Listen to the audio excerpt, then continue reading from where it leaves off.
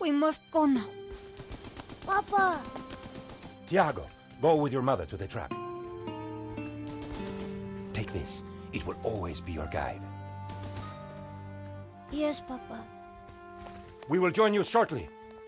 Xavier, the painting. La maledicción.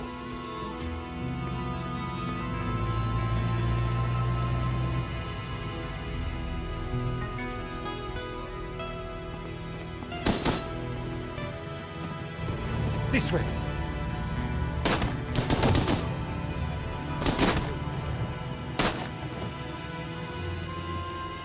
Senora, it is too late. Go! No! Papa! Senor, in here. Search them.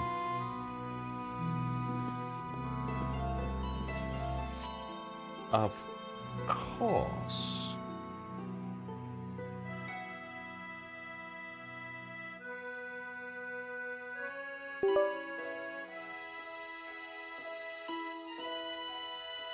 Paris in the spring. Passion, romance, l'amour. I was working in art insurance. It paid the rent, just about. And then, by chance, I met Nico at a private view. You didn't tell me that you were back in Paris, George? We should catch up. Let's have lunch. Nobody move!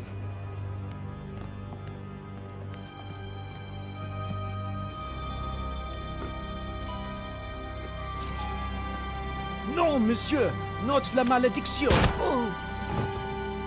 Stay back. Once again, Paris had shown me her dark side. A brutal robbery, a senseless murder. Nico and I were about to be drawn into a new and terrifying adventure together. The gallery owner was dead. I guess sometimes playing the hero doesn't pay. My company had insured the exhibition, so I had a crime to solve. The cops would be here soon. I didn't have much time.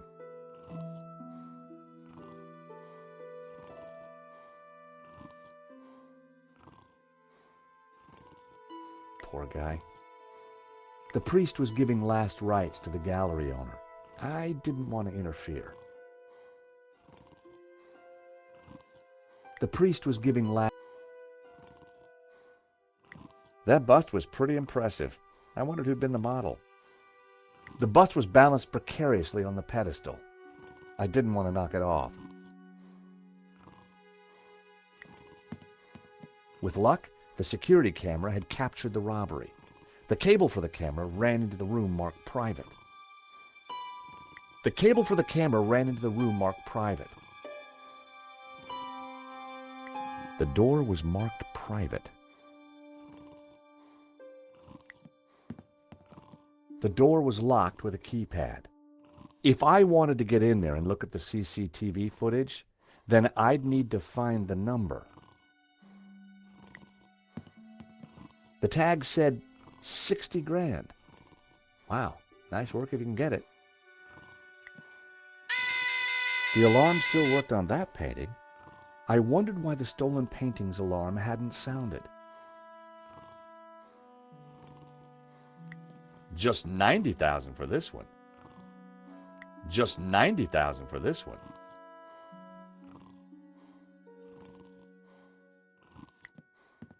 The label said it was painted in 1932.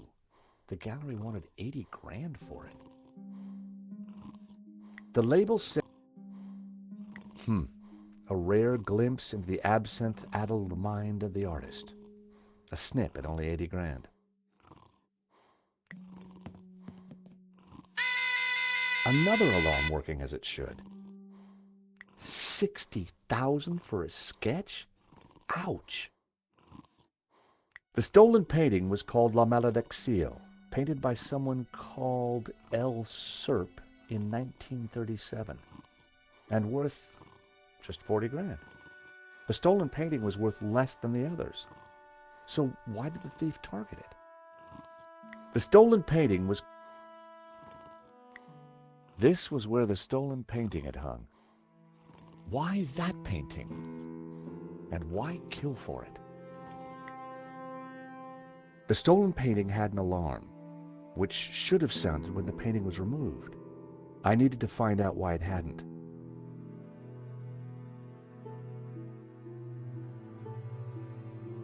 It was the speaker cone for the alarm. It hadn't sounded when the painting was stolen. It looked fine to me. That wasn't the reason the alarm didn't go off. It was the speaker cone for the alarm. It was a small red button. So, the alarm wasn't broken. I suspected foul play. It was a small door. I guessed the alarm circuitry was inside. It was a vibration detector pad. I pressed the vibration detector pad. Nothing happened. I pressed the vibration detector. So that was why the alarm hadn't sounded. A wire had been cut by someone who knew exactly what they were doing. This was an inside job.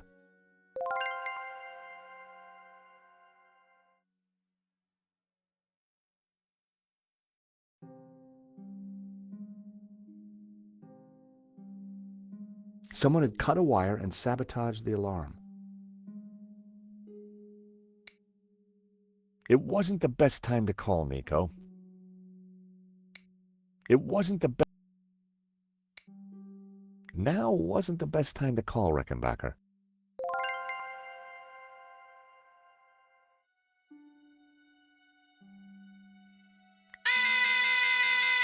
The button bypassed the pressure pad system. Cutting the wire had disabled the pads.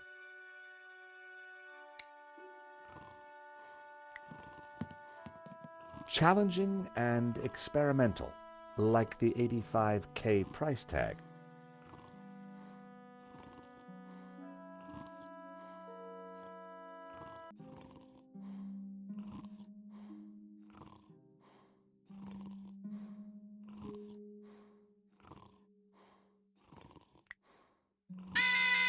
Another working alarm. So the thief took the only painting whose alarm had been sabotaged. But why La Malediccio? Why that particular one?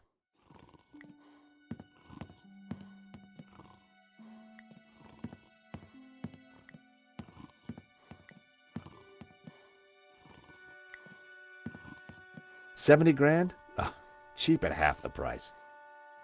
I didn't think there was any need to test another painting alarm. It was clear that only La Malediccio had been sabotaged. All I needed was a mere 65,000, and this little gem could be mine. 55,000. Huh, shame. Just outside my price range. The murderer left a pizza box on the table. The thief left the pizza box behind. I wondered what was in it. Well, no surprise there. Pizza. The guy must have been hungry. There was only one slice left. The killer made a lousy pizza guy. Inside the box was a mess.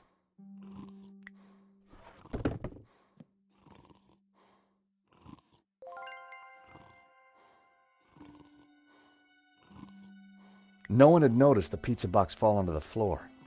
I decided to leave it alone.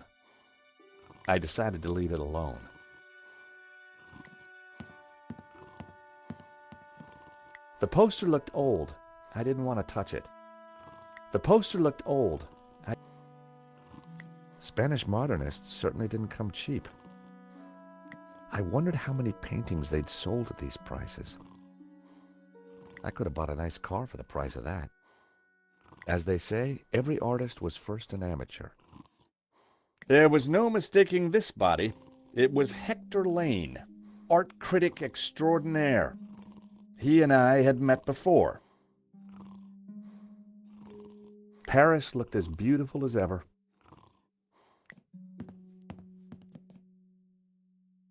For a moment, I thought he was dead, but from the snoring, I guessed he'd only fainted.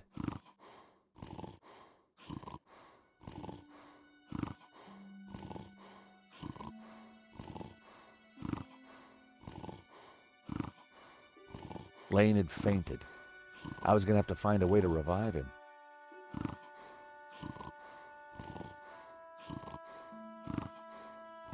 Lane's jacket was stretched tight over his flabby form. A pair of nail clippers protruded from Lane's pocket. In the pocket was a pair of nail clippers. They were monogrammed with the letters HL. Lane was out cold. I was going to need something to bring him around. Even unconscious, Lane's body reacted to food.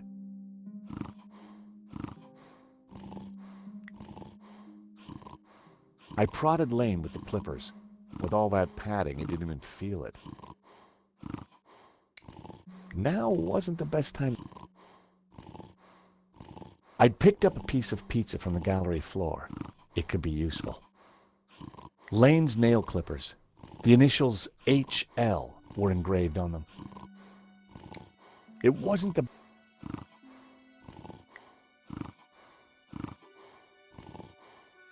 It was going to take something stronger than pizza to wake Lane.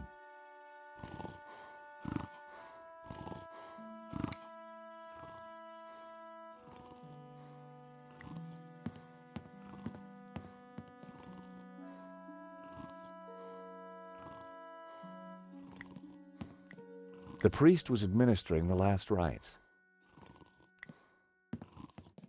Excuse me, Father. Yes, my son. I'm George Stobart. My company insured the exhibition. My name is Simeon. Is there anything I can do? You can pray for his soul. A senseless murder. On the contrary, this killing makes plenty of sense. What do you mean? A great evil has taken place. This is the work of the devil. What? I am a Dominican priest. I know these things. And now, excuse me, I must pray. 1 minute, I'd been planning dinner with Nico. The next, I was talking art theft, murder, and the devil with a priest. Father Simeon looked troubled. But who wouldn't after witnessing a murder? Father? Yes, my son.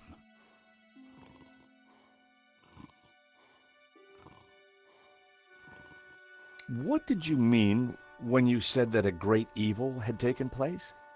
Your adversary, the devil, as a roaring lion, walketh about seeking whom he may devour. What? Peter 5:8. The devil is all around, Mr. Stobart. Did Henri say anything before he died? He said, "Stop the car, I want to get in." What does that mean? We may never know. What brought you to the exhibition, Father? The painting. Which one? La Maledictio, of course. The painting that was stolen. I had to confront the evil. I think there's something strange going on here. Yes, Mr. Stobart. At last you see the truth. No, Father, I mean that the robbery looks like an inside job. The devil's work is always an inside job.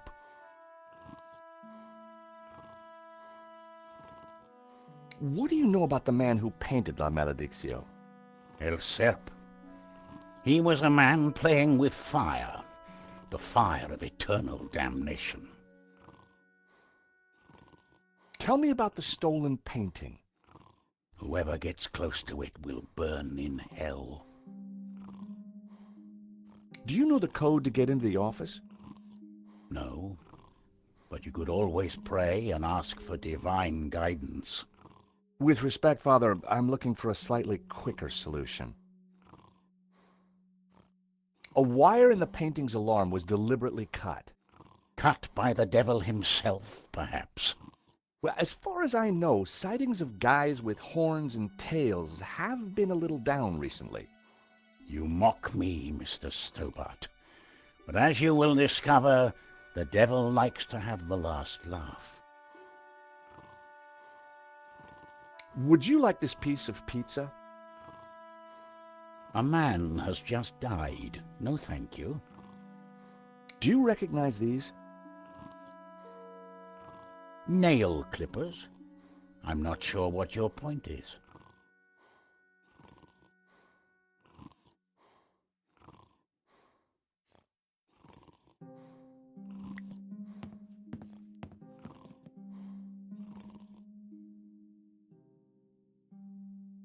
This wasn't the first time I'd looked into a dead man's eyes. I always wondered who bought those white-framed glasses. Now I knew. He definitely looked better. I put the glasses back where they were. Best to leave the evidence the way I found it.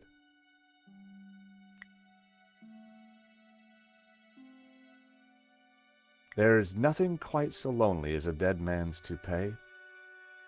Here today, gone tomorrow.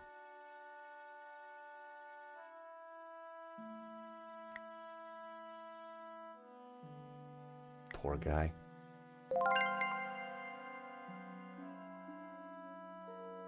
There was a small piece of paper in the dead man's hand. It was too intriguing not to take a look. It read, 2:30 p.m., be ready. Innocent enough, until I realized that the robbery took place at 2:30 p.m.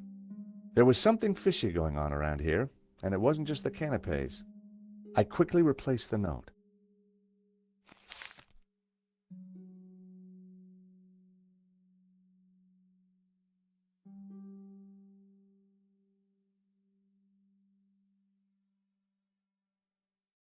Poor guy.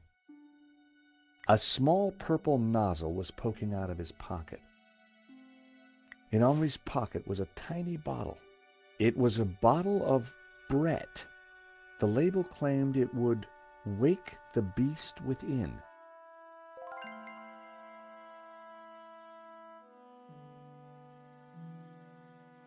There was no way anyone would have survived that. I didn't want Henri's blood on my hands.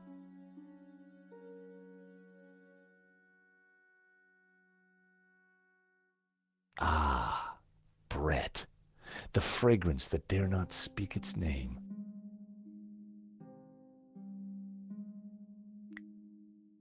That wouldn't make any sense.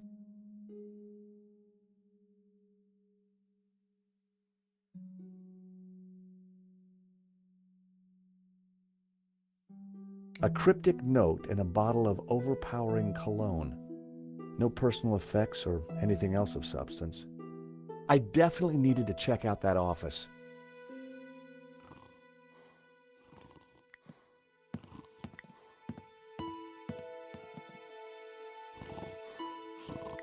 Time to awaken the beast. What?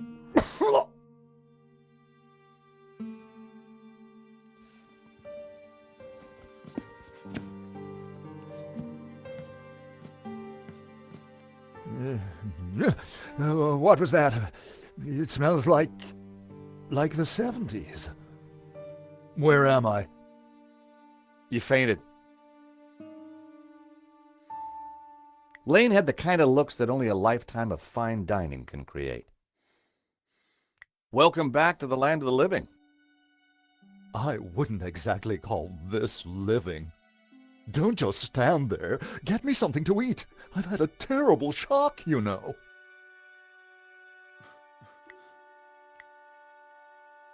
I found a slice of pizza.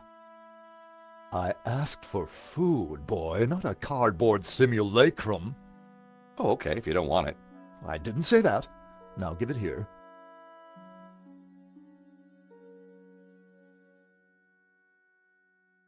Given the circumstances, that was surprisingly acceptable. Now, what's been going on? Oh, Henri, is he Dead? Afraid so. poor chap? Just like him to steal the limelight, though. Excuse me. Do I know you? Yes, our paths have crossed in the Glees Gallery. Of course, the man with the absinthe. I don't suppose you... Afraid not. Pity. I'm sorry, but I'm having trouble remembering your name. I'm George Stobart. I insured the exhibition. I hope you have deep pockets then, my boy. Could I ask you a few questions, Mr. Lane? Fire away. Did you know the gallery owner? Of course, we worked together on the exhibition. Oh, really? Henri provided the space. I was the creative powerhouse. How long had you known him? As a friend, many years.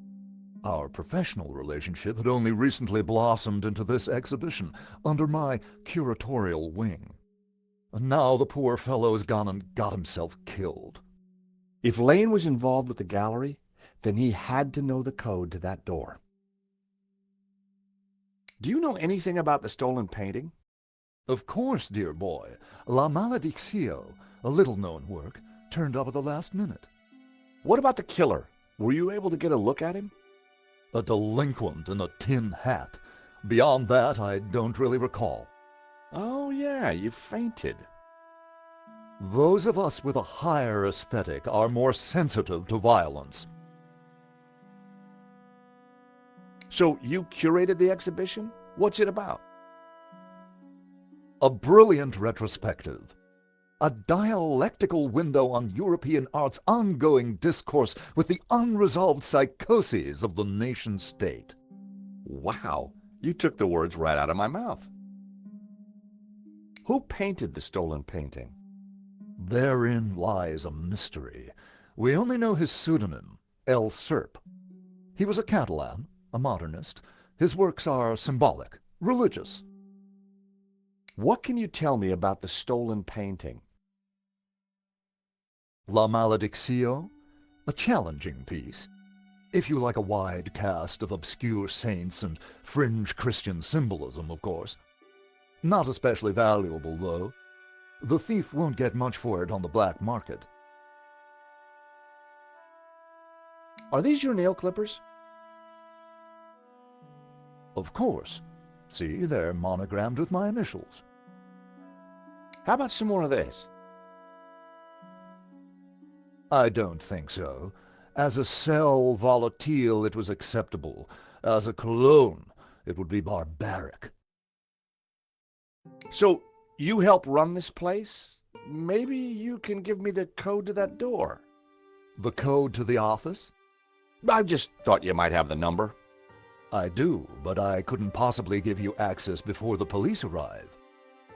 I figured I wasn't going to get the door code from Lane by playing nice.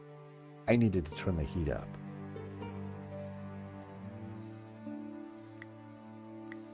Ugh, keep that noxious potion away from me.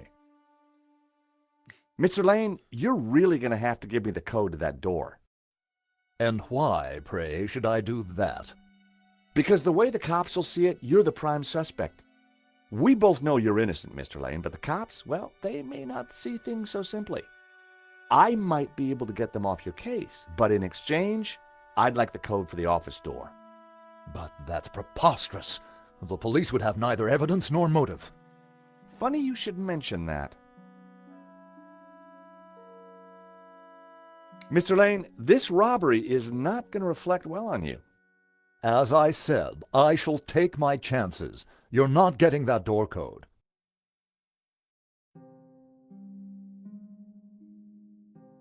This is an inside job for sure, Mr. Lane. The police are going to be very interested in your recent movements. I've been out of town for several days, and last night I retired early. Just saying. You're not going to scare me into giving you that door code, you know. I was onto something here, and I knew it. Lane was sweating. It wasn't pretty. Don't suppose you've changed your mind about giving me that door code?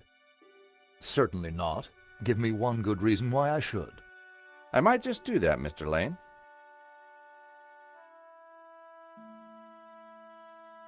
I hate to say this, Mr. Lane, but you're going to be the #1 suspect for this murder.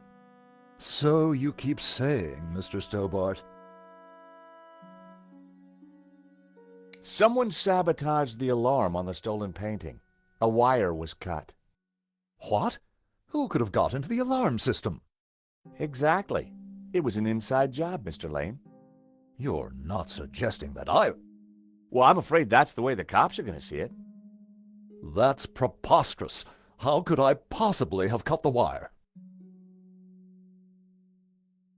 Are these your nail clippers, Mr. Lane? Yes, they have my initials monogrammed on them. Huh. The perfect implement for cutting the alarm on the stolen painting. What are you saying? Well, the alarm was sabotaged, Mr. Lane. It was an inside job. Are you accusing me? How dare you? I had no reason to kill Henri, no motive whatsoever. Okay, but I don't think the cops will see it like that. And I sure would like that door code.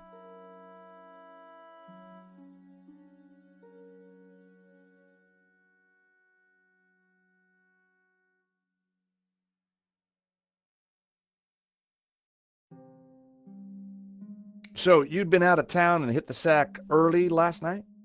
That's right. I've not been near the gallery for days. Mr. Lane, this robbery is not going to reflect well on you. As I said, I shall take my chances. You're not getting that door code. Ugh, keep that noxious potion away from me. How about it, Mr. Lane? Ready to give me the door code yet?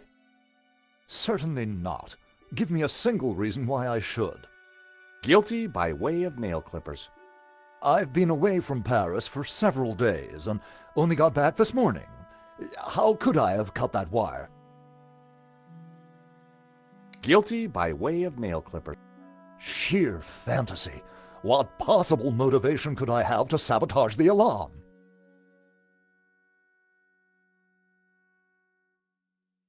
Ugh, keep that noxious potion away from me. I hate to say this, Mr. Lane, but you're going to be the #1 suspect for this murder. So you keep saying, Mr. Stobart. Mr. Lane, this robbery is not going to reflect well on you.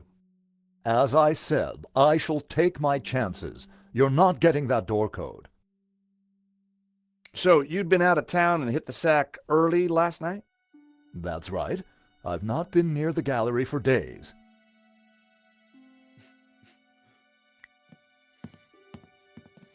Father? Yes, my son. Do you know anything else about El Serp? I've already told you everything I can. Is there anything else you can tell me about La Maledizio? I've said everything I care to on the subject. Take a look at this, Father. I've already given you my thoughts about that. Hey, Father, how about a squirt? I think not.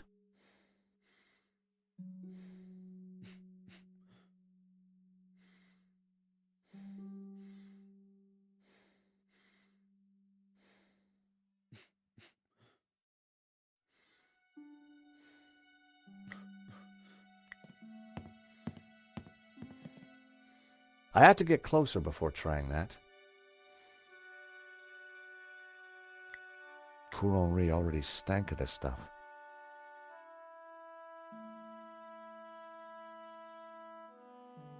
I didn't need to look at the note a second time. It wasn't tough to remember. 2:30 p.m., be ready.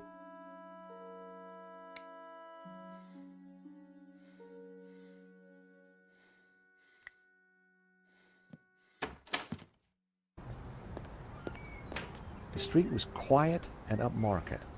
Not the kind of place for an opportunist thief.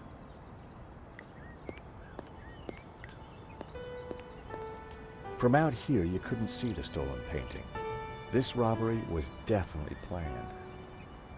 There was nothing to show what just happened inside the gallery, apart from the body.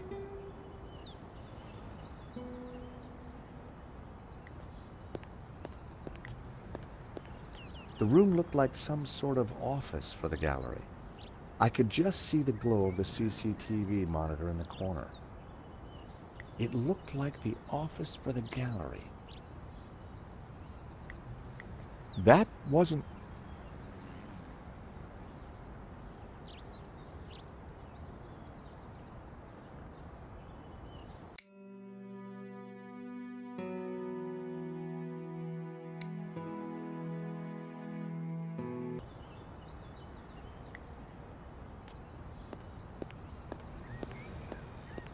You gotta hand it to the French.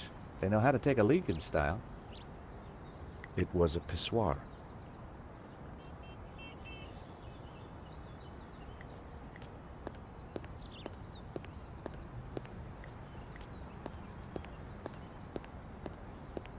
I've always been a sucker for Parisian stained glass. I've always been...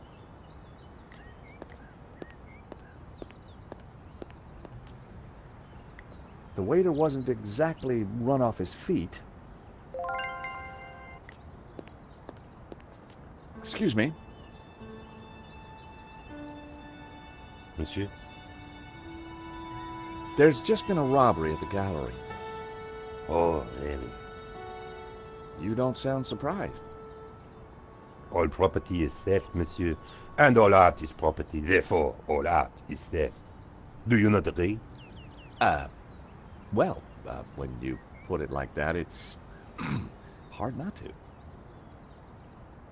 Did you see anybody run out of the gallery earlier? There was a beautiful woman with a camera. She was chasing somebody. Oh, that must have been Nico. You know her? You surprise me. Can you tell me anything about the man she was chasing? I assume, monsieur, that like all of us, he is inherently unknowable. No wonder this guy's cafe was empty. The gallery owner, Henri, was shot dead trying to stop the robbery. Life has no meaning the moment you lose the illusion of being eternal. Right. Did you know him well? Can we ever truly know another human being, monsieur? He spent little time at the cafe, unlike his friend, Monsieur Lane. What do you know about Le Lizard Bleu? It's bourgeois, vacuous, and overpriced. Just like its curator Lane. He's always in here, you know, talking art to his latest flusée. What do you know about Hector Lane? Lane? Oh yes. He drinks here sometimes. He slid away last night without paying. Last night? What sort of time? After midnight for sure. If you see him, give him this bill and tell him to pay up next time.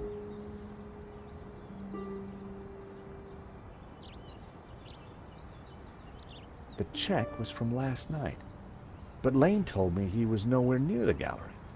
This could be the leverage I needed to get the office door code from Lane. Do you recognize these? They are nail clippers. Would you like a squirt of this? Are you suggesting I smell, monsieur? No, sorry. Thank you for your consistent indifference, monsieur. Perhaps next time you come, I will give you a coffee. Perhaps not. Lane had run up quite a bill at the cafe.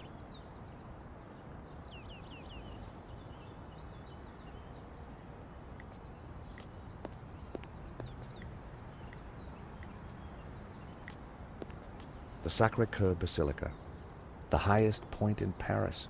Impressive. The Sacré-Cœur Basilica.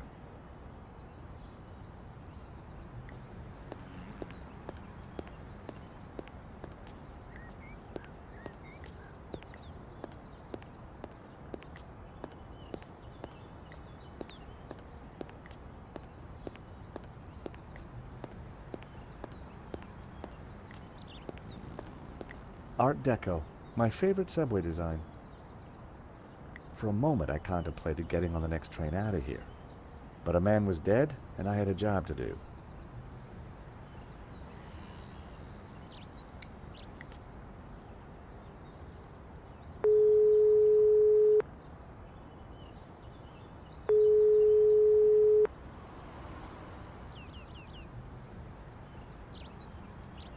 Nico wasn't answering her phone.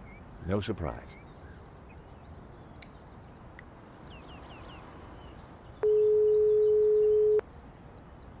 Mr. Rickenbacker? What now, Stobart? I got some new information on the Blue Lizard case. Go on, knock me out. The thief only took one painting. One painting or a dozen? Doesn't make any difference. We'll still have to pay out. But he specifically targeted that painting. The alarm wire to that one was cut. So, it was an inside job. Who else is at the gallery? There's a priest. Uh-huh. As my mother used to say, never trust a man of the cloth. She should know she married one.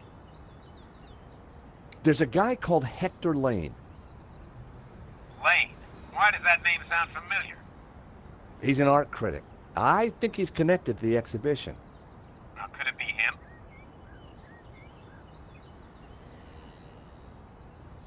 Well, he's rude and ugly. It's certainly possible. So squeeze him, Stobart. Squeeze him till he squeals. If I was going to squeeze Lane, I needed longer arms than these. Find out who disabled the security system, then find that painting. And don't call back until you have.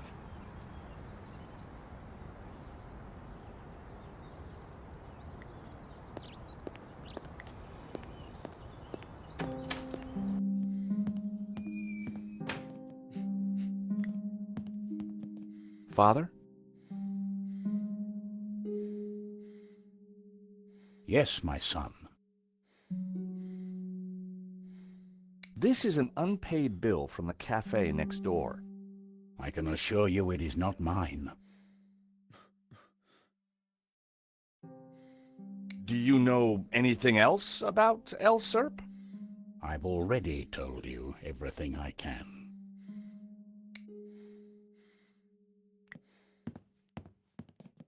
How about it, Mr. Lane? Ready to give me the door code yet? Certainly not. Give me a single reason why I should. Guilty by way of nail clippers. I've been away from Paris for several days and only got back this morning. How could I have cut that wire? Take a look at this. What of it? It's your bill from the cafe next door. So? It's dated yesterday. Last night, in fact. 12:30 to be exact. You said you were out of town. You sure drank a lot of champagne last night without paying the bill. But you told me that you were away from Paris last night. I hate to say it, but that sounds like a lie to me. Tell you what, you give me the code to the door, and the police need never know. A motive and proof of involvement.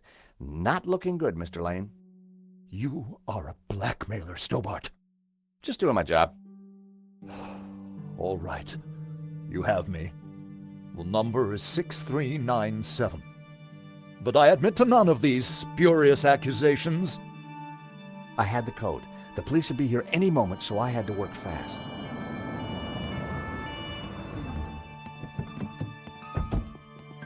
What was that number again? 642... No. Everyone, hold it right there. Damn it.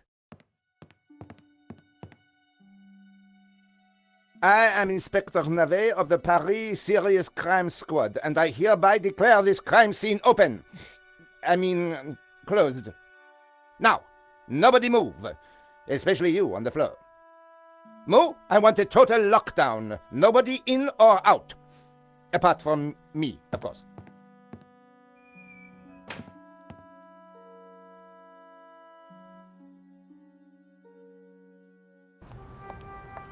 I needed to get back into the gallery, but a familiar figure was guarding the door. It was Sergeant Mou. Our paths had crossed before.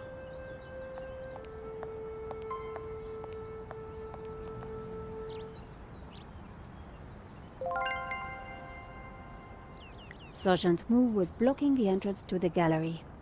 Mou was the kind of cop that got places through obedience, not intelligence. Sergeant Mou, we meet again. Aha, Madame Collard. An unexpected pleasure. I was in the gallery at the time of the theft. Can I get back in? I am sorry, but I am under strict orders from Inspector Navet. Nobody in, nobody out. And I must correct you, madame. It is no longer just a theft. It is a murder. Mon Dieu! That poor man! I witnessed the crime. I've got to get back in there. I'm sure you can make an official statement in good time. I saw the thief. I think I can help the investigation. I am implacable, Madame Collard. Who is Inspector Navet? The most promising young investigator on the force. A genius, a man blessed with almost superhuman insight. He sounds highly perspicacious. Madame, it is not for us to talk about the inspector's sweaty proclivities. He is about to solve his third case in as many days. So, what's he got that the other investigators don't have? Blood spatter. He is the world expert. He reads the entrails of the crime scene like a book.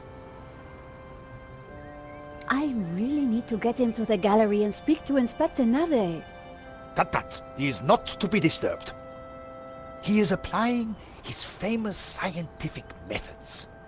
Any moment now, the case will be cracked. I certainly hope so. I am dog-tired and want to go home.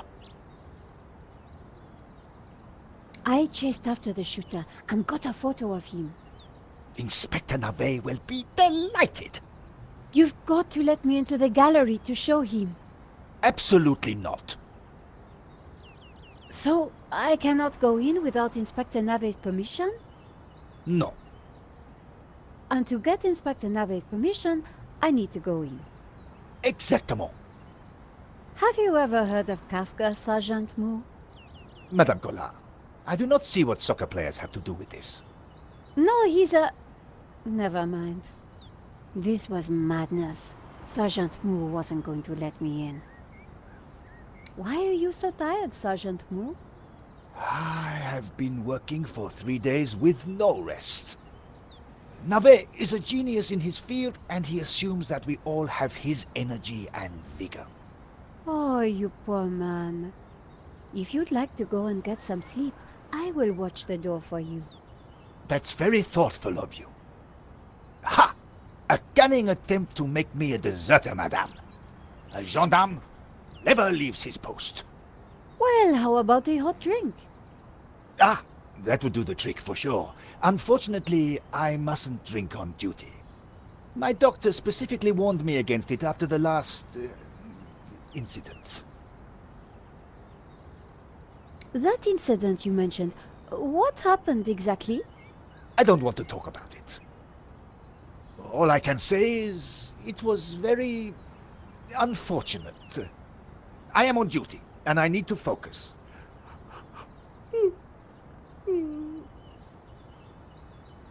Here's my press card. Do you have a statement for the paper? Yes, madame. Stay away from the crime scene and let the police do their job. And always leave a light on when you go out at night. Thanks a lot, Sergeant Moo. You've been so helpful.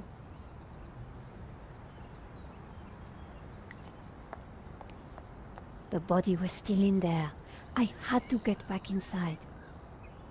I had vital information. I needed to get back inside.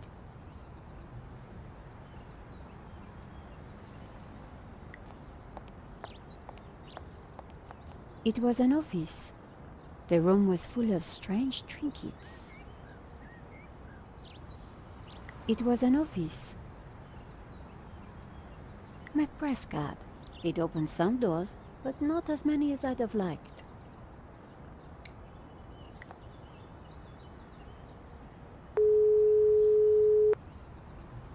Hi, George. I'm outside the gallery.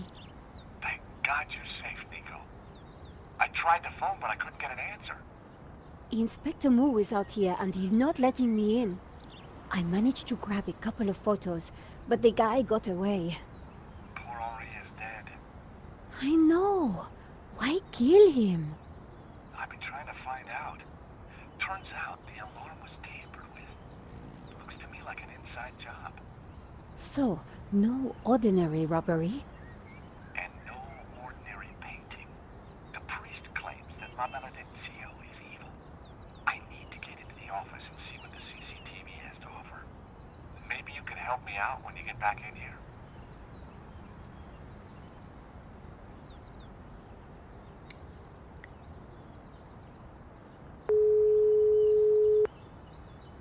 Ronnie, I'm at the exhibition over in Montmartre. You won't believe the scoop I've got. You're kidding me. That place is a dump. What could possibly have happened to make it exciting? A painting's been stolen and the gallery owner's been shot. What? Okay, speak to anybody who saw what happened. Scope out the place. And call me as soon as you get a story. If you're quick, we can make the evening edition. Bye, Nicole. This could be the scoop I'd been waiting years for. Ah, le métro. I wasn't going to leave without comparing notes with Georges. The pissoir was decorative and unpleasant. It was the pissoir.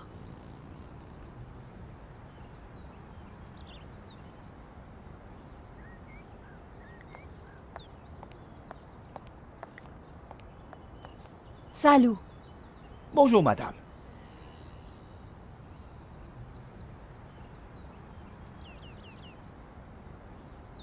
That incident you mentioned, what happened? I don't want to talk about it. All I can say is I am... Thanks.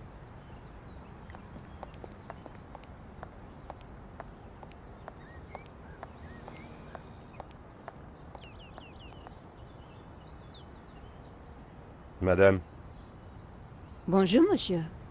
whatever it is you want, we are closed.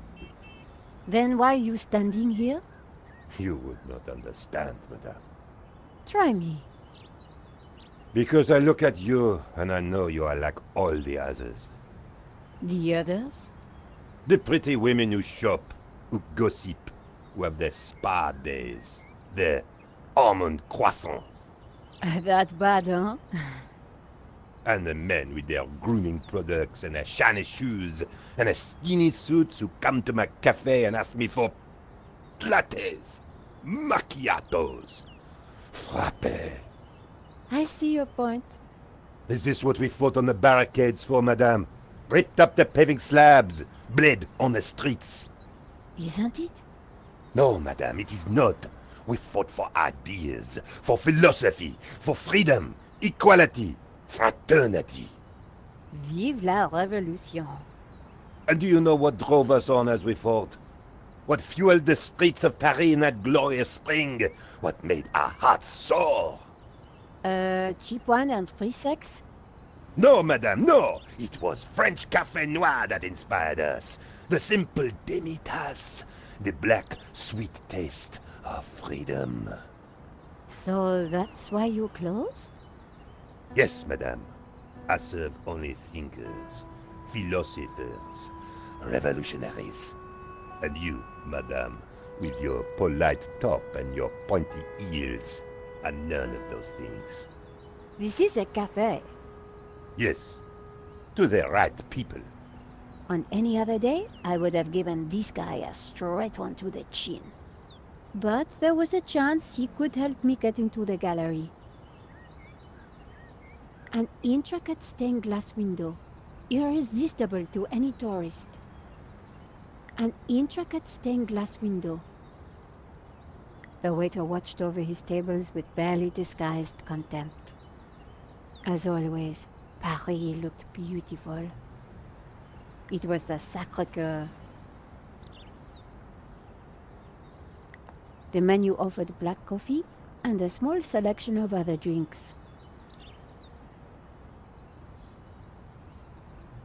It was the shortest drinks menu I'd ever seen.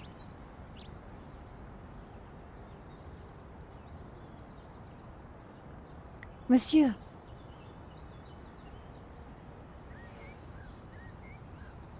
Life is fleeting, madame.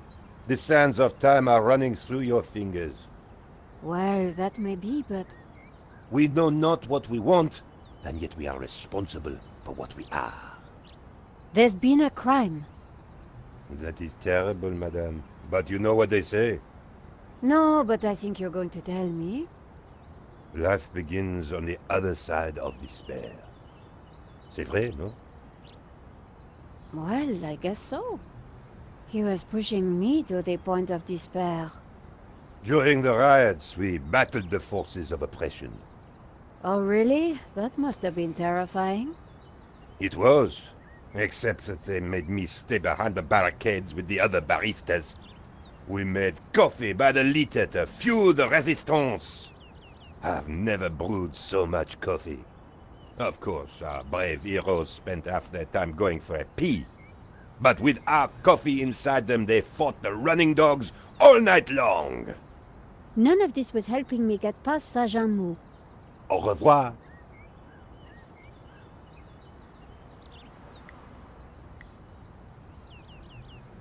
Here's my press card. La liberté. Madame, you are not the person that I took you to be. You must accept my deepest, my most profound apologies. Well, of course I accept. But why? La Liberté, the great journal of freedom. At the height of the battle, as the tear gas blew and the blood flowed, it was La Liberté which carried the voice of our revolution to the world. I know now that you are not the kind of woman who would ask me for almond croissant. You are a true daughter of France, and I am your humble servant.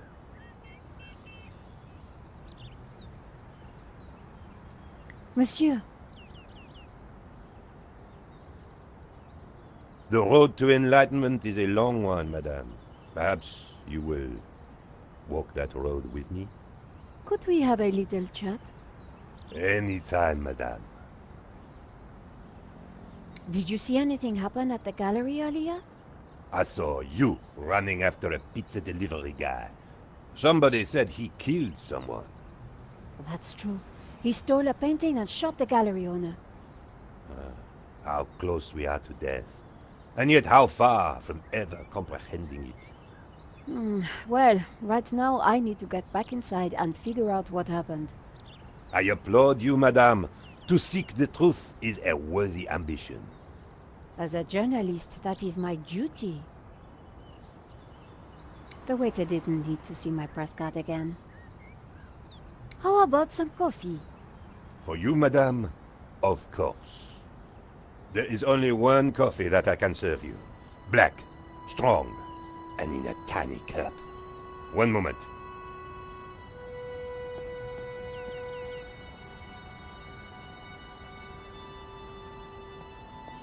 Here is your coffee, madame. Thank you, monsieur.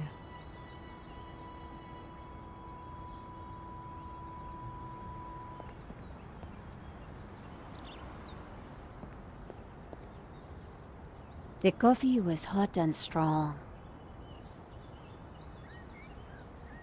Could you make me a coffee to go? For a fellow revolutionary? Of course, madame. One moment.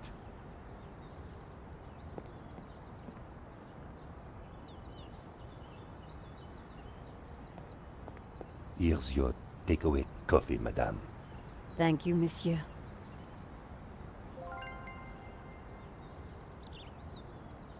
It was upmarket coffee in downmarket plastic. Monsieur, Madame, I'm fine with the coffee, thanks. as you wish. But remember, every existing thing is born without reason, prolongs itself out of weakness, and dies by chance. I know the feeling. Could we have a little chat? Anytime, madame.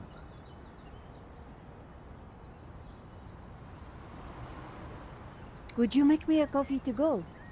But you already have one in your jacket.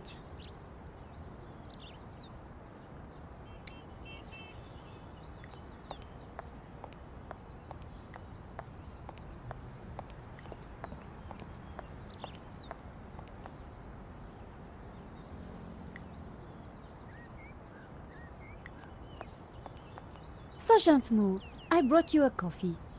Coffee? Fantastic. Just what I need. But wait. I must not. My little problem. I'm sure one little cup of coffee won't hurt. I'm tempted, madame, but I cannot risk it.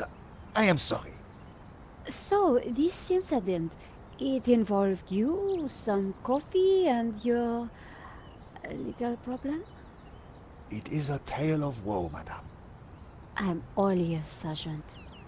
Well, since you seem quite understanding, I shall elaborate. Please do. I was in charge of canine security for the president himself. One day, en vacances, he went for a private discussion with a lady minister.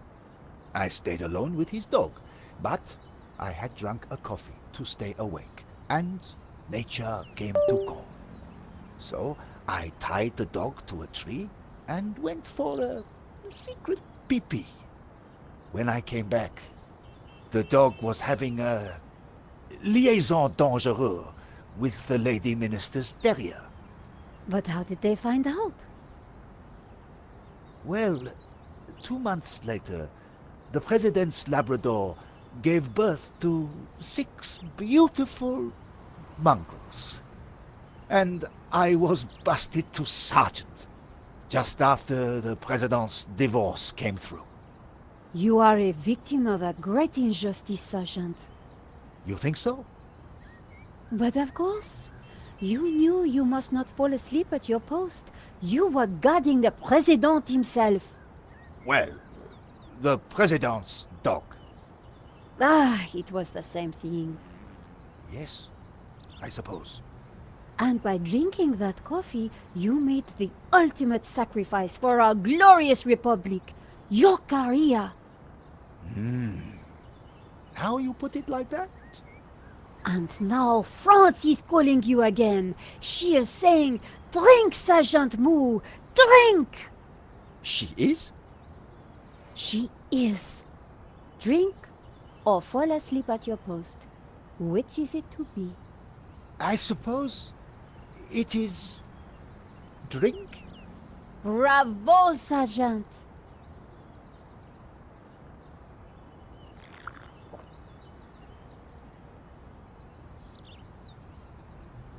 Oh dear.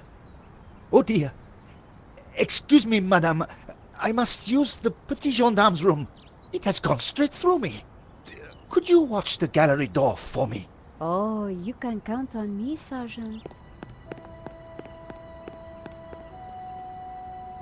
I distracted Moo. It was now or never.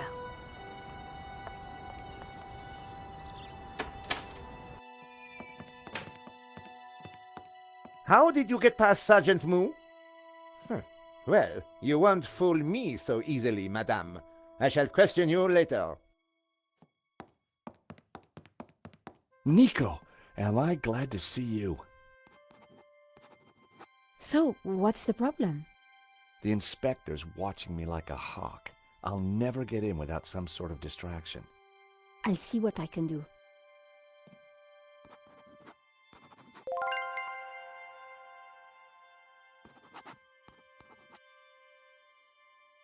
George was in pretty good shape. I hadn't seen him in a while.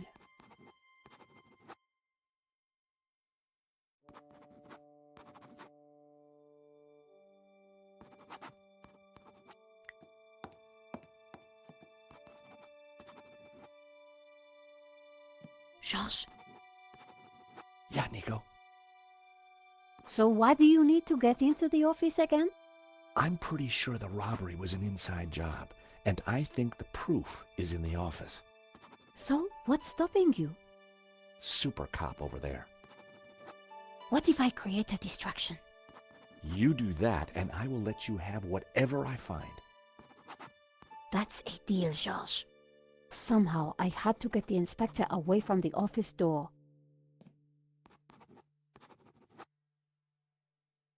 I liked it, but not enough to buy it.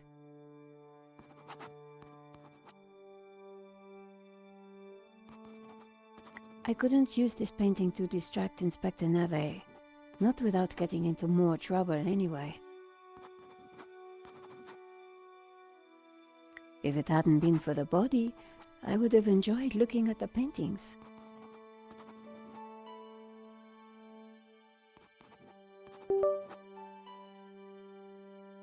I couldn't use this painting to distract Inspector Nave, not without getting into more trouble anyway.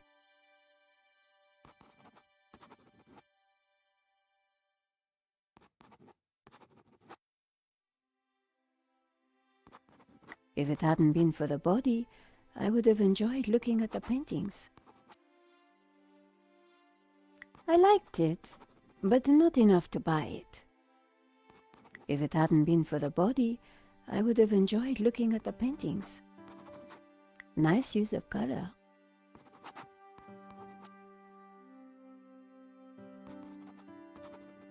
I liked it, but not enough to buy it. Nice price tag. The painting was La Maledicció by an artist named Serpent in 1937. The painting was La Maledicció. I couldn't use this painting to distract Inspector Nave. Nice use of color.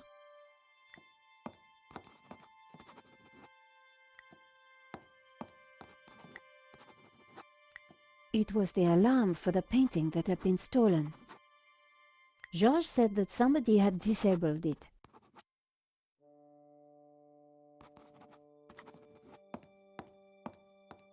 The bust was striking. It was a very attractive piece. Nice price tag. I couldn't use it. I'd never met the gallery owner before, but he sure didn't deserve this. Poor guy. Inspector Nave, I presumed. According to Moo, he was a CSI star, with a passion for blood spatter analysis.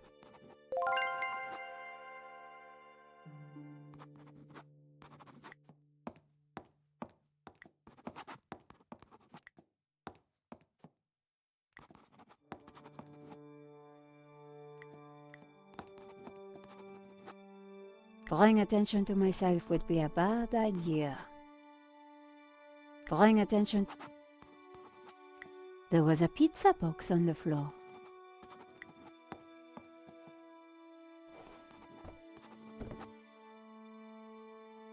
The tomato sauce had splattered onto the floorboards. The tomato sauce had splattered on the floor. It was a blob of chewing gum, probably carried in on somebody's shoe. No way was I going to clean that up with my bare hands.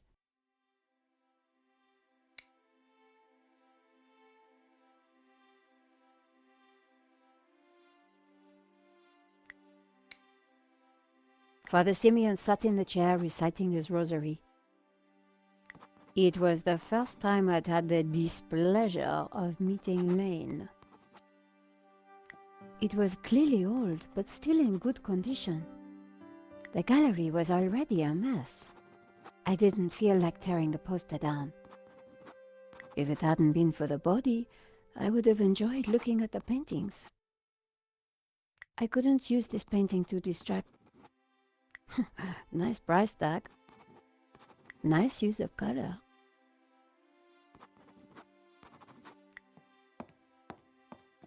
Excuse me, Father. Father Simeon, my child. Are you okay, Father? It's a terrible shock, but yes, I'm fine, thank you. Could I ask you some questions about the crime? What kind of questions? I'm a reporter for La Liberté. I suppose it cannot hurt. Please ask away. Why did you come to the gallery today, Father? God brought me here. I saw the poster for the exhibition. I had to come. What do you mean? I knew there was great evil in La Maledictio. It was my duty to confront it. The painter was El Serp, the Serpent, don't you see? Evil? So, what were you planning on doing here today? I wanted to bear witness to anything that the devil would conjure. Well, I think it was a no-show, Father. Really? A man is dead, Miss Collard. I'd say his work here today is done. That wasn't going to help my story. Did you see anything that might help identify the killer? The devil takes many forms, child. I didn't get a good enough look, I'm afraid. Anything would help. I'm sorry, my dear. My mind was elsewhere. What do you know about Henri? An innocent victim, insofar as any of us are innocent. If he was peddling such blasphemous works as the El Serp painting, then who knows what other sins he was hiding. Father Simeon was making me feel guilty. Priests always did that to me.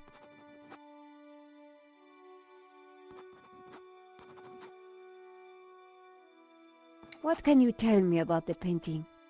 Grotesque and evil. How can a painting be evil? By killing all who come into contact with it. Does that mean we're next? Laugh not at the devil's play, Miss Collard. This is my press card. As I said, I work for La Liberté. Good. Be sure to warn your readers that this painting is evil. What do you think about that stain? Is that blood? I think it's just sauce. I wonder if there's a mop anywhere.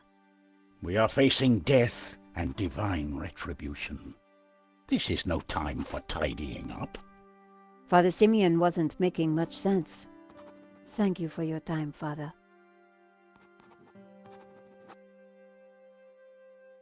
The priest had nothing useful to offer. Are you Hector Lane, the art critic? Enchanté, madame. And which of the angels are you? I'm Nico Collard, a reporter. Ah, a fallen angel then, my favorite sort. Here's my press card. And there was I thinking you were too young and beautiful to be a reporter. What can you tell me about the painting that was taken? It was called La Malediccio, an unknown work that only recently surfaced. Who was the artist? A mysterious figure known only as El Serp. Some say he was a student of Picasso. He was good, but not great, and his true identity remains unknown.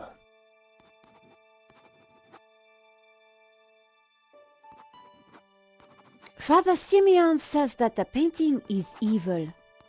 The priest is a lunatic. La Malediccio is a painting, and a painting cannot be evil.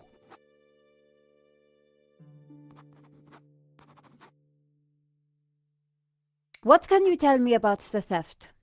Oh, it was truly awful. What do you want to know? What can you tell me about Henri's involvement with the gallery? Dear Henri, a shining diamond in the ordure that is the modern art business. He owned the gallery. What will we do without him? Tell me about the shooting, monsieur. Well, it all happened so fast. Take your time. What did you see? I can't be sure. Perhaps I could answer your questions over dinner. I'm sorry, monsieur. I'm on a tight deadline. Did you see the thief? I would have tackled him, but he was too quick for me. Did you know that the alarm had been sabotaged? No. How dreadful. I suppose that's why the alarm isn't ringing. Have you spoken to Georges? The American? Yes. He promised to clear up any misunderstandings the police might have about my presence here. Thanks for your help, Monsieur Lane. I wasn't going to get anything useful from Lane.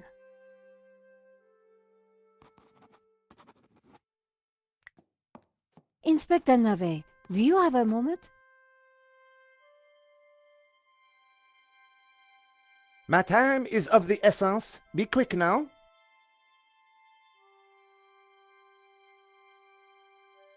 Could you give me a statement, Inspector? Now is not the time, madame. I suppose this is quite a complex case, Inspector. It is a robbery gone bad. Nothing more, nothing less. Surely there's a bit more to it than that. Please abstain from baseless conjecture, madame. The victim's body paints a simple picture, more reliable than any witness statement. Consider the impact of the bullet, and note the concomitant lack of blood. A casual homicide, nothing more. Don't you find it odd that the thief chose that one particular painting?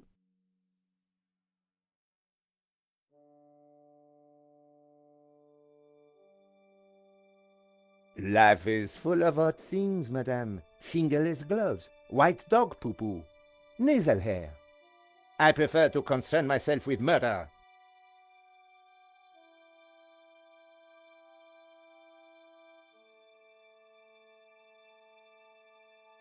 Have you seen that stain on the floor by the door? What do you think it is?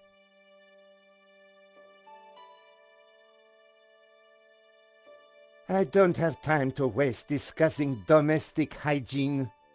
Please, leave me to my work. What do you think about the American, Georges? He is deeply suspicious.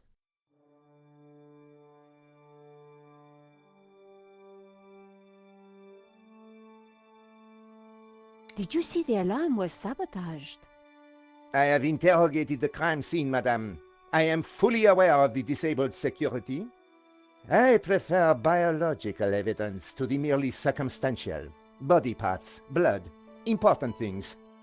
Don't you think the disabled alarm is highly suspicious, though? The forensic team will be along shortly. Voice your concerns to them. Do not bother me with this circumstantial fliff-flaff. Why don't you check out the security camera footage? Madame, that is not my area of expertise. It is the body which concerns me. But the CCTV footage is evidence. It could help identify the killer. Correction, madame. It is but an indicator. The only true evidence is bodily fluid. Unless you know something I don't, then please leave me be. The only evidence Inspector Nave seemed to appreciate involved gore. Thanks, Inspector. I'll let you know if I remember anything else. If I was going to distract Nave, I needed to unearth new evidence, or concoct some. And the bloodier, the better.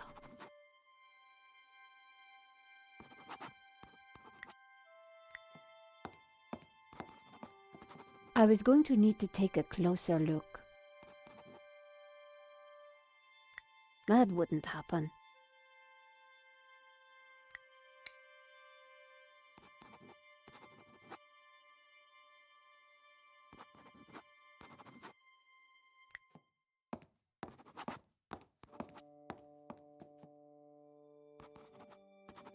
Josh, Yeah, Nico.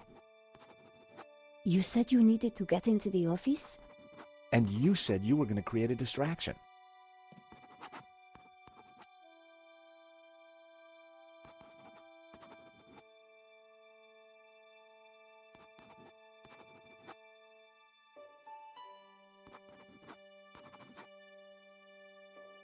A CCTV camera watched over the room.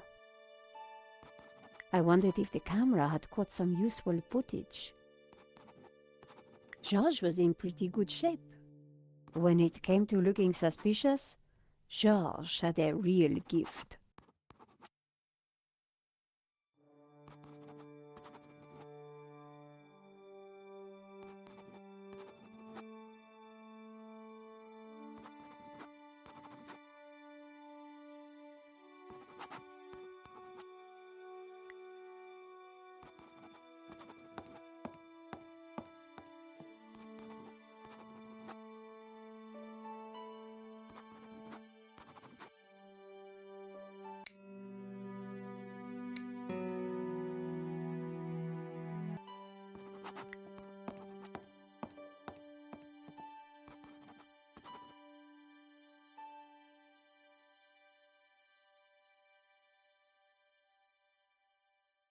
The stain was a real mess. I spread some of this sauce around with my shoe. It looked a little bit like a blood stain, but it still wasn't right. If I was going to distract the cop, I had to get rid of that gum. It was a blob of chewing gum, probably carried in on somebody's shoe. No way was I going to clean that up with my bare hands. I scraped up the chewing gum with my press card, hoping the inspector wouldn't notice.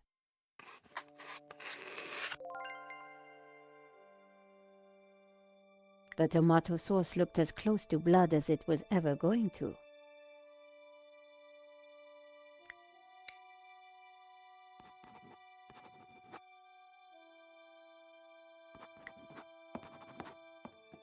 Father,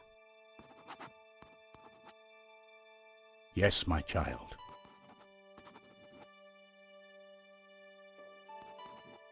this is my press card. As I said, I work for La Liberté. Good. Be sure to warn your readers that this painting is evil.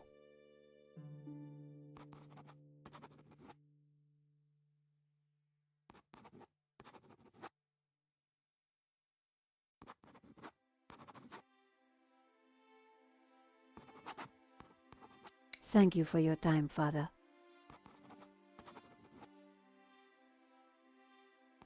The priest didn't appear to know anything. Monsieur Lane? My dear.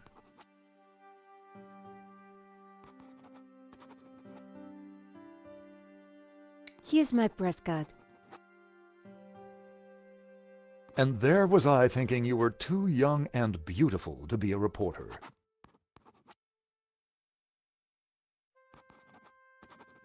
Thanks for your help, Monsieur Lane. Lane had nothing to offer.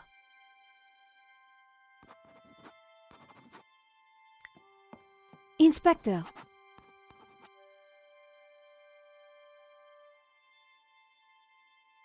Yes?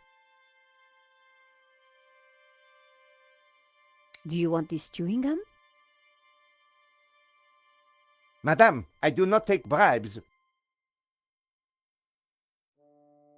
Have you seen the stain on the floor over there? It looks like blood. Indeed. How very curious. I must investigate immediately, before one of these idiots steps in it.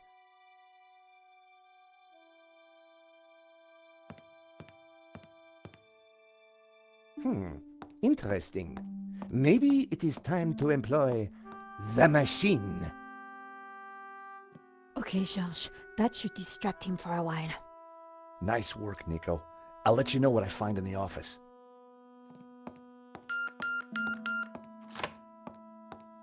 I was sure the inspector hadn't seen me slip away, but I needed to be quick, because it wouldn't take him long.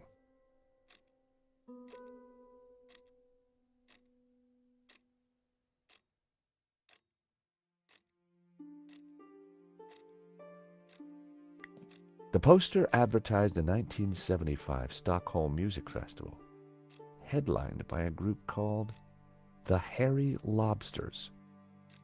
The poster advertised... It was a pretty flamboyant-looking clock. A pair of evil eyes stared from a partially covered poster.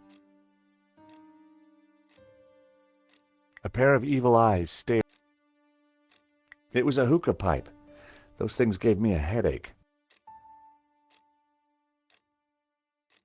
There was a crumpled letter in the wastebasket. In the trash can, I found a crumpled letter from Henri's credit card company, demanding immediate payment. It listed extravagant purchases from a variety of ladies' fashion stores.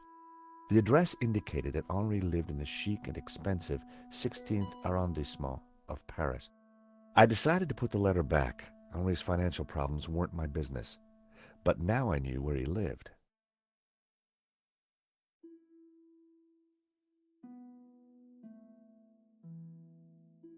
There was a crumpled letter in the wastebasket. I didn't imagine Henri as a musician. Henri sure liked his clutter. The frame containing pressed flowers. Henri sure had his quirks.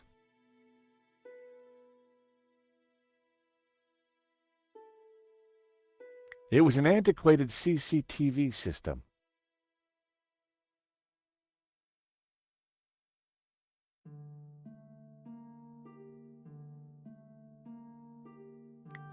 It looked like Henri had saved the best booze for the back room.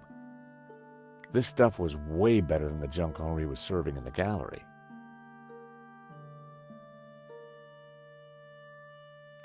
The sofa had clearly taken some punishment over the years. It was a battered sofa. A naked lady stared at me seductively. The trinkets, the junk, the instruments. Henri was kind of a hippie at heart. A naked lady stared at me seductively. The street was quiet.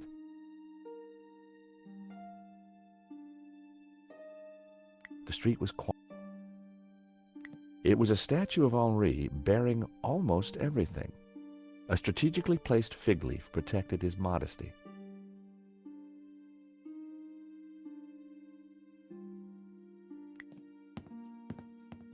Henri's notice board was covered with all kinds of junk. It didn't look like there was anything important on the board. The statue was jaunty. Up close and personal, I could see that the fig leaf was hinged.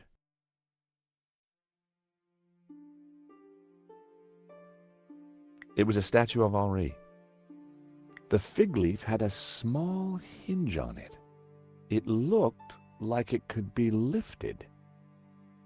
Thankfully, there was no one around to see me do this. Very interesting.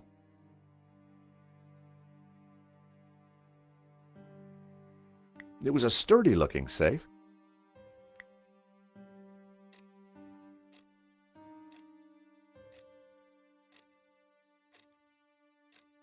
I wasn't going to open the safe without the key. I was fairly sure that even Henri wouldn't be silly enough to keep it hidden in the office. I wasn't going to open the safe without the key. Now that was a safe. No way I'd be able to pick it.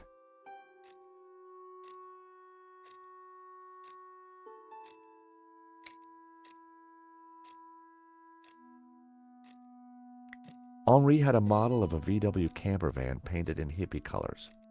The engine capacity was displayed on the back, 1600 cc. Henri may have been a hippie, but a hippie with plenty of disposable income.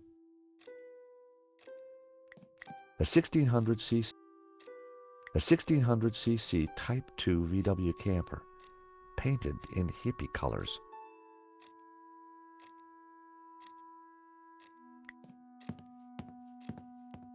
The calendar looked like a child's school project. Henri had ringed 27th May and scrawled birthday. Poor guy hadn't quite made it to his big day. Henri had ringed 20. The telephone was an antique rotary model. The handset looked greasy.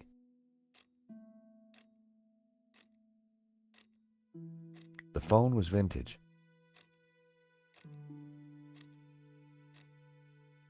The desk was covered in junk.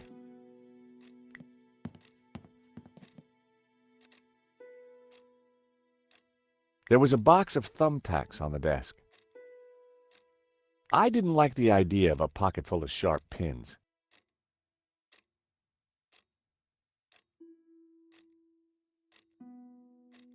I had a feeling the pins weren't going to be any use.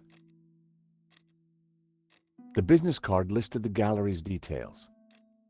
I didn't need a business card. It was a decorative pen, probably a gift to Henri. The pen could have been useful. Then again, it might have leaked all over my pocket. It was a corroded lighter. The lighter was corroded and grimy. It'd probably never work again. I decided to leave it.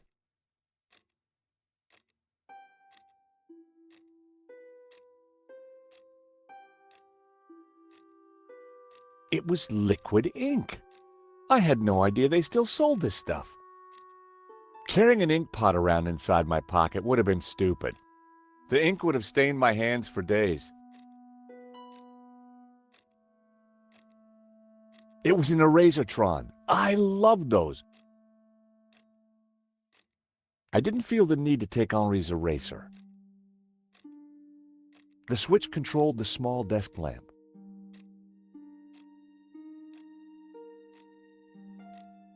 It was a reel of fragile tape. I didn't want to carry the tape around. I had a feeling I wasn't going to need it.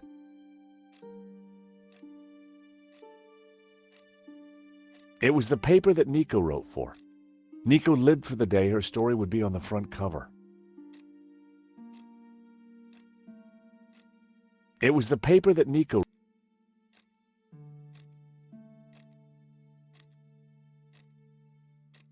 There was nothing special about the lamp switch. It was a standard drawer. There was a document folder in the drawer. There was nothing else in the drawer.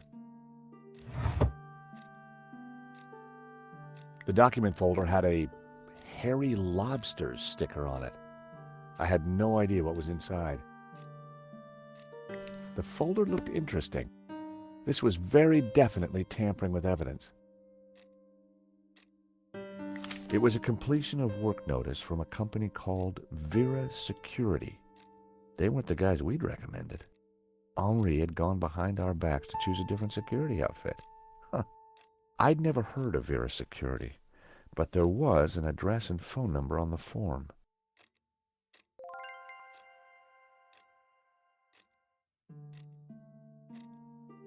I had no reason to search the desk again.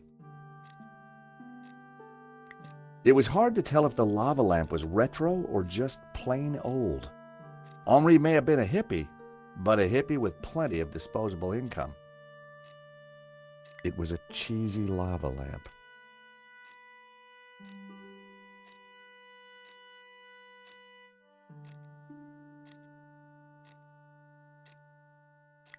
The woman in the picture looked vaguely familiar.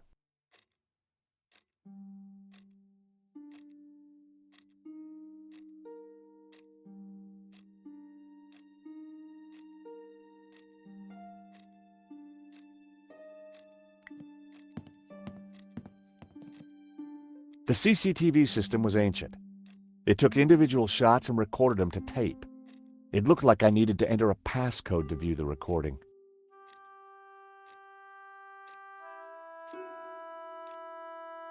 The button was marked rewind.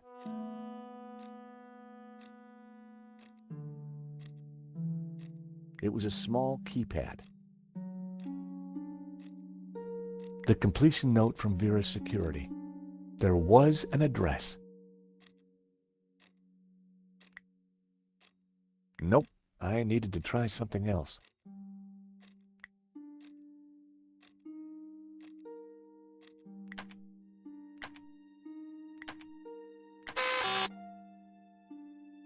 Nope.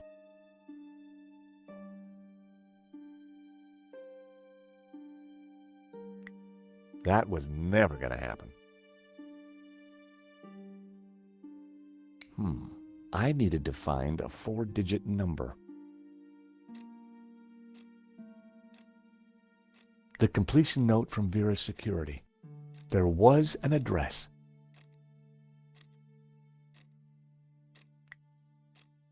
That would be pointless.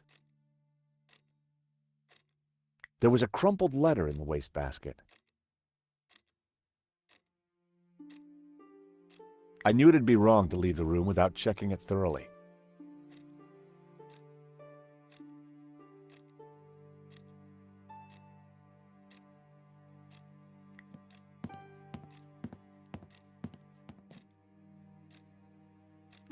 It was... I opened the compartment again.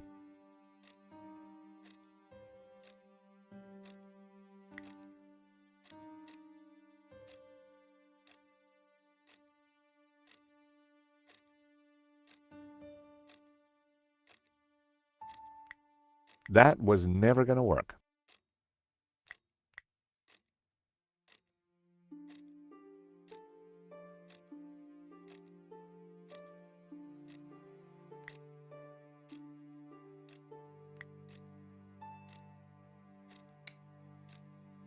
Now wasn't the time to call the security company. It wasn't the best time to call Nico. Now wasn't the best time to call Rickenbacker.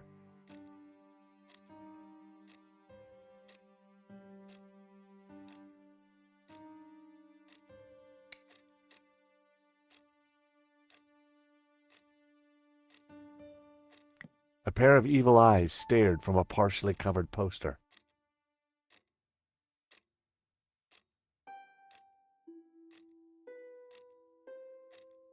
It was a pretty flamboyant-looking clock.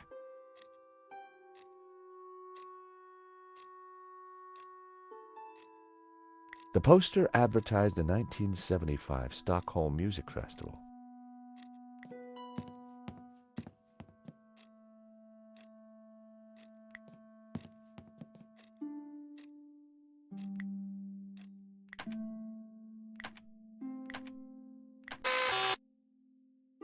And there I was, thinking that Henri might have set such an obvious code.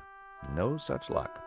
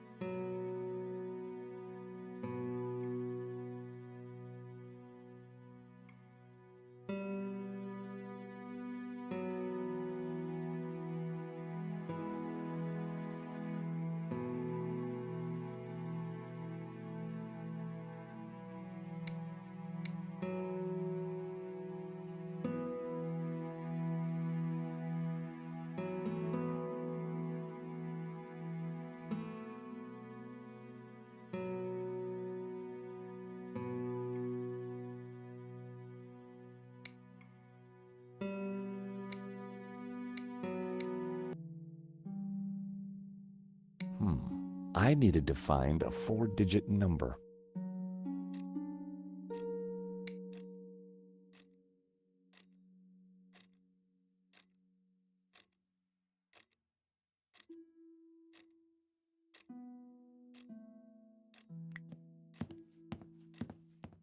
It didn't look like there was anything important on the board. Henri had ringed 27th May and scrawled birthday.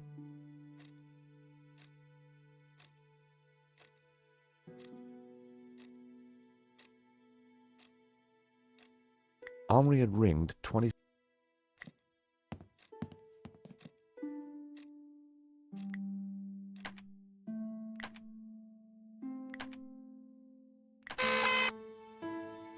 Bingo.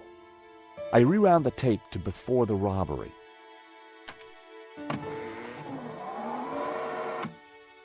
This was the first interesting frame.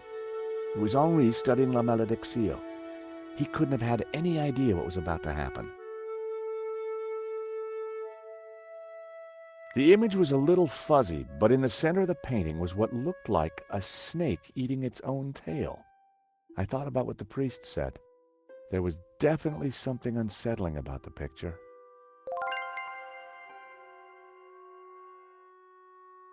Was Henri studying that picture, or did he look worried? There was definitely more to this robbery than I first thought.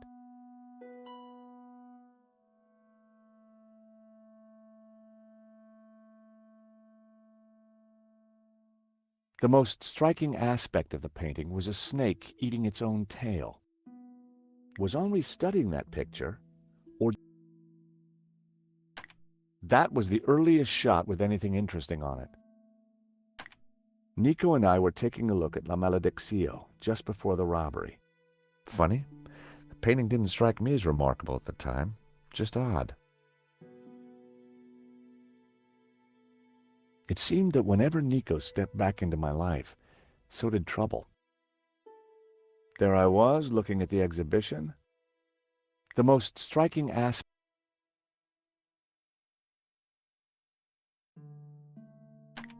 A good view of La Malédiction. I could kind of see why Father Simeon thought it was evil. There was a certain presence about it.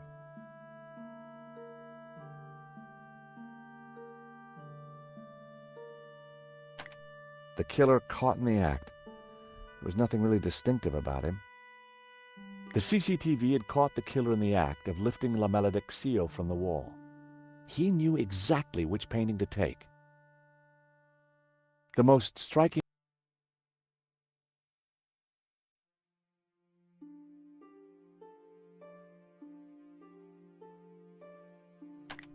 The moment it all went horribly wrong. There was some writing on the front of his helmet, but I couldn't quite make it out. The most striking... Why hadn't Henri backed down when the thief pulled the gun? If that was me, I'd have done whatever the guy wanted.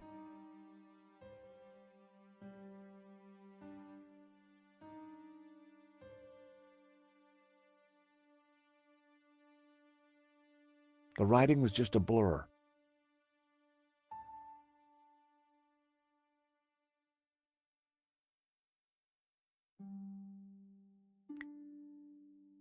Nope, I needed to try something else.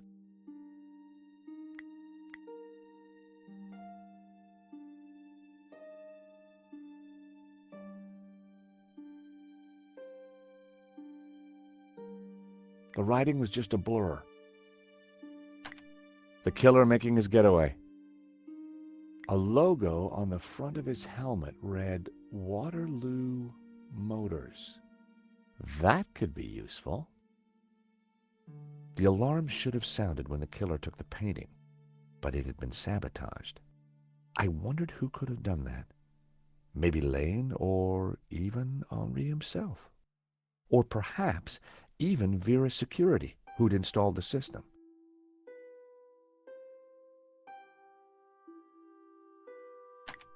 The painting was gone.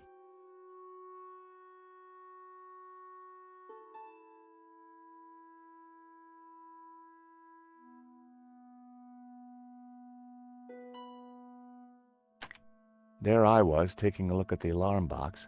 Hopefully I didn't look too suspicious. That was me fiddling with the alarm.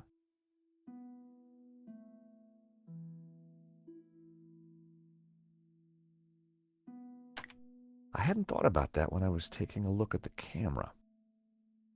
Not my best angle. That was the last shot. I'd probably learned everything I could from the CCTV. That was the most recent image. That was the most recent image.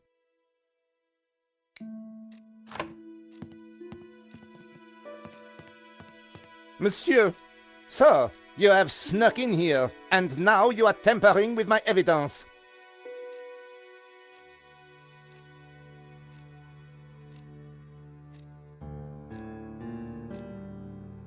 I'm just looking for the name of the caterer. That cheese was to die for.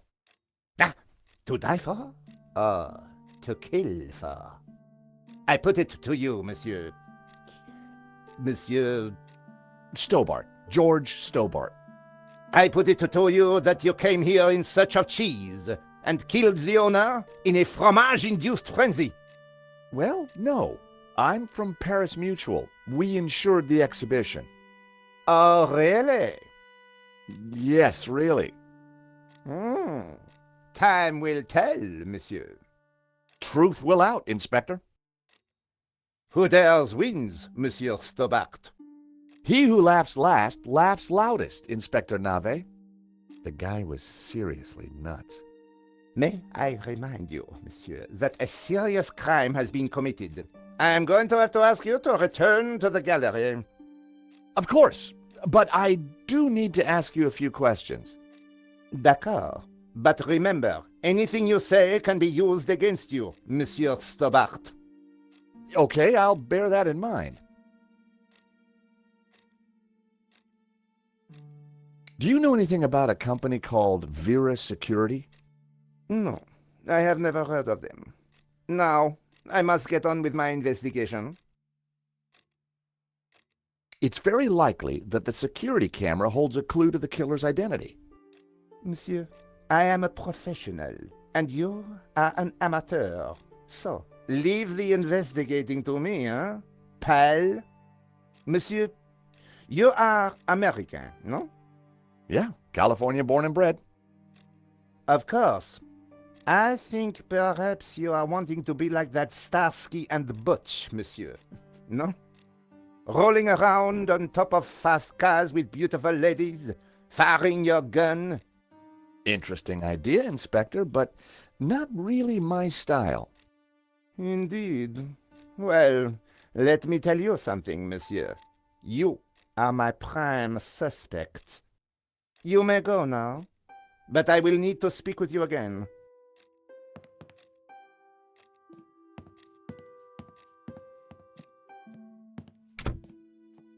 I had some valuable leads, but before following up on them, I had important business to attend to. Hey, Nico, you want to grab a quick cup of coffee? Sure.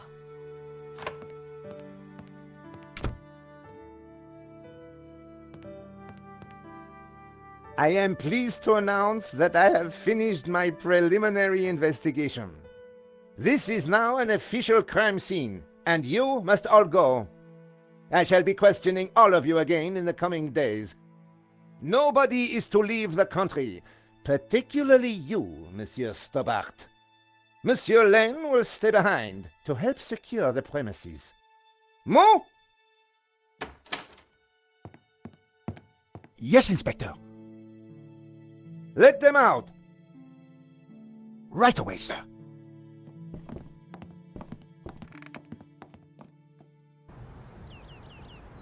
Two coffees, please. Nice work in there, Nico. Whatever you did, it worked. I just made a tiny distraction, and Nave bought it. I think Nave would buy anything if it had blood on it.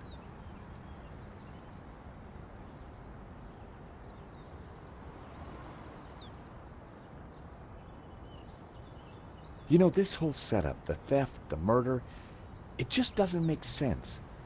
What do you mean?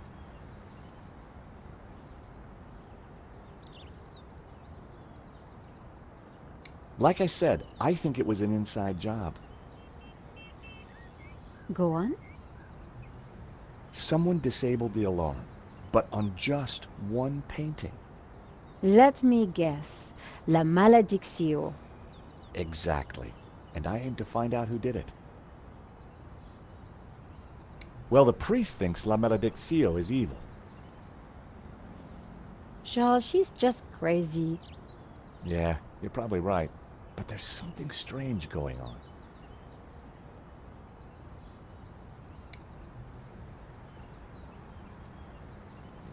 Do you want to borrow these clippers? Word of advice, George. Never say that on a first date. Smell this. Oh, zut alors. I had an uncle who used to wear that. Maman told me to watch out for him.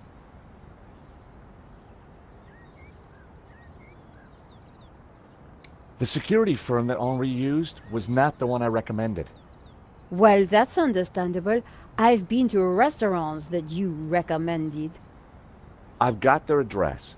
Maybe they can tell me who could have had access to that alarm. The CCTV picked up an image of the thief. His helmet had the words Waterloo Motors written across it.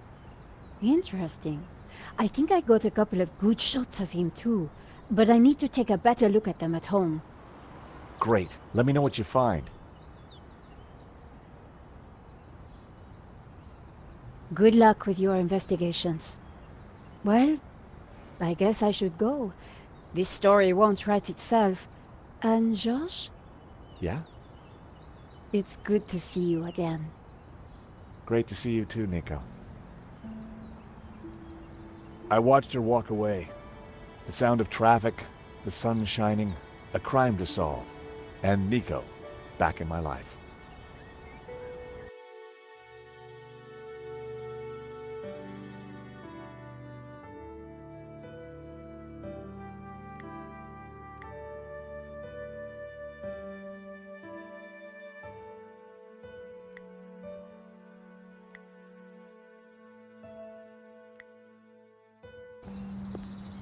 As I approached Henri's apartment, I started to doubt whether coming here so soon after his death was such a great idea.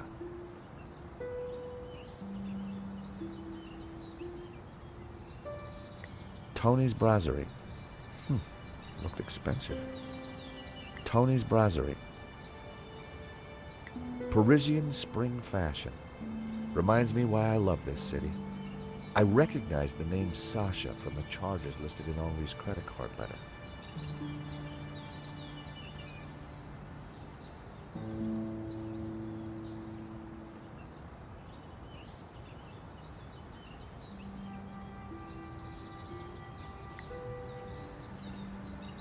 Paris sure had a lot of similar-looking cafes. Paris sure had a...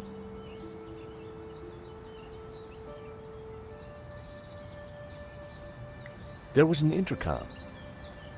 It was the door to Henri's apartment.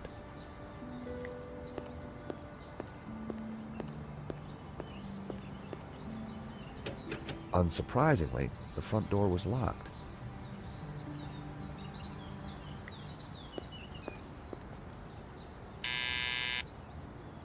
Yes. Who is it? Excuse me, madame. This is George Stobart. Could I talk to you? George, what? George Stobart, madame. I'm from the insurance company. For God's sake, did they have all this? I don't want to buy insurance. No, I'm not selling, madame. It's about the gallery theft. Oh, I see. You people move fast, don't you? This isn't a good time. I am so distraught. Madame, Right. Now that hadn't achieved much.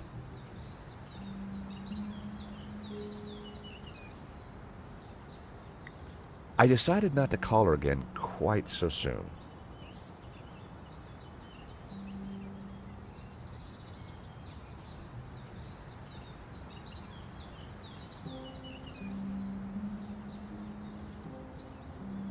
Paris sure had a lot of...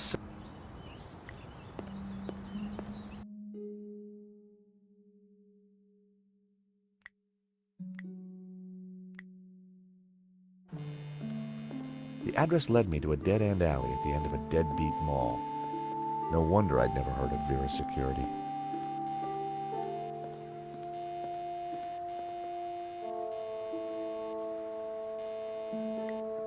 The aircon went nicely with the Art Deco detailing.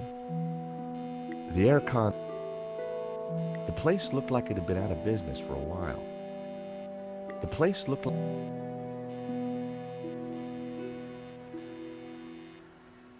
The neon sign buzzed and blinked horribly. Please don't touch the sign. You'll just make it worse.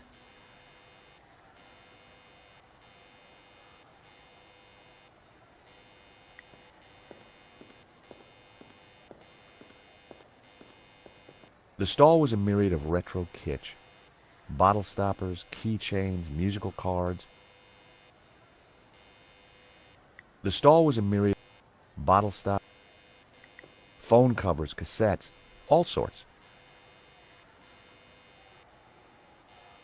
The guy managed to look busy, even though he had no customers.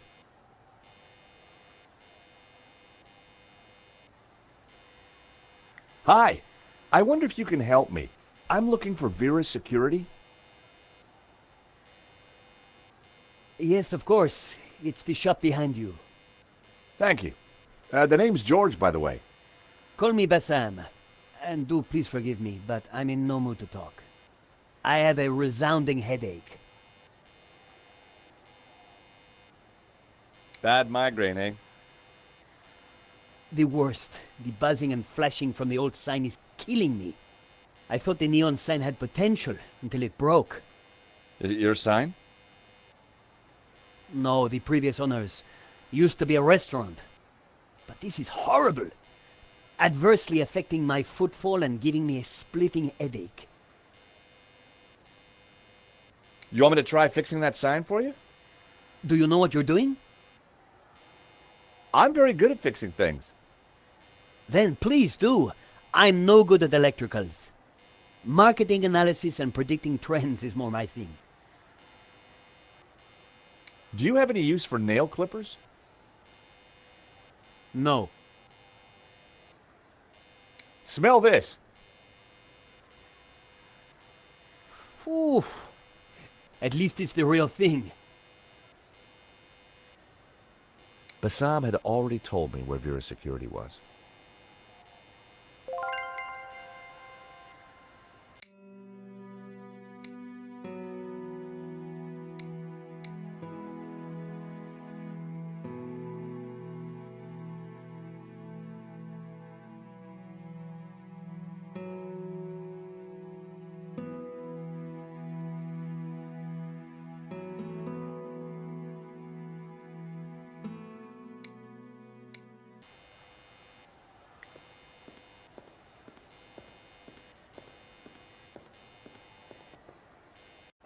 I took a good look at the sign. The wiring was exposed and the cover broken. No wonder it was flashing.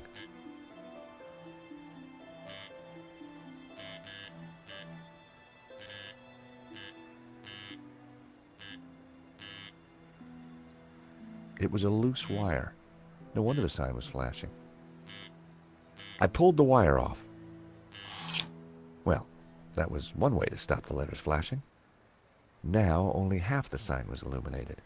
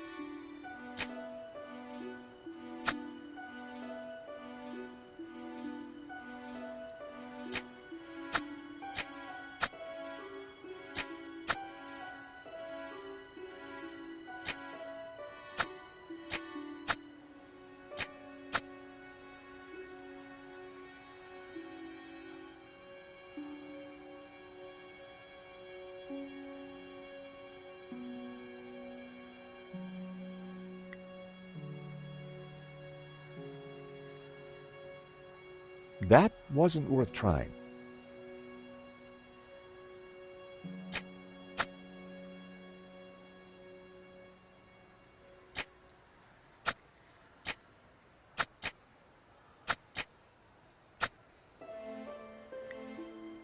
That would be pointless.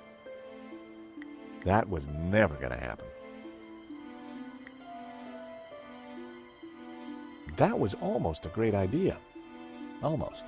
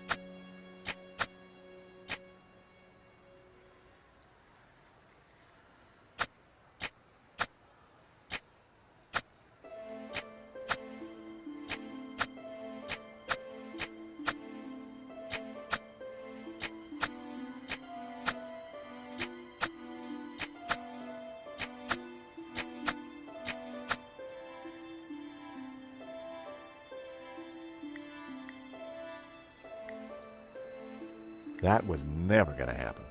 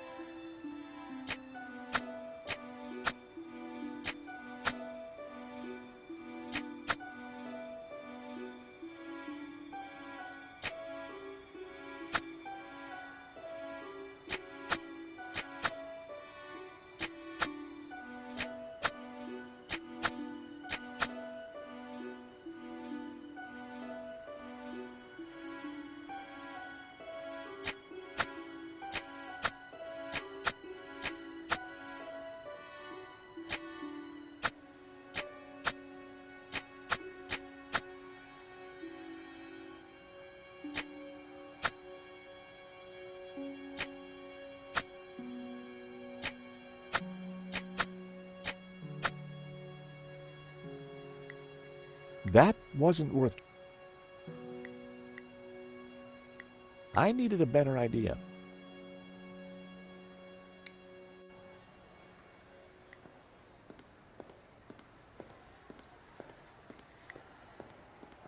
The buzzing and flashing has stopped. And I am very grateful. But the sign still looks pretty terrible, doesn't it? When you're building a brand from the ground up, name is everything. I need a name that makes my customers long for adventure and treasures from faraway places. I could take a look at your sign, come up with something. You're like a genie from a magic lamp. Tell me about your business idea. This stall is going to put me through college while giving me field experience. But the nonsense sign is working against me. It should spell a name for my shop. I need something original, yet familiar, bright and in your face, yet subtle and symbolic. I decided to keep the wire. If Bassam knew how flimsy the sign was, he wouldn't be happy.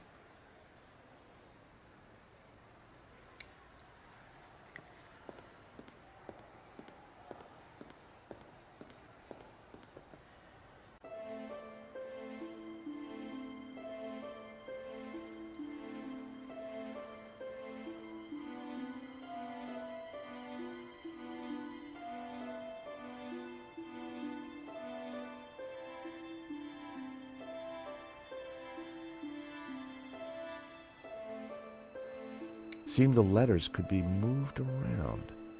Shame it didn't have the right letters to spell Bassam. I'd have to think of something else.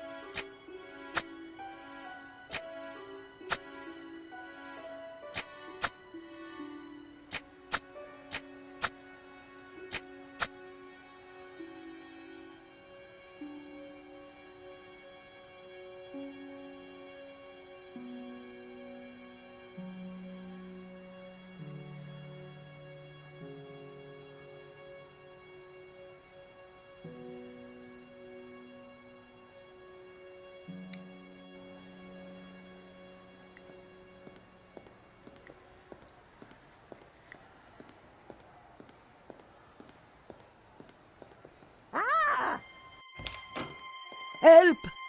What's wrong? There's a monster What? Where? on the floor. Get rid of it. Oh, the cockroach. Yes, the cockroach. Help! She looked pretty scared. Hello, I'm... Cockroach! I see the little beggar. It was a small table with an ashtray on it. Unusual these days.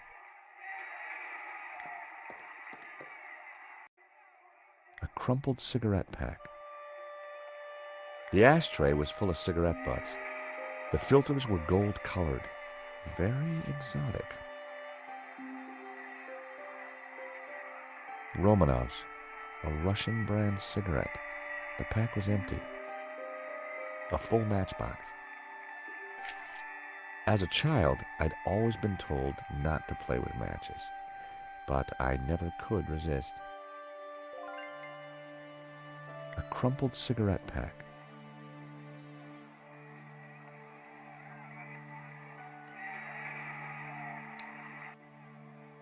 I tipped out the match. Matches always came in handy. An empty matchbox.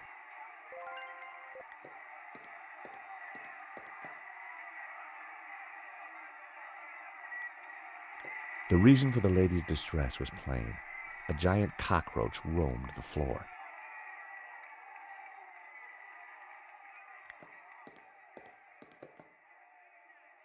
Come here, little fella. There were crumbs on the floor. No wonder the cockroach was sticking around. There were crumbs on... I was never going to catch it with my bare hands.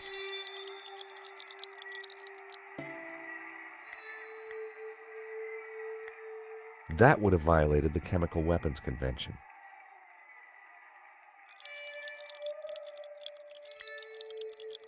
That was almost a great idea. Almost. I only had a few matches. Using one now probably wasn't a good idea.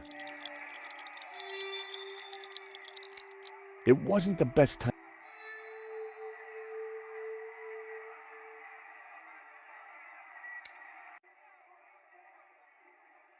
Even the plant looked depressed. The office drawers. Well, there might be something useful in there. There was a huge cockroach in the way. The office looked like...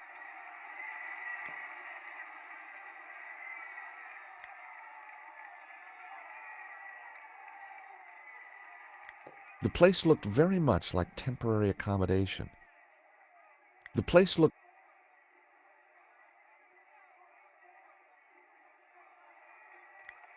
I went to take a closer look.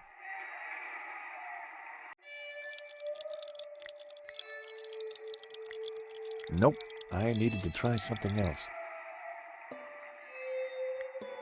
That wouldn't have worked. Nope, I needed to try... That would be pointless.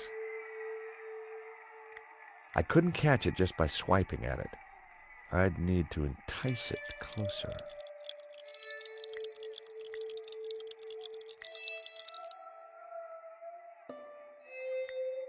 I set down my matchbox. Cockroaches like hiding in dark places. Not a bad idea when you think about it. Cockroach wasn't going for it. I needed some bait.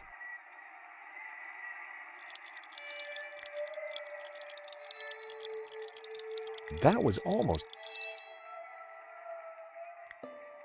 That wouldn't have worked.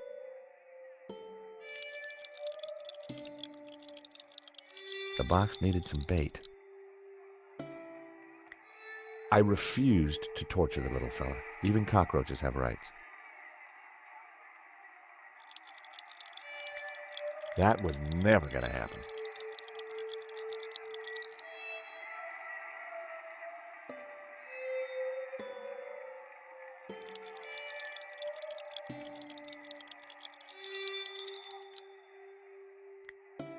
That wouldn't make... That...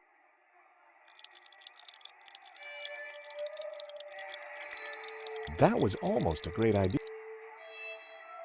I was never going to catch it with my bare hands.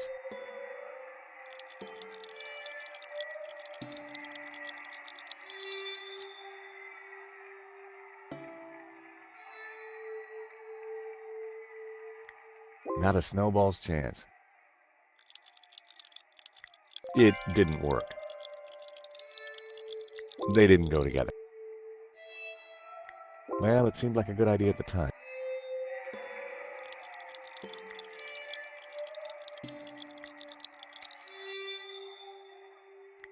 Annette had her radio on. Sounded like a horse race.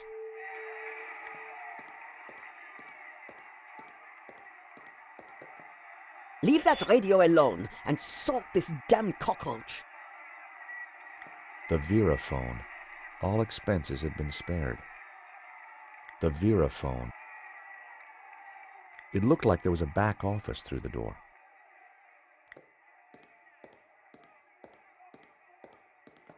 I didn't want to step on the cockroach.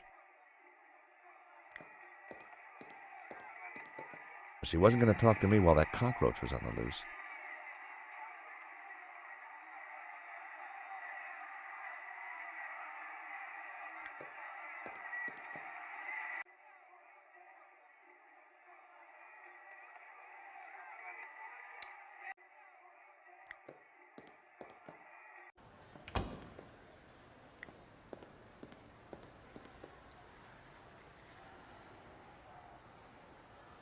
I've got some matches. Always good to have. Could you help me with a vermin problem, please? I'm sorry, until I kickstart this business, I don't really have time for ancillary projects. I need a brand. A clear message that grabs my key demographic by the lapels and hurls them into my economic bailiwick. Excuse me? You know, a name that sounds magical and exotic, that appeals to a yearning they only feel subconsciously.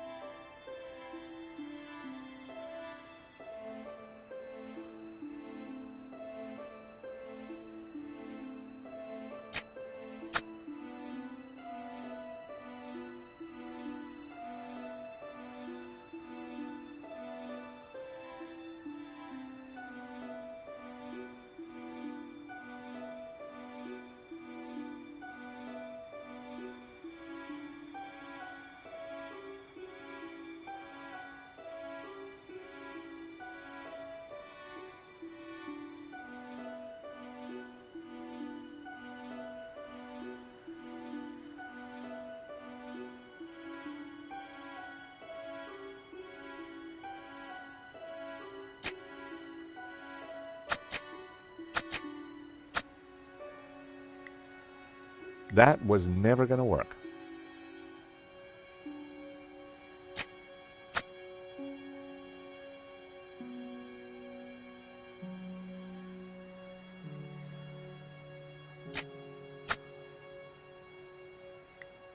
That was never going to happen.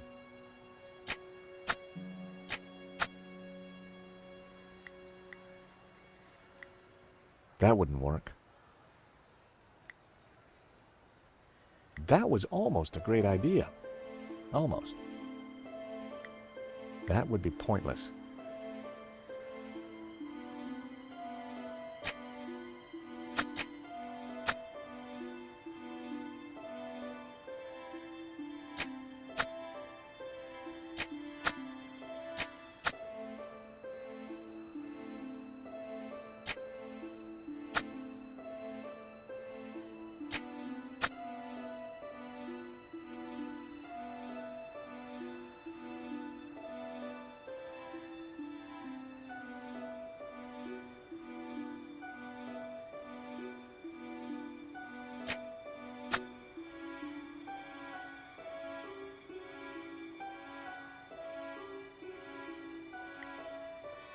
That wouldn't work.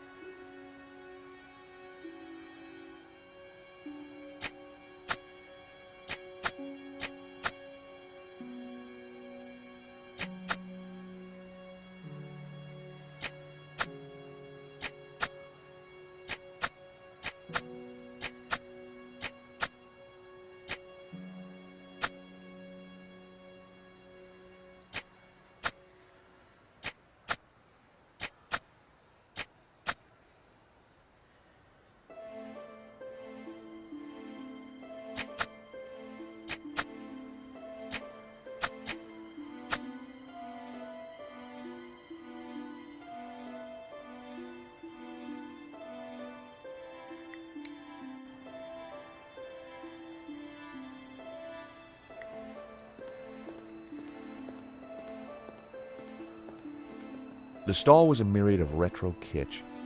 Bottle stoppers, keychains, musical cards, phone covers, cassettes, all sorts. Phone covers, cassettes, all sorts.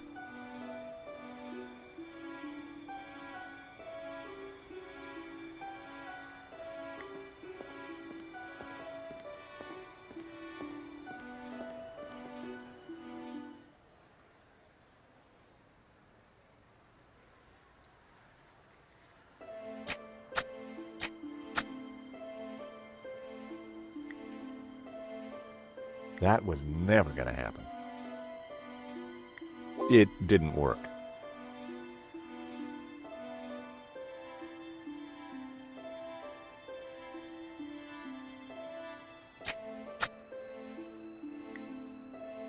I needed a better idea. That would be point.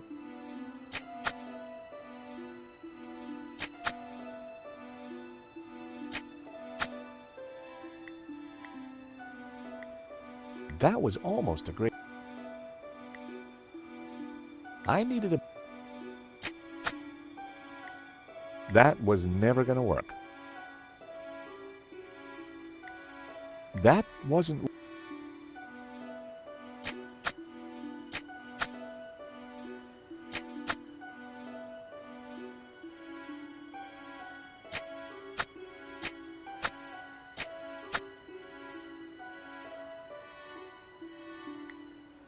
That would be pointless.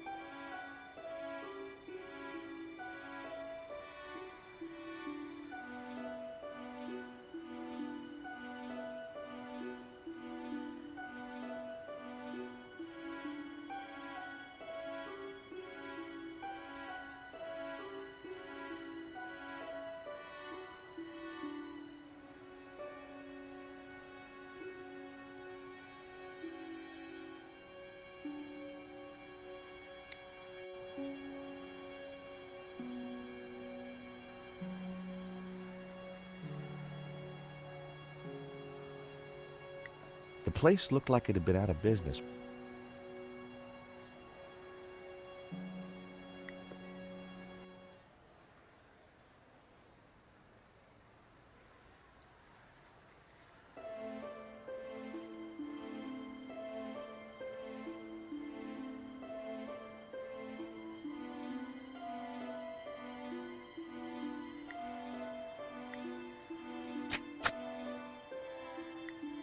That wouldn't make any sense.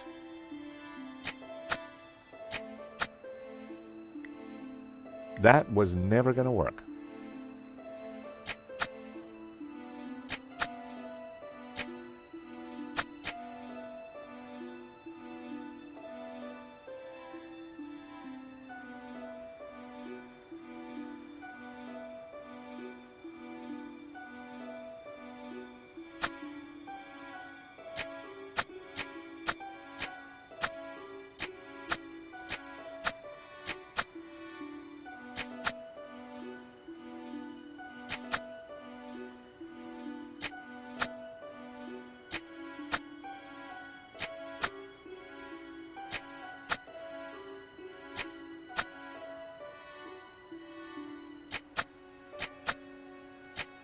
Aha. That seemed like a good name. Hey, Bassam, how about this? I know it's not your name, but... Aladdin. Very cool. That's a terrific name for my store. Hits every one of my USPs. Glad you like it. You're a genius, George. Let me know if I can do anything for you.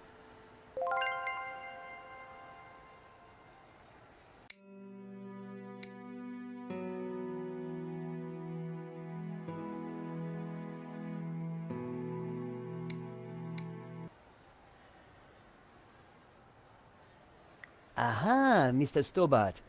What can I do for you? So what are you selling? Ah, I'm glad you asked. I sell all those things you can't get anywhere else in Paris. Like... English biscuits, Turkish delight, French cassettes, Brazilian Betamax videos. What do you think? I'm over the moon, George. Thanks to you, I can now sell my retro cavalcade of musical cards, brushes, souvenirs. And you know what they say, happy sellers make happy shoppers. I decided to keep the wire. If Bassam knew how flimsy the sign was, he wouldn't be happy. Do you happen to know a good way to catch a cockroach? To be honest, George, I'm better at questions on balancing budgets within a liberal economic framework. But as a layman, perhaps I could suggest you trap it? And please, whatever you do, don't squish it. Why's that? The entire family will catch the scent and arrive for the funeral. Ooh, we don't want that. You need to find a container of some sort. Then I think add this. Rich tea. What's that, a cookie? The perfect cockroach biscuit. Dry, dull, unsatisfying, and yet curiously Moorish. I'll give it a try. Glad to help.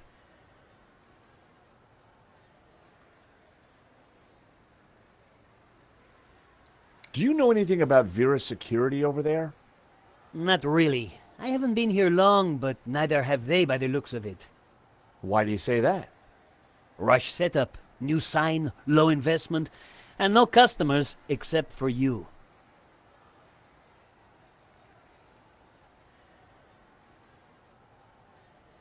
Thank you for the cookie. You're very welcome. I really like your new sign. It's magnificent. I owe you one.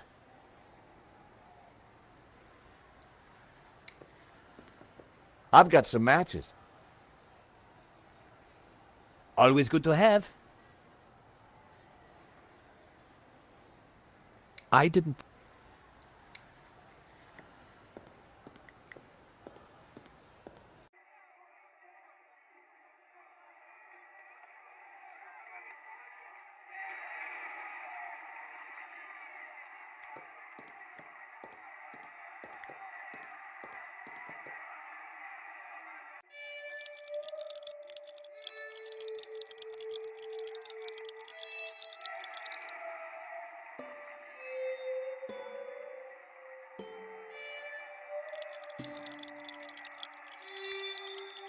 I added some bait to the matchbox.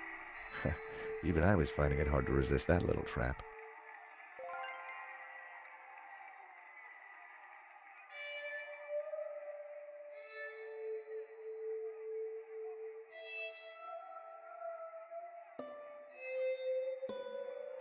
Gotcha!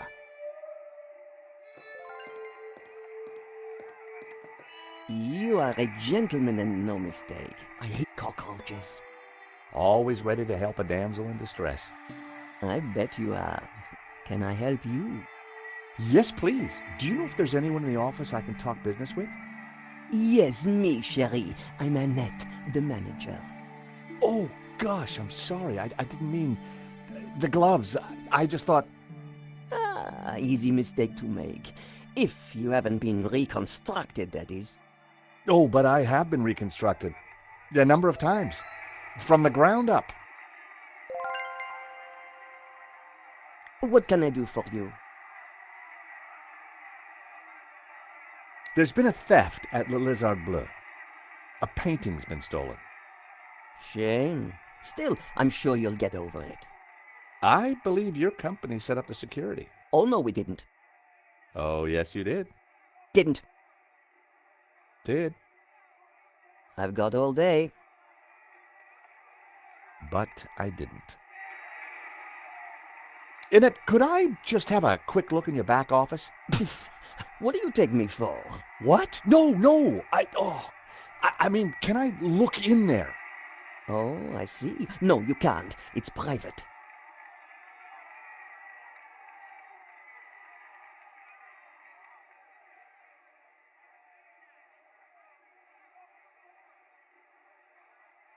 Do these clippers look familiar?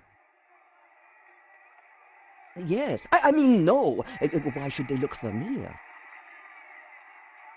Do you recognize it? Oof! That would take the hair off your legs. I had a boss who wore that. Know what I mean? No thanks. I've got a cookie.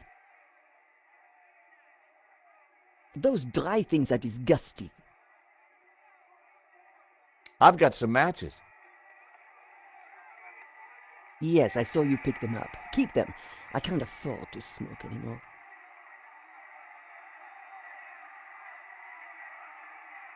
I caught the cockroach. Look, isn't he a sweetie? Ah! Keep it away from me!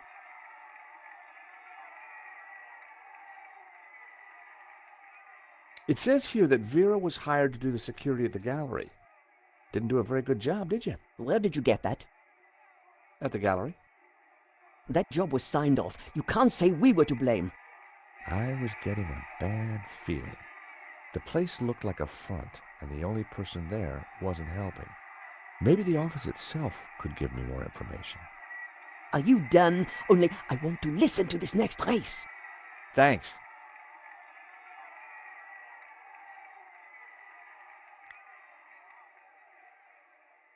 She might talk to me now.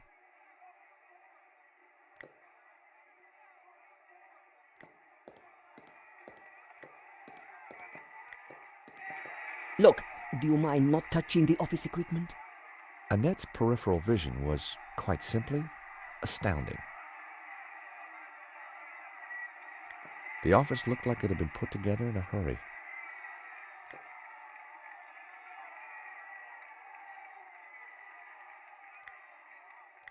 That wouldn't have worked.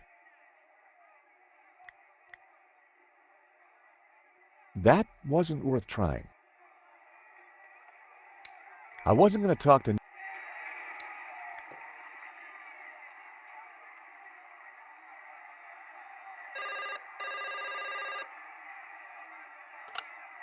Hello, Vera Security. Look, do you mind not touching the office equipment? Annette's peripheral vision was, quite simply, astounding.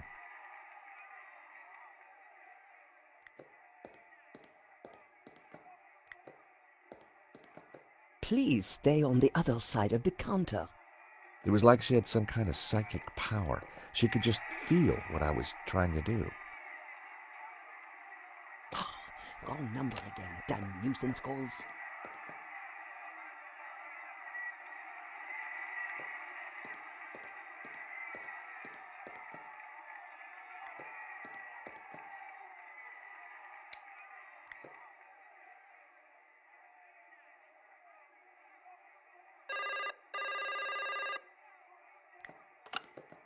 Hello, we're security. We make you secure.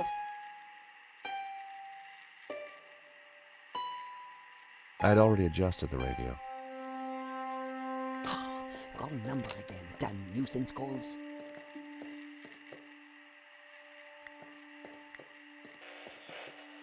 A quick look revealed that the drawer was empty.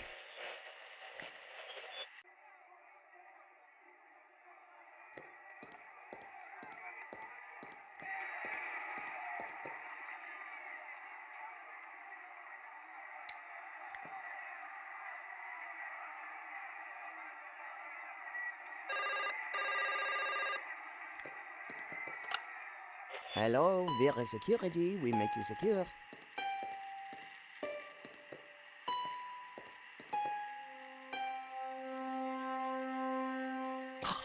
Wrong number again. Damn nuisance calls. Please stay on. The Vera phone. All expenses had been spared.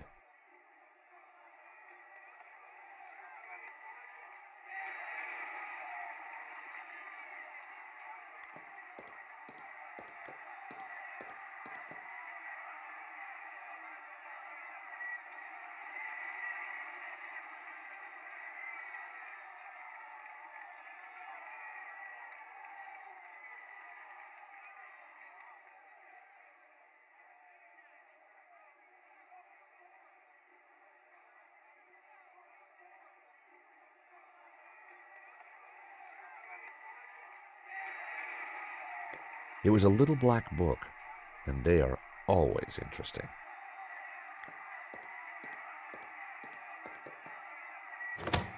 Hands off, mister. Can I just have a look? Certainly not. That book is very private.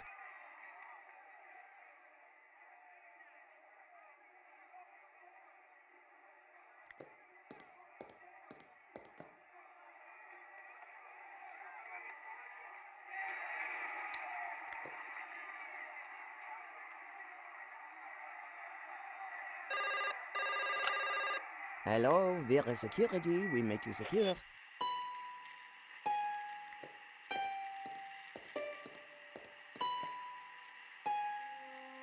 Wrong number again. Damn nuisance calls. I wanted to see what secrets the book might contain. There was a photo. Of course, I grabbed it. Nothing else interesting in there. A very bad photo of Lane in a net. That guy sure got around. What can I do for you? Are you betting on a horse? No, I just like hearing the sound of hooves. Oh, well, that's unusual. Don't be an idiot. I got 50 euros on Lucky Break.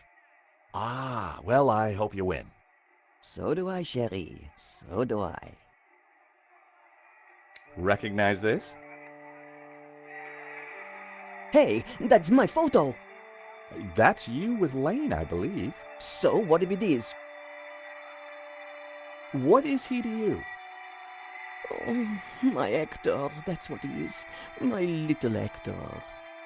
Yeah, I thought you said you had nothing to do with the gallery. Look, here's how it is. I've only been here a few weeks. I had nothing to do with that gallery job. I just delivered the paperwork. So, who's the manager before you? I don't know. She just, one day, didn't come in for work. I shouldn't be talking to you. The boss told me to keep my mouth shut.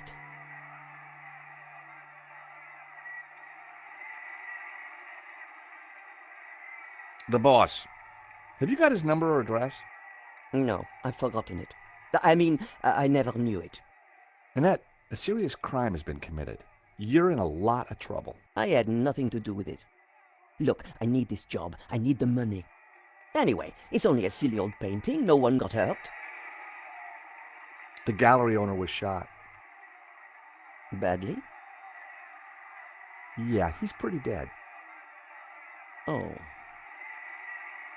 This is a murder investigation. Now, who's your boss? I don't know. Honest, he faxes me if he wants anything. He. Who's he? I've never seen him, never met him. Don't make trouble for poor Annette. Thanks. I was pretty sure Annette had told me all she was going to. She sounded scared. Time to put the thumbscrews on Lane, and I knew just how. I was pretty sure Annette had told me all she was going to.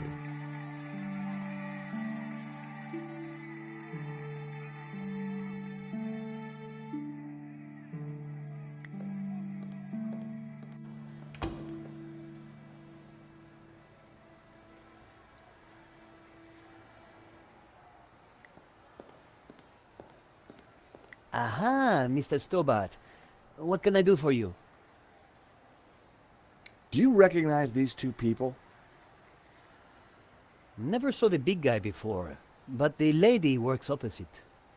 Have you seen anyone else in the Vera office? No, but I haven't had my shop here long, only a couple of days.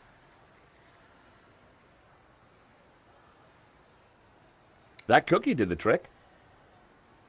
Right customer, right product. It's a winning combination. So, what else are you selling? Stop by now and then. You'll be surprised. No kidding?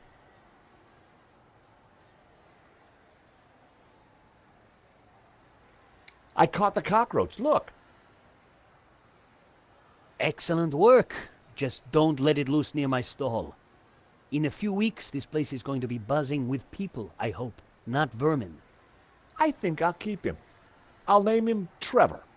Interesting name. Old school, comforting, harmless. I can see you're quite a strategic thinker, George.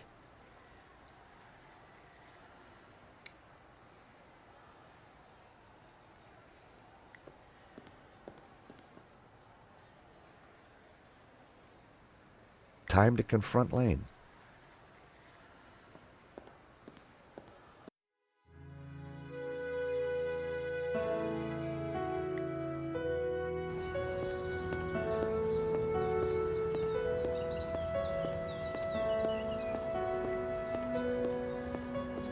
I wondered if the widow had anything to do with the gallery at all.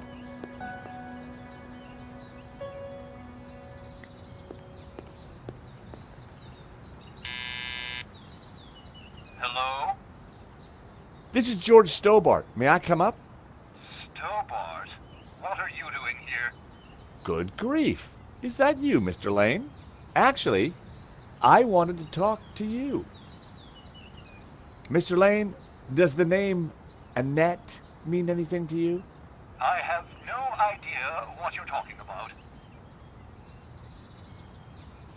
Mm-hmm. If you don't let me in, I'll tell the police about your interesting connection to the security company. All right then. Come up, but make it brief.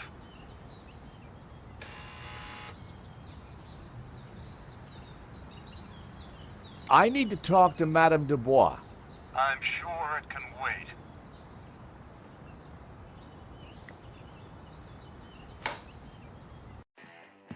Dear Lord, George, you have the worst timing. Is this a bad time to accuse you of lying? What do you want? I've just come from Vera's security. So?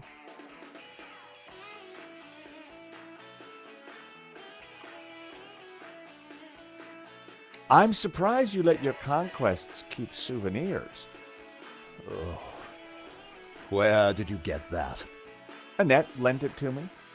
Quit waving it around, for God's sake. Come on, Lane. Tell me about Annette. All right. I had a fling with her, okay? Now keep your voice down, please. And you two fixed the security for the robbery? No, nothing like that. Anyway, the fling was a mistake. She turned out to be rather needy. I believe you. You're not a criminal, just a lecherous old man. Less of the old, if you don't mind. As it happens, I make a lot of women happy. Especially when you leave them. Can you tell me anything about the owner of Vera? Annette told me he's some angry-looking Russian chap. Okay, Lane. Take off. You can't tell me what to do. You want me to show Bijou this picture? All right, I'm going. You haven't heard the last of me, Stobart. Promise? And give me that photo.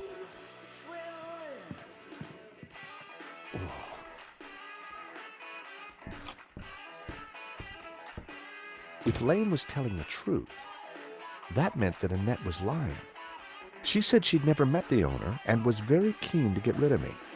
I wondered if she was hiding something interesting in that back office. Are you going to introduce yourself properly?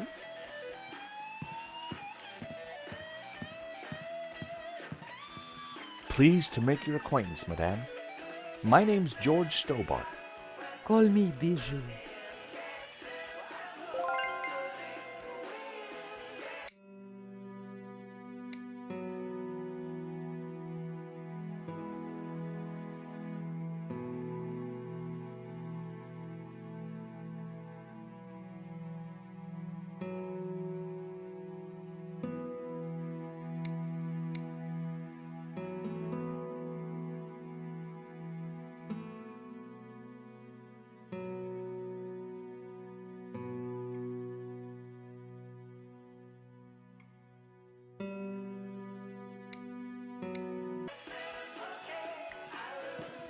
The subject looked vulnerable as she clasped her knees. You have a beautiful home, Bijou. Oh, thank you. I do like beautiful things.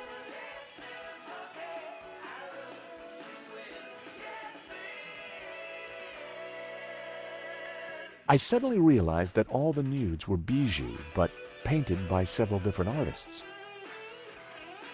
Bijou didn't look too distressed. The view through to the Bois de Boulogne was stunning. America is my country, and Paris is my hometown. Views like that one come at a price. Bijou looked foxy and controlling. The cluttered dressing table was covered with mysterious things. Chérie, please don't touch my table. I keep everything in perfect order.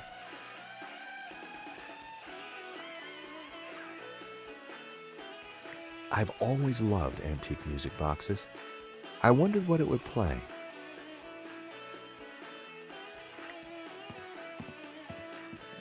Please don't touch my things.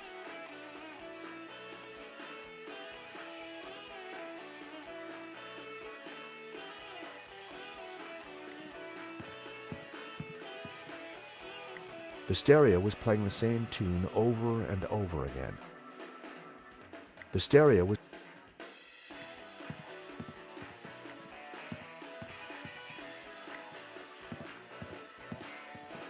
I looked closely. A distinct birthmark could just be seen on Bijou's behind.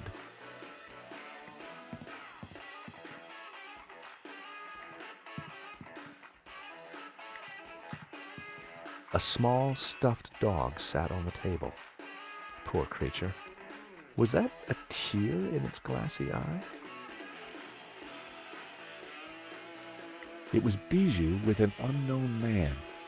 She was clearly an enthusiastic sitter.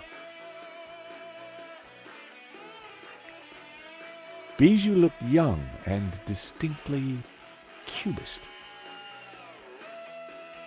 Henri was now dressed in a cheap suit. On balance, I prefer the waistcoat. Henri was now dressed in a cheap suit.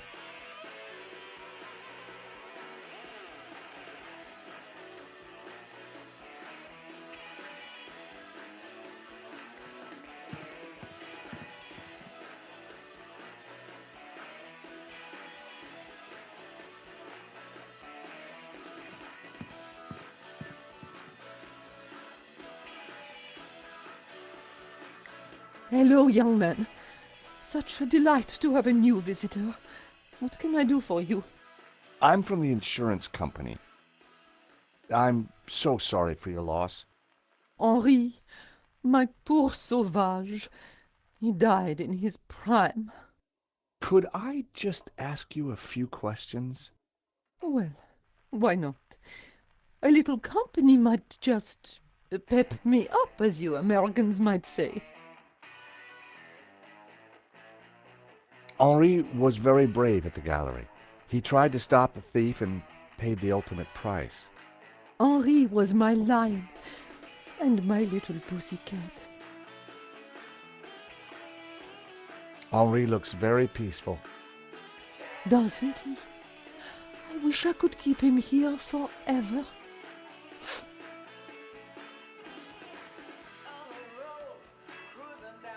He was taken before his time. He had so much more to give. Can you tell me about the gallery? Was the business doing well? The gallery was Henri's baby. He never spoke to me about it. So you weren't involved? Not at all. Business is not my thing.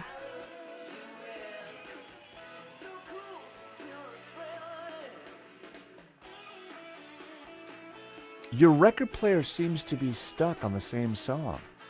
Yes, this song gives me great comfort. It reminds me of Henri. Is that a painting of you? Yes, darling. Though obviously he got my hips completely wrong. Who painted it? Oh, some acquaintance of Henri's. I don't recall his name. What's the story behind the stuffed dog? Oh, Fifi. I was heartbroken when she went. I had her preserved so that we could be together forever. That's very touching. Isn't it? Quite unusual these days to bring the coffin home. Henri loved a good wake. Said they were better than any party. Huh. Bijou, I think someone involved with the gallery helped the thief. It wasn't Hector Lane. He's not devious enough. But who else? I don't know. But I will get to the bottom of it, I promise you. That's lovely, dear. Do you know this company, Vera Security?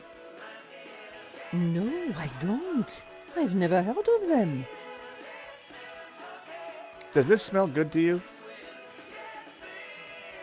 It's heavenly, isn't it? Henri loved it. Why do you show that to me? Rich tea? Why is it broken? I was feeding it to a cockroach. I think perhaps I'll pass. That's lovely, dear. Hey, this might cheer you up. Say hello to Trevor. A cockroach? I prefer the word pal. And I prefer the word pest. Please never show it to me again. Thank you for your help, Bijou. My pleasure, young man. Do come back any time. Bijou appeared to know nothing. I still couldn't discount Lane. Annette, on the other hand, had lied about Vera Security's owner.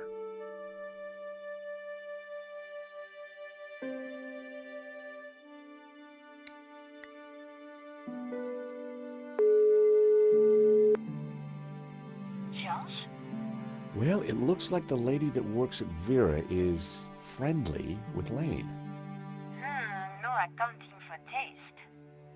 Anything else? I found Lane over at Henri's apartment. That guy is so sleazy. We need to find out how he's involved with Vera Security. Yep, I'm on it. I think I'll find some answers in their back office. If I can get in there. Well, let me know if you manage it. I have nothing new to tell, Nico.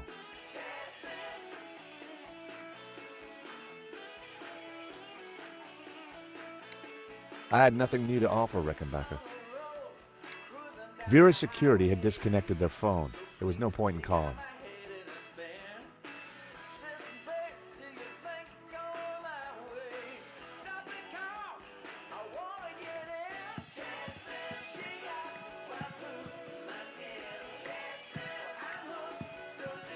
Sherry, please don't touch my table. I keep everything in perfect order.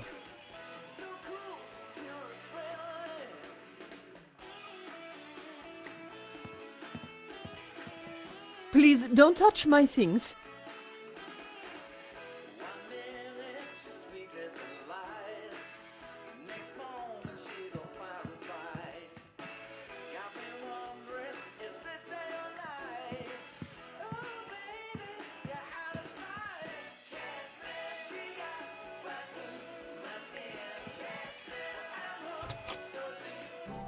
Night was falling. Annette would have left for the evening. It was time to pay a visit to Vera's security.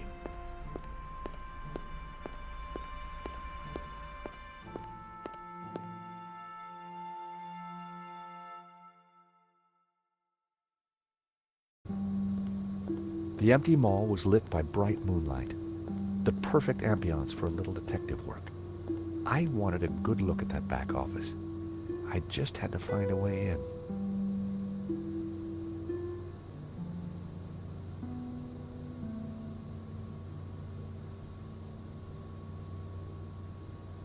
The empty box had been left out overnight. No one would have wanted to steal it.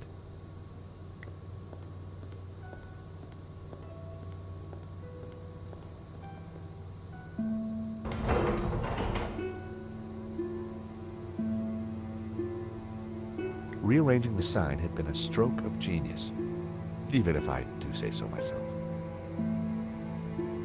All Bassam's stuff was safely locked away.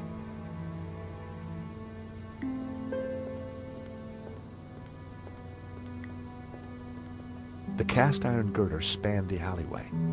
I knew that if I could get to the girder, I could reach the electrical box.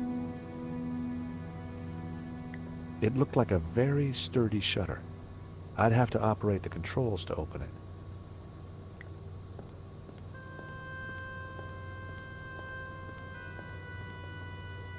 There was no way I could force the shutter open with my bare hands. I needed to find another way. It was the shutter control. There was no sign of a button or a keyhole. It must have been controlled remotely. A wire ran up to the electrical box above. It was the shutter control.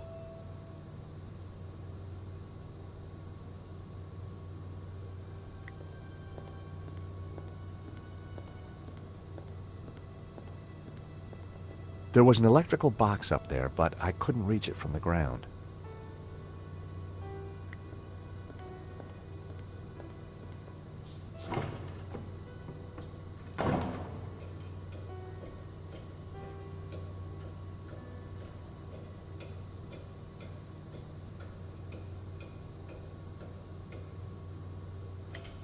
I popped the lid open. Inside was an aircon unit and bingo, the master controls for the shutters. It was the master controller for the shutters. It was the motor that operated the shutters. The aircon blade was exposed. The wire connected the power supply to the aircon. It was the power supply.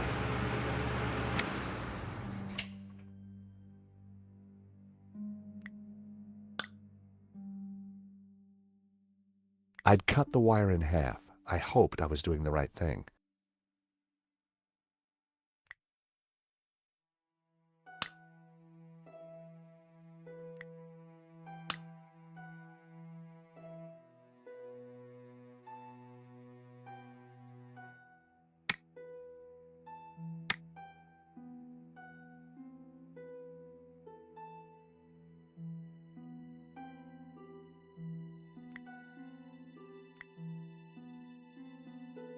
I'd cut the wire in half. I hoped I was doing the right thing. That would be pointless.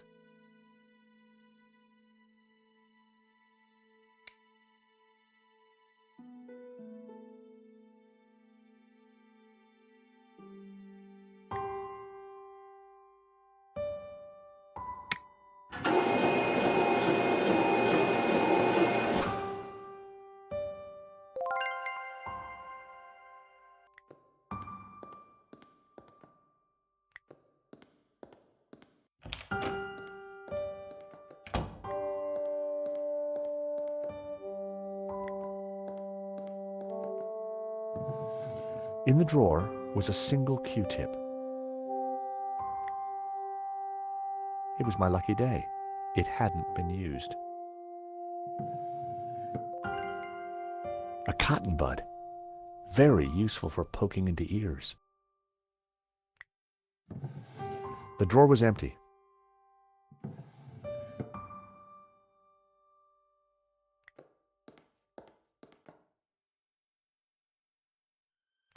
Annette wasn't around. I could finally get into the back office.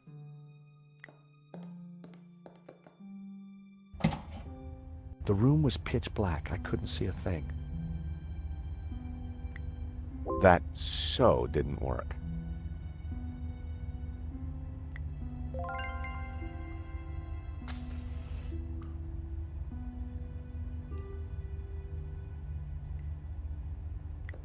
It was a light switch.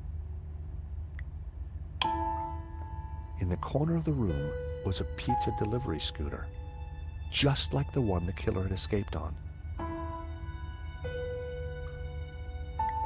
Through the grill, I could see something glinting, but it was too dark to tell what it was.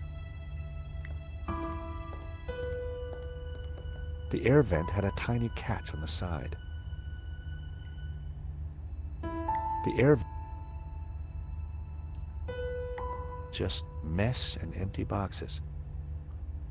Just mess. The box was empty. Annette had cleared everything out. Oil had dripped from the scooter onto the floor. Oil had dripped from the scooter onto the floor.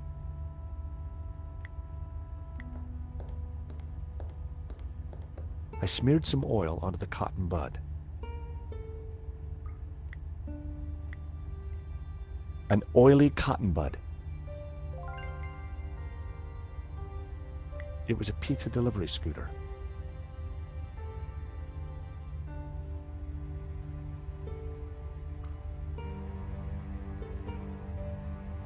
It was a pizza.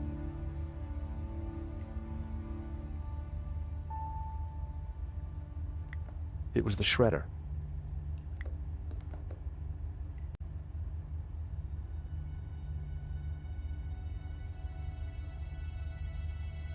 The letter was partially shredded. The shredder just had one button. There was a letter jammed in the shredder. The shredder was jammed. A small lid protected the mechanism. The gears had seized up. I tried to free the gears, but they were jammed solid. Its service was long overdue. I smeared the gears with oil.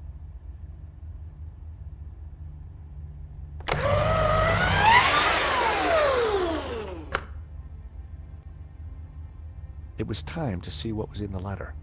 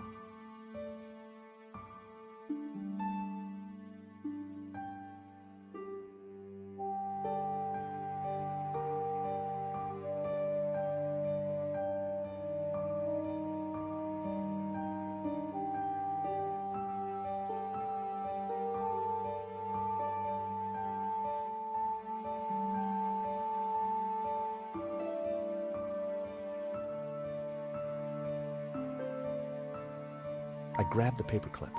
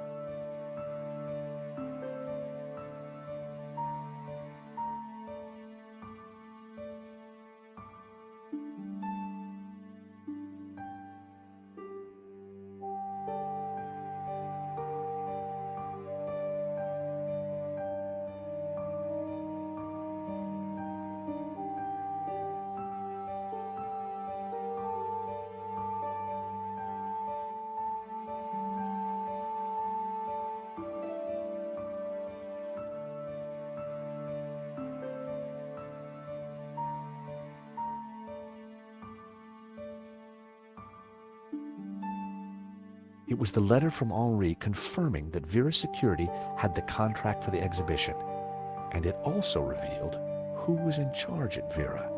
A guy called Medovsky. At first glance, it all seemed pretty run-of-the-mill.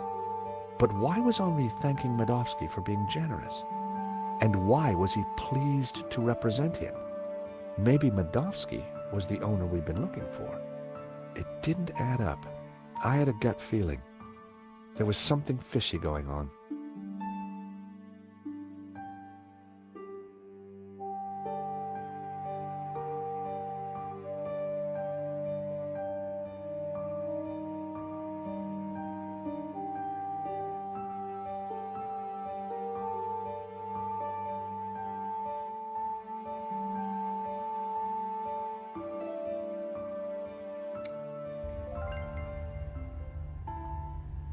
The letter mentioned a guy called Medovsky as the owner of Vera Security.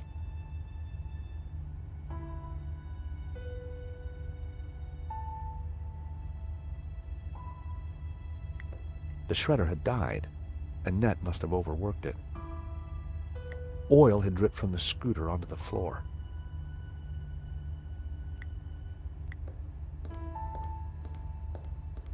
Sadly, they were designed to cut, not lever. The paperclip was perfect for the job. There was definitely something in there. Through the grill, I could see something glinting, but it was too dark to tell what it was. Now, what are you? Gotcha. Well, would you believe it? It was a gun, and very likely the one that had been used to shoot Henri. Aha! So, what have we here?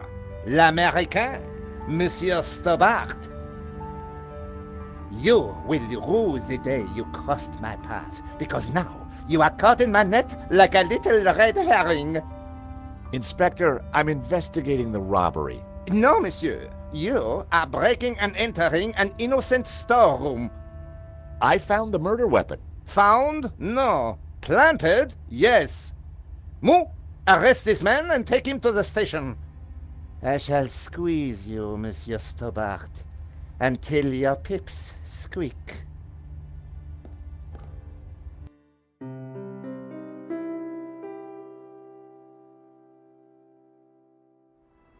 Thanks, Ronnie. I just wish I'd got some better shots of the killer. Are you kidding? That stuff from the hip, very dramatic. You did good, Nico. So, what's next? Get me an interview with the owner, and you've got Sunday's front page. I'm on it already. Keep me up to speed. Let me know before you write anything up, okay? Of course. Oh, gotta go. Someone at the door.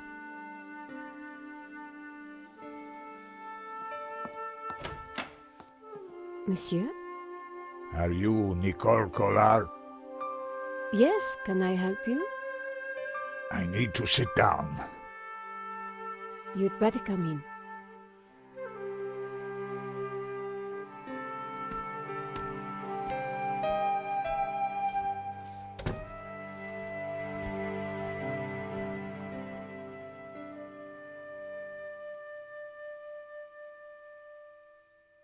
I couldn't leave without finding out why the old man needed my help.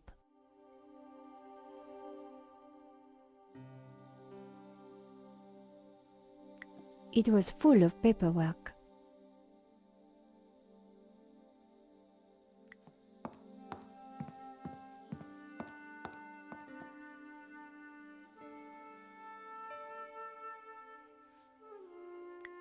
The bin was full. It was my computer.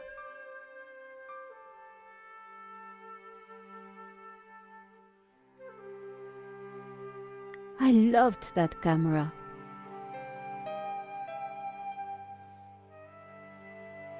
It was a bottle of cheap wine.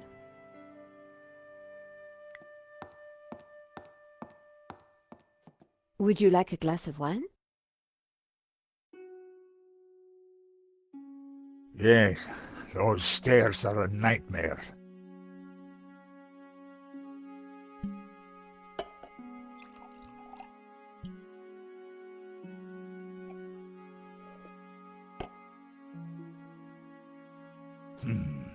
That's better. So, what can I do for you, monsieur? My name is Tiago Marquez. I saw your report on the robbery. I found your address. I came straight away. I needed to see you. And why is that? The stolen painting, La Malédiction. It belongs to me. Ronnie had wanted me to interview the owner, and now here he was. Or rather, he was somebody who claimed to be the owner. I had no reason to show Marquez my press card. He already knew who I was. Tell me about yourself. I am Tiago Marquez, the rightful owner of La Malédiction. What else is there to tell? So the stolen painting is yours. Tell me more. La Malédiction belonged to my family in Catalonia in the 30s, before the Civil War. So what was it doing here in Paris? The fascists stole it in 1938. They killed my father, but not me. I escaped. I have been looking for it ever since. You have to help me find it. You traveled all the way from Catalonia? No, since the war, I've lived in France, in the southwest, and now I want the painting back. You've got my attention, but if I'm to help you, I need more to go on. I have something. This old photograph. It is of me and my family. See the painting above the fireplace? Yes, it's La Malédiction. The photograph certainly appeared to link the old man to the painting.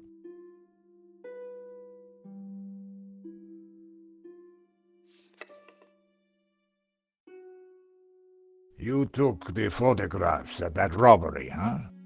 I did, yes. I need to see them. Why? Please, I must see them. All right.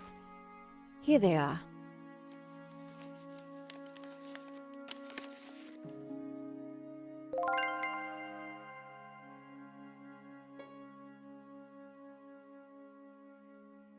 This shot didn't come out too well. It's perfect. Perfect? Finally, La Malédiction in all its splendor. The lines, the color, the detail.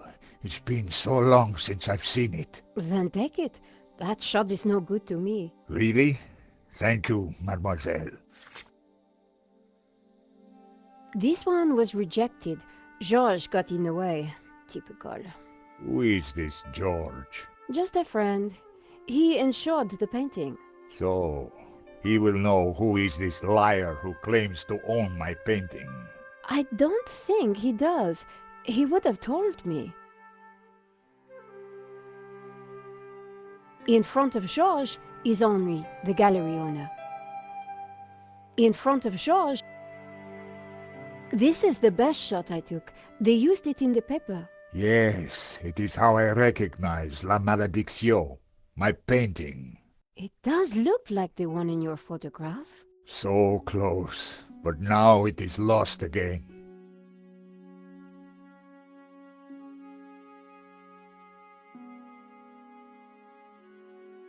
Here's the thief making off with the painting. What is that tattoo on his arm? Looks like a skull and crossbones. Headhunters, You will find him, and then you will find my painting. I can try, monsieur. You must, mademoiselle.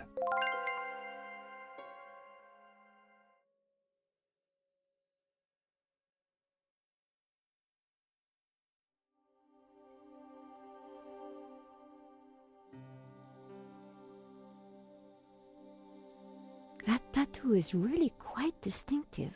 Yes, but that is all there is to go on.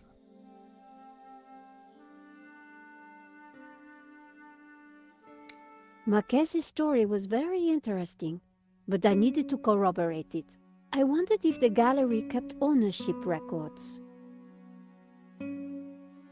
And while I didn't wholly trust him, this was the one lead that I didn't want to lose. Where are you staying? What? Nowhere. Here, perhaps. I didn't want him to stay in my apartment. There was another solution. My neighbor is out of town for a few days. You could stay there. Yes, that would be good. Thank you. Great, let's go.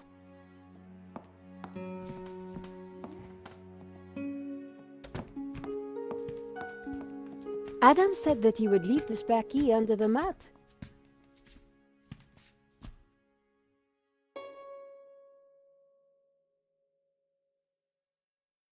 It was the fire escape. I had no reason to open the fire exit. There was no fire. Marquez wasn't exactly patient. I hope you don't mind waiting. I'm sure the key is around here somewhere. This is why I hate cities. No trust anymore.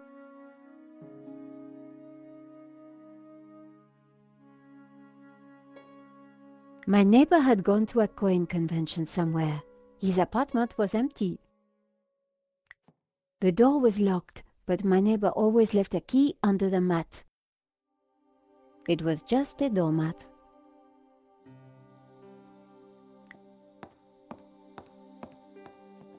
My neighbor had left a key for me under the doormat, which reminded me I hadn't watered his plants for a week. The key wasn't there.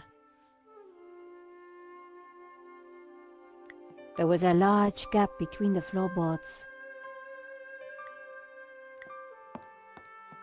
The gap was wide, but not wide enough for my fingers.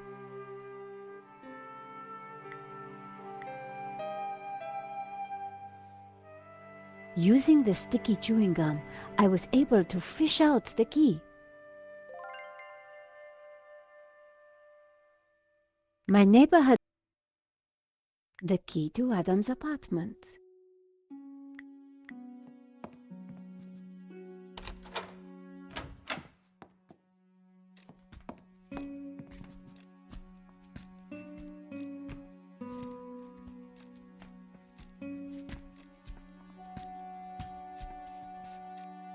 This will do.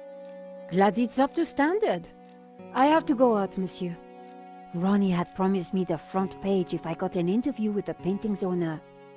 And here was a crazy Spaniard claiming to be just that. I needed to find out who had put the painting up for sale. Maybe there was more to find at the gallery.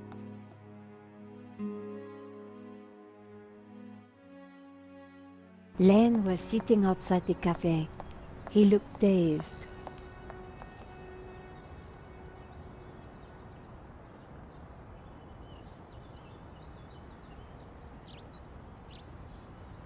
The waiter was still contemplating the universe. It was Hector Lane, art critic extraordinaire.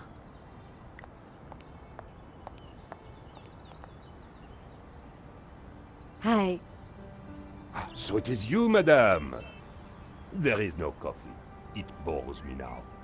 There is cola, or beer, or champagne. No thanks, I'll pass. That is your choice. And you have exercised it.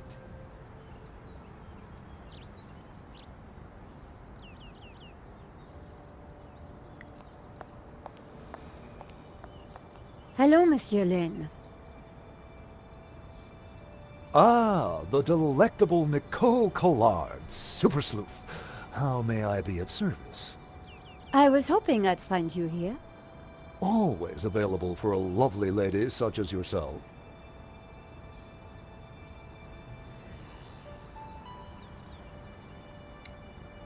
Did I show you my press card?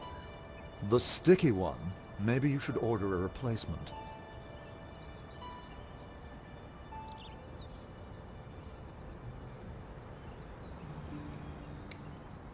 Henri's death. It must be so very hard for you. Yes, I shall miss him deeply. We had such a very special relationship. The loss is so hard to endure. even for a man of such inner strength as myself.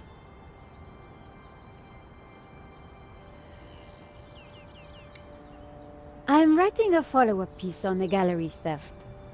Ah, so you need an inside view, authoritative. Something like that. The police have finished in the gallery. We could chat in the office. It's much more comfortable. More intimate. I might even be able to rustle up a little bottle of champagne. Maybe later. I have some things to do first.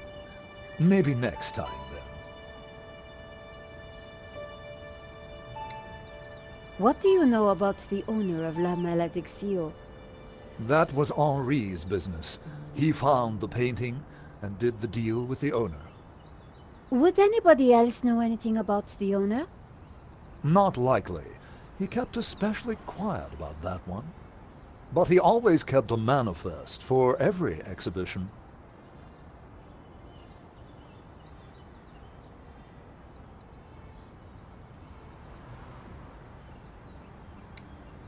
You mentioned a manifest.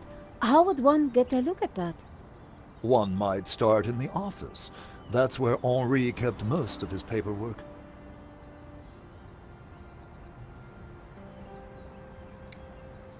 About the gallery. Of course, my dear. We can go there now, if you'd like. That sounds great.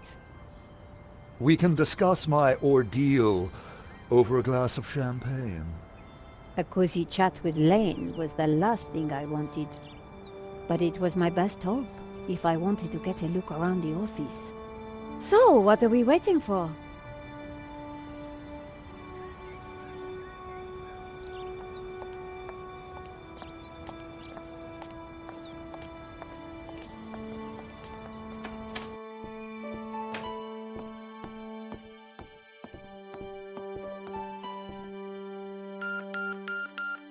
After you, my dear.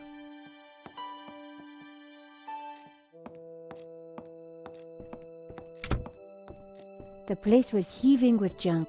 Finding what I wanted wouldn't be easy. As Lane sat down, something stuck out from beneath the cushion.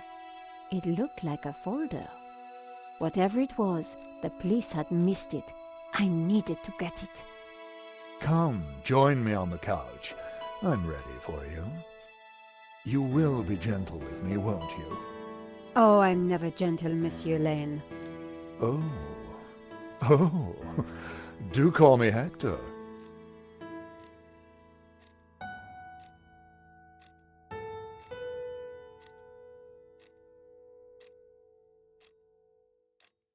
Lane had slumped deep into the sofa. At least Henri had the sense to keep his statue to himself. The lamp was still on. It looked tacky. Come back over here, my dear. I couldn't have worked in such a place. Henri's notice board was covered in mementos. It was a poster for a Stockholm music festival.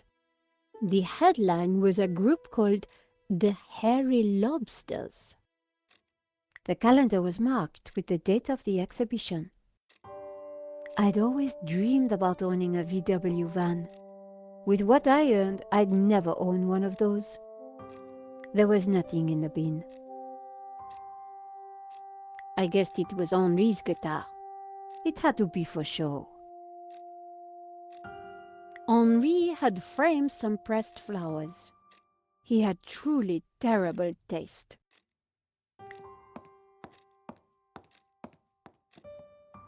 The gallery looked empty. The gallery was completely empty. There was nothing special about the clock.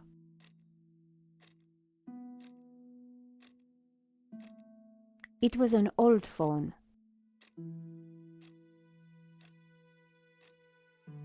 I couldn't leave, not without finding more information on the painting. The bottles were completely empty. A wonderfully painted nude. The signature read, Tanya R. I could see the street. Not to my taste.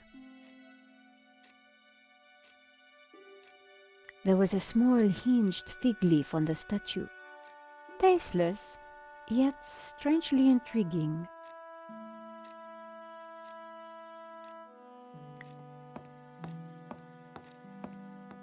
Henri had a statue of himself in the style of a Roman emperor. It was narcissistic and slightly disturbing. I wasn't going to play fig leaves with Lane watching.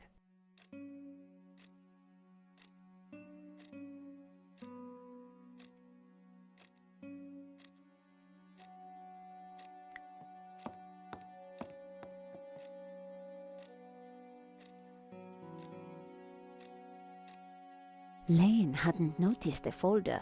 With that amount of padding, who would? The only way to get hold of it was to distract him.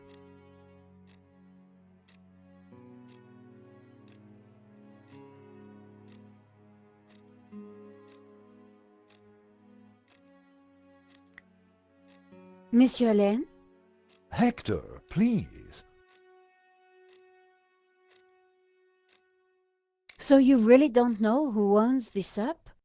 I'm sorry, my dear, I really don't. Is there anything you can tell me about the painting? It was an absolute treat to come across it. A true undiscovered gem. There's no denying it is a fantastic painting. What can you tell me about the religious significance? Of course, there is a deep religious symbolism locked within the painting, too. Central to this must be the pantheon of saints. I see Henri had a statue of himself. Yes, for a man of high aspiration, he had alarmingly low taste. Nevertheless, I shall miss him. We were like family. What will happen to this place now? Henri's widow will decide, poor soul. She may find it in her heart to keep me around. Oh, I'm sure she will.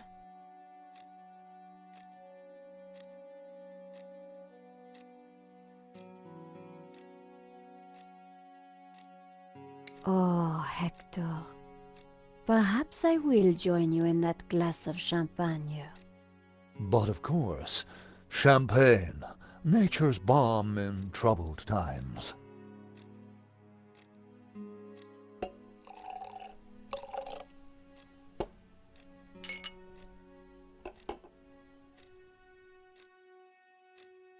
It was a plain folder. There was a label on the front, but I couldn't quite make it out. If I tried to reach across, I'd touch Lane's leg.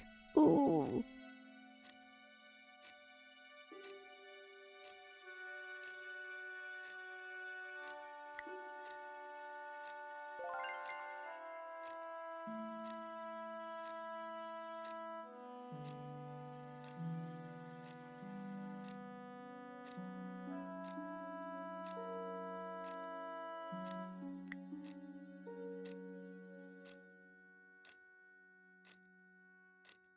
So you really don't know who owns this up?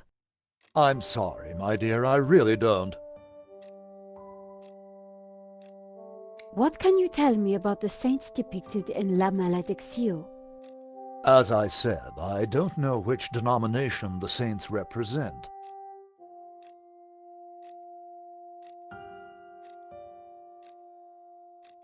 Don't you think it's a bit awkward in here, with so much of Henri looming over us? Just ignore it, my dear. To new friends! To love!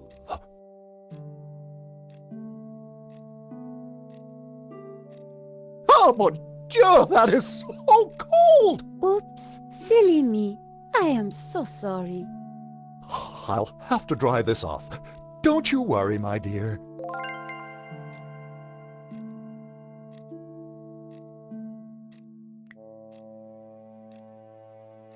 In the folder was a list of all the paintings in the exhibition. La Malediccio had to be there. It was. And next to it was the owner's name, Mr. Medovsky. The police had obviously not spotted the folder. I put it back. I had what I needed for my story. Monsieur Lane, thanks for everything. But I think I hear my editor calling. Ma chérie, no need to leave so soon. It's only a little spillage.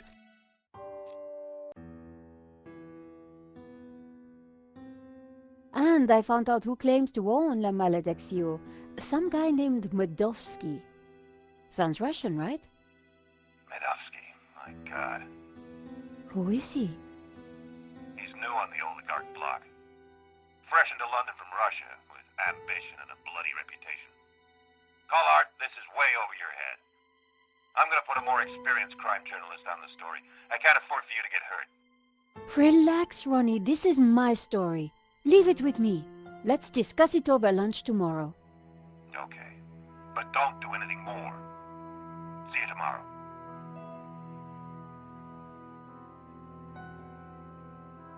Ronnie didn't trust me on this story, but I wasn't going to let him give it to someone else. I was going to have to... Come in. Hi, Georges. Great to see you. How did it go over at Vera? Pretty good. I found the gun that was used in the robbery. I'm impressed. Yeah? Well, Nave wasn't. He accused me of trying to plant it, and then of being involved in Henri's death. Then he threw me into a cell. He couldn't make a stick, of course, so he had to let me go this morning. But he's convinced I'm involved. So if I put a foot wrong, he'll nail me next time. But, hey, on the bright side, have I got a story for you.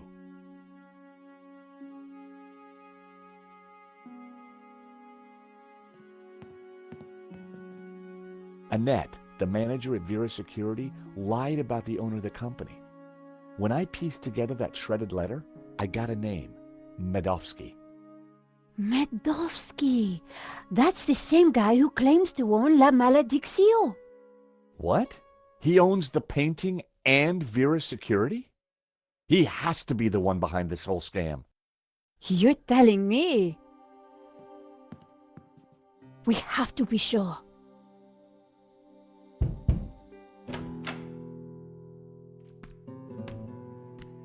What the?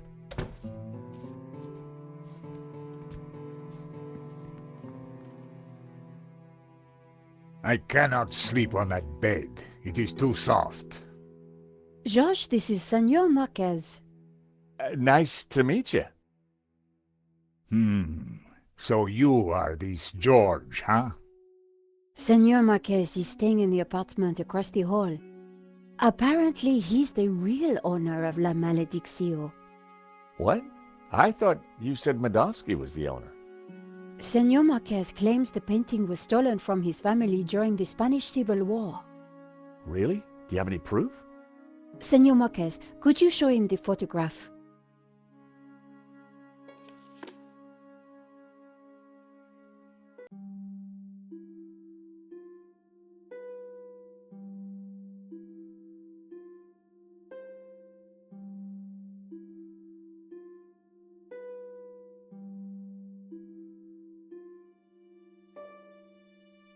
A pair of statues stood on plinths on the mantelpiece.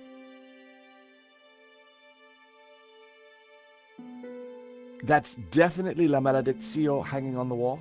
It belonged to my family, so it belongs to me.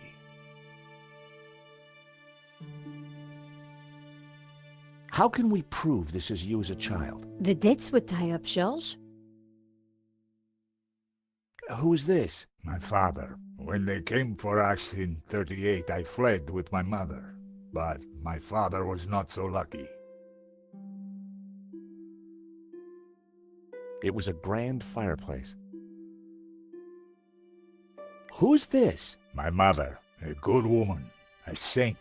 If the painting really was stolen during the 1930s, then this Medovsky guy has no legitimate claim to it. But how can I be sure that you're the boy in that picture? I can prove it. Look at my father in the photograph. You see the medallion he's wearing? He gave it to me just before he died. This medallion has been in our family for hundreds of years.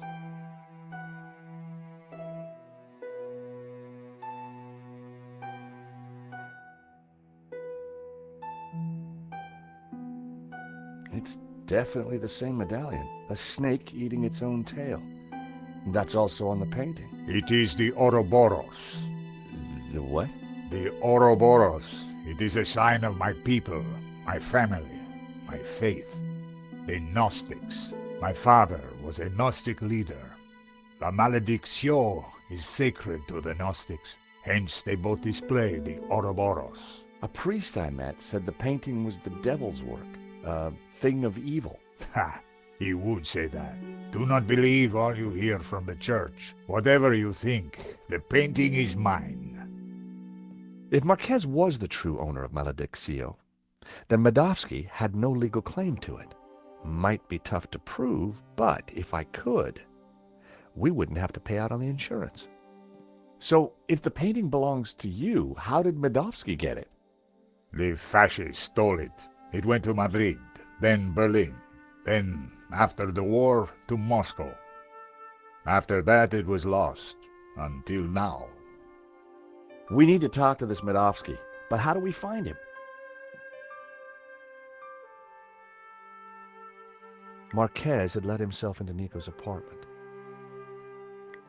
Senor Marquez. Yes, George? So, La Maledicción belongs to your family? It did. Once it was stolen, I did not believe I would ever see it again. You must have been excited to see the painting again. It was a miracle. You mentioned the Gnostics. What can you tell me about them? It is not important. A religious sect, that is all. My family were Gnostic. They were a peaceful, good people. Do you need to borrow my nail clippers? I prefer to bite my nails, monsieur. What do you think of this? I would not use it to clean my shoes, monsieur. Well, to be honest, neither would I.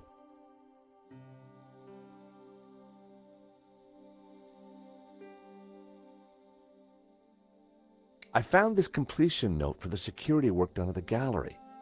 They went against my recommendations. And now my painting has been stolen.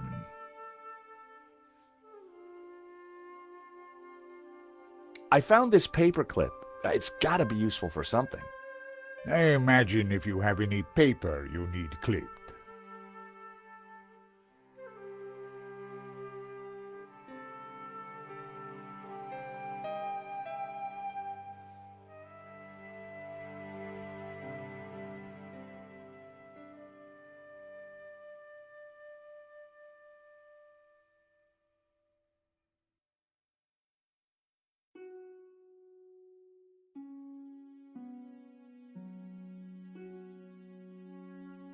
You want a cookie, Senor Marquez?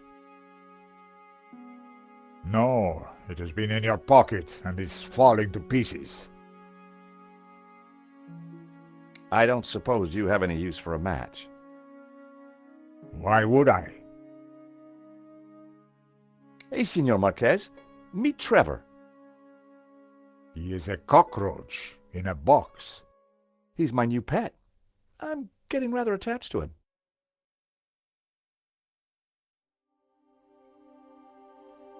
I found some evidence that ties Henri to the dodgy security company. That doesn't surprise me. It sounds as though the whole thing was set up.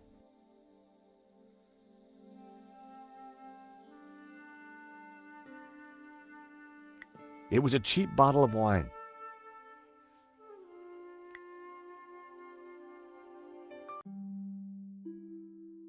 So the Ouroboros was important to the Gnostics? It depicts the eternal unity of all things. Balance.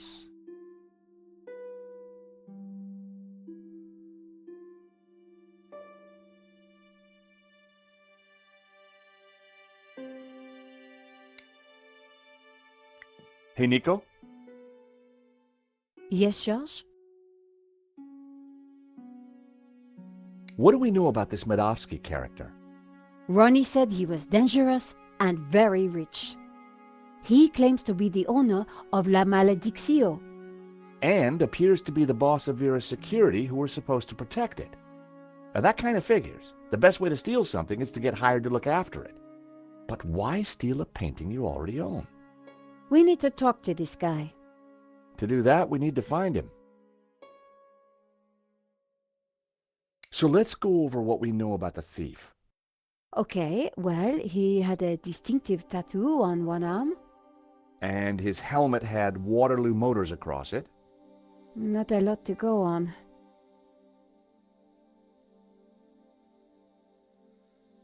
Why would somebody steal their own painting? Insurance scam? But then why kill Henri? I get the impression that Henri was somehow involved.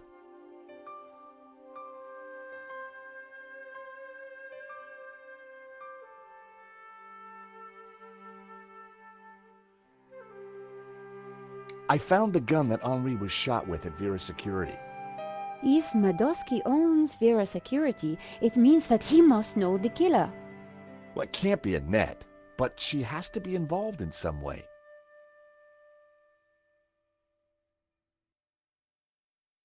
You said the thief had a tattoo.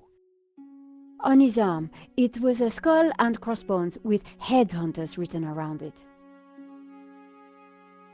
We need to track down Waterloo Motors. Have you tried the internet? I've been kind of busy. Okay, let's have a look.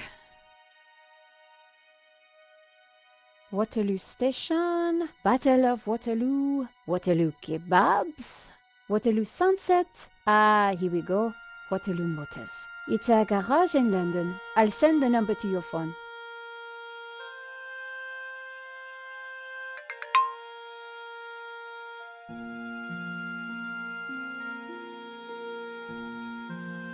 Nico? Yes? What do you think of this, Nico? I don't know. Do you think it might be useful? Why would anybody want to wear this stuff? Who knows? Just keep it away from me. What do you think of this, Nico? I don't know. Do you think it might be useful? This paperclip is bound to come in useful. I just know it. Well, you've surprised me before, George. I'd keep it. I'm pretty surprised this cookie's held up so well in my pocket. Gotta work on the small talk, George. What do you think of this, Nico? I think you have an insatiable habit for collecting things, George. Hey, Nico. Have I introduced you to Trevor? Oh, get that horrible thing away. Here's the proof that Henri was involved in the robbery. Interesting, but it doesn't help us find the killer. So, Waterloo Motors is a garage in London. That's a surprise. Yes, I sent you their phone number. The theft just doesn't add up. We'll get to the bottom of it, George. I'm convinced that Annette knows more than she's letting on. Of course, but she's probably just trying to protect herself. Ronnie said that Madowski was dangerous.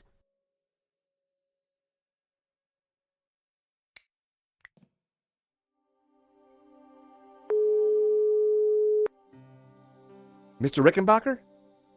What now, Stobart? I've got some interesting news to tell you.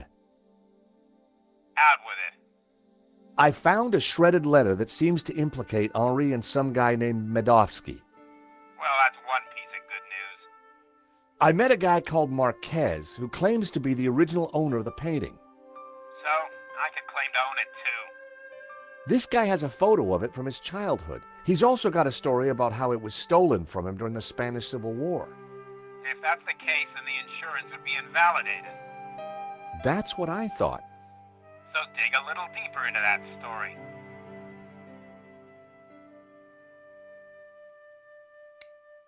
Vera's security had disconnected their phone.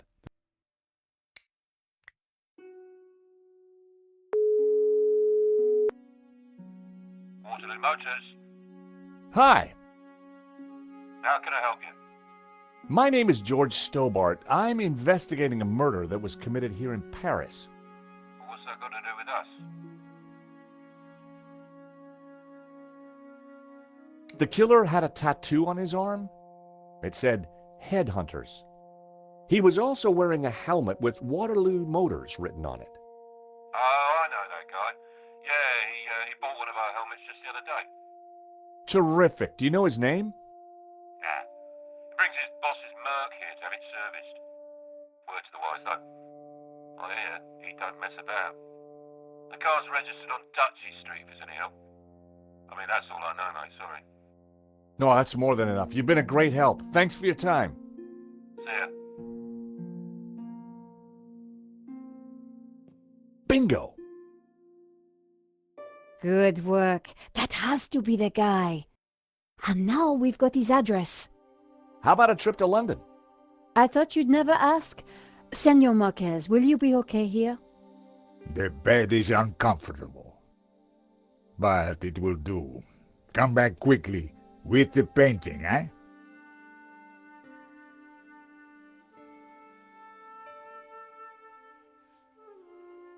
London cabbies. Gotta love them. This is the place. Here on the right. To afford a place like this in London, you've got to be good at something.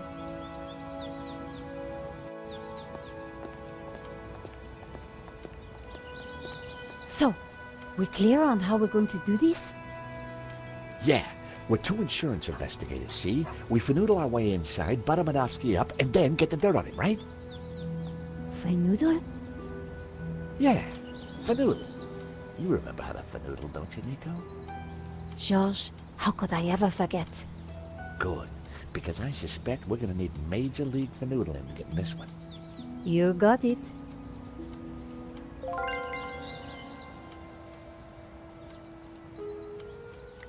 The gate lock was controlled remotely.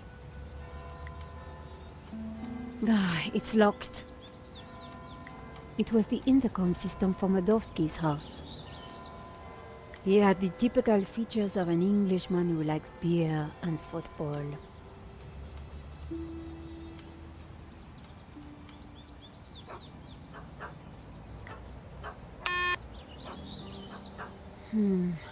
No answer.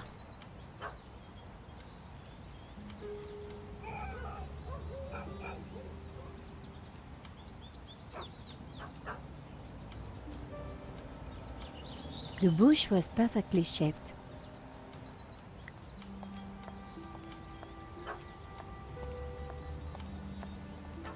It was topiary in progress.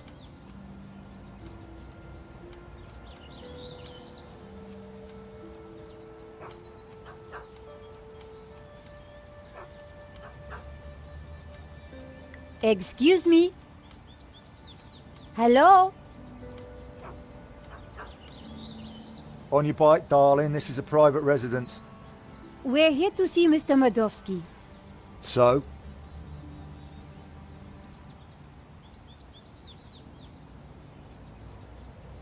We have important business with Mr. Madovsky. And who the hell might you be? I'm Nico Callar, and this is my colleague, Georges Stobart. Well, isn't that cozy? Can you count, darling? Yes, of course.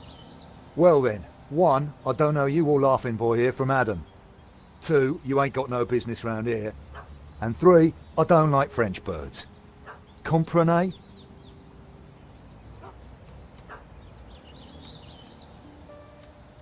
Hi, guess who? What do you want?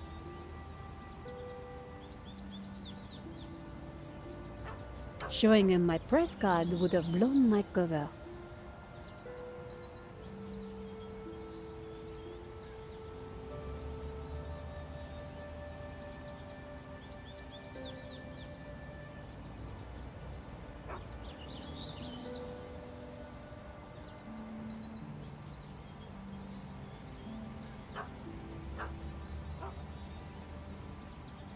Nice bush. Bush? This is so much more than just a bush. Oh, I am sorry. It's art, love. Or to be precise, topiary. And as everybody knows... Topiary is a transition form. That's right. A statement of man's dominance over nature. A metaphor for the human condition. And yet, It's not enough, is it? not for the big questions. Life, death. Right and wrong. Tell me about it. You struggle, monsieur?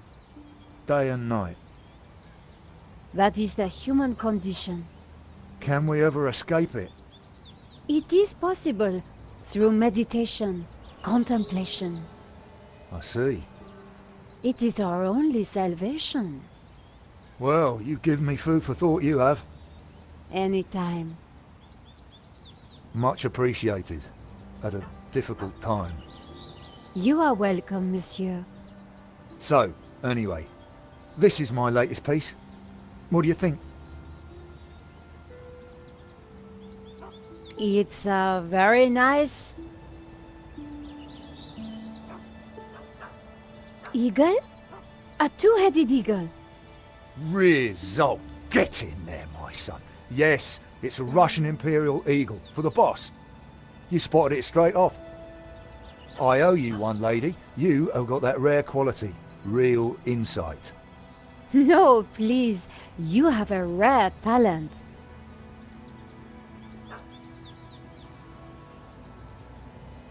So, do you work for Mr. Modowski? I look after his security and stuff. And edges. Security and stuff? Yeah, you know. Stuff. Ah, stuff. Do you know Mr. Modowski's driver? Driver? He's out of town, I think.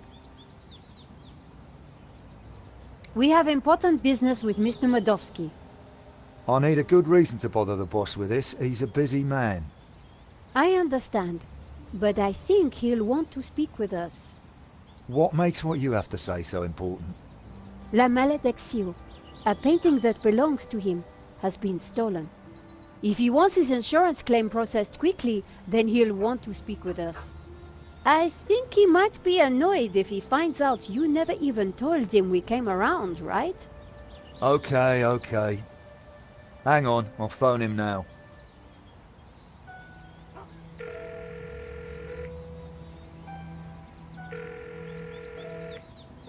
Yeah, Mr. Modowski? Yeah,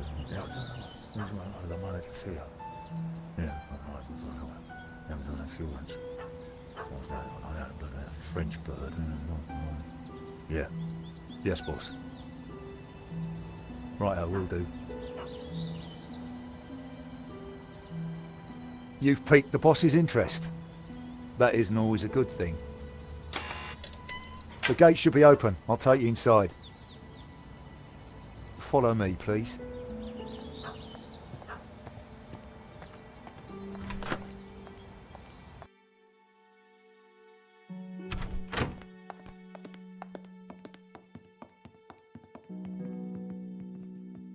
Mr. Modowski will be right with you, madame. Well, we're in. Now what? We'll make him think we're all set to pay out on the policy. See if we can get him to talk.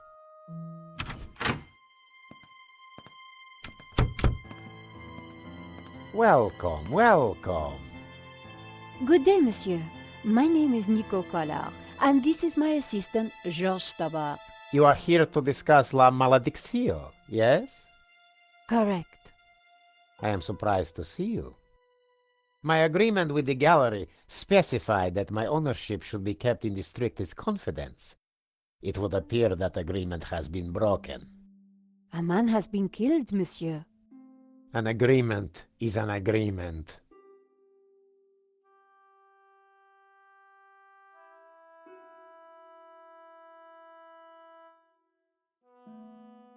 A life has been lost and a painting stolen, monsieur. We need to ask you a few questions. Bravely put, Miss Collard. So be it. I will cooperate however I can. How did you come into possession of La Maledicción? I purchased it at auction.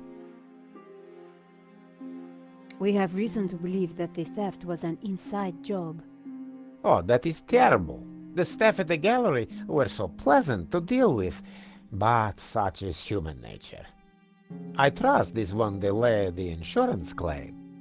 I'm sure matters will be sorted out soon. Did you know Henri, the gallery owner?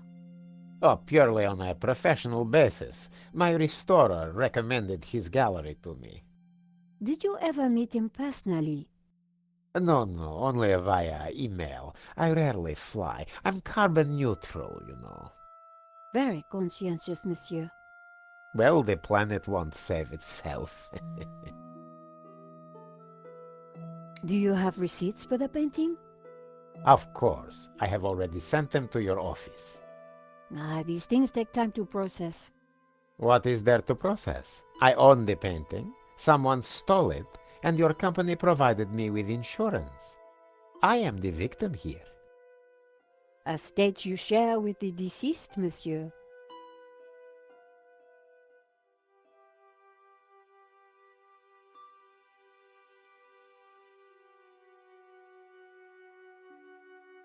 What connection do you have to Vera Security?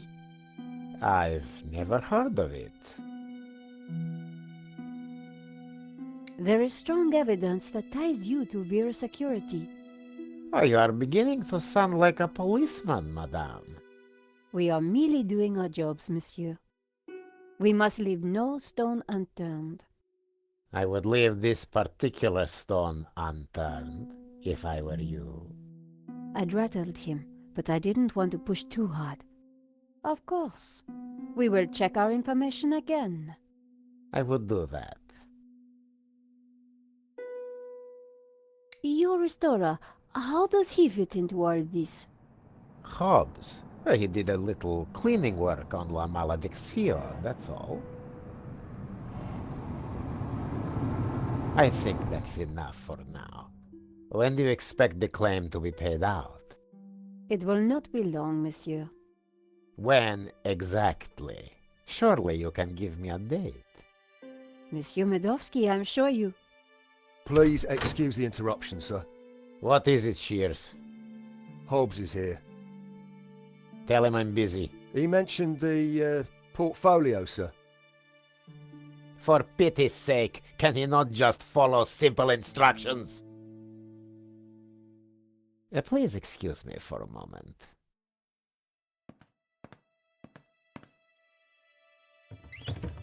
The gardener's called Shears?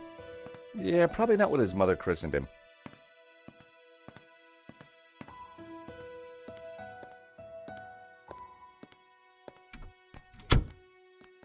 What a creep.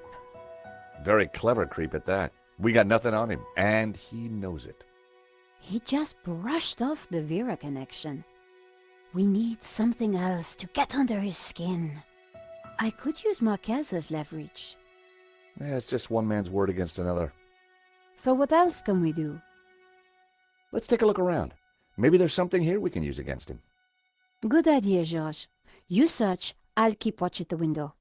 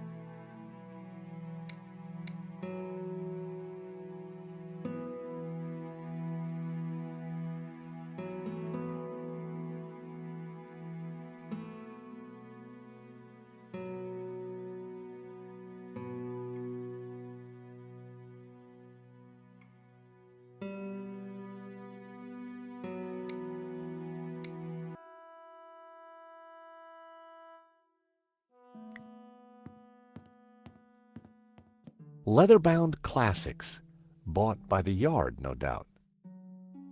I knew we should wait for Medovsky.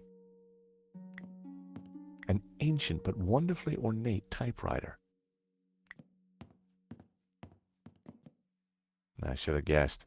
Keyboard was Cyrillic. I tried to remember how that row of keys read on a U.S. keyboard.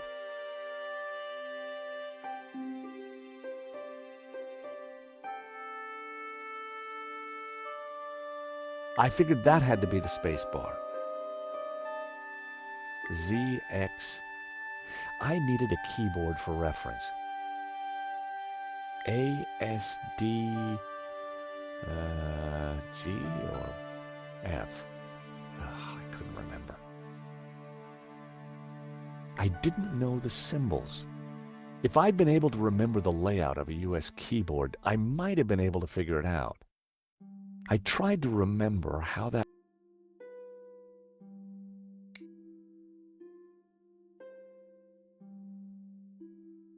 The inlaid box was studded with gems.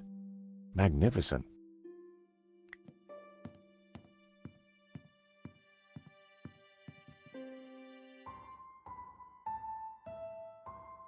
The catch seemed to be broken. It was a beautifully inlaid cigarette box. It was a The catch had snapped. The catch had snapped.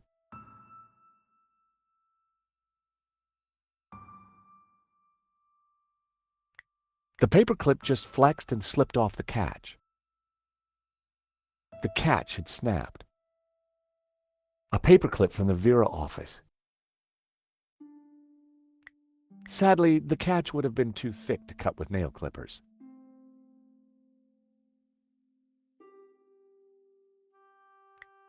Well, it seemed like a good idea at the time. Can you hear what they're saying? Yes. You should not have turned up here, Mr. Hobbs. I made it clear I would deliver the package later today. I wanted to make sure it got to me all right. I've got a lot of work to do on it. This is most inconvenient. Medovsky's arguing with his visitor, Hobbs, about the portfolio. That portfolio is important, I'm sure of it.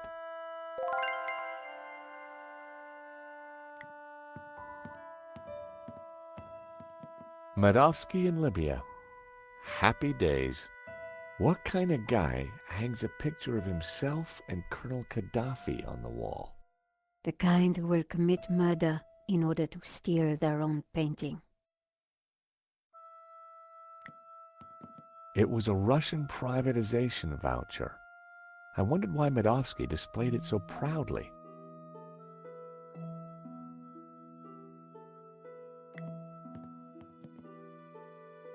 Locked. I could only hope that Medovsky hid the key somewhere in the room. It was an antique cabinet.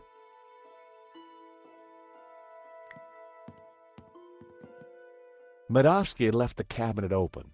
On the shelf inside was a business card and a scribbled note.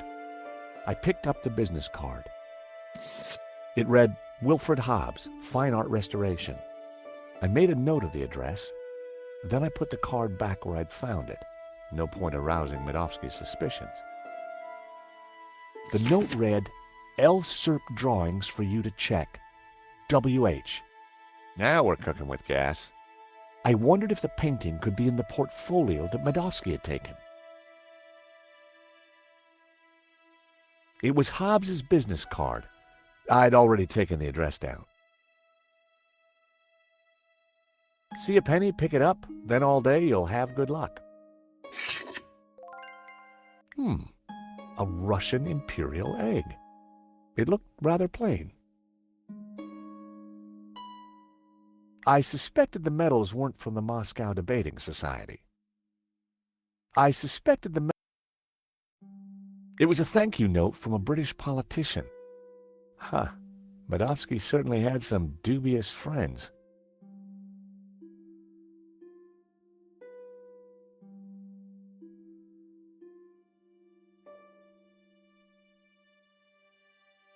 Everything was in Cyrillic, except for a number. 1869.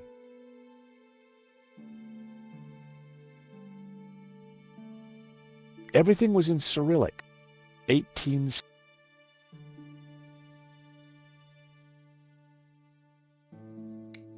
It seems Armadovsky has friends in low places. It's like my boss said, the guy wants to be a player.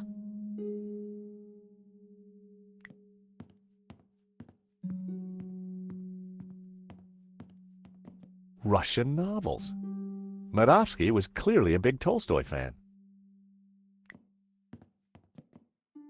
I should have guessed. Keyboard was Cyrillic.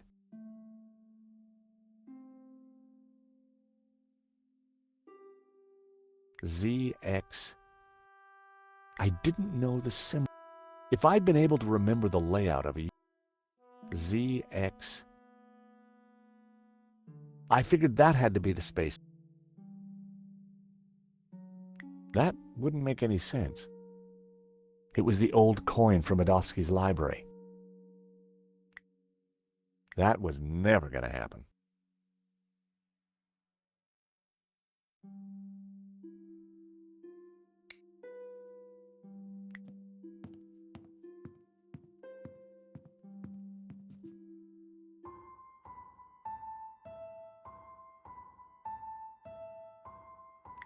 By extraordinary good fortune, the coin I'd picked up was the perfect shape to flip open the broken catch. Fancy that. Romanovs. The same brand of cigarettes that were in the ashtray in Vera's security. Romanov. An elaborate key in a small pouch. Keys are always useful.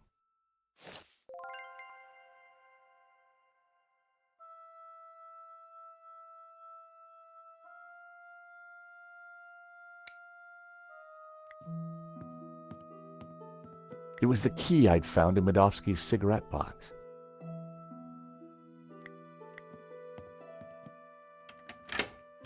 The study door's open now. Hear anything else interesting? Hang on. Listen, Hobbs, just take the portfolio and do your work. You are nervous, and I don't like that. Understood. I have got a few questions, though. I do not like questions either. Hurry up. I noticed a couple of people arriving. Who were they? They look like coppers. They were from the insurance company. Has the... Hobbs is going to head off with the portfolio. Whatever's in there is important. We need to stay with it. I got Hobbs' address from his card. When we're done here, we should check it out. Okay, Josh, but hurry. Madovsky will be back soon.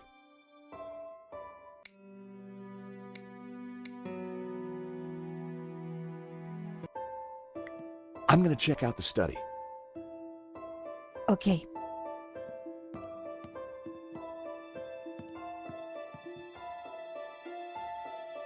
Wow, there must be millions of dollars worth of art on these walls.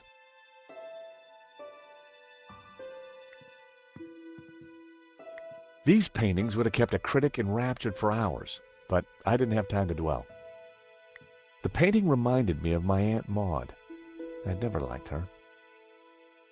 The drawer was open. My heart skipped a beat. But inside, I saw only a candy bar wrapper. The drawer was open.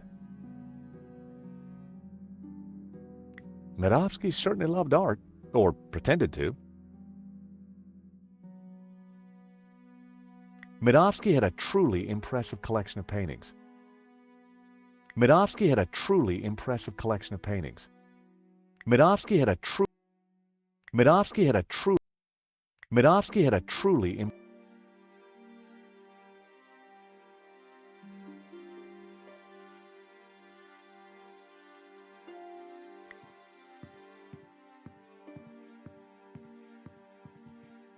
It was an expensive chair.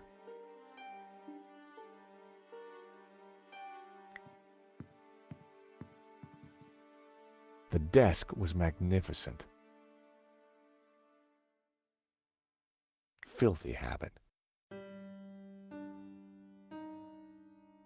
Those two little holes were just waiting for me to put my fingers in them. I resisted the urge.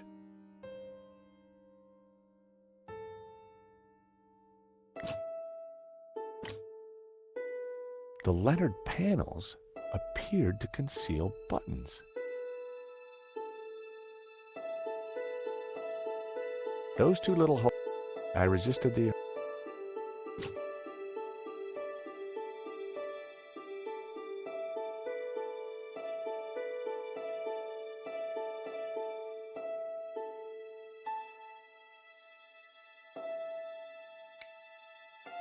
Now what? It wasn't.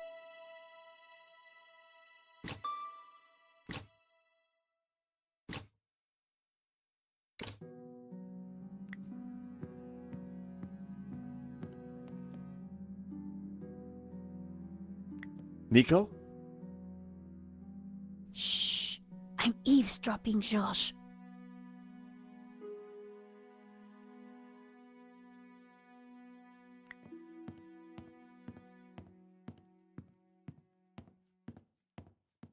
Medovsky had an extensive collection. The 7 Secrets of Leadership, 2009. The Business Bonaparte, 1983.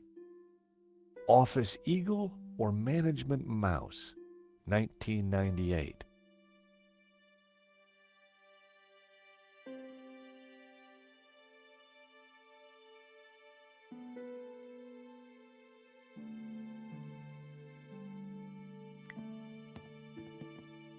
I should have guessed. Keyboard was Cyrillic. I didn't know the symbols.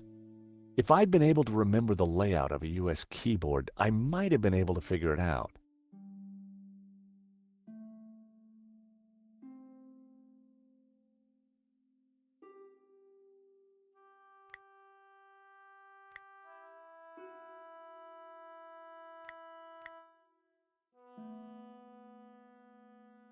I didn't know.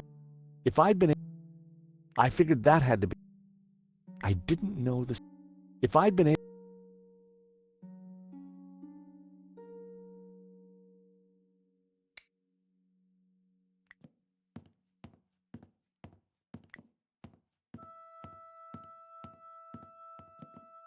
Medovsky had left the cabinet open.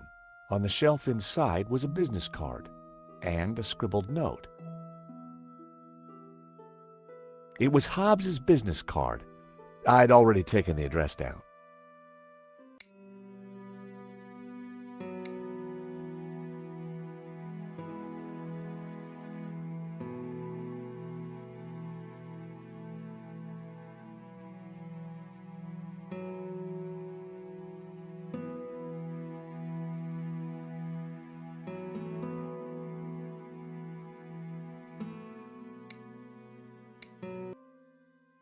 It was a thank you note from a British Huh. Medovsky certainly had some dubious friends.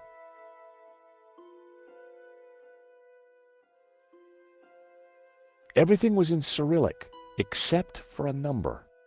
1869. The note read, L. Serp drawings for you to check. W.H. The note read, L. Serp drawings for you to check. W.H.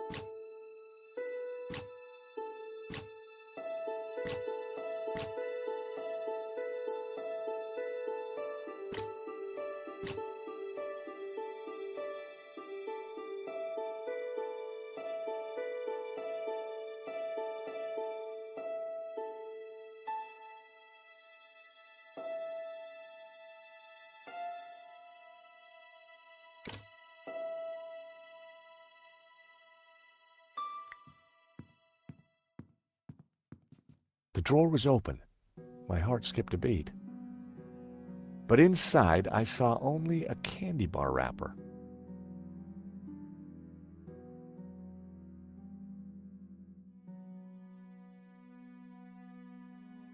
The painting reminded me of my Aunt Maud.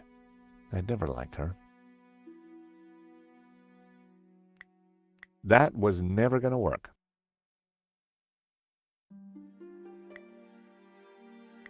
That wouldn't make any sense.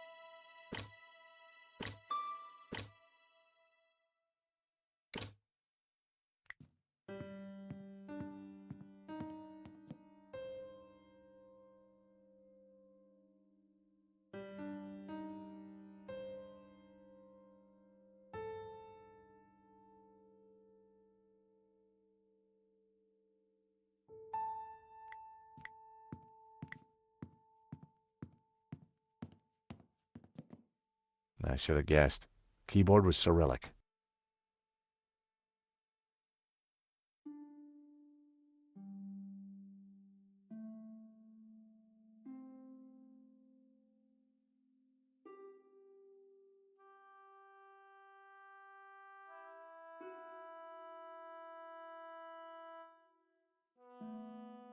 I didn't know the symbols.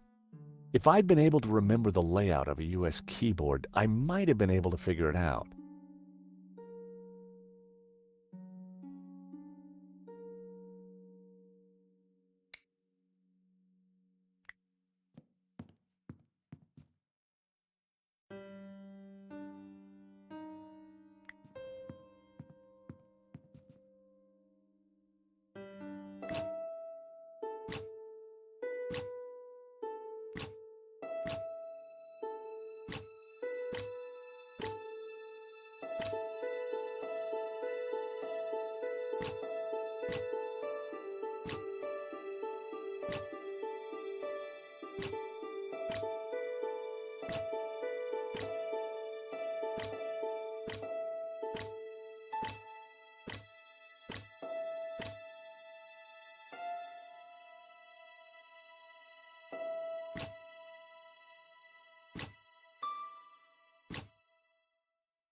A secret drawer popped open.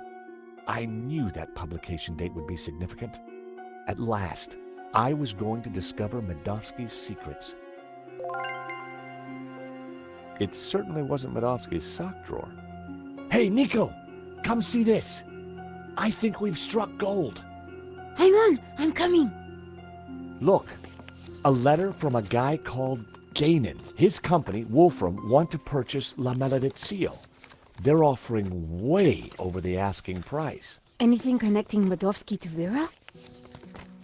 Well, let's see. Here we go. A lease for Vera's security. Aha! Then we have the proof we need. Hang on, what's this? Expenses for a Mr. Shears. Waterloo Motors, one helmet. These are from Paris. Madame La Trex. Hotel Britannique. Pizza. Nico. Pizza. I think your friend Shears might just be Henri's killer. Georges, what have we got ourselves into? I just heard the front door close. Mordovsky's coming. Put everything back in order, quick! Right.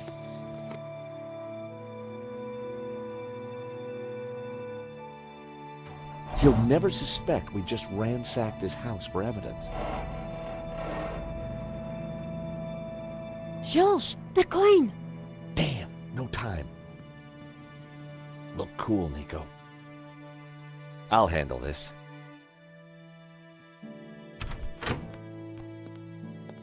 I apologize for the lengthy wait. As you can imagine, my time is at a premium. That's fine, Mr. Medovsky. I think we're almost finished anyway. And payment? Very soon, monsieur. Very soon. Is there anything else I can assist you with?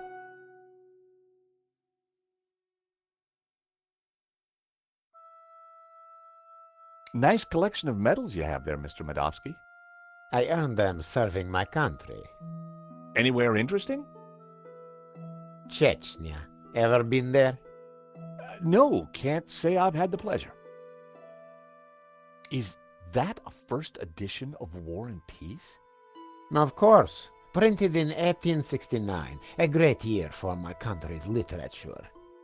And Tolstoy is the master. Is that a picture of you with Colonel Gaddafi? A deeply wonderful man. He was a great fan of the Impressionists. Well, he certainly left quite an impression on Libya. So, what brought you into the art business, Mr. Medovsky? Oh, an eye for great artists, an appreciation of fine culture, and a love of what you Americans call the greenback. You must be upset at the theft of La Malediccio. Yes, and disappointed that someone would kill for such a minor piece. So this Hobbs guy, good friend of yours, is he? No, we simply have a business arrangement. We've been through this already. Now please, if you're quite finished, I'm a busy man. Thank you for your time, Monsieur Medovsky. We'll be in touch soon. Well, no prizes for guessing where we go now. Hobbs' place, right? Got it in one. Medovsky's pretty shady, don't you think? He bought our act, though. You make a pretty good insurance man, Georges. Yeah, who'd have thought it? By the time he realizes we're not assessing his claim, we'll have cracked the case and be toasting our success. Here's hoping. Looks like rain. Come on, let's get that cab. Taxi!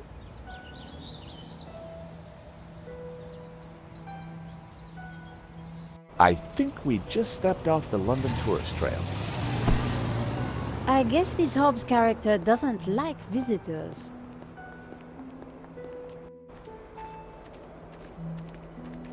Not the kind of place you'd expect to find a restorer of old masters. Unless you didn't want to attract attention. He's attracted ours. Let's see what Mr. Hobbs knows about La Malediccio. And let's try and get a look inside that portfolio.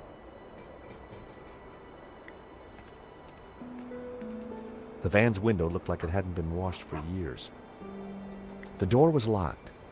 Looking through the window, I could see that there was nothing in the van. Hobbs must have taken the portfolio inside.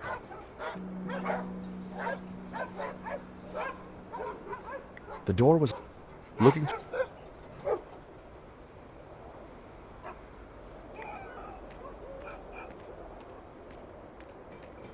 The chain was wrapped around the gate and secured with a tough-looking padlock. I wouldn't have been able to break the chain, or the padlock.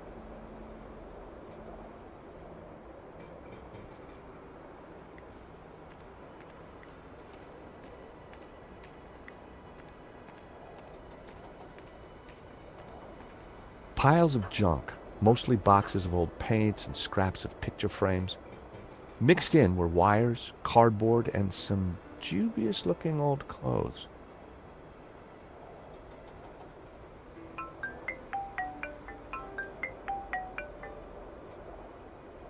George Stobart. Ah, Monsieur Stobart. I trust you have obeyed my instructions not to leave Paris. Of course, Inspector. Good. You clearly know which side your cookie is buttered. Now, I require your presence tomorrow at the murder scene for a reconstruction. I see. 12 o'clock sharp, monsieur. Or, as you would say, high noon. Sure. Any failure to comply, and I shall have you extraordinarily rendered. Have a nice day now. And you. That was Nave. We're required back at the gallery tomorrow for a crime scene reconstruction. Let me guess. Non-attendance is a criminal offense? You got it. The van was held together with rust and dirt.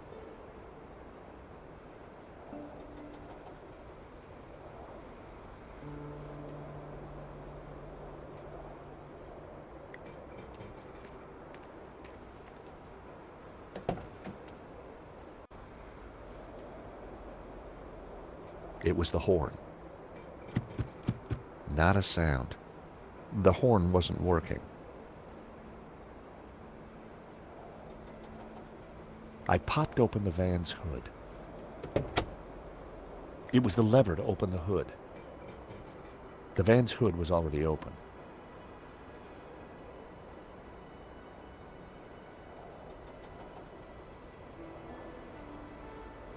There was a half-empty bottle of whiskey, or half full, depending on your attitude to life. Slosha.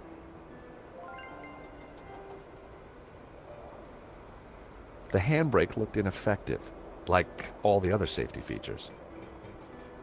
I decided to leave the handbrake alone.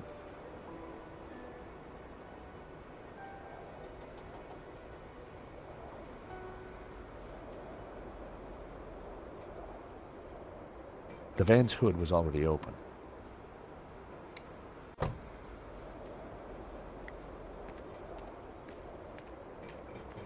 The large dumpster was full of garbage. The large dump...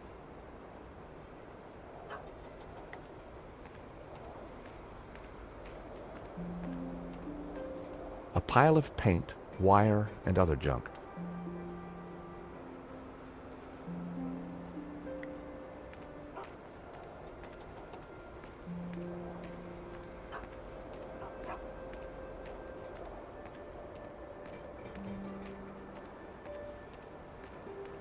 The mailbox read, W. Hobbs, Fine Art Restoration. There was a piece of paper sticking out of the mail slot.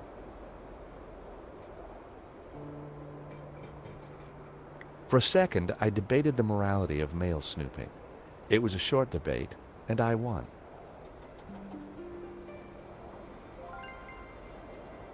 It was a thick metal security door. Hobbs clearly took his security seriously.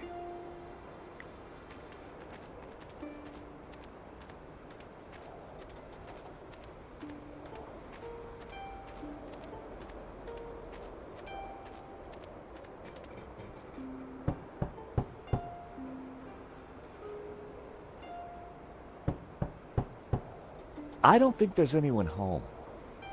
There's a light on upstairs.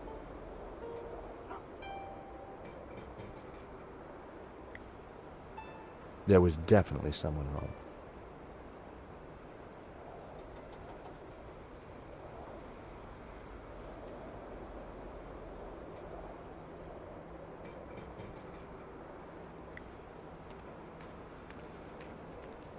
The drain pipe was more rust than iron.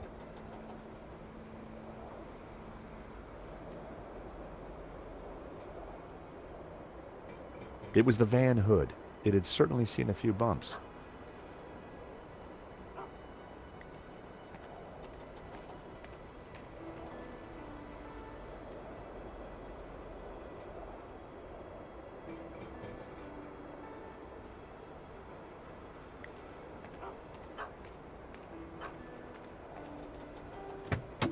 The engine was held together by rust and dirt. Everything was covered in a sticky film of dirty black oil. Half the wiring wasn't connected to anything. It was clear why the horn hadn't made a noise. Neither hornpipe was connected to either the battery or the cab.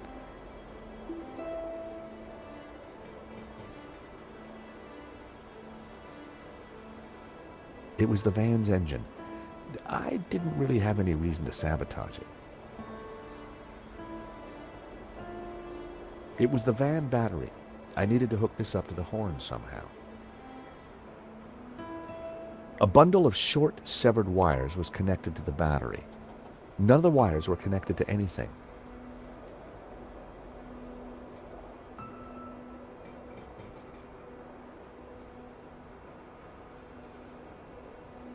It was one of two horns in the van.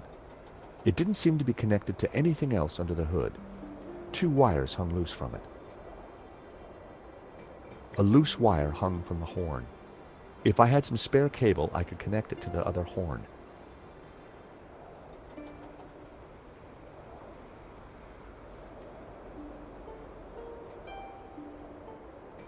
A bundle of wires came into the engine bay from the dashboard. Many of the wires seemed to lead nowhere.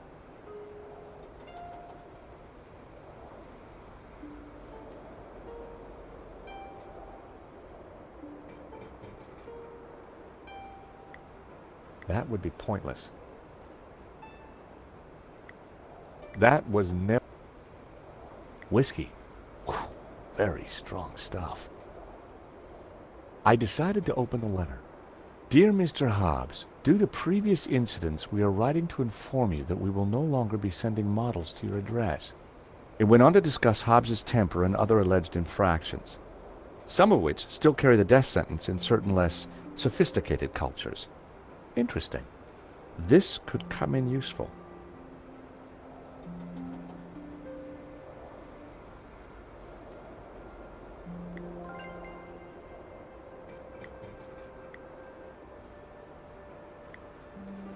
Nope, that wouldn't make... That was almost a great idea.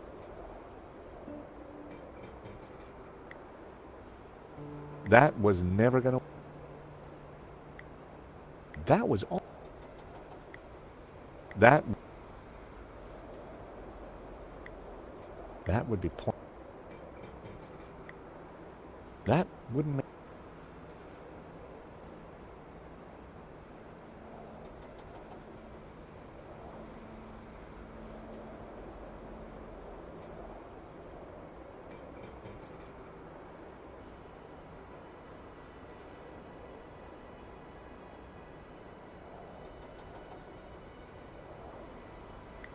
Nope,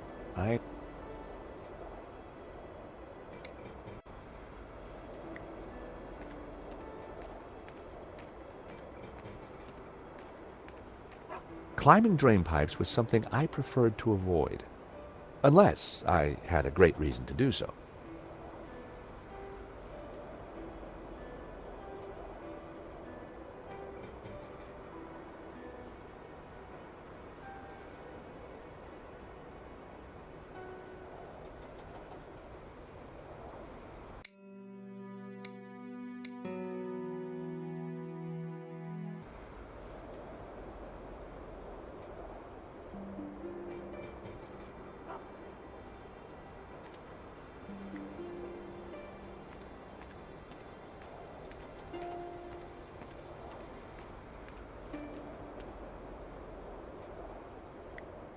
That would be pointless.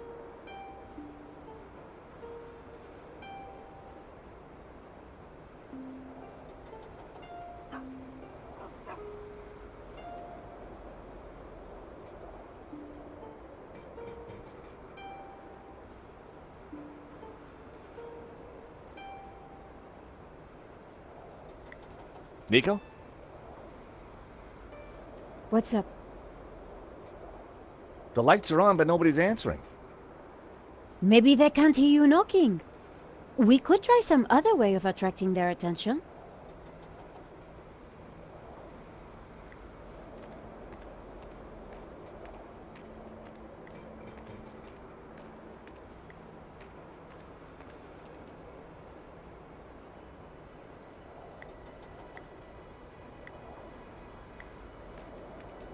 The nail clippers would never have cut such a thick chain. I wouldn't have been able to break the chain, or the padlock.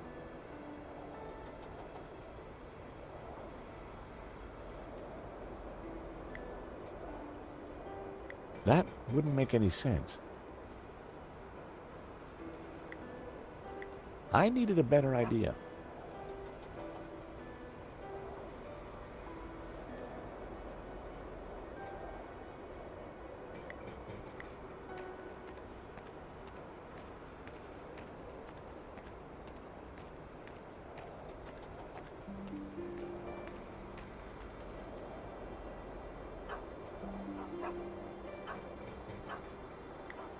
That wouldn't work. Nope, I needed to try something else. I didn't need to call the garage. Nika would think I was stupid if I called her while she was standing next to me.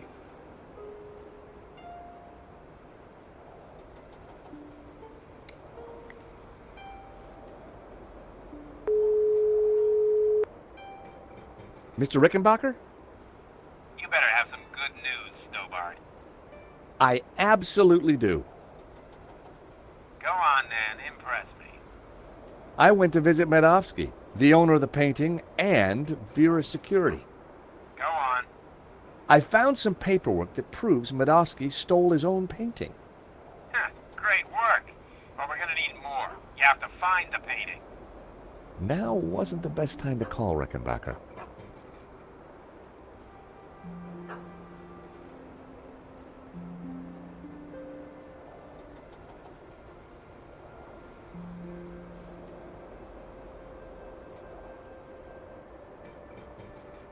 Whiskey. Whew, very strong stuff. That wasn't quite right.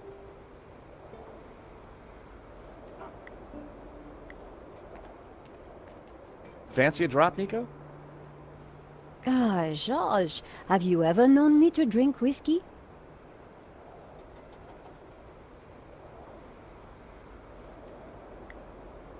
I found this in Hobbs's mailbox. Sounds like Hobbs has more than just wandering hands.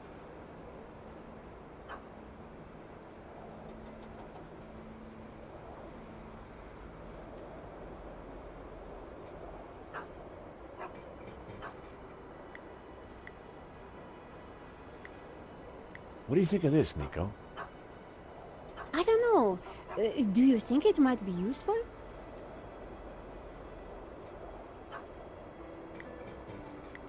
That was never going to work.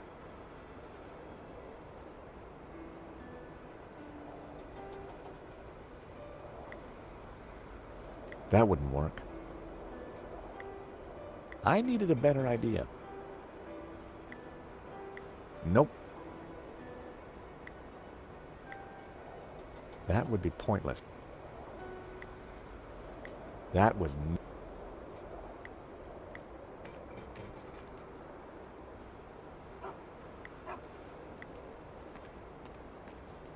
That was never going to work.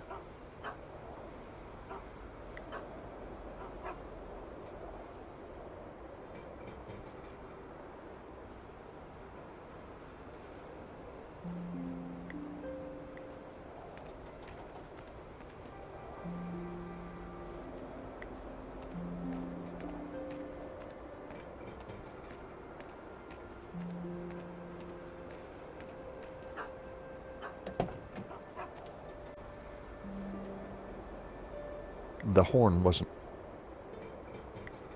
That was almost a great idea. I decided to leave the handbrake alone.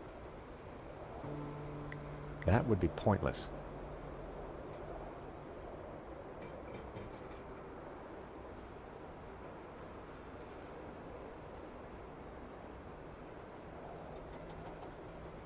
I needed a better idea. That would...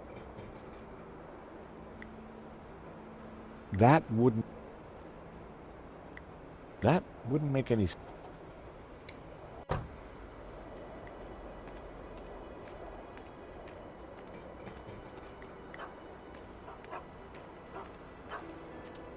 engine bay was a mess. It was clear why the horn hadn't made a noise. Neither hornpipe was connected to either the battery or the cab.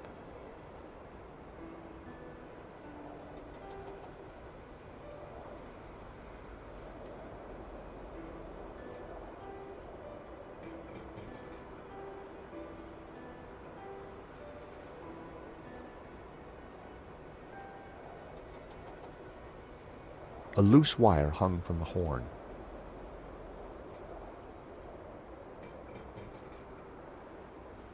A loose wire hung from the right-hand horn.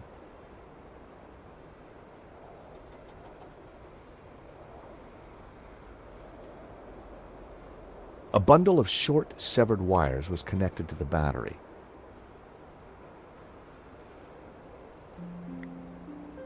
Nope, that would be point. That wouldn't work. That would be. That was. I needed. That was never. It was one of two horns in the van. It didn't seem to be connected to anything else under the hood. Two wires hung loose from it. A loose wire hung from the left-hand horn. If I had some spare cable, I could connect it to the wires from the cab. A loose wire hung from the horn. If I had some spare cable, I could connect it to the other horn.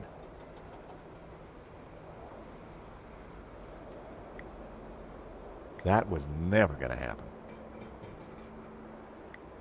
That wouldn't work. That was never.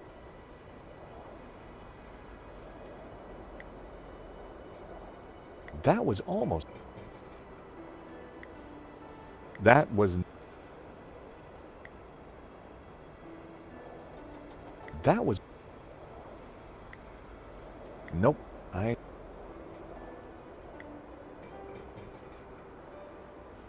That was never going to work. I needed a better idea. That was. That wouldn't have worked.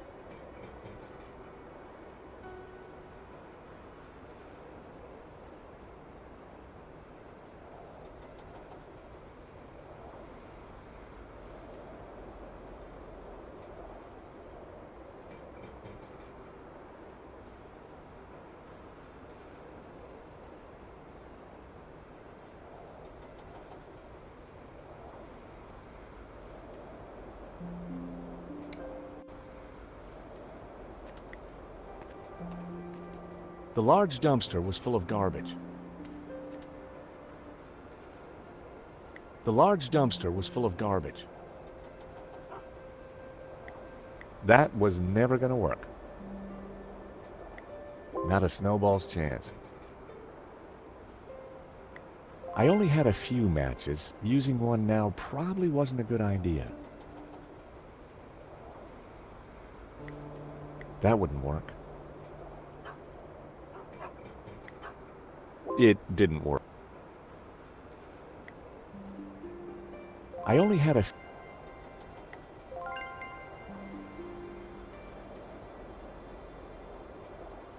I fed Trevor a crumb. He loved that biscuit.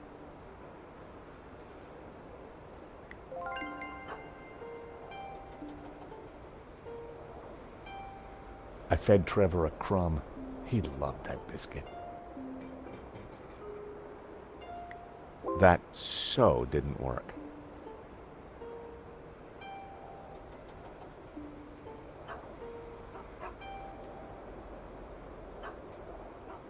They didn't go together. Well, it seemed like a good idea at the time. Nope, I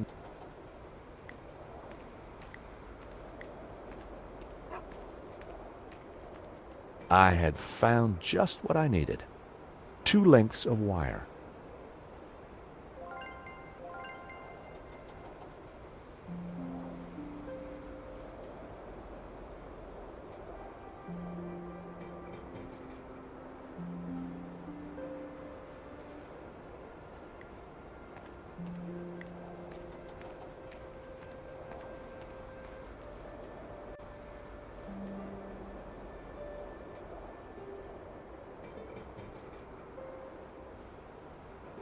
They didn't go together.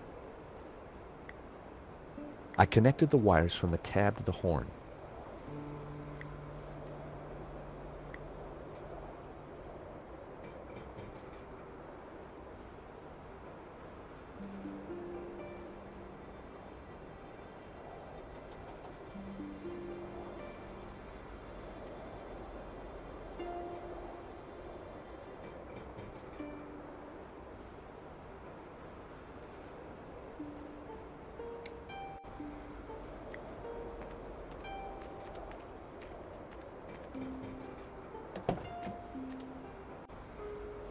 The horn wasn't working. I decided to leave the van's hood was already open.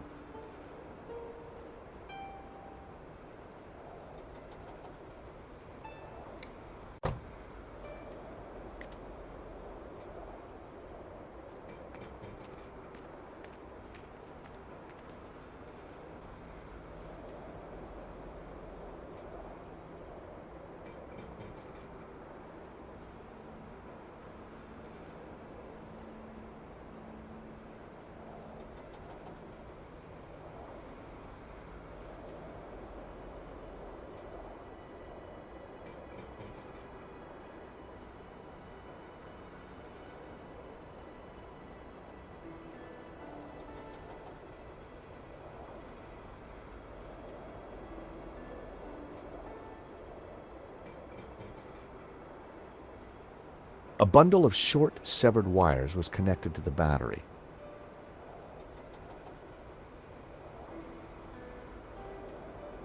A loose wire hung from I used the wire to join the battery to the horn.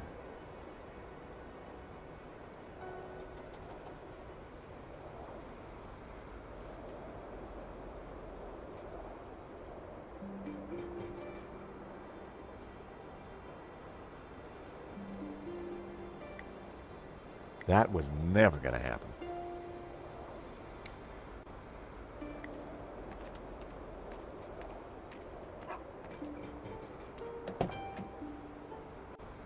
The horn wasn't. I decided to leave the handbrake alone.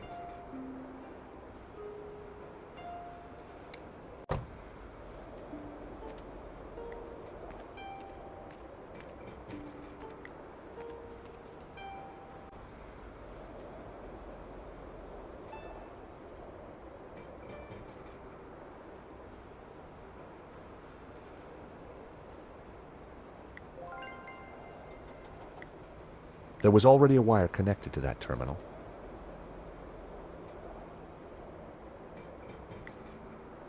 I connected the wires from the cab to the horn.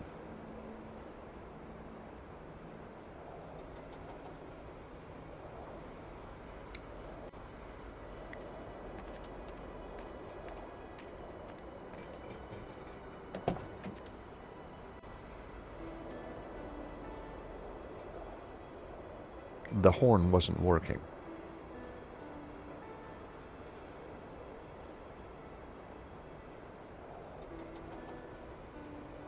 I decided to leave the handbrake alone.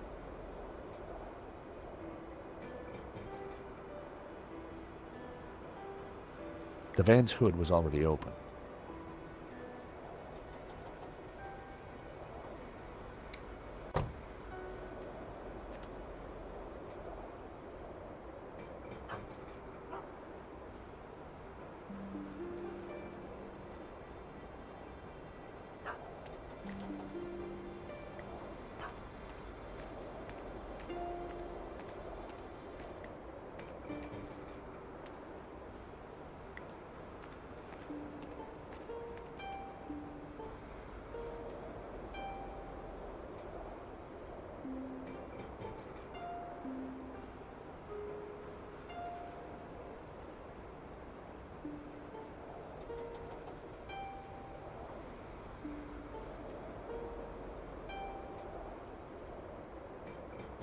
That would be pointless.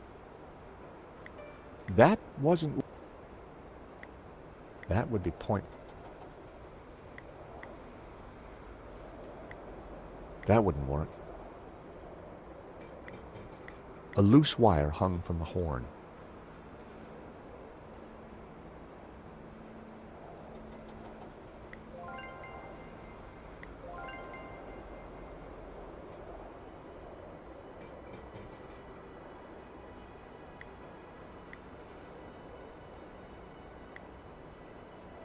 I connected the wires.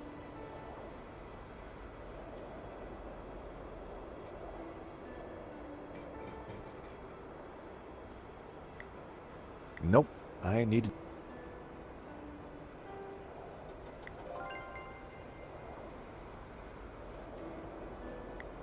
I needed a better idea. I used the wire to join the battery to the horn.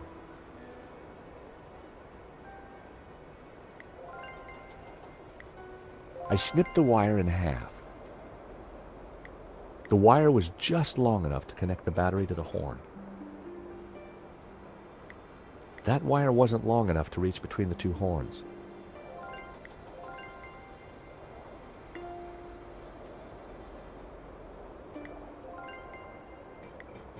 I connected the wires from the cab to the horn. Everything was wired up. The horn had power.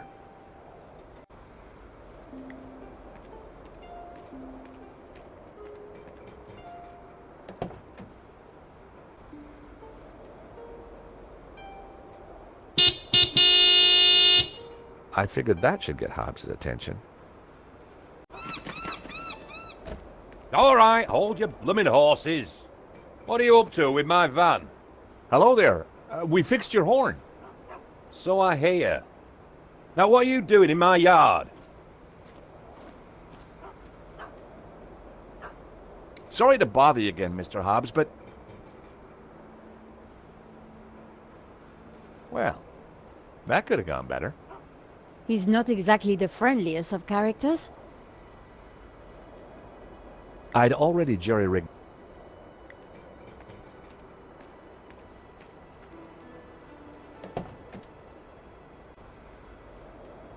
I decided to give it another blast.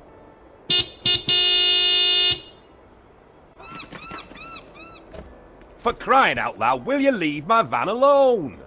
Sorry, just need a quick word, Mr. Hobbs. Mr. Hobbs, do you mind if we ask you a few questions? Yes. Yes, you will answer a few questions? Yes, I do mind. Clear? Not really. Good. Now get lost. This Hobbs guy doesn't exactly like visitors. There must be some angle we can use to talk our way inside.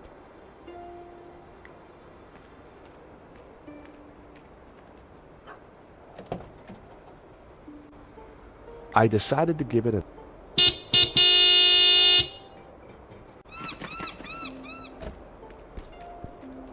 You two again? What is it this time? Hello there. We'd like to discuss some restoration work with you. Then make an appointment. I'm busy. This is crazy. We need to get in there and take a look around.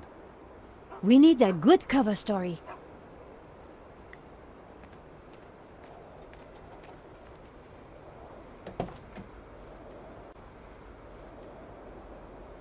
I decided to give it another blast.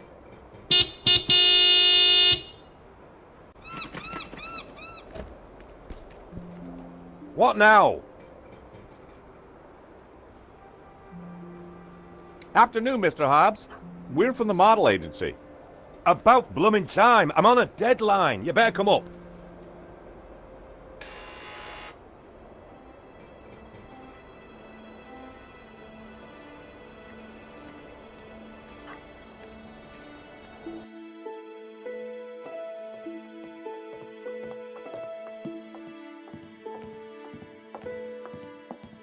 About time you two showed up.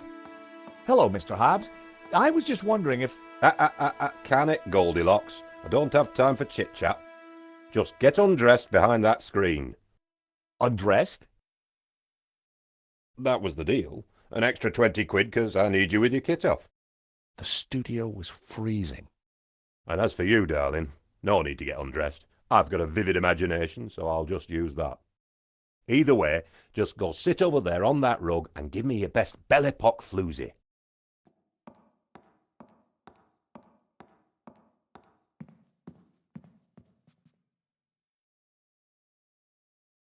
That's perfect. Just hold it there. Nico made for a good distraction. I just needed to figure out how to get a look inside that portfolio. The fuse box was emitting a sinister buzzing sound. It should have been condemned years ago.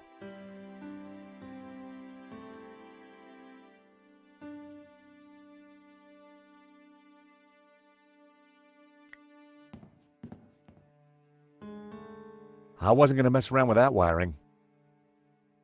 A well-worn stool sat in the corner. I didn't need to sit. It was time for action. I didn't need to sit. I wasn't going to mess around with that wiring.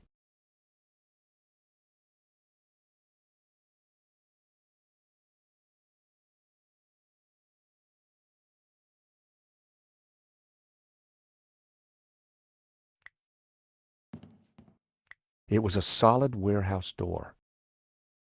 I had no need to walk out onto the balcony.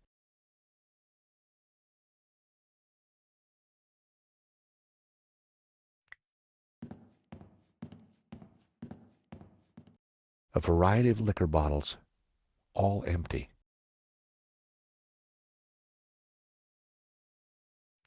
It was a full glass of whiskey.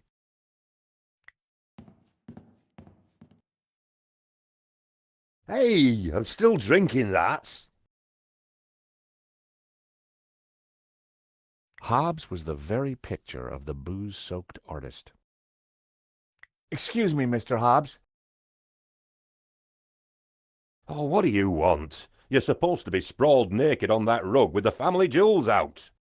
Yeah, well, about that. Could I just ask you a couple of questions first?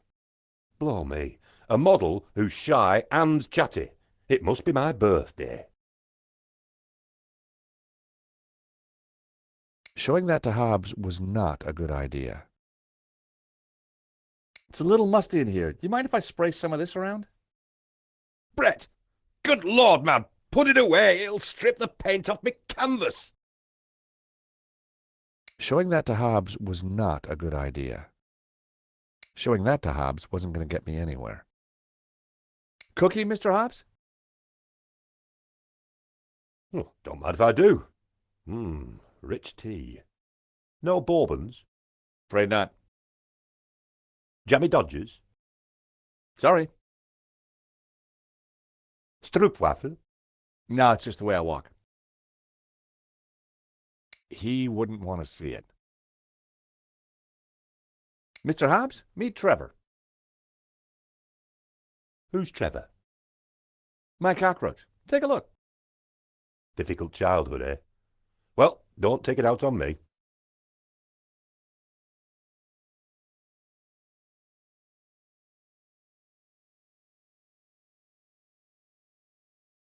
Showing that to Hobbs was not a good idea.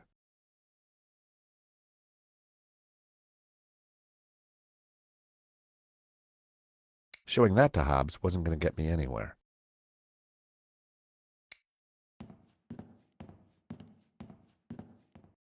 How about a top-up, Mr. Hobbs? Thanks, but I've already got a glassful.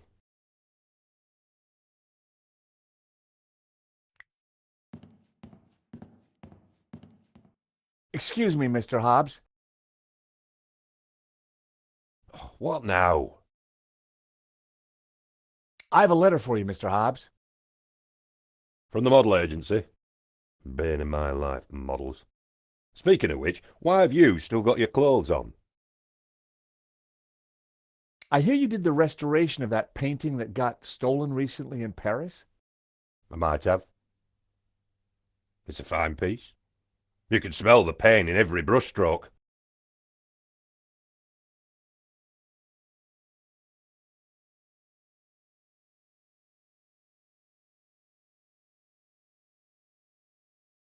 Do you know a Russian called Medovsky? You know Medovsky? Everyone in the London art scene knows Medovsky. And everyone in the London art scene who likes their kneecaps knows when to keep their trap shut. Excuse me, Mr. Hobbs. What now? Yeah, about this naked, sprawling... Oh, what's up? Afraid of the shrinking effects of a cold warehouse? No, it's just... First time? A little embarrassed? Well, if it helps, we can all get naked. No, definitely not. Well then, what are you waiting for? Let the monkey see the nuts. We had a saying in the Stobart family. If a job's worth doing, then do it with your pants on. But I thought you were a restorer, but you're working on this painting from scratch. Well, yeah. Look, some clients want a painting that they don't own, restored from scratch, if you know what I mean. No, I don't. Don't worry, sunshine. Ignorance is bliss.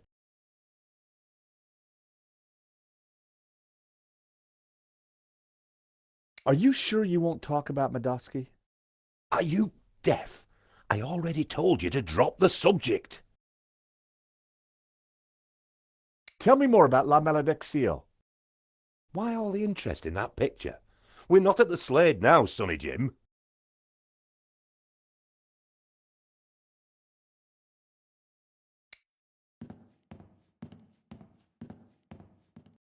How about another whiskey? Thanks, but I've already got a glassful.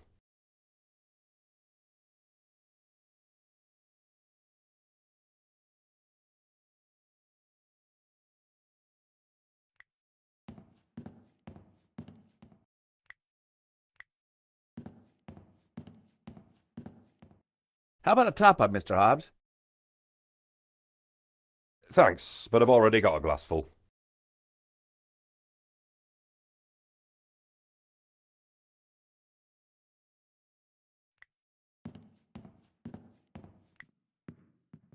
Hey, Nico, got any ideas? We need to take a look inside that folder. Oi, you two. Less of the gabbing. I've got work to do. A gaudy pink negligee. Huh. It didn't seem like Hobbs's style. I didn't want to play around with the negligee. Those days are long gone. But I wondered who it did belong to.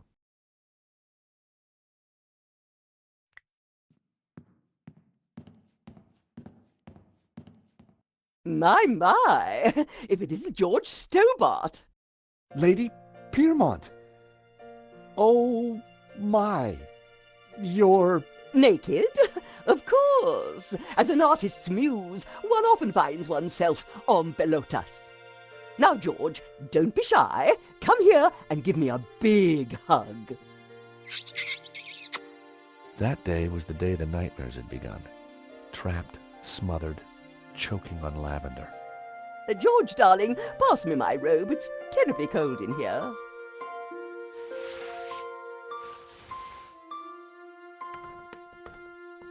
Oi, what are you doing with a blooming robe on?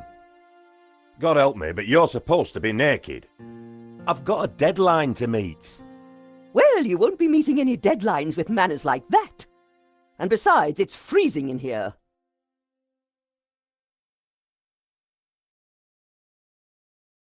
Lady Piermont and I had met before. She was larger than life, in every way.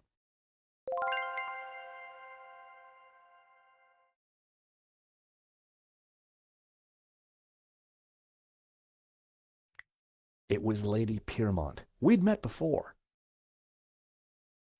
Lady Piermont.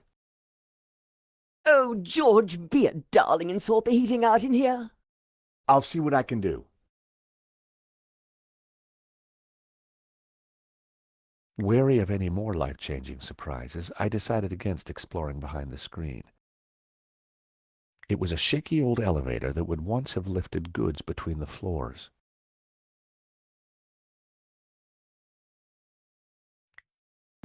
An old record player and amp, the only thing in the room not covered in paint.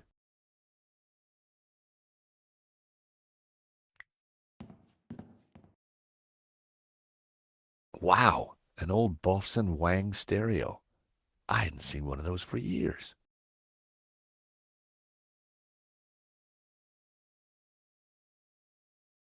The record had stopped.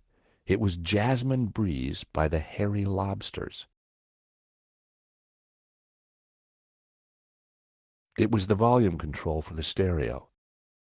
The stereo was switched off. Adjusting the volume wasn't going to make any difference. It was the power switch for the stereo.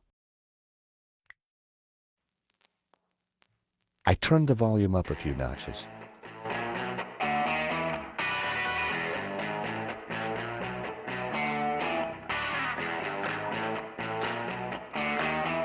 Hobbs seemed to have a thing for 70s psychedelic jams.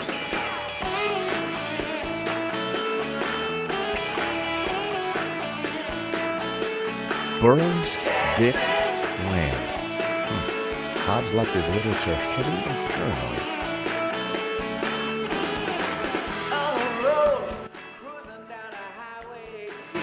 So sweet, shake out my head in a spin. Hobbs had loosely sketched a young couple and an elderly lady sitting next to an overturned picnic basket. The three characters were naked. Behind them, two men in suits were chatting.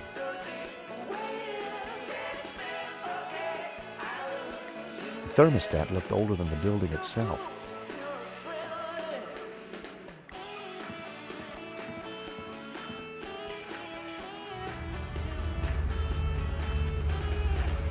Hey!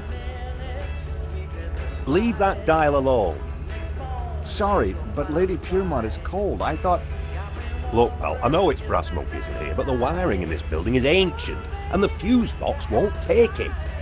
Her Majesty will just have to get used to chapel hat pegs. Lady Piermont, Mr. Hobbs won't let me turn up the heating. Well, we'll soon see about that. Oh, crumbs. If you do not adjust the heating, I shall refuse to cooperate. Lady Piermont, it's the circuits. They won't take the strain. You know what old buildings are like. In which case, I see no reason for this session to continue. Whoa, Lady Piermont, let's not be too hasty. I'm sure I can accommodate your needs. Good. Perhaps you can start by letting George here turn up the heating. Oh, go ahead then, but be careful. The power in here is temperamental.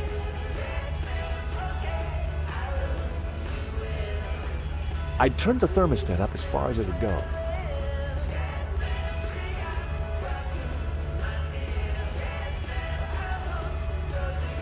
I wondered if the suspicious wiring could be used to my advantage.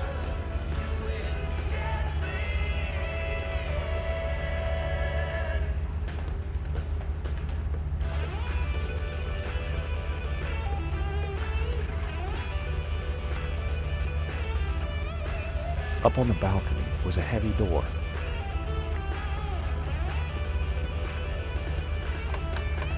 It was locked.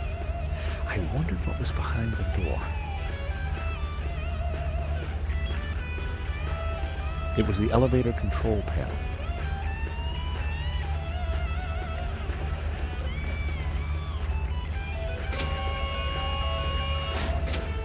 Oh, you! Get down from there. You'll trip the power in the whole building if you're not careful. Blowing the power would certainly have distracted Hobbs, but the elevator alone wasn't going to trip the whole system.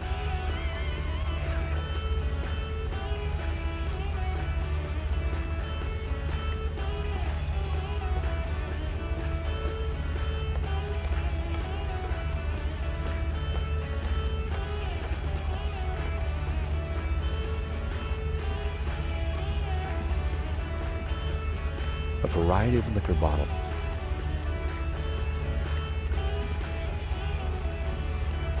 How about another whiskey? Oh, don't mind if I do.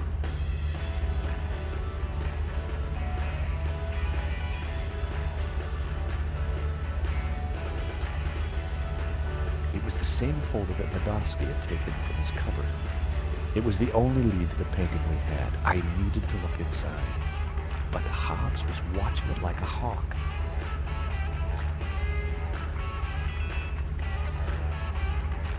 Oi, what do you think you're doing?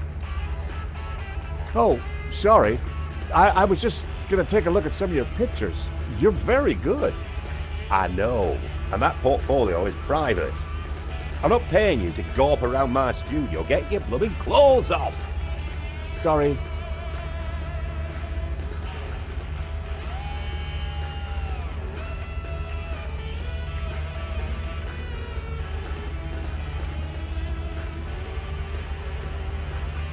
I wasn't going to mess around with that wiring.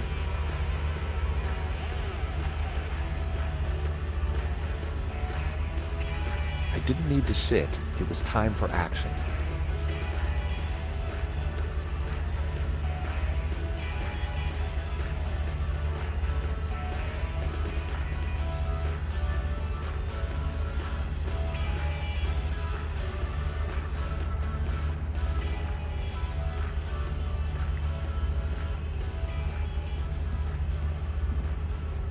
I'd better not touch the thermostat again.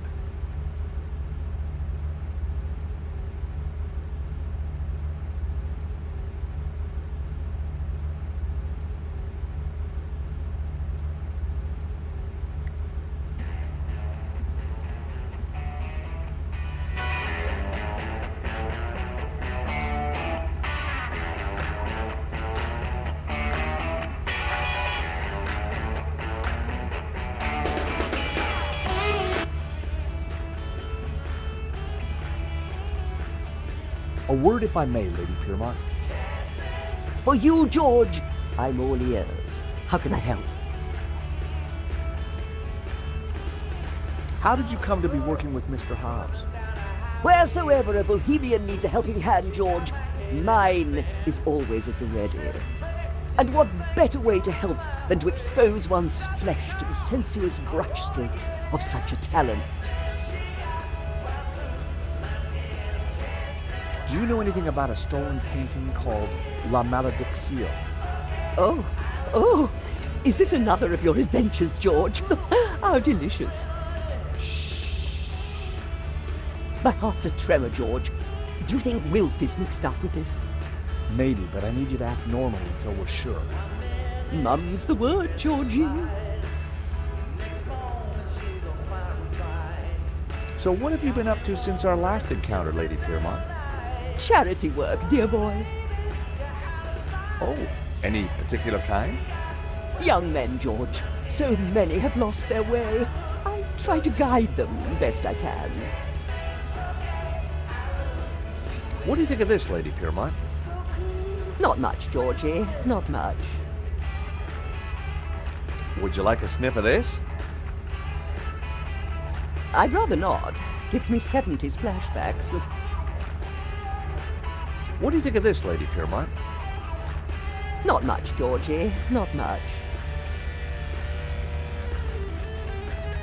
What do you think of this, Lady Piermont? Not much, Georgie. Not much. Could I tempt you with a cookie, Lady Piermont? You could tempt me with many things, George, but a half-eaten rich tea is not one of them.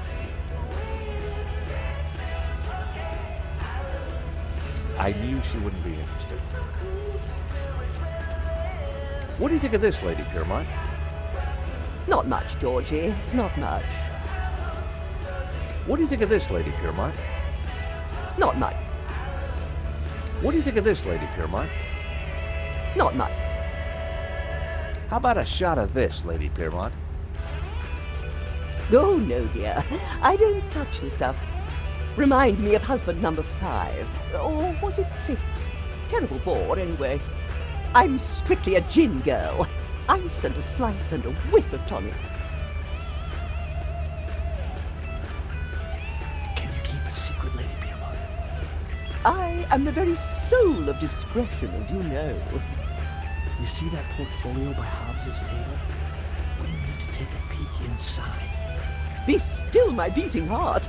Just give me the nod and I'm putty in your hands. Lady Piermont, we need your help.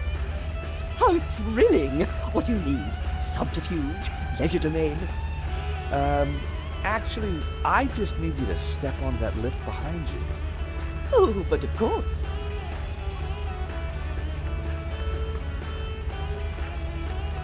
Is this good, George, darling? Perfect. Now, just stay right there.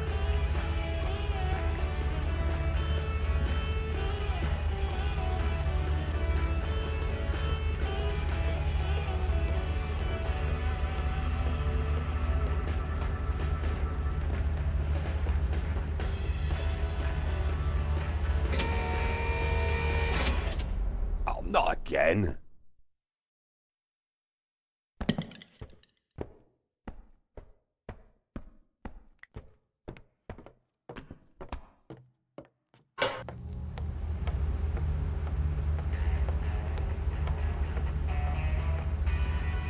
I was too late to catch a look at the portfolio.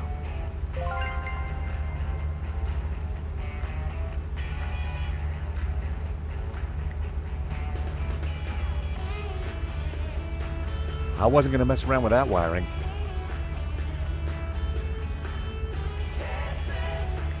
I didn't need to sit. It was time for action.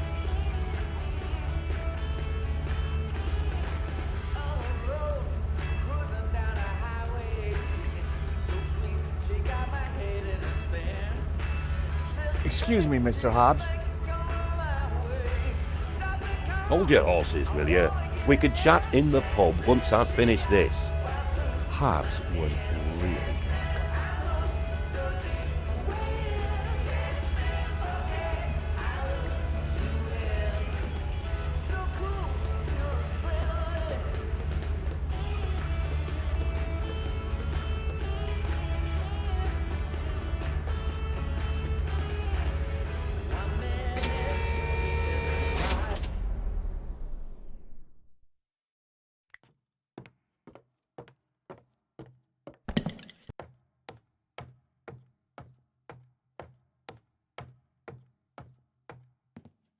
Now was my chance.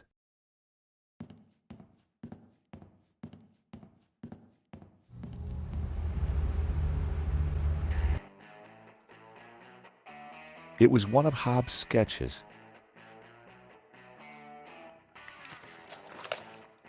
More of Hobbs' sketches. The model looked familiar. Impressionist sketches. Well, it wasn't La Malediccio, but it did appear to be a study for an element of the painting, the Ouroboros. There was something different about the image in the center. It was the Ouroboros from La Malediccio, but what was in the middle? A face with some sort of symbol on the forehead. Strange. I was sure the painting in the gallery had a tree, not a face. I figured the sketch might come in handy, so I took it. What the heck are you doing with those? They're private papers. Huh? Well, that was fun. Just like when you were a private dick, George. So, you're not models? No, Mr. Hobbs. Well, you can't be a copper. You're not stupid enough. So what the blazes are you doing in my studio? We're investigating the theft of La Malediccio. I told you I just restored it. That's what I do. Restore paintings. And these sketches? Studies done during the restoration. Nothing more. I've got naught to do with what happened after that painting left this studio. How was I to know it was going to get Henri killed? Hang on a second. How do you know Henri's dead? Look, he and I went back a long way. Le Lézard Bleu was on the ropes, so I got the painting into his exhibition. Nothing like this was supposed to happen. But something did happen, Hobbs. Your friend lost his life. Look, I'll help you however I can, but this mess is way above my pay grade. What do you want to know? How come you needed to make so many sketches of the painting to restore it? Restoration's not about throwing a load of paint around. It takes research. The Serp is a complicated painting. A lot of subtext. A lot of symbols. Why would anyone want to steal La Maledizio? It's not exactly a famous painting. True, but there is something special about it that's hard to describe. There's conviction in every brushstroke. Whoever El Serp was, he had a tale to tell. The symbolism is deeply religious. We have reason to believe that Medovsky is mixed up in the theft of La Maledizio. Eh? What would he gain from stealing his own painting?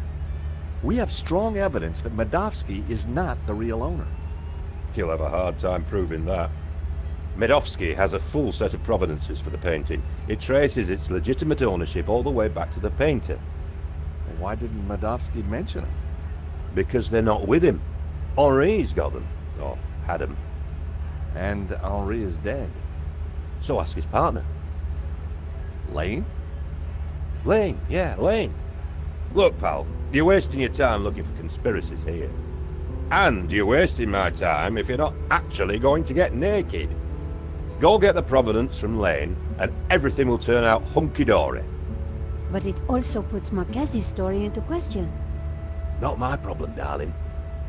Now both of you, get lost. I've got a painting to finish. And we have a critic to interrogate. Someone's lying, but who? Is it the gangster or the old Spaniard? The painter or the art critic? I need to head back for Nave's reconstruction. What about the evidence from Medovsky's house? Will you give it to Nave? I think I should. And I can put the squeeze on Lane. Ask him about the provenance. Good. I've got lunch with Ronnie tomorrow. This story is hotting up, and I want to make sure he keeps me on it. Taxi?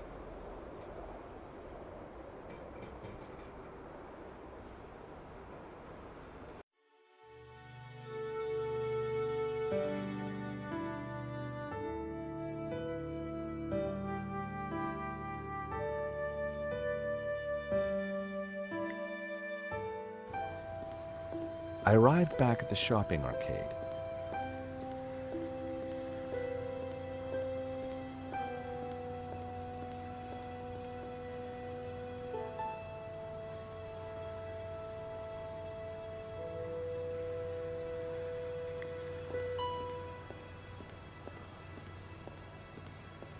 Hey, Bassam, how's business?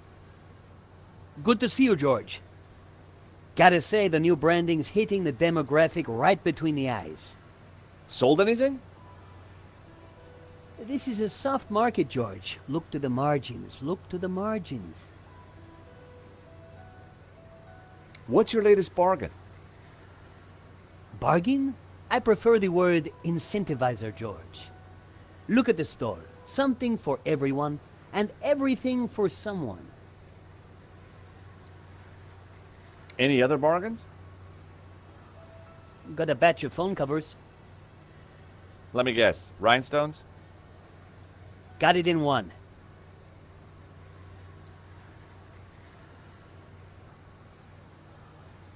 I knew he wouldn't be interested. He struck me as more of an aftershave kind of guy. I didn't think there was much point. I was sure he didn't want to see it. Do you like whiskey? I'm afraid it's a cheap brand. No.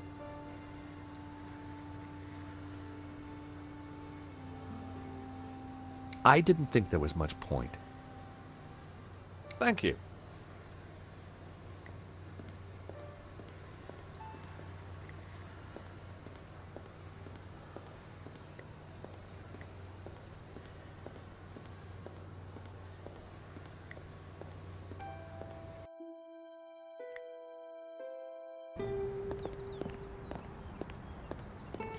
Here I was again at the crime scene. Inside the gallery, I could see lots of activity. Nave preparing for the reconstruction, no doubt.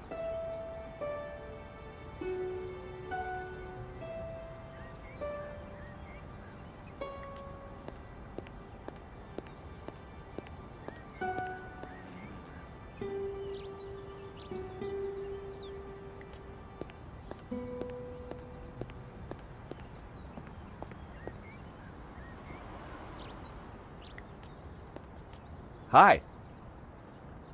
Monsieur?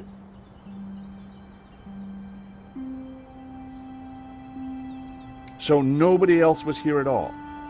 No, monsieur. I think the police tape is putting my customers off. I'll take a coffee.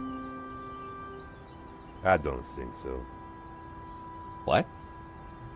The coffee you desire, monsieur, is not served here. Well, how do you know what coffee I desire? Because I look into your eyes, monsieur, into your very soul, and I see. Is that right? So what exactly do you see? I see a tall glass of milky macchiato, sprinkled with chocolat, with a long spoon, and a biscuit on the side. Wow. That's exactly what I want. And it is precisely what you will not get. In my café, monsieur, I serve only café noir in teeny cups. You know what? Suddenly I'm not thirsty anymore. I didn't think he'd be interested.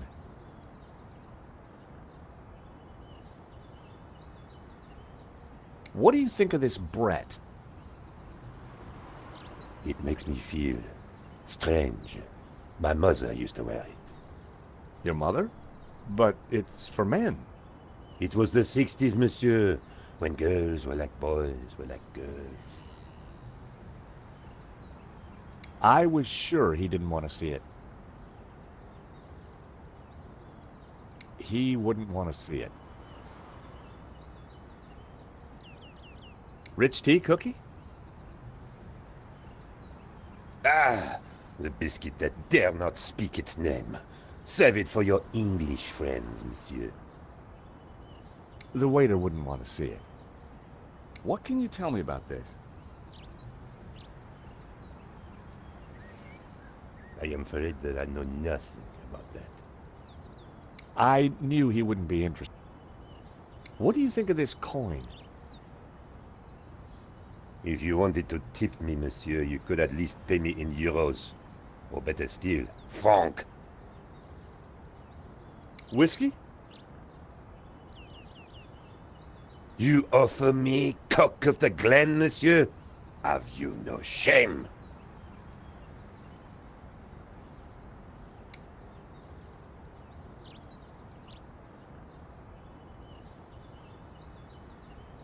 Hi.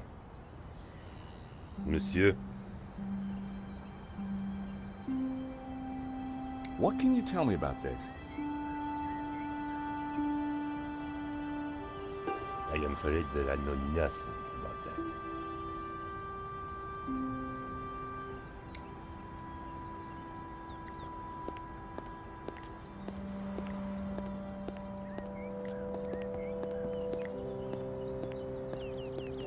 Nico and I had a good idea who the killer was. Now all we had to do was persuade Navet. Sir, I already tried starting it up. I think it's broken. Nonsense, Moo.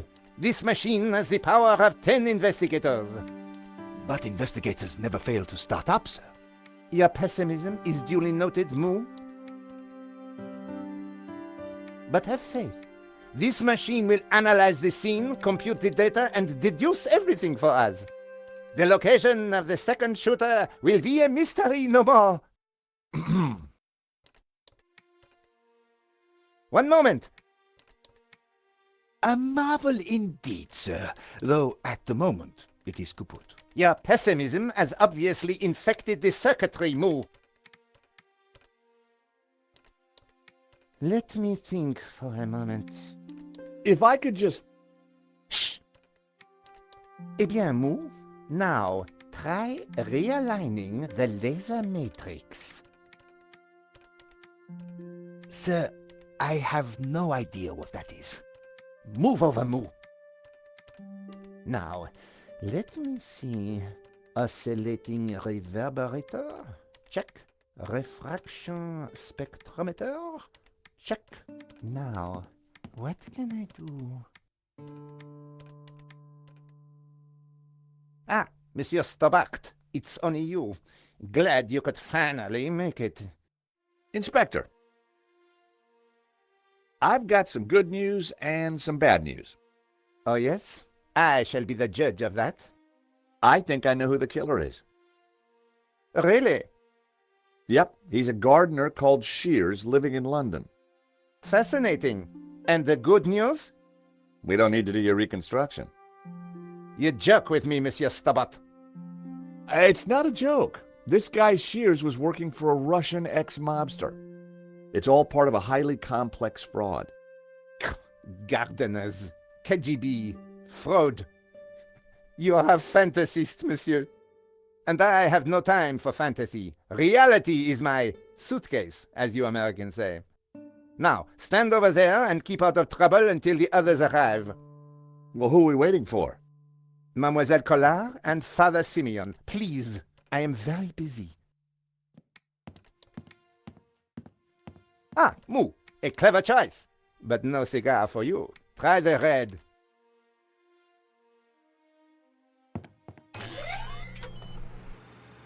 Mon Dieu!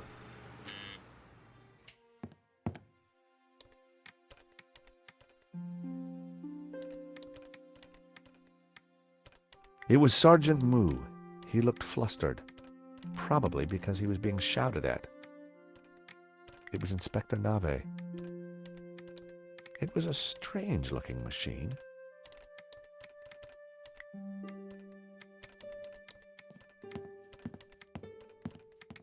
It was pointless trying to get a closer look at the machine while Nave and Moo were tinkering with it.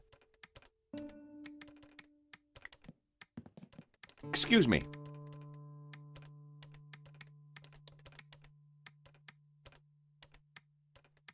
Please, monsieur, I'm a little busy.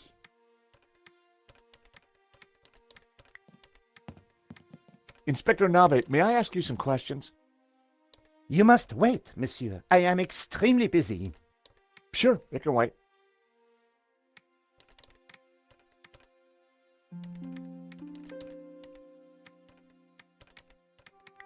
It was Hector Lane.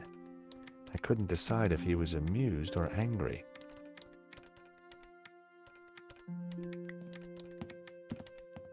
Lane. Stobart.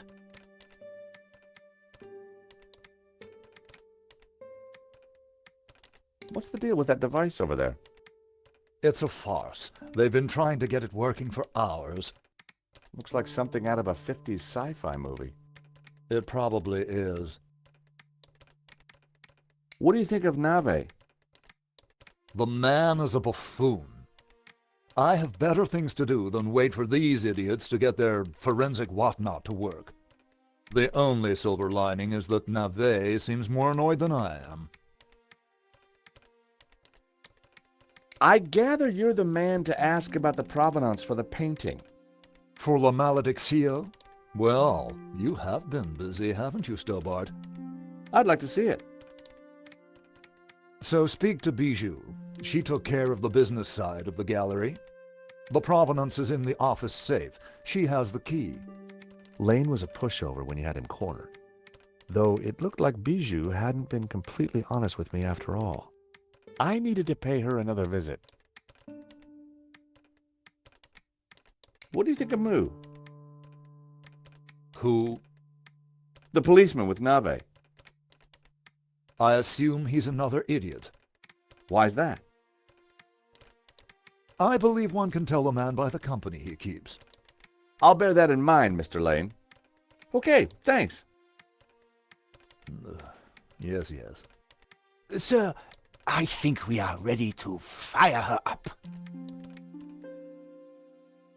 Yes, Moo, I was just about to say the same thing. Do it. Moo, what have you done? Pardon me, sir, but I believe it was you who said... This is no time for blame. You have broken the machine. Mon Dieu.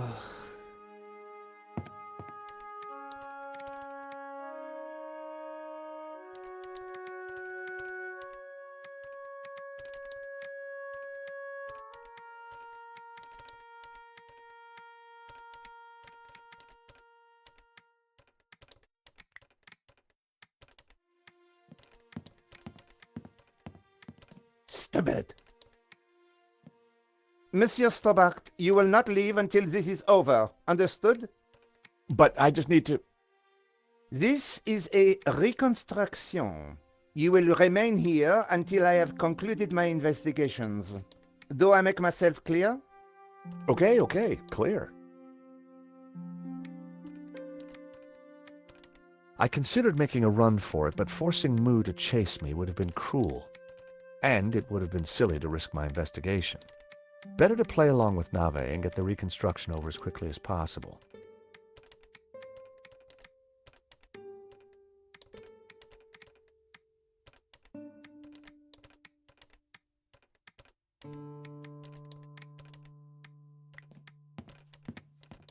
Inspector Nave.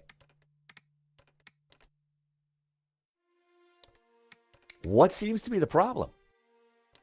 Monsieur Stobart, if Paris' finest cannot get this very expensive and very complex machine to work, then I doubt if an insurance salesman can. I'm an insurance assessor, actually. Oh, I see. Well, la-di-da to you, monsieur. Oh, yeah? Well, la-di-da to you back. Whatever. You are neither qualified nor clever enough to operate such an instrument. Like us. What was that, Moo? I said, unlike us, sir.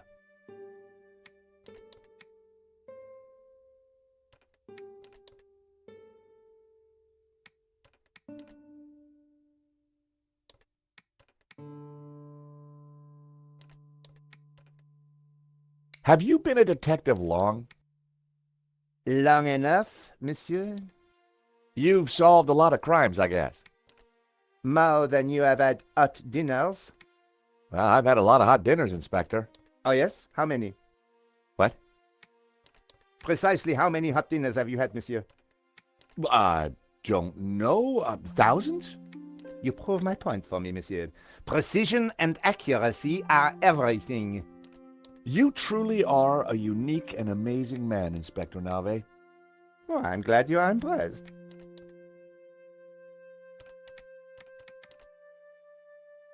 I was sure I could get the machine to work if I could just get Nave out of the way.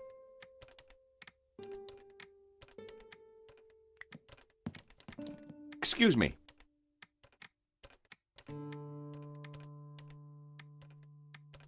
Not now. Can I ask you something else? If you must. What does it do? Your guess is as good as mine. Is Nave a good detective, do you think? He's as good a detective as I am a dancer.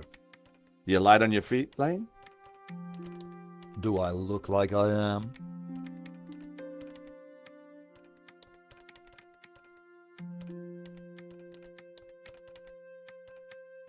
Changed your opinion of Moo yet?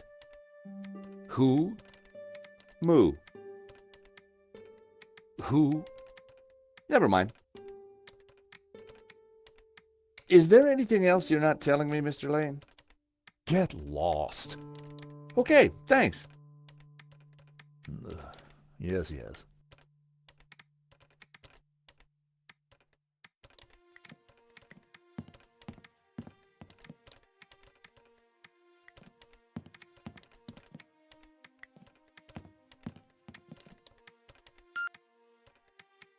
Monsieur Stobart, please remain within the main gallery.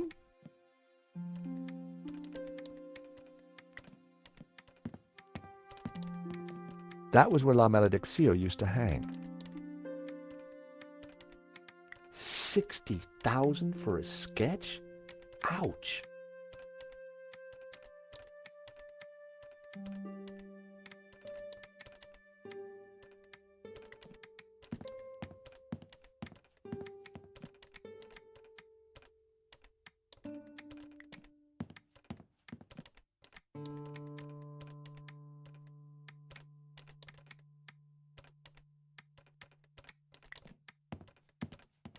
Inspector Nave.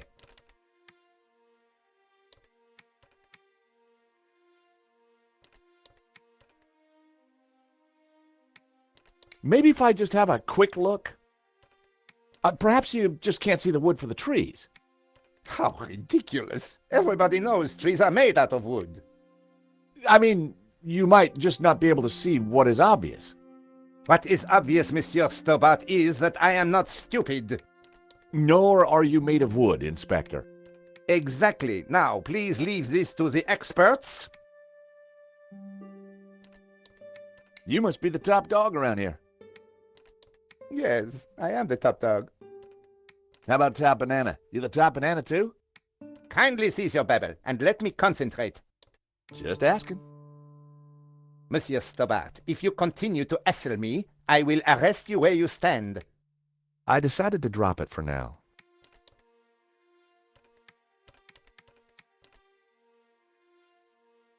Inspector Nave.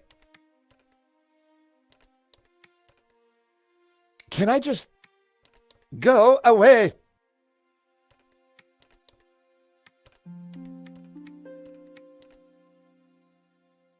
Inspector Nave. Can I just... Go away!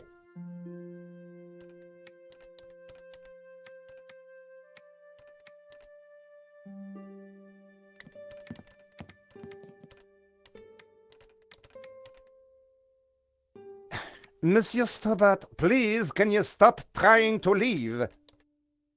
I guess that told me.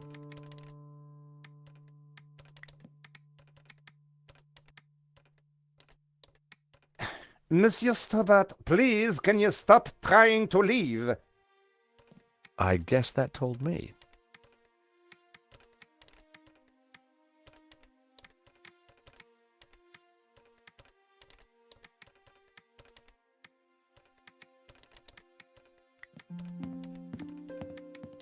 It was pointless trying to get a closer look at the machine while Navet and Moo were tinkering with it. That wasn't worth trying. I was going to talk about that, but then I remembered I had a lot to do.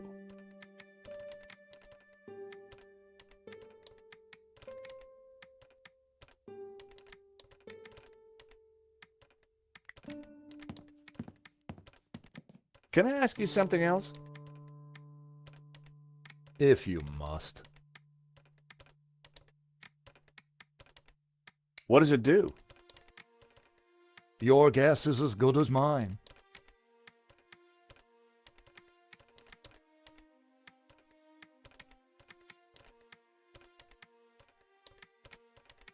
Anything else you can tell me about Nave? The man is an idiot. Okay, thanks. Yes, yes.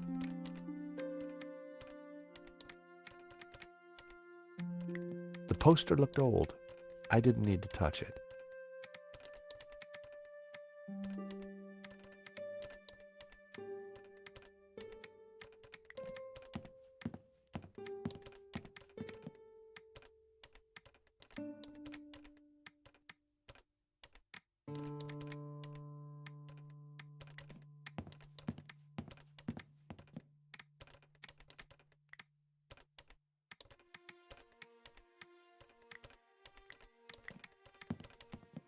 Challenging and experimental, like the 85K price tag.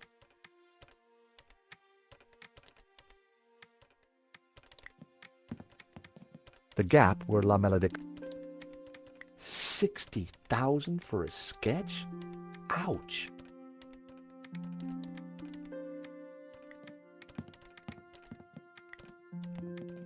Just 90,000 for this one.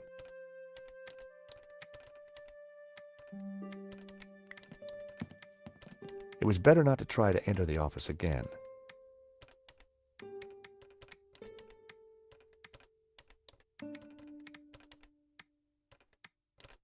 The bust stared haughtily at me.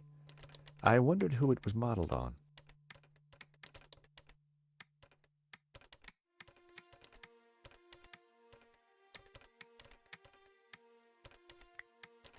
That was...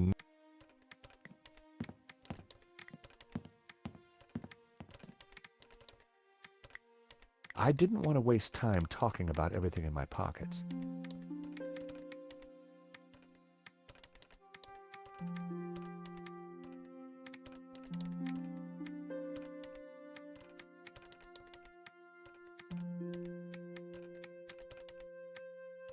I didn't want to...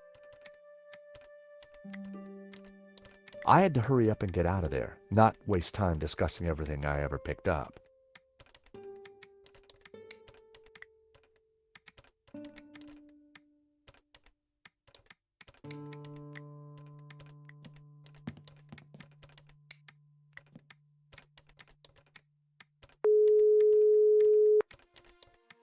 Mr. Rickenbacker?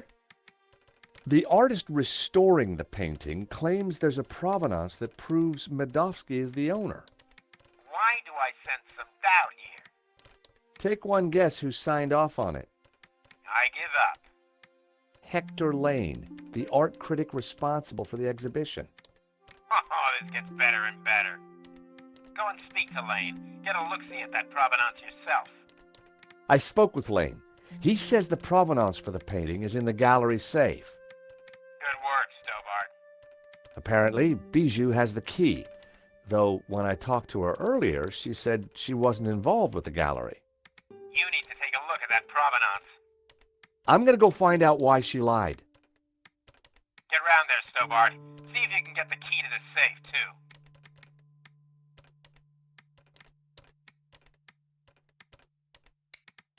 Vera Secure. I didn't need to...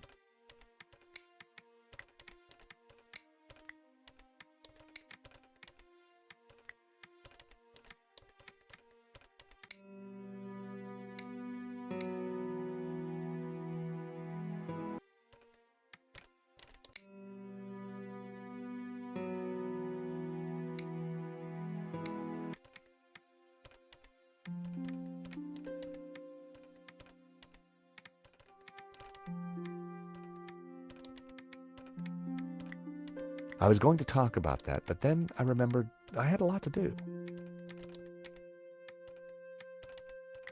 I was going to talk about that, but then I was going to I had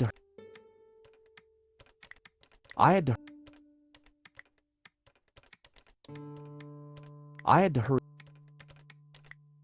I was going to talk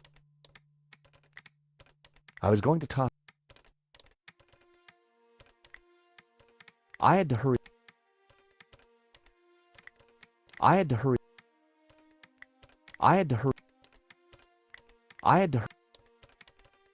I didn't. I was going to talk about. I had to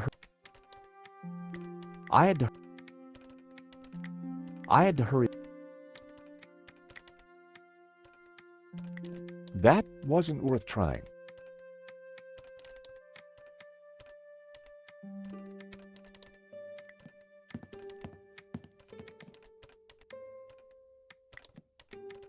The security camera still kept a vigil over the gallery.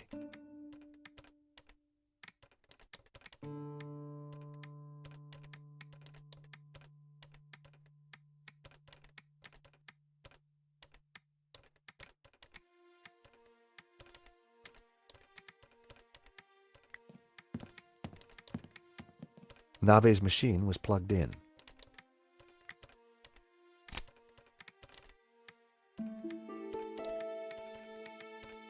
The plug was already pulled out of the socket.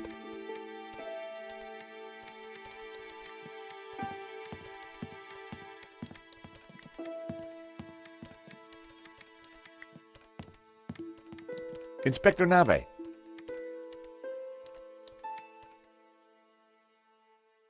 I know this sounds obvious, but are you sure it's plugged in? Monsieur Stobart, do you really think I would be so stupid as to not check the fundamentals? We all make mistakes.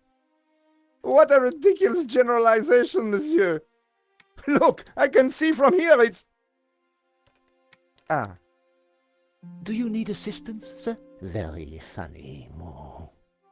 One moment. That got rid of him. Now is my chance.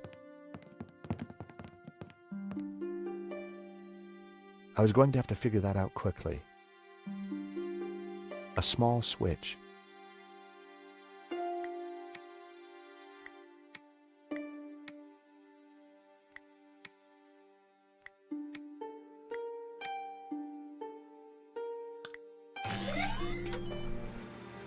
Time to get the show on the road.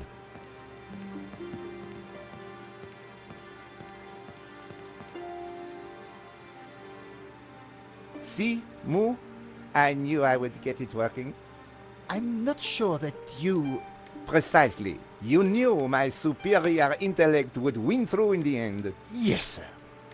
Sir, I beg your pardon, but I think there is a teeny snag. Go on.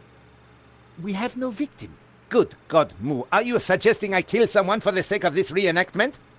No, sir. Just saying we need a body, sir. Ah, yes. I see. You'll make a detective yet, Moo. I, of course, foresaw this, and I nominate you. Me? Well, I'm not dead. Have you ever acted, Monsieur Stobart? Well, I don't like to blow my own trumpet, but I went down a storm playing the lead in Cat on a Felt-Tip Roof last summer. You played the cat? No. So, not the lead. Half-truths again, monsieur. Nevertheless, here is your chance to play a real lead role. But he looks nothing like the victim, sir. Oh, damn it, Moo. Must you find problems all the time? Let me think of a way to make this work. Relying on Nave's problem-solving skills could mean a long, long wait. I had to find something to make me more like Henri. I'll have a look around. Maybe I'll find something. Yes, you do that. Verisimilitude is the key, Stobart.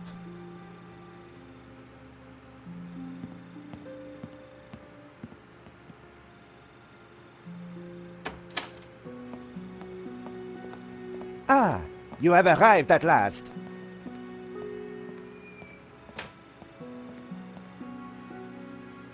Please, make yourselves comfortable. We are just making some last-minute adjustments.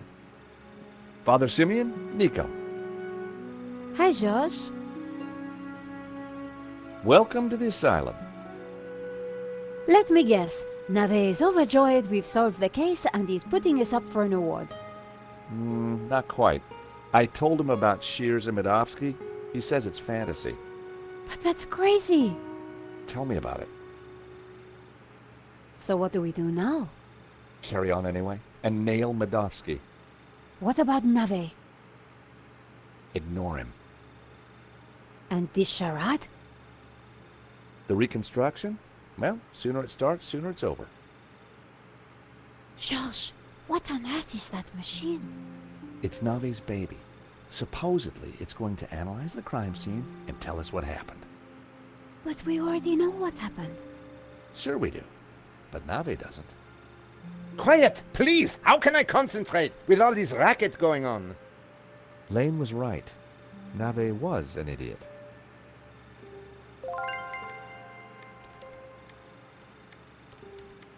I'd already fixed the machine.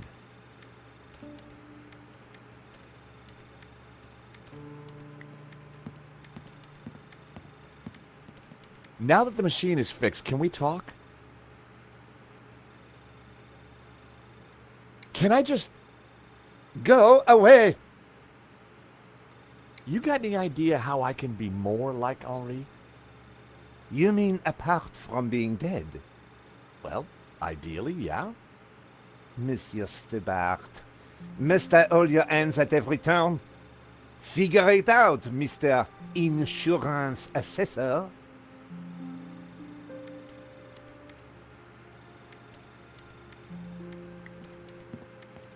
Moo was standing at attention waiting for Nave's orders. He wasn't going to speak to me.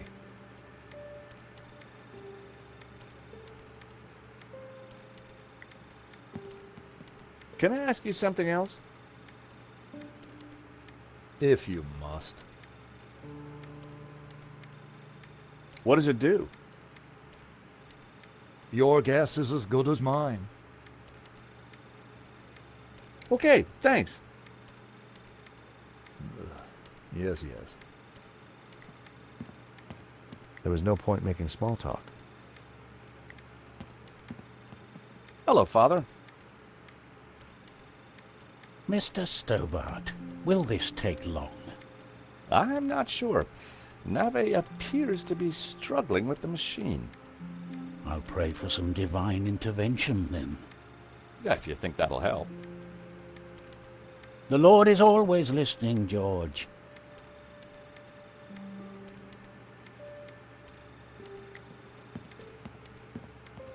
The best place to find Henri's things was in his office.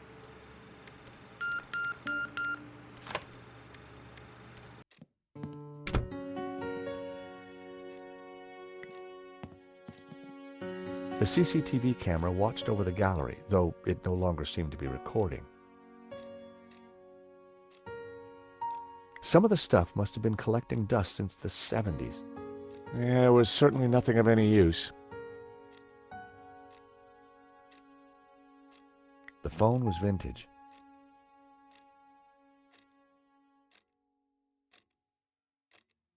Henri's notice board was covered with all kinds of junk.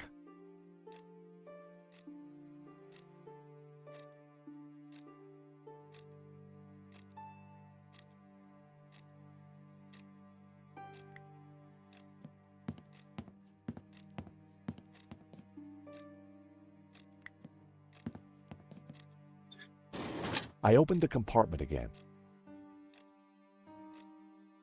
It was a statue of Henri. That was never going to work.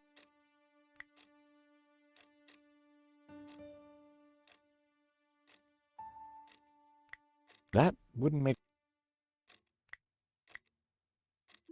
I needed a better... Even Houdini would have had a hard time opening this safe with a coin.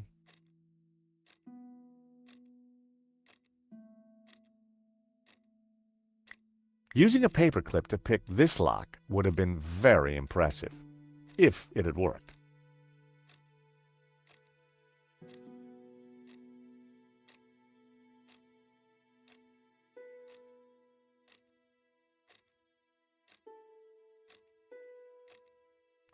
That was never...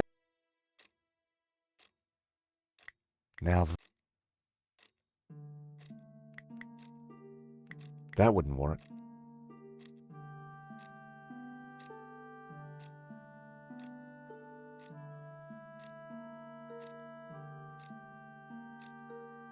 That was never...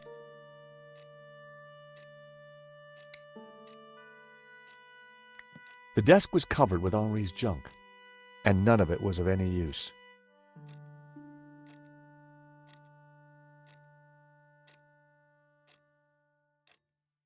The frame containing pressed flowers.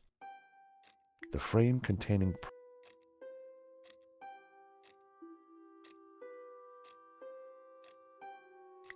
The window looked out on the street. Outside, it was quiet.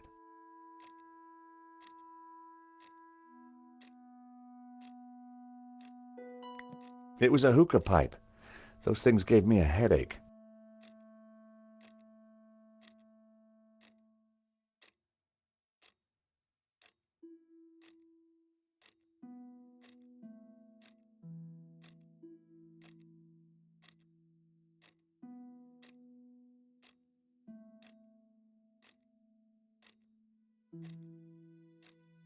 Henri's guitar.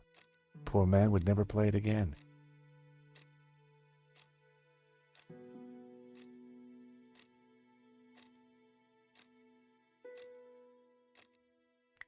On the head of the statue was a pair of Henri's glasses.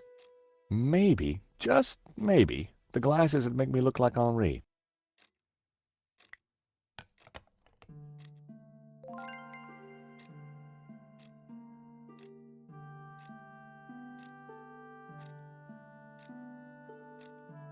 It was the pair of glasses I'd taken from Henri's statue.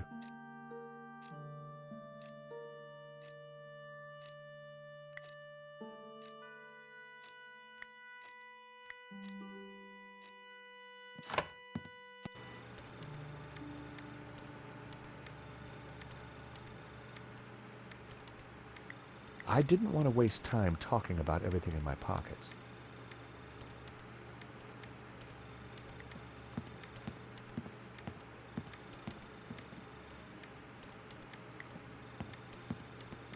I've found Henri's glasses. Stole or found? Never mind. That might just do it.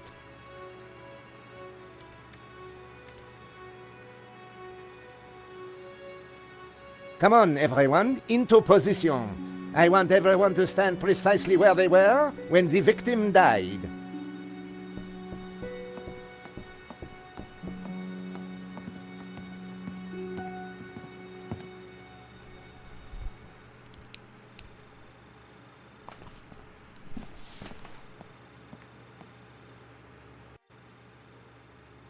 This process is ridiculous.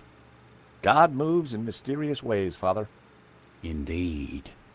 And the devil makes work for idle hands, Mr. Stobart. Shh! Stobart, you are supposed to be dead.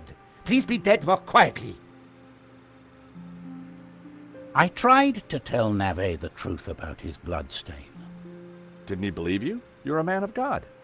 His faith is in science, Mr. Stobart, not God.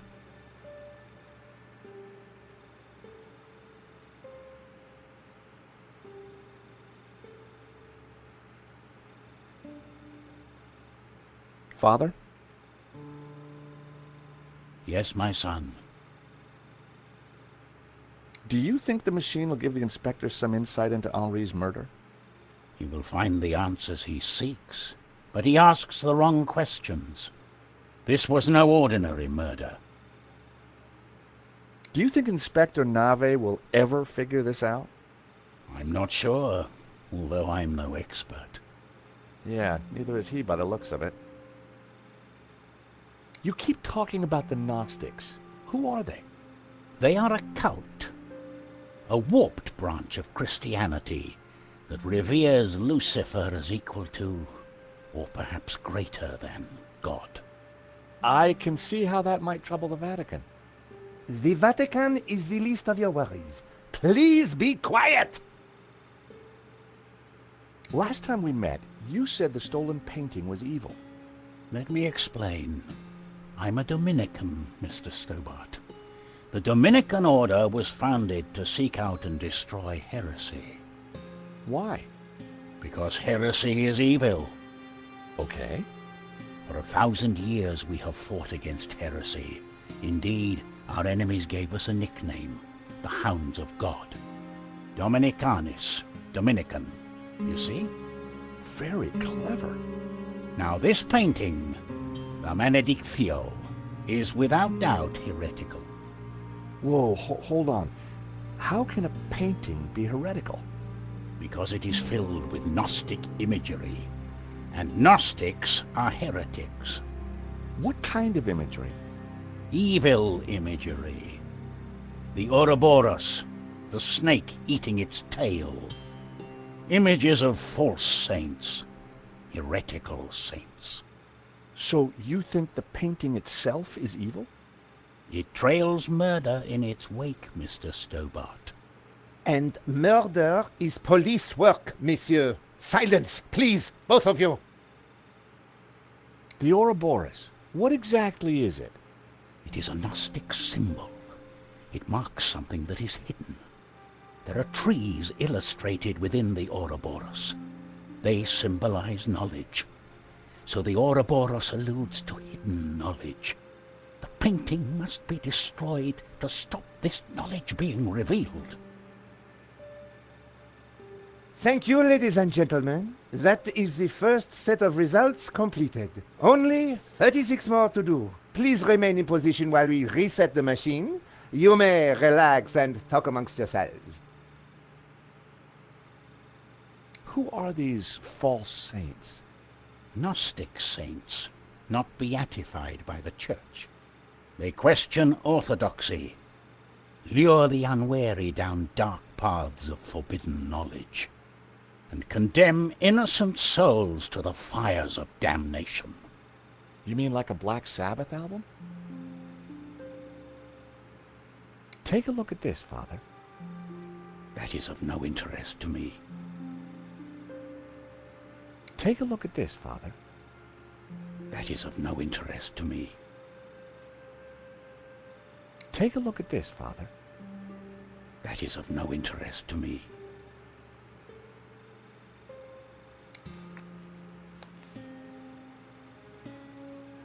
Vade retro satana. What's the matter? It is worse than I thought. What is it? It's just a sketch. Not just a sketch. The painting. I wondered if it was something I'd said. I have to get out of here. Now. Father Simeon, I forbid you to leave. This is an official investigation. Don't you understand? A great evil is upon us. The painting is evil. The heretical Gnostics in league with the devil himself. The devil? Don't you understand? The Tabula Veritatis, the tablet of truth. It is real. Well, well, someone is upset. Pressing your witnesses a little too hard, Inspector Nave? And you are? This is official police business? Richard Langham, Interpol, serious art theft. We spoke on the phone, Inspector? Ah, yes, sir. Oh, you didn't say you would be attending my crime scene. What exactly is this machine, Inspector? A little invention of mine, Monsieur Langham. It will compute whose blood this is on the floor, and... Not to worry, Inspector. Perhaps you could move aside? I'm intrigued to see what you're up to. Ah, of course. It is rather groundbreaking. Pizza box.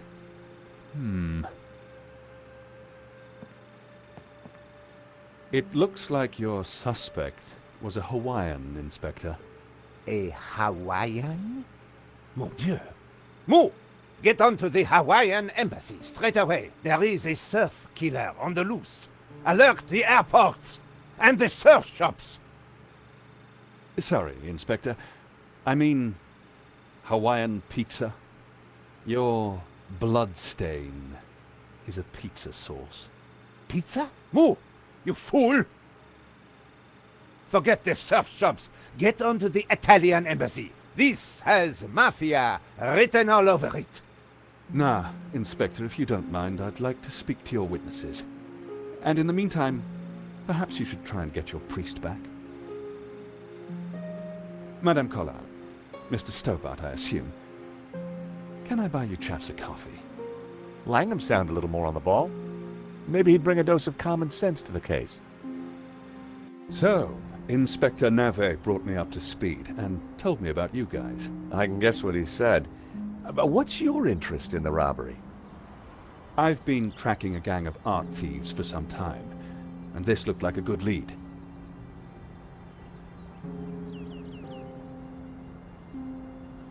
But Nave is worse than useless. I was hoping you might be able to help. We're flattered. Just doing our jobs. We all are, or at least trying to. So, maybe we can help each other. I gather you insured the exhibition. That's right, and we're liable to lose a packet. Any leads so far? Maybe. There's a Russian guy called Madovsky who turns out to be the owner of the painting. Madovsky? You know him? Oligarch, oil, art, aluminium. Ex-KGB. Very nasty. You need to be careful. Madovsky's dangerous. He kills anyone who gets in his way. For a cop, Langham seemed okay. Trouble with doing deals with cops, there's usually a payback down the line. But I figured that'd be a price worth paying to bring down Madovsky. We found evidence that links Madovsky to the company that installed the security at the gallery. Interesting. And one of his men, a guy called Shears, was in Paris on the day of the robbery. Really? We also found a letter from someone called Gainan wanting to buy the painting from Medovsky. Gainan? The name rings a bell? Did you find anything else about him? No, we were in a hurry. What about the priest? Ah, the good Father Simeon. Well, something spooked him, that's for sure. So I gather. He kept saying La Maledizio was evil. Perhaps he's right. It certainly caused evil, hasn't it? I'll take leads from anyone, Mr. Stobart, even a crazy priest. Let's keep in touch. Thank you for your help. Coffee's on me, or rather, on Interpol. Miss Collard, Mr. Stobart.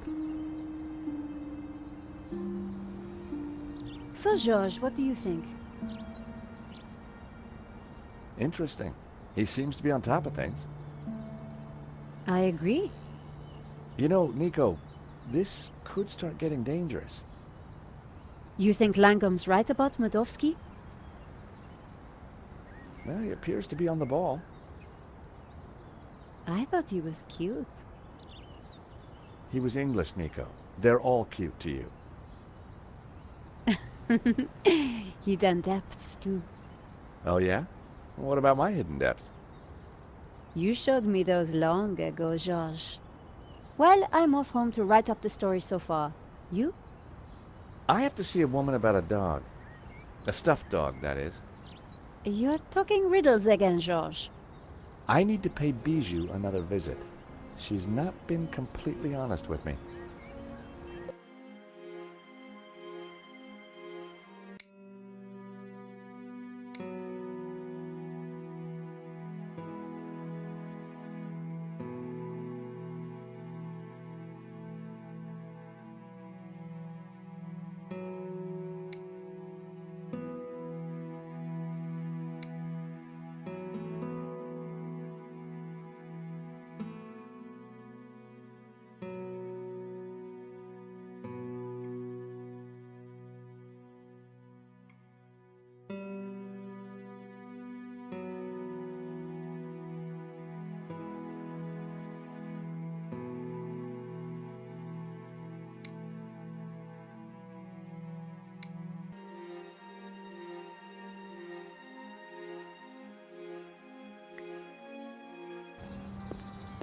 Bijou had told me she didn't have anything to do with the business. But Lane said the opposite. One of them was lying.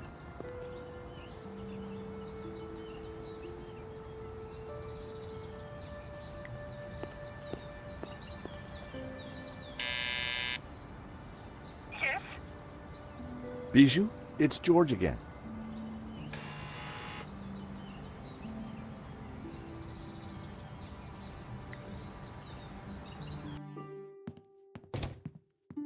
The air was heavy with incense and alcohol.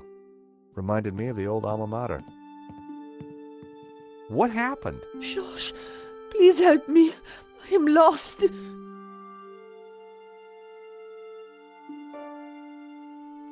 There was a smashed record on the floor. There was a smash...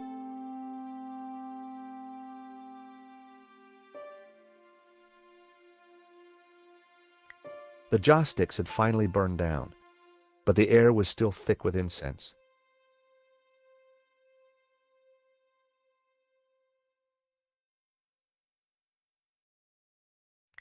There was no record on the turntable.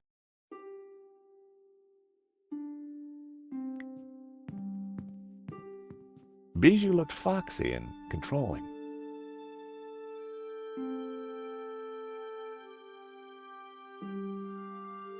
Bijou looked agitated and very drunk.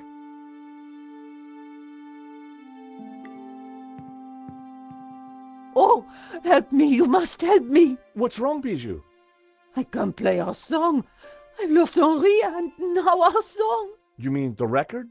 How did it happen? I stumbled and trod on it by mistake. What song was it, Bijou? I'm lost without it. Lost, lost. The name of the song, Bijou. Jasmine. It was our song. I'll see what I can do. Who sang the song? My darling Henri, of course. You got to #2 in the Swedish charts. I was so proud. Get me another one, Georges. Oh, please tell me you will. I guess I can try. Oh, you're a darling. I felt terrible. I was anything but a darling. All I was really after was the key to the safe.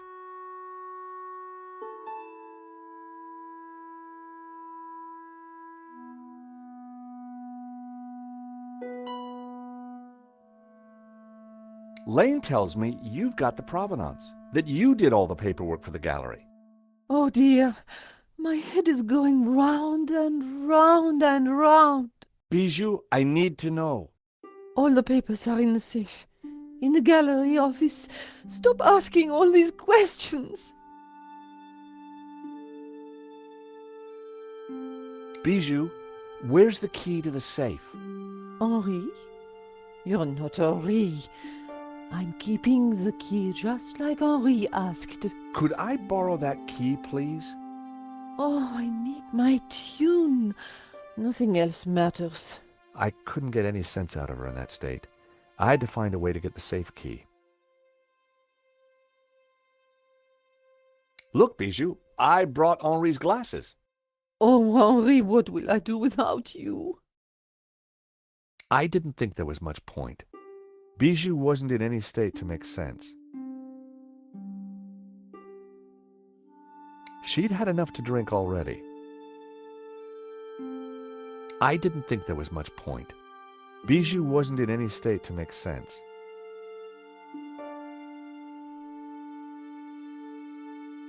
I didn't think there was much. Bijou. I didn't want Trevor to see Bijou in this state. It would have been unfair to both of them. I didn't think there was much point. Bijou wasn't in any state to make sense.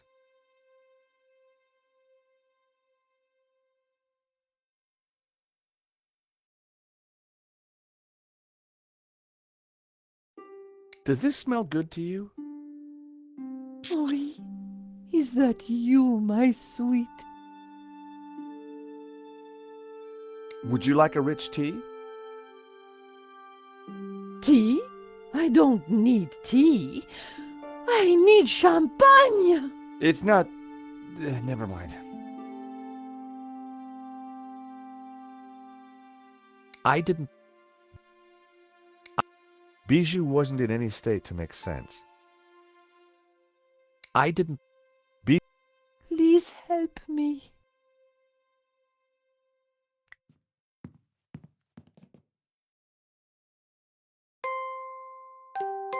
There was no reaction from Bijou.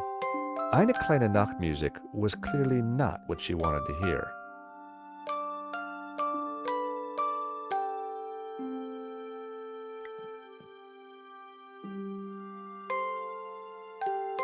There was no reaction.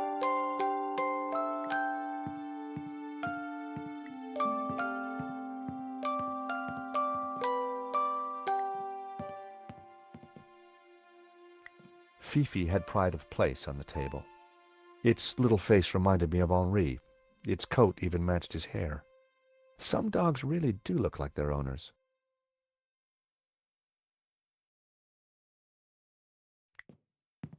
Henri had a beautiful little flower in his lapel. I hadn't noticed it earlier. Stealing a flower from a corpse.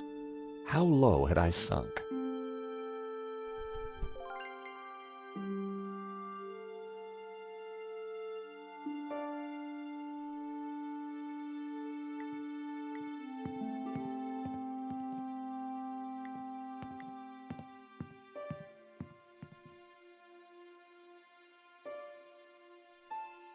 It was the flower from Henri's lapel.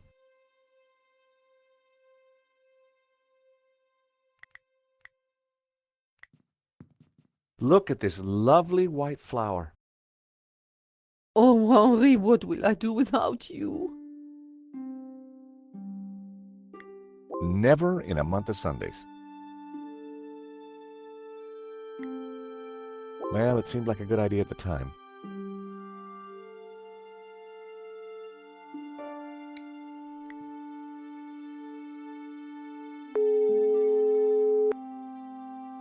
Josh? Nico, I've just arrived at Bijou's. Great. So has she admitted everything? No, in fact, she's pretty drunk. So why are you still there? I need to get into the gallery, and she has the keys to the safe. You think she'll just give them to you? Unlikely. I'll find a way, though. See you later.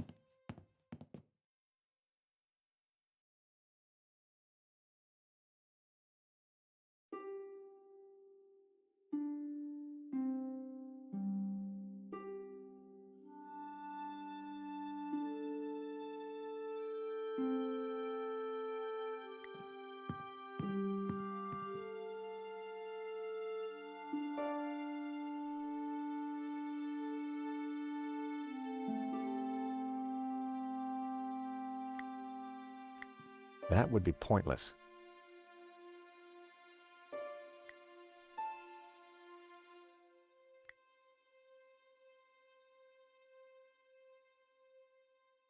It didn't work.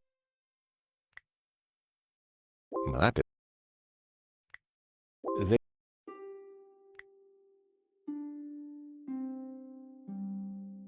That wouldn't make it.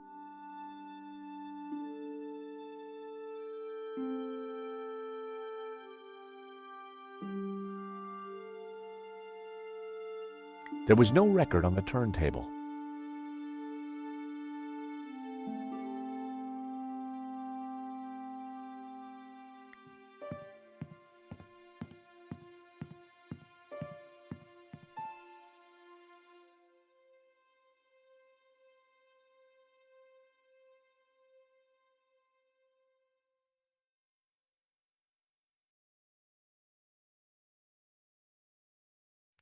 Bijou had been at the Champagne in a big way.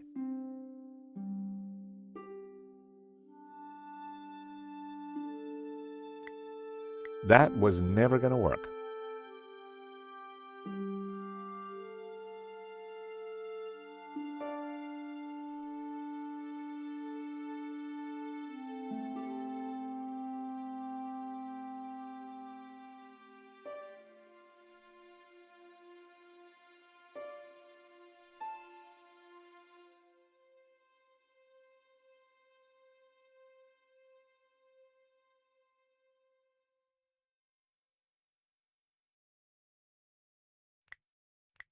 That was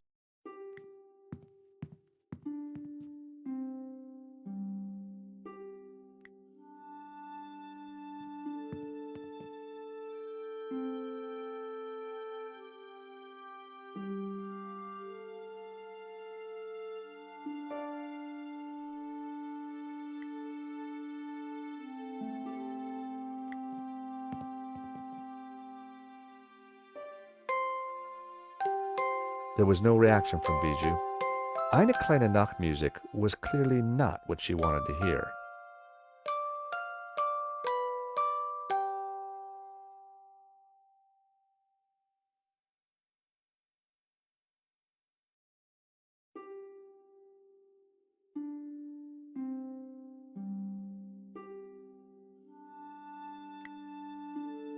That wouldn't...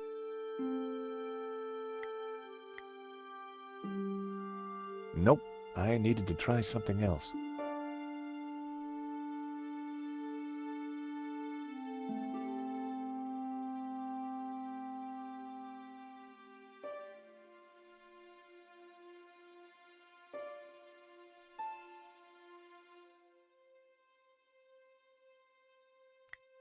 That would be That wouldn't have worked.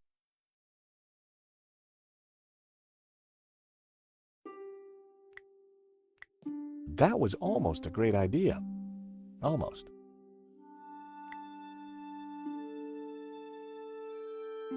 That wouldn't make any sense.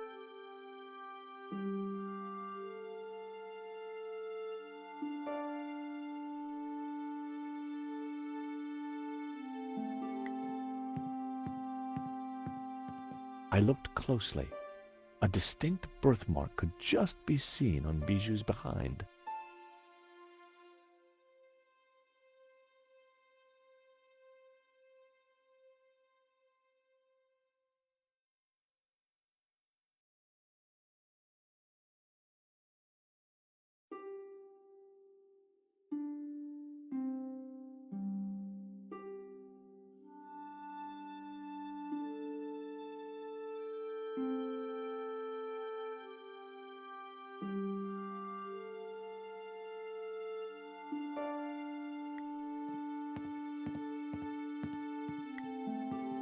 Bijou looked young and distinctly cubist.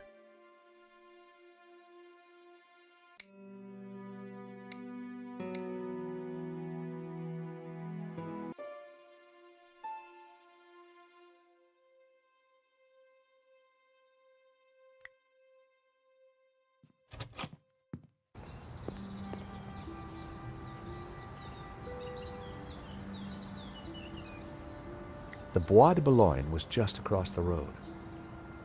The Bois de Boulogne.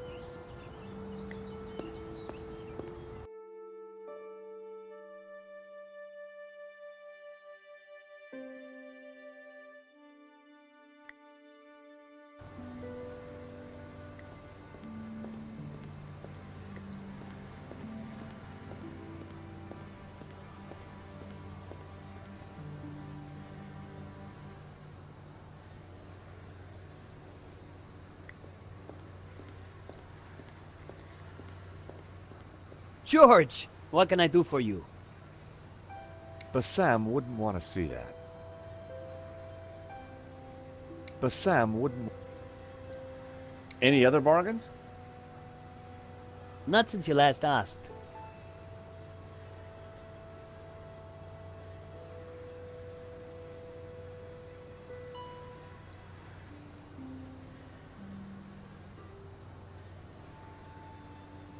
Thank you.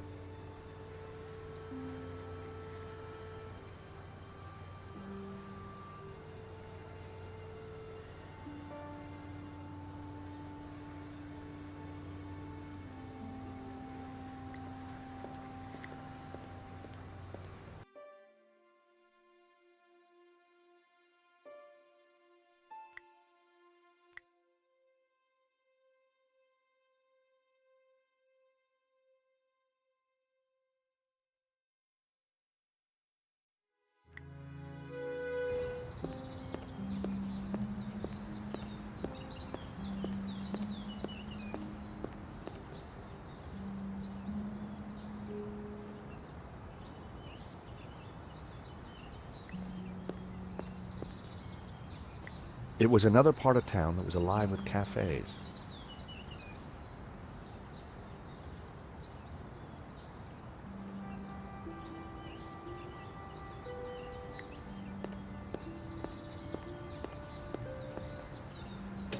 The door was locked.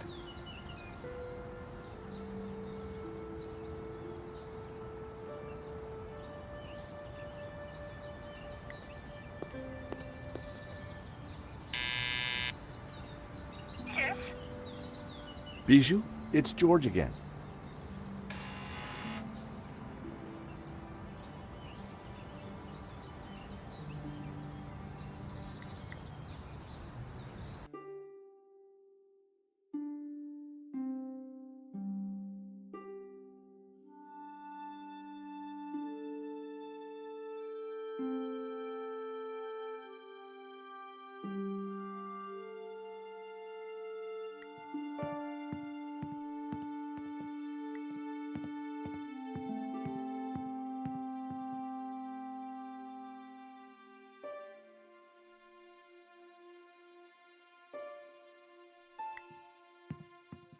Bijou? Henri? Oh, you're not Henri.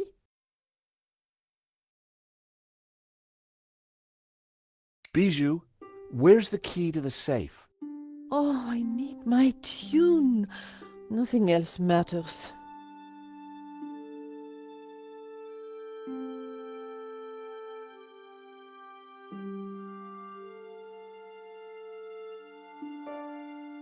Look at this lovely white flower. Oh, Henri, what will I do without you?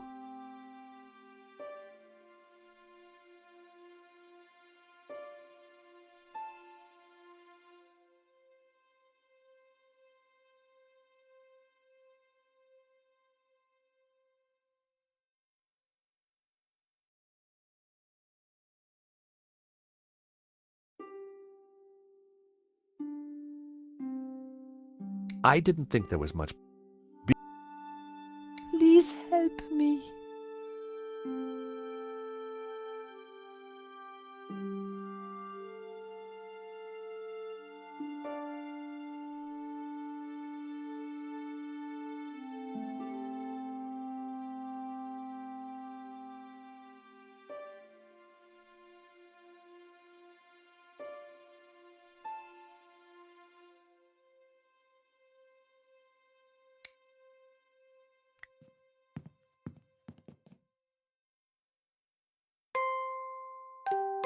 There was no reaction from Bijou. Eine kleine Nachtmusik was clearly not what she wanted to hear.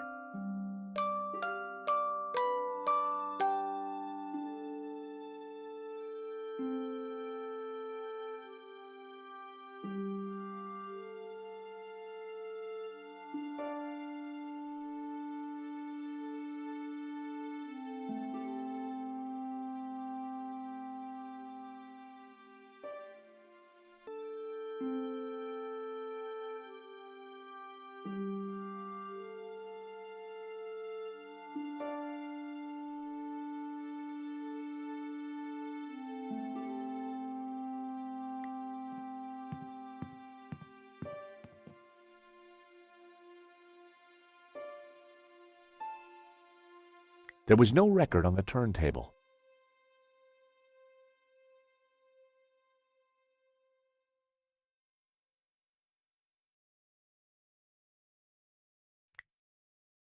That wouldn't work. That was never going to work. That wouldn't have worked.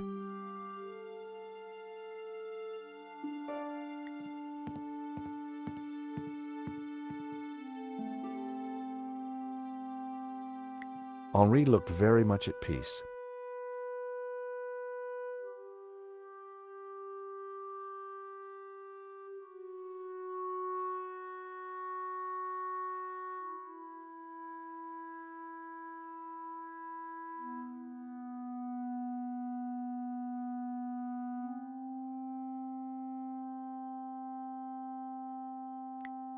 That would be pointless. That wouldn't have worked. That would be pointless. That was almost a great... I needed a better... Nope, I needed to try something else.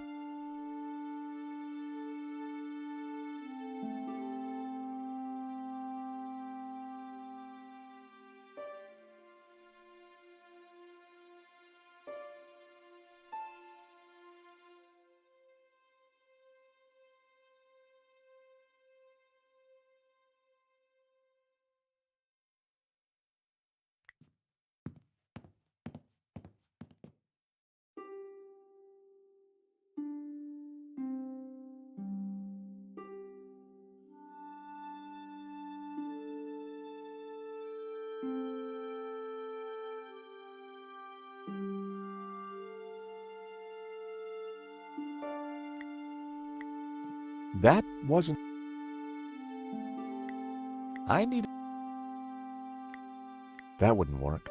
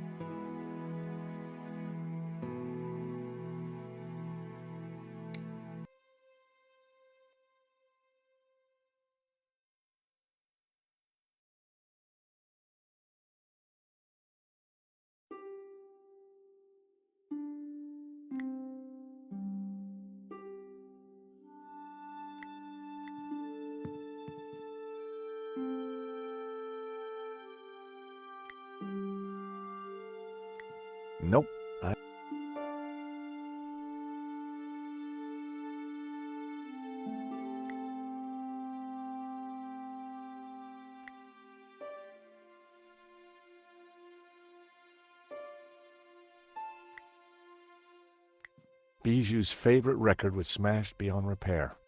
There was no way it could be fixed.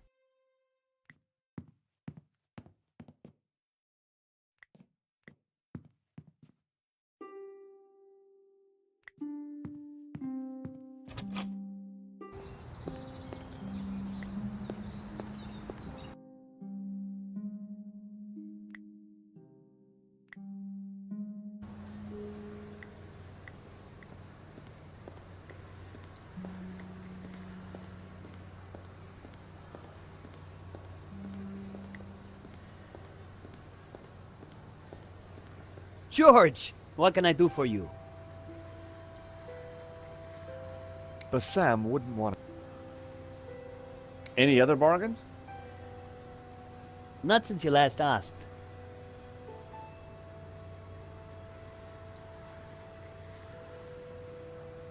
I didn't think that... Do you like whiskey? I'm afraid it's a cheap brand. No. I've still got the cockroach. Don't let it loose around here, please. Bassam wouldn't want to see... I've got some matches. Always good to have.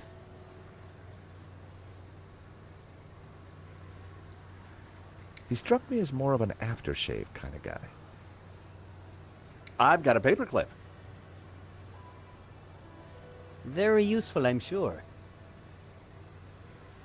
I have half a cookie left. Sorry, George. With margins like this, I can't do returns. Bassam wouldn't want to see that. I didn't think Bassam would have anything to add. Thank you. I had a closer look at Bassam's stock. Check it out, George. I've had quite a stock update, and I've got to say the metrics on some of this stuff is startling. What are those things? Oil pots, all empty. What are those things? Oil pots. Books in Greek.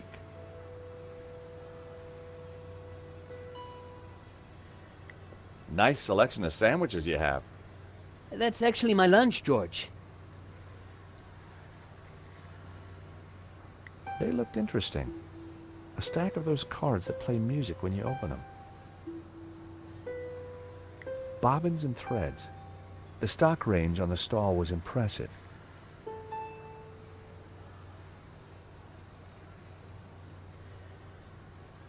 George, what can I do for you? Does one of your cards play the song Jasmine? Sounds familiar. Let me check the database. I think that's by the Hairy Lobsters. Bassam certainly knew his stock. Aha! Here it is. How much? It's yours, if you mention my shop to 3 other people. Done. Thanks. Any other bargains? Not since you last asked.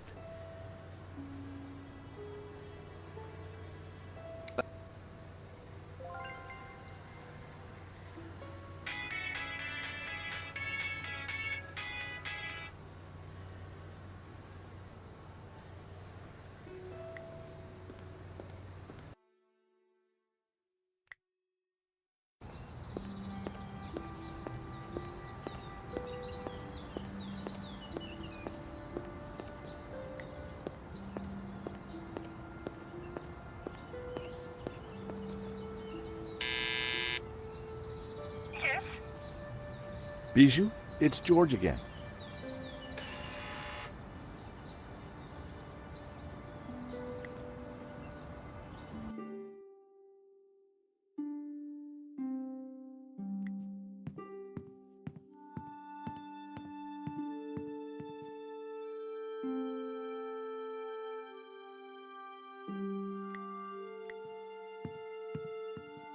How about this card? It plays the tune.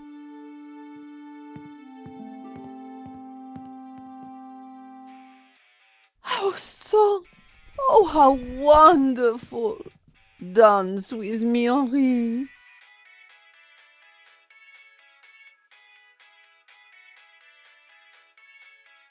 Bijou? Henri? Oh, you're not Henri.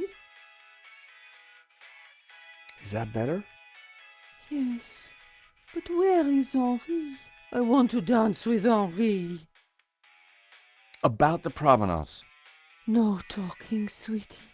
Just dancing. She only wanted Henri. Short of a seance, what could I do? Can I have the key to the safe? Henri, is that you? You're not Henri. I need Henri to dance with me. I'd have more luck persuading her if I looked like Henri. Look, Bijou, I brought Henri's glasses. Oh, Henri, what will I do without you? Oh, Henri, just dance with me.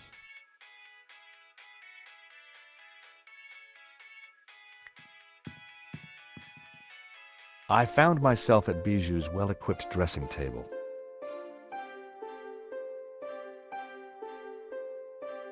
The eyeshadow was brown, remarkably similar to Henri's hair color.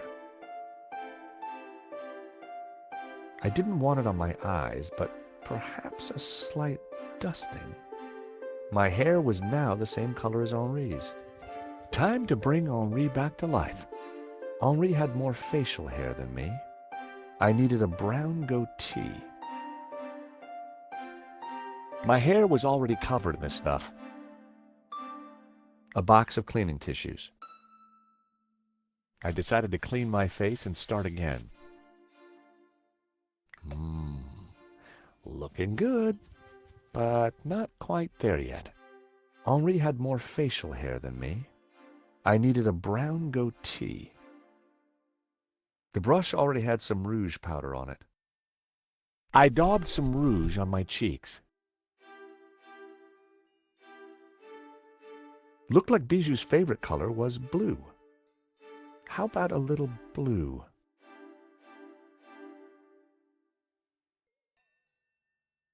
I shuddered to think of the pain a simple strip like that could induce. I grabbed a strip. Prepare for wax.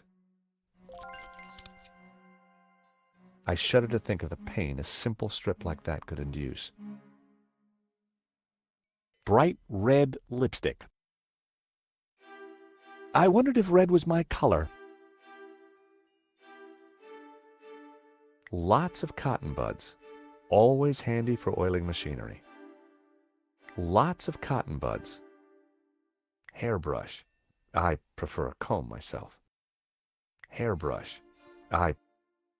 Bijou used a pungent flowery scent. I didn't want it on me. Bijou used a pungent flowery scent. Henri and I had a similar build, but how could I disguise my classic Stobart good looks? For starters, I needed to flower power my outfit.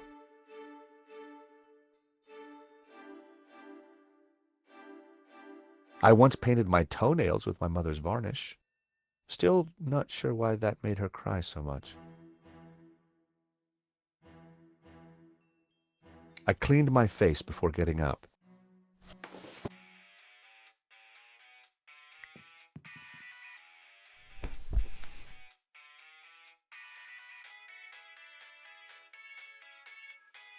Getting there, but I needed a little more. Henri had more facial hair than me. I needed a brown goatee.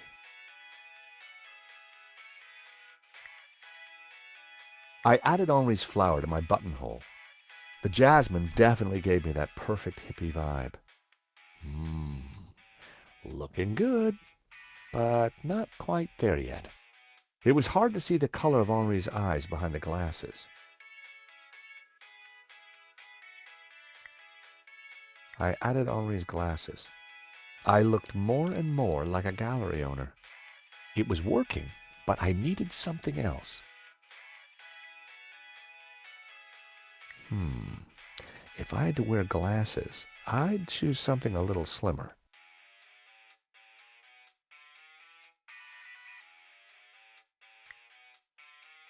I needed a better idea.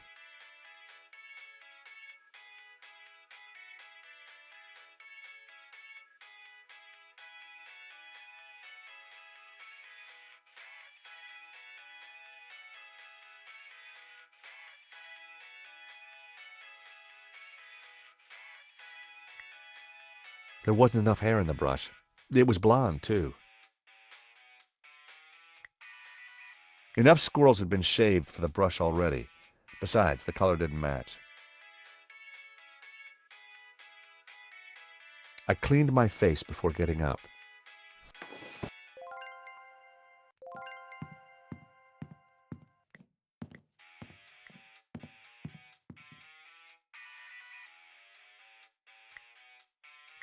That was almost a great idea.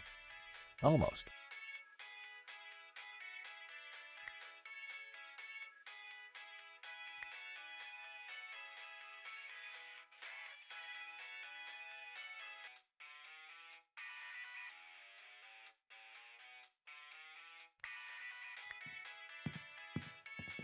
Sorry, Fifi. I'll see you in Rio.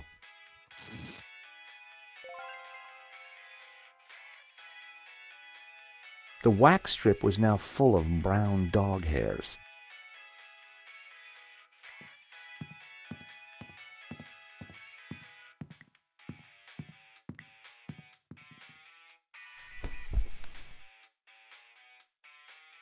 Getting there, but I needed a... Henri had more. I needed a...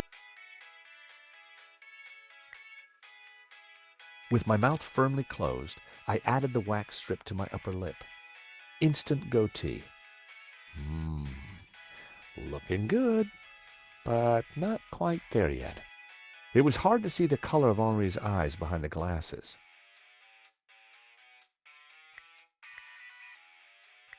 I added Henri's glasses. I looked more and more like a gallery owner. Getting there, but I needed a little more. I needed to flower power my outfit. I added Henri's flower to my buttonhole. The jasmine definitely gave me that looking good, but not quite there yet. I had the outfit exactly, but I needed something extra to ensnare the senses. I added Henri's bret to my disguise, made my eyes water. There. As I looked into the mirror, I saw Henri looking back at me. Henri, there you are, you naughty boy. Dance with me, my little roll mop. I've missed you. With pleasure, Cherie. Henri, isn't this wonderful? Just like old times.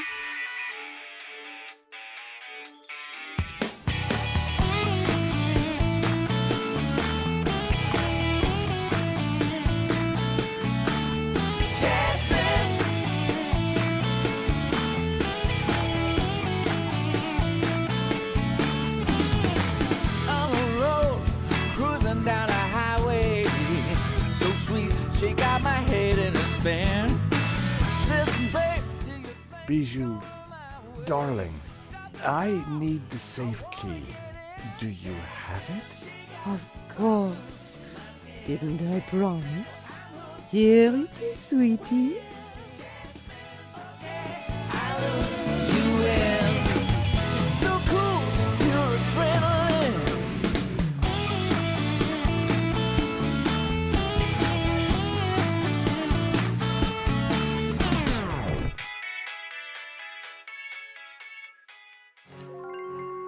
Better let her sleep. I had the key. And besides, I wanted to get my hands on that letter of provenance.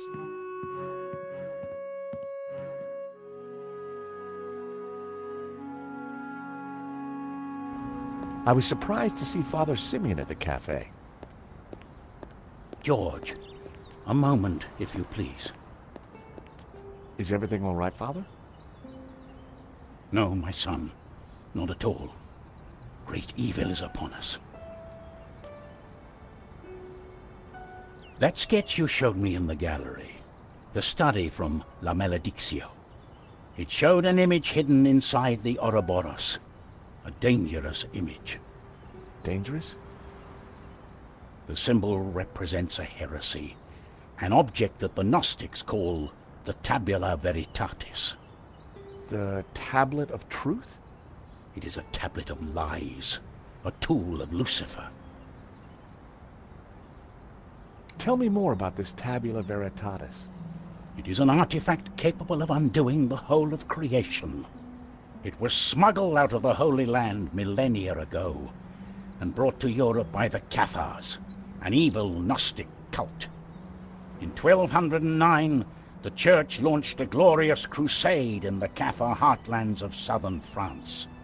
We wiped out almost all the Cathars, and with them, the evil that is Gnosticism. My order, the Dominicans, were formed at that time to seek out and eradicate any remaining Gnostics. But we failed in our primary objective. We did not find the Tabula Veritatis. We presumed it lost, but the painting suggests it is still in Gnostic hands. How is La Maledictio connected to all this? I believe it contains clues that point to the location of the tablet. Clues constructed for a Gnostic to solve. If someone were to decrypt the painting and find the Tabula Veritatis, who knows what evil would be unleashed upon the world. So, you're suggesting that this image of the Tabula Veritatis is hidden in the Ouroboros on the painting? It is obvious now. The Ouroboros is a symbol of the Gnostics, and the tree it contained symbolized knowledge, hidden Gnostic knowledge. Were the Cathars all killed? All that came forward to fight, but like a weed, their roots were deep. We did not fully destroy their evil. I still don't get why the Gnostics are so evil. They see God as simply the creator of the physical world, and revere Lucifer as the lord of the spiritual realm. Wow.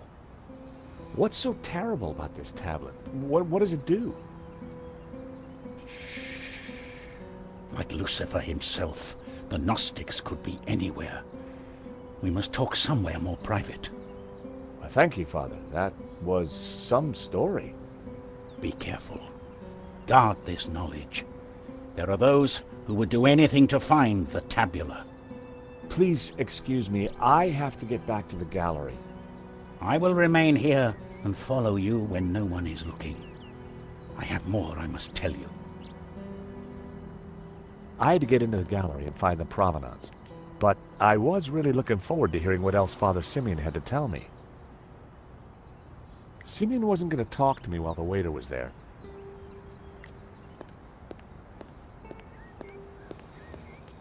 Hi. Monsieur, how has business been since the robbery? You and the other witnesses are the only ones that have been here. I've always...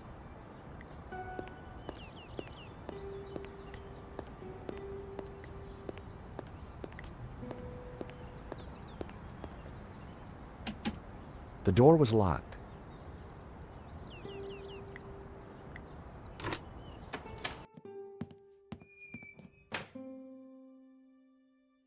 It was the tomato sauce from the killer's pizza.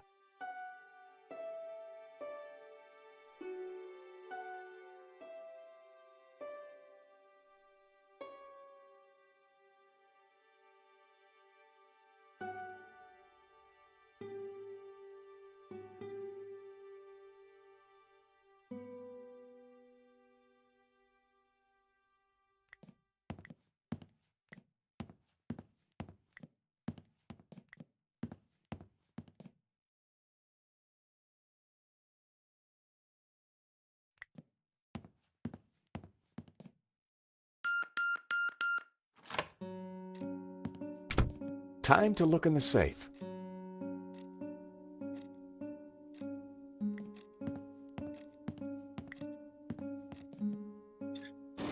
I opened the compartment again.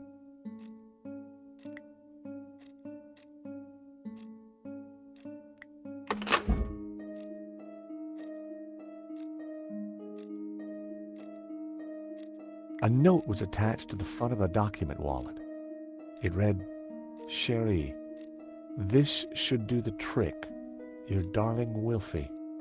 Now, why would Hobbs be sending romantic little notes to Bijou? There was a beautiful ring in a box. The diamond was exquisite. The ring had an inscription, "Henri and Bijou forever." Huh. Henri had bought Bijou a big diamond ring. I had a feeling the ring would be useful. A note was attached to the front of the document wallet. It read, "Cherie, this should do the trick. Your darling Wilfie." That had to be the elusive provenance. It clearly stated that Medovsky was the owner, but I'd learned never to take things at face value. I had to take a closer look at this. At first glance, the provenance looked authentic, but something wasn't right.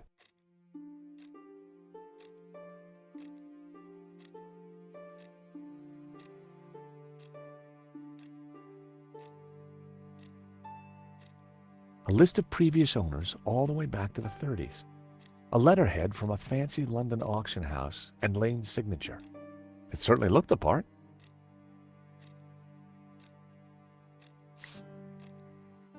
A list of previous owners all the way back to the 30s. A letterhead from a fancy London auction house and Lane's signature. It certainly looked the part.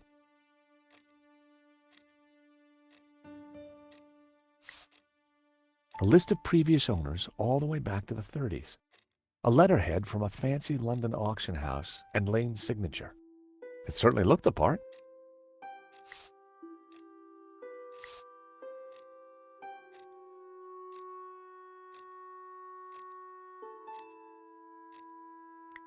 The two documents didn't match.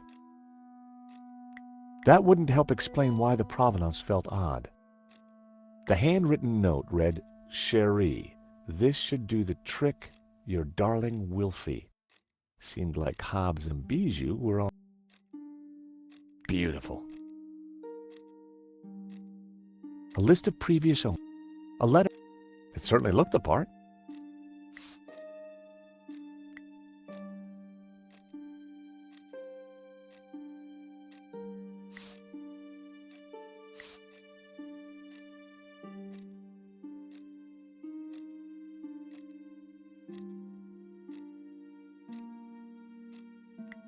The sketch was drawn on similar paper to the provenance.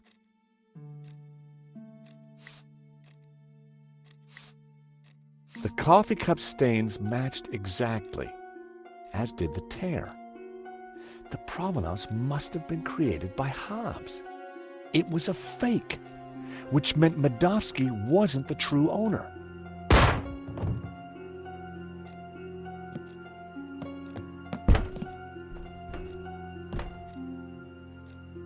I had to get out there and find out what happened.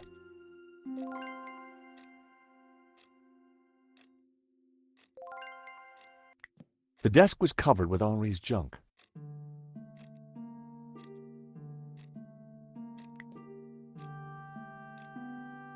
The door wouldn't open. Something was blocking it from the other side. Whatever had caused the noise in the gallery couldn't be seen on the camera.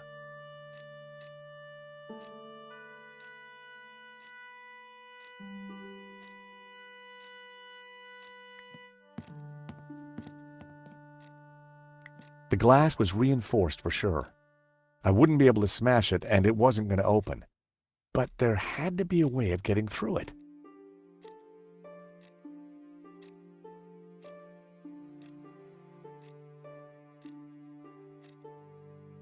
It was a statue of...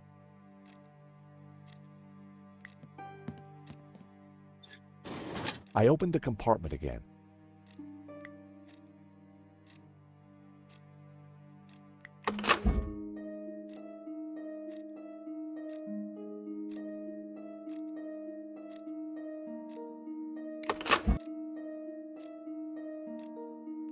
The wastebasket was empty. It was a hookah pipe. Those things gave me a headache. Henri had piled his junk against the wall. At the very back was a poster featuring a dystopian cityscape. Quite chilling.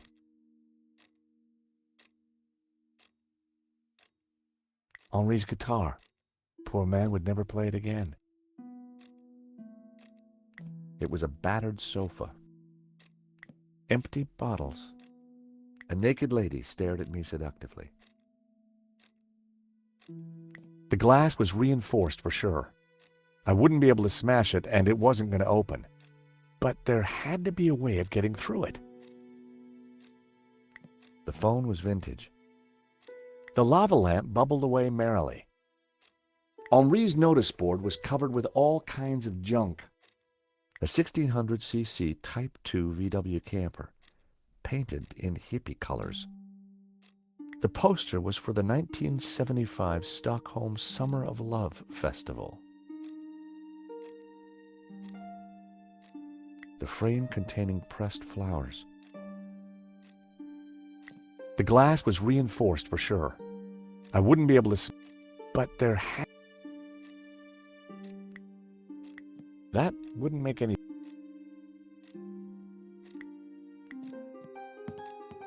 The diamond ring was just what I needed to cut through the glass.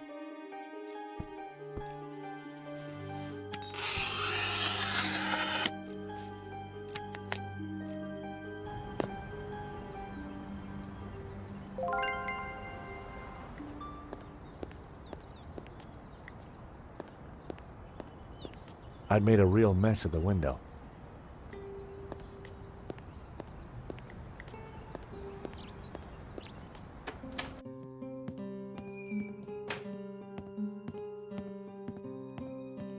Father? No sticks. You must stop them. Who did this, Simeon? Don't let them. The tablet. They are going to raise the devil. Lucifer himself. Those were his last words. First Henri, now Simeon. Who was behind this? And what was Simeon trying to tell me? Simeon had some papers in his hand.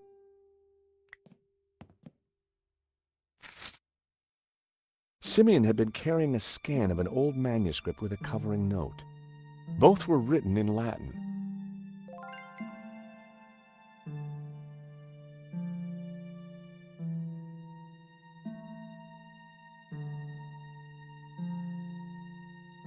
It was a photocopy of an old Latin text.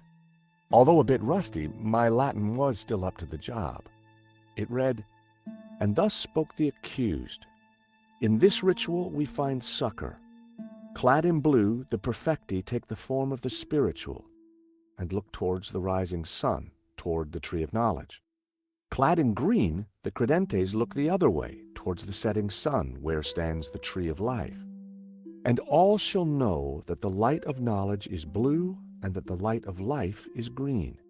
For thus was the light of Eden, both blue and green, intertwined with the light of man to become pure.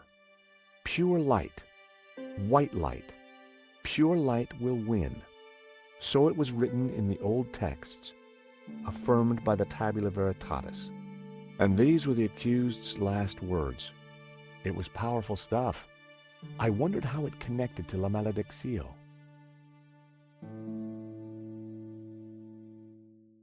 The illustration showed a group of colored figures engaged in some sort of ritual.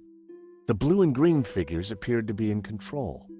The crowd in the foreground were colored red. I guessed it was a representation of the ritual in the text.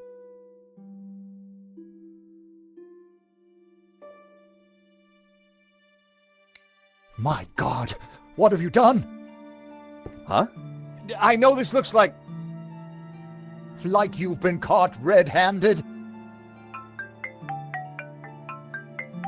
Excuse me. Josh, something terrible has happened at the apartment. Nico, hang on. Lane, it's not what it looks like. Murdering a priest, Stobart? Is there no end to your depravity? It's a simple misunderstanding. Look, I need to go. I'll be at Nico's apartment.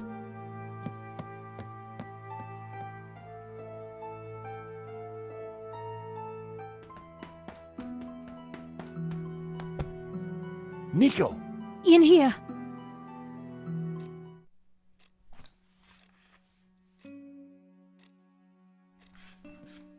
Oh, hi, George. I thought you were being attacked. When I arrived, there was someone here. He rushed me, knocked me down. Did you get a look at him? No, it happened so quick, and then he was gone. What a mess. This blood. Where's Marquez? I don't know. He must be badly hurt. Or dead. Not another killing. What do you mean? I just came from the gallery. Father Simeon's been shot. My God! Who did it? I don't know, but before he died, he begged me to stop the Gnostics from raising the devil. The devil? Whoever's doing the killing, Georges, it's certainly not him. Okay, but who? Simeon and Marquez were both attacked at the same time. Just what are we up against? I don't know, but whoever came here was looking for something. The place has been ransacked. I'm going to clean up. I'll be back in a minute. Okay, I'll take a look around.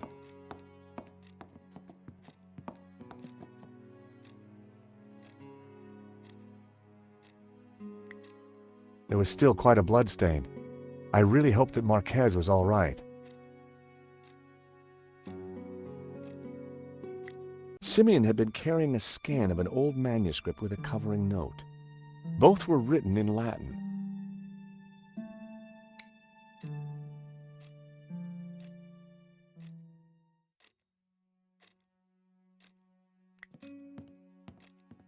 Nico's neighbor had quite an impressive coin collection.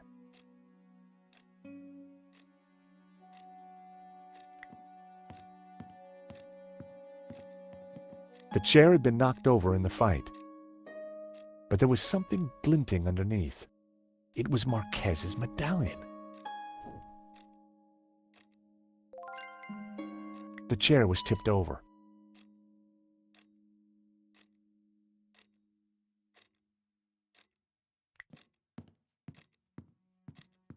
The sofa was a real mess, but there was something between the cushions.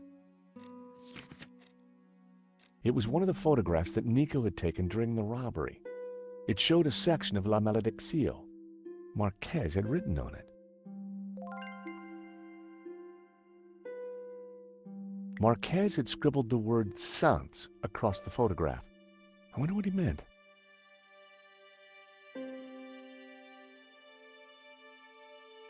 Marquez had circled one of the figures and written Judas. I wondered if he was identifying him as Judas Iscariot. Back in Bible class, Judas was definitely one of the bad guys. Marquez had circled one of the figures in the tower and identified her as Magdalena. That had to mean Mary Magdalene.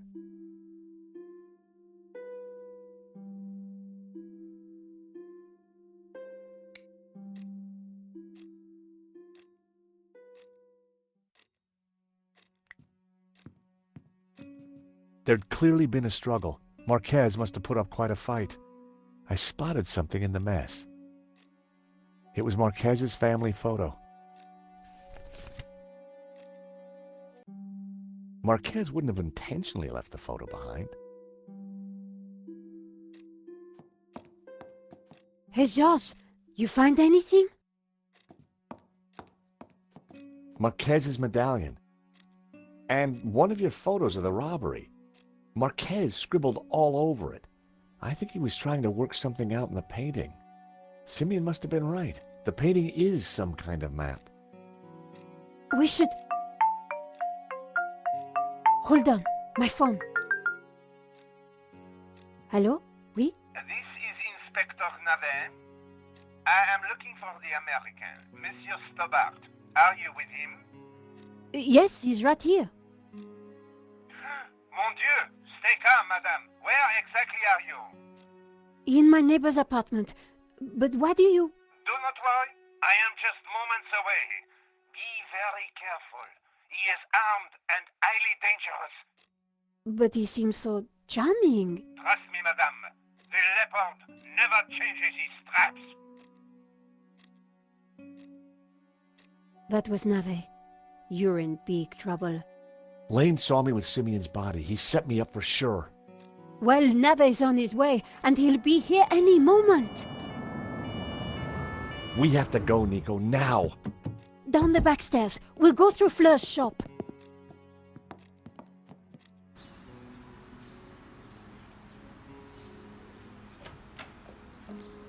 Ah, there you are. Right on time.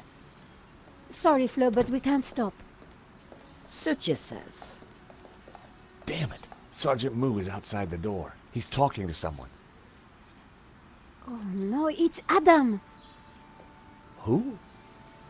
My neighbor. Ah, the pug lover with the trashed apartment. That's the one. Hey, Fleur. Great to see you again. You were expecting us? 30 more seconds and you would have been caught. Charged with the murder of a priest. Whoa. How do you know about that? News travels fast through the ether, Georges. Take this. What do I do with a ball of yarn? Bribe Moo with a nice Aran sweater? You will find the way. Now, excuse me. I think it's time you planned your escape. Oh, hi, Adam. Hi, Nico. They say I can't go up to my apartment. Oh, really? I wonder why. Yeah, I wonder why too. Yeah, I'm George, by the way. Adam. I live in the apartment next to Nico. I know. I mean, how interesting. Fleur, can I sit here for a while until the police let me back in? By all means.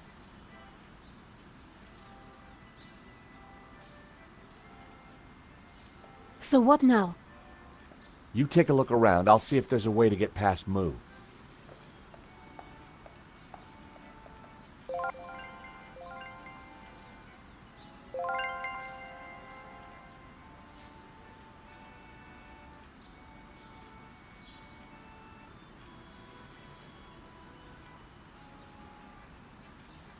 It was Adam, Nico's neighbor. Hey there, Adam. Oh, hey, George. What can I do for you? Do you know what's going on with the police? No, they wouldn't tell me. Good. I mean, strange. It's annoying. I'm really tired. It was a long drive. Oh, been anywhere interesting? I've just come back from a coin fair. It was mega. Well, that's fascinating. So, tell me more about this coin fair. It's Europe's biggest. So much to see. I bet.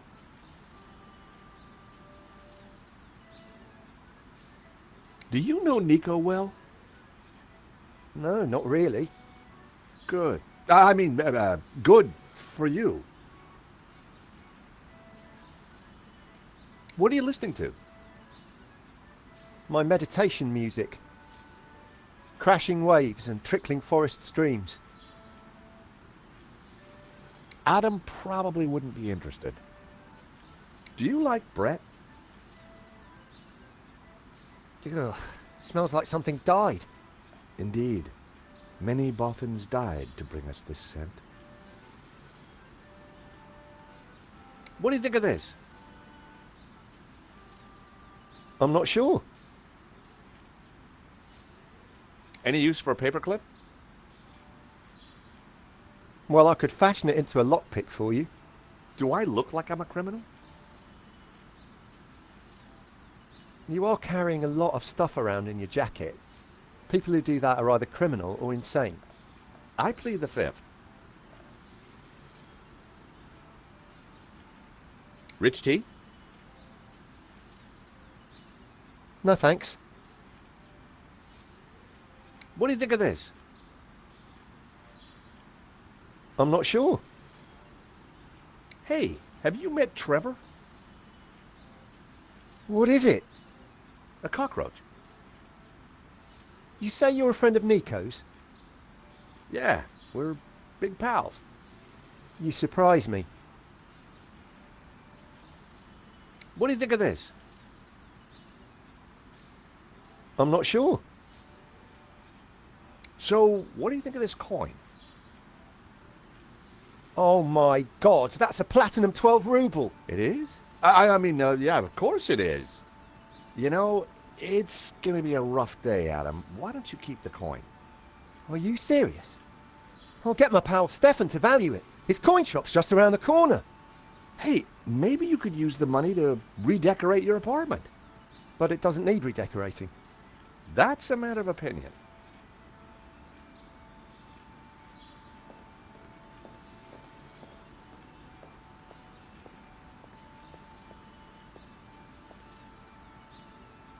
Depending on your point of view, it was either shabby chic or an old sack trolley.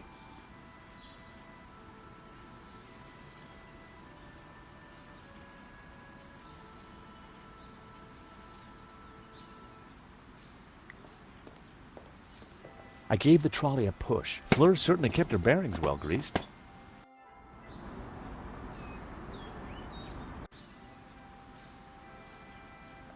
Georges, what are you doing? I'm not sure yet, but there may be a plan forming. Adam had left his CD player on the counter.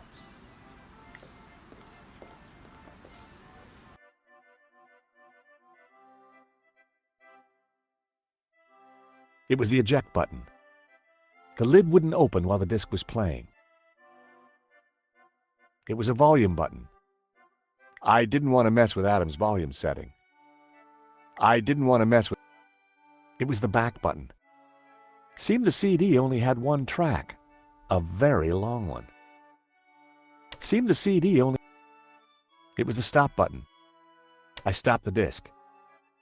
It was the play button. I turned the music back on. I stopped the disc. Ocean Dreamscapes. Oh, perfect. My chakra needed a good top-up. Ocean Dreamscapes. Just what I needed with the day I was having.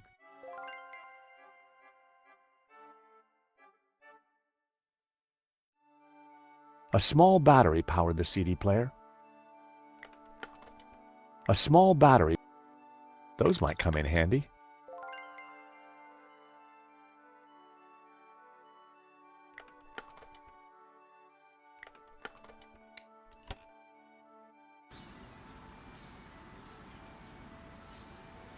It was Fleur, the psychic florist. Sorry to bust in on you like this, Fleur. Don't worry, Georges. I knew you were coming. You did? So what else do you know? There's a 36% chance of rain.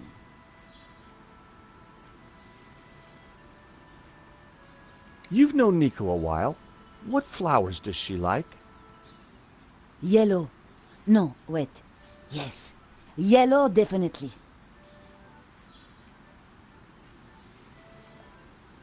I didn't think Fleur would be interested. Can you tell me anything about this eau de toilette? It's cheap, smells bad, and belongs to a man. Gee, thanks.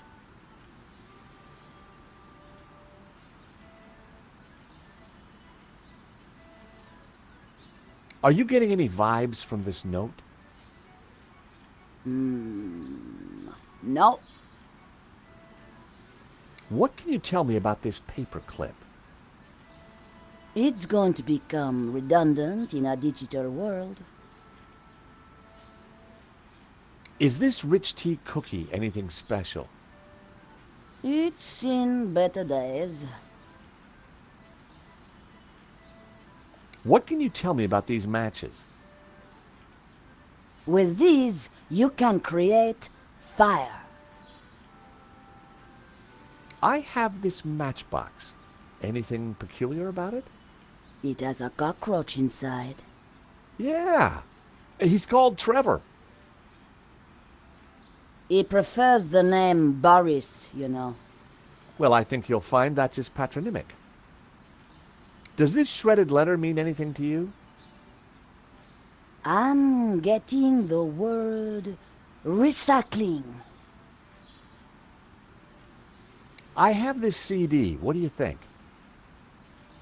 Pop it in the player if you want, George.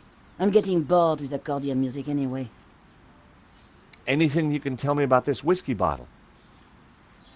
Not a spirit world I'm familiar with, George. I have this provenance for a painting.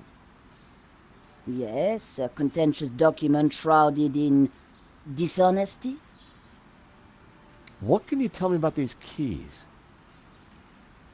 With those keys, George, you have the power to open a door. Would you like this diamond ring, Fleur? That's flattering, George, but I think that your future wife would be upset. Fleur wouldn't want to see it. Do these sketches mean anything to you? Take them away, George. They have the taint of death on them. Are you serious? I mean it. Take them away. These papers, are they relevant? Only you can know this, George. What do you think of this medallion, Fleur? I think one day you will be glad you have it in your pocket, George. What can you tell me about this photograph? An old man scribbled a word on it. I knew it. Is he alive? This I do not know. Sorry. This family photo, what do you know about it? Most of the people in it are dead now. Why do I need the yarn, Fleur? What do you want? The long story or the short story? Short. Because you do. Anything you can tell me about these batteries? They will bring you power, George.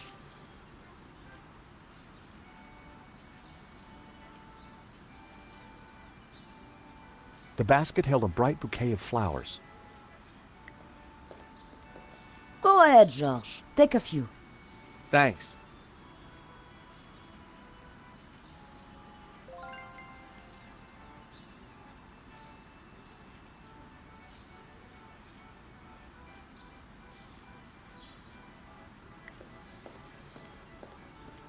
Fleur's classics were blaring out into the street.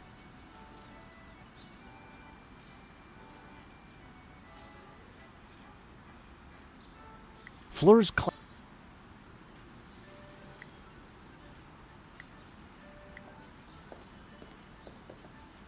Nico? We're trapped. No way forward, no way back. Luckily, Inspector Nave is no Sherlock Holmes. But Sergeant Moo is a problem. At the gallery, I just plied him with coffee. His bladder problem did the rest. Ah, that reminds me of my late husband. Pipi Pierre, they called him. I don't suppose you have a coffee machine, Fleur? I'm afraid not. I don't even have a kettle. Let's keep looking. There's always a way.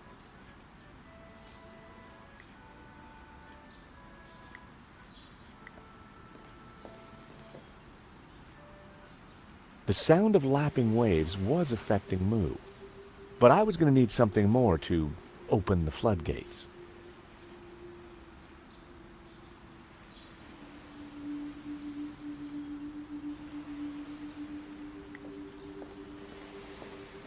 There were boxes stacked along the wall. They were all labeled.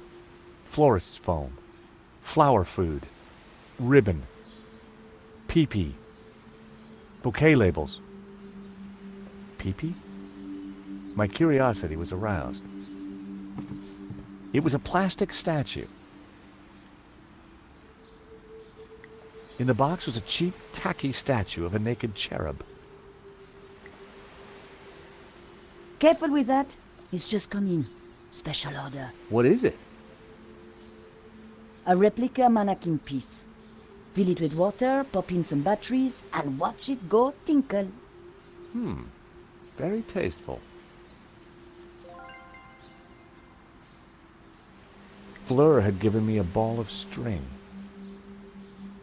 They were the batteries from Adam's CD player. Bloomin' lovely, as Mr. Hobbs would say. A cheap plastic imitation of the mannequin piece from Brussels. It took AA batteries and had a water reservoir.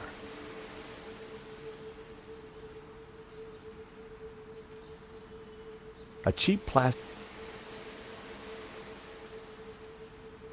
If we headed back upstairs, Nave would be sure to catch us.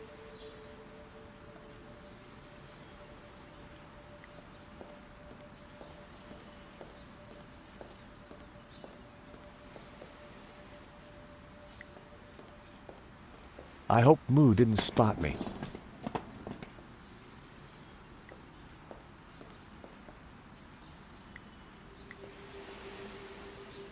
I placed the statue in the trolley.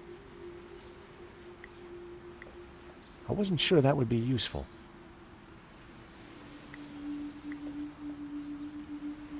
A jaunty series of LEDs lit up around the figure.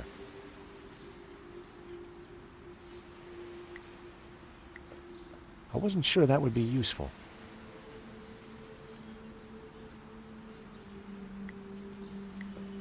I wasn't sure that would be useful.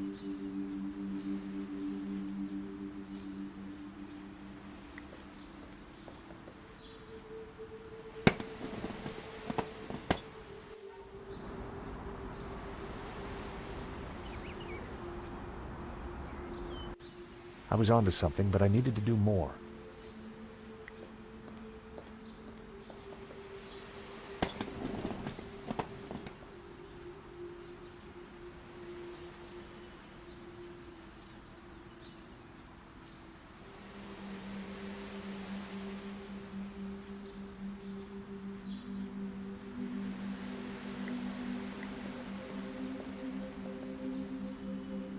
Sláinte, wee man. Sláinte.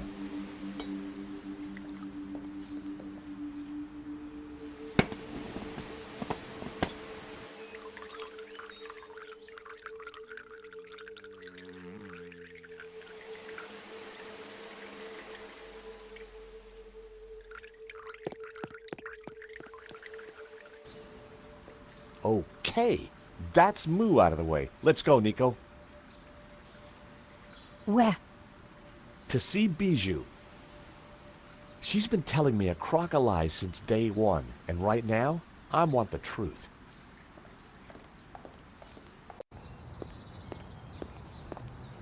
So you're telling me that Bijou and Hobbs were having an affair? Yeah, so, she's got some explaining to do.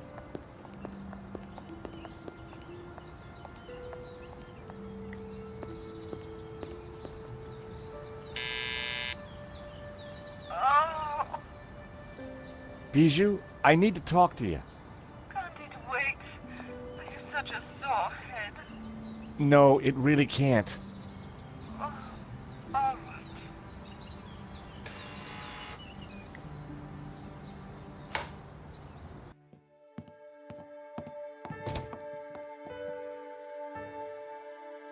In the daylight, and without the fog of incense, the apartment looked even weirder.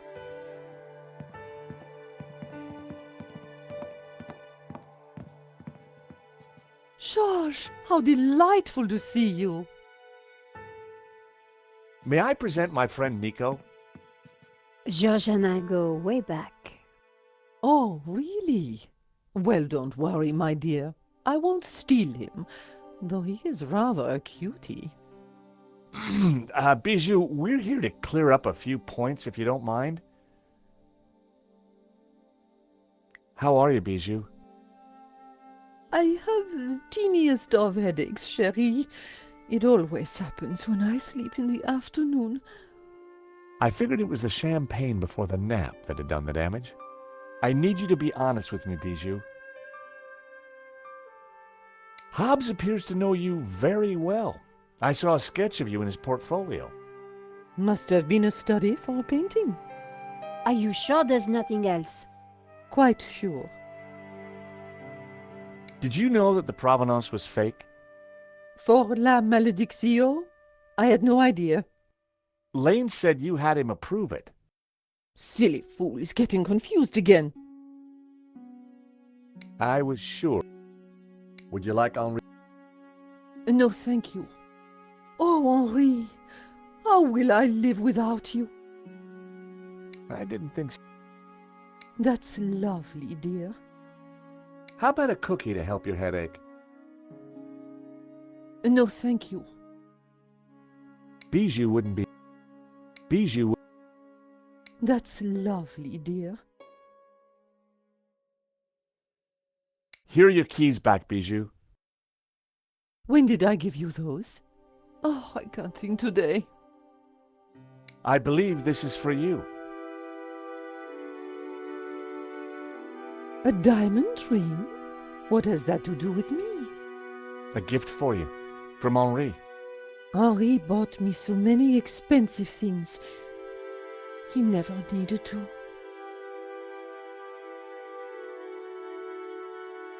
This is a note from Hobbs that I found in your safe. How did you get access to that? How dare you? Bijou, you gave me the keys. You took them back a minute ago. I did? Oh, my head. I don't remember. We didn't do anything else, did we, Georges? The note is addressed to you, so Lane was telling the truth.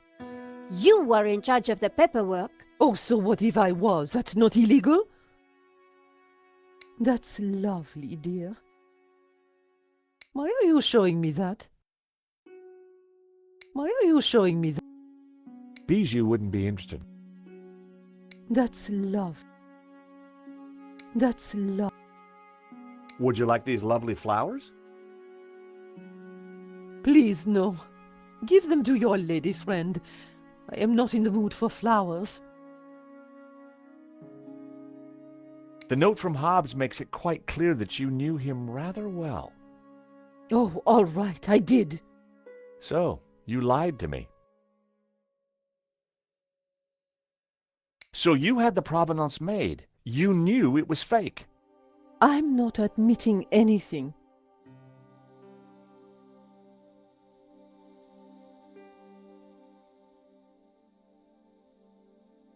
I think Henri asked Medovsky for more money so that he could buy you that ring. And maybe that's the reason he was shot. Nico. No, honey. She's right. Henri always felt he had to fight to keep me. Truth is, I love them both. Wilf and Henri. And now Henri is dead because of me.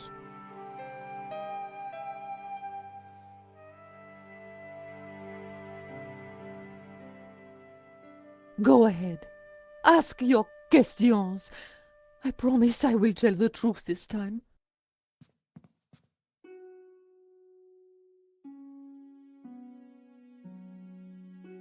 So, you and Hobbs are lovers? We have been ever since 75. Henri never knew about it. They were in a band together back then. So you were unfaithful to Henri right from the start. It was never cheating. I loved them both. So you had Hobbs fake the provenance so that Lane would approve it for the insurance? Wilf passed it to me, and I persuaded Lane to sign it. He never knew it was a fake. Wilf is brilliant at what he does. So what was Medovsky's role in all this? It was all his idea. He'd had an offer on La Malediccio from someone. So Wilf put Medovsky in touch with me and Henri. He wanted to cash in on both the sale and the insurance. He set up the security company to deal with the robbery. I've been such a fool.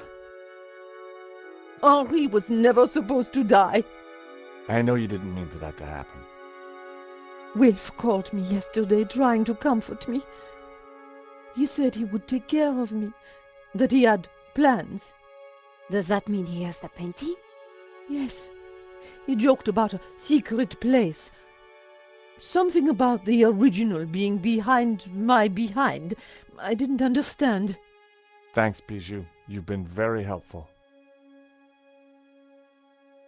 You know, I had the strangest dream earlier. Henri was here, and we danced together again. Such bliss. That must have been wonderful. Anyway, thanks again for your time, and... Nico, I think it's time we went to London.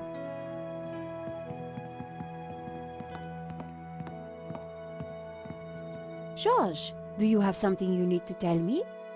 No. Can't think of anything right now. But let's go, shall we?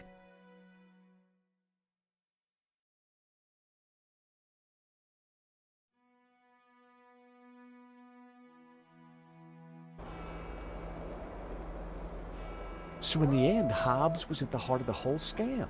All we have to do now is find the painting. Yeah, then we blow everything open and nail Medovsky. I get that front page story. And I get to clear my name and keep my job. So much for your devil-worshipping Gnostic, George. Well, you know me. Nothing I like more than a good conspiracy.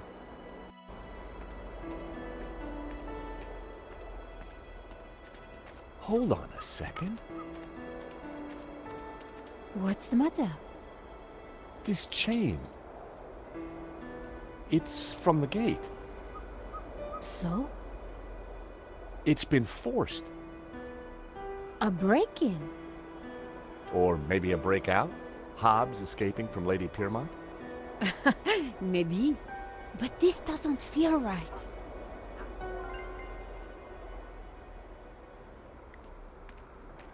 A crowbar lay discarded on the ground.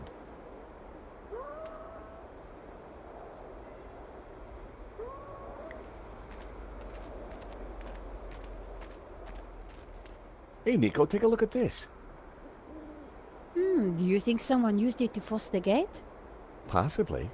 But their loss is our gain. You never know when you're going to need a crowbar.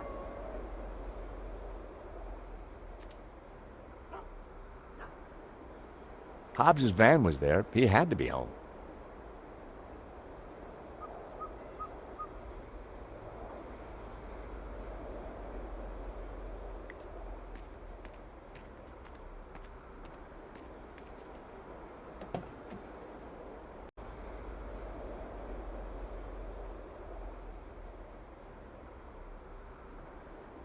I decided to leave the handbrake alone. A blast on the horn had worked last time.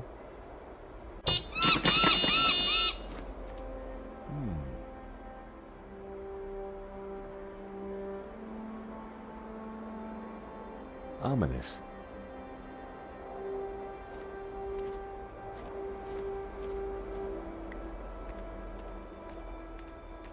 I decided to leave the dumpster alone. The large dumpster was full of garbage. It was a fairly lengthy piece of chain. I wondered why somebody would throw away a perfectly good crowbar.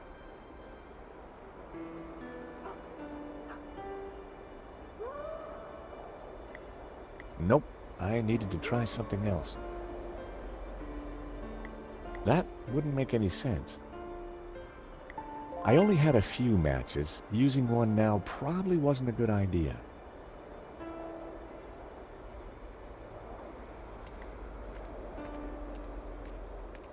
It was Hobbs's mailbox.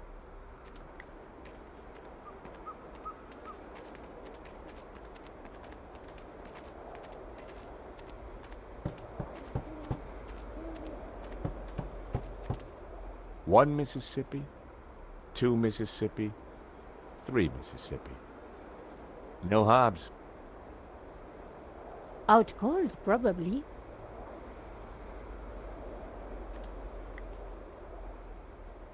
The door on the balcony looks like it's open. How are you going to get up there? I'm working on that.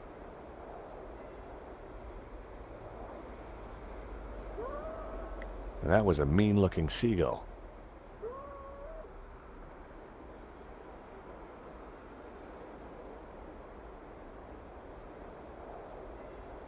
I needed to get closer.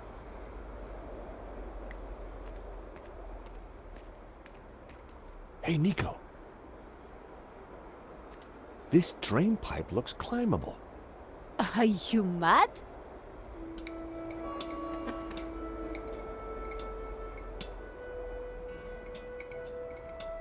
Hey, get out of here! Seagull problems, George? That's one nasty bird.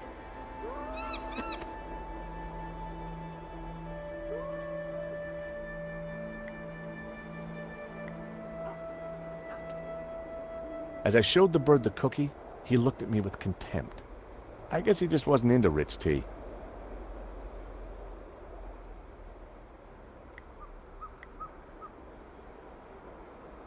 I didn't want to hurt the bird.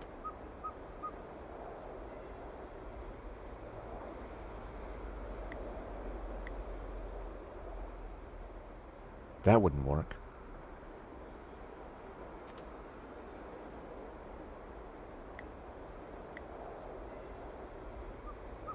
That would be pointless. Hey, Nico. What, Josh? I think I could probably get through that door up there. Be careful. It's pretty high. That is one mean-looking seagull. You don't want to make it angry. Do me a favor and honk the horn. No problem.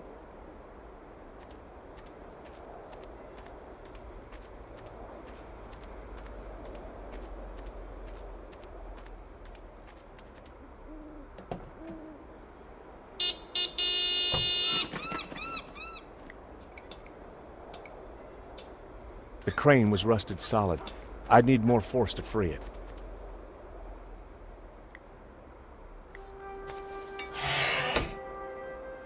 Be careful, George. Wait there, Nico. I'll come and let you in.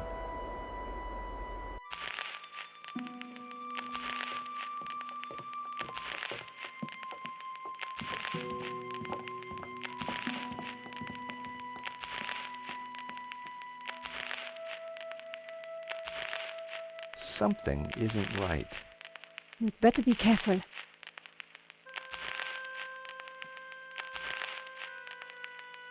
I decided that some lighting might help.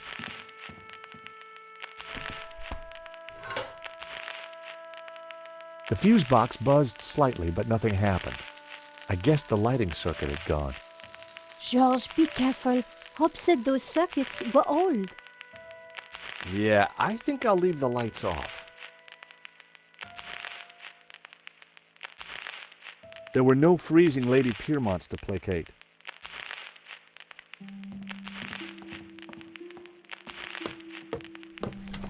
Oh, you'd better take a look at this. I think it's a Manet. Oh, no, it's not. It's a Hobbes. In the style of Manet. Or, as the experts prefer to call it, a forged Manet. Hobbes isn't just a restorer, he's a full-blown forger. Oh, that must be... You.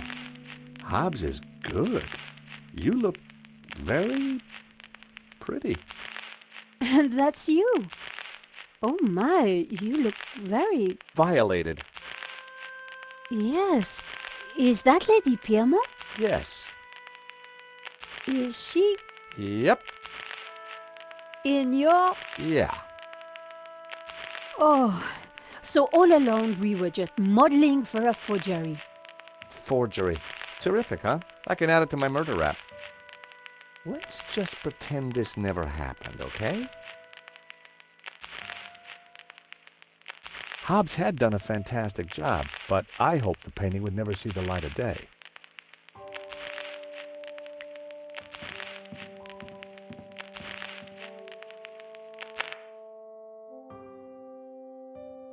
Thanks, George. That was really starting to annoy me. The stereo was already off. The elevator platform had metal hoops for securing cargo.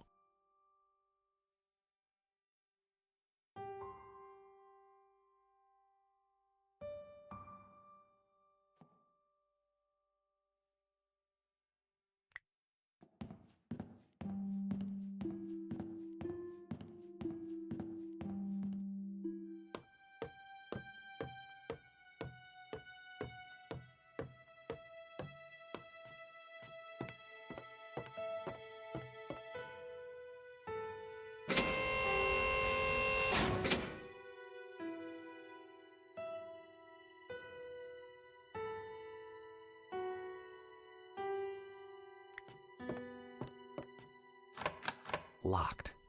If Hobbs is home, he's behind this door.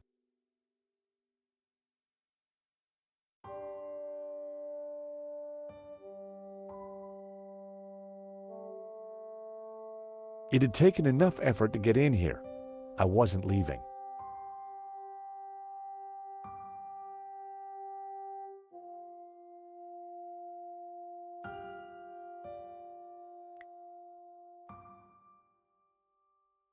The elevator platform had metal hoops for securing cargo.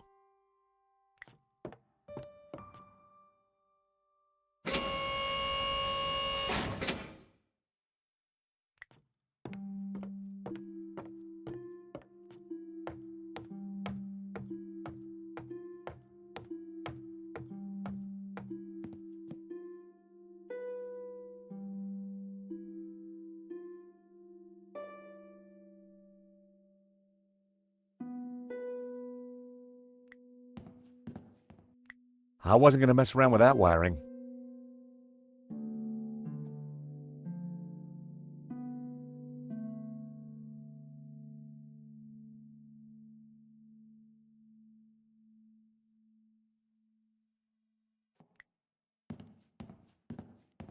The elevator platform had metal hoops for securing cargo.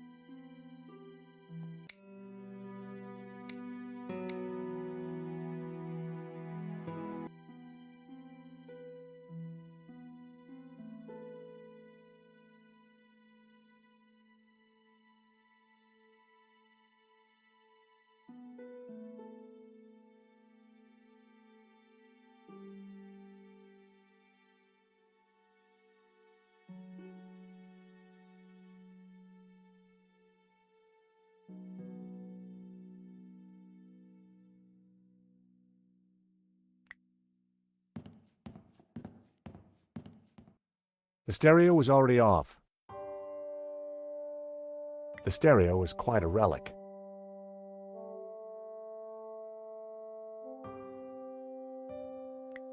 That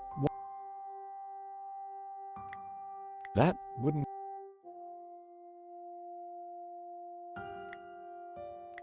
That wouldn't... That wouldn't make... That would be pointless. Not a snowball's... Never in a month of sun.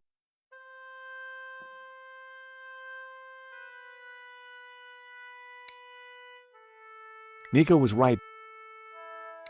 It wasn't a good time to call Rickenbacker. I needed to focus on finding the painting.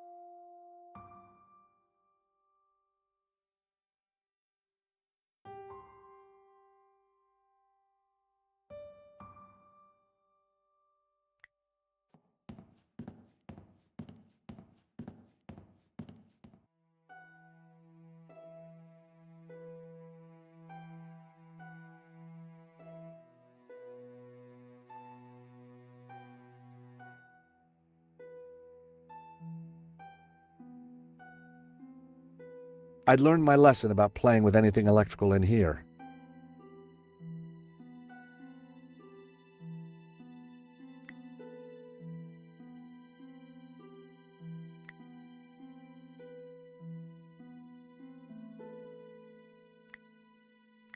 That wouldn't make...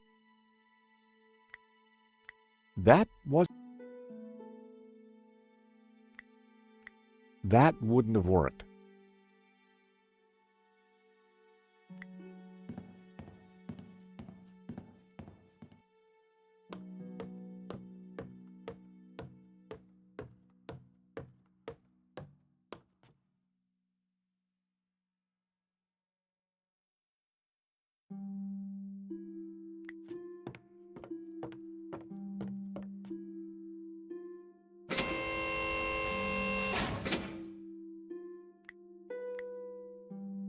A metal strip had been welded to the door frame, specifically to stop anyone levering the door open.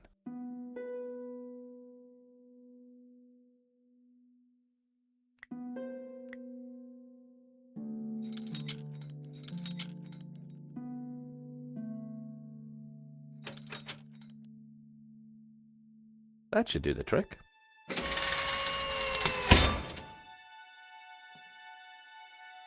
The elevator had already ripped the door open. I didn't want to do any more damage.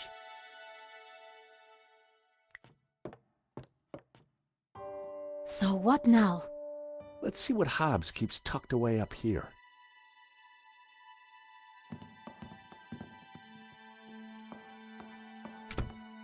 So this is Hobbs's lair. Not exactly the penthouse suite, is it?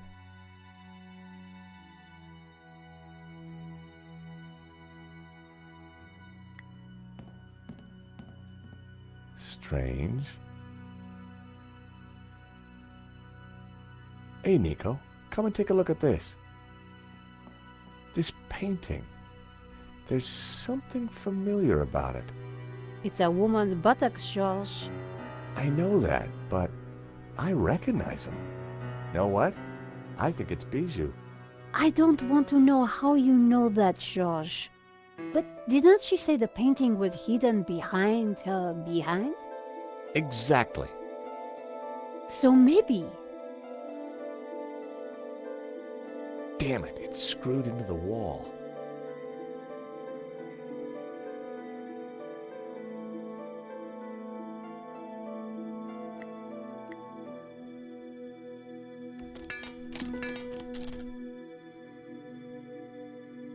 La Maledizio! We found it! Amazing! You're sure it's the real thing? Well, I'm no expert, but yeah, it must be. Look!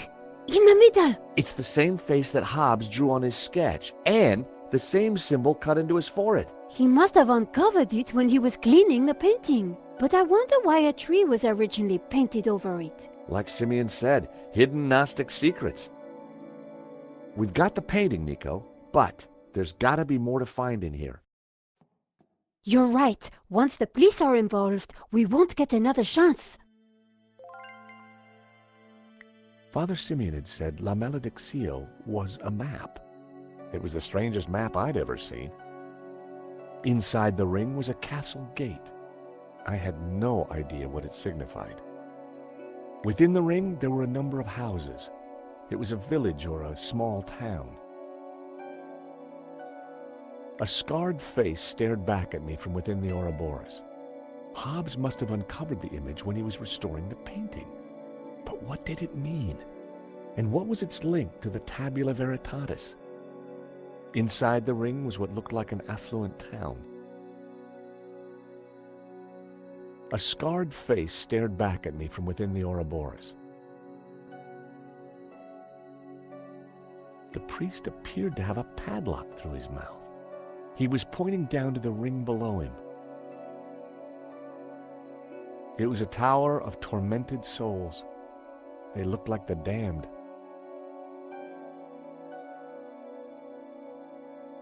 In the clouds, a bearded figure looked out over the landscape.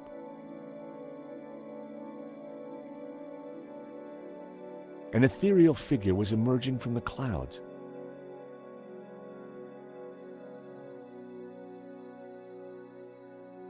It was some kind of medieval human pyramid.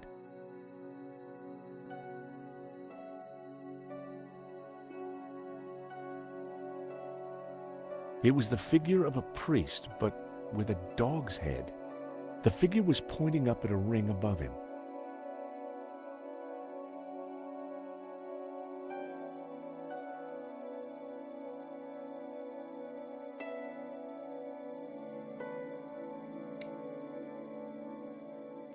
This is a true masterpiece. A fake masterpiece, you mean? That was almost a great idea.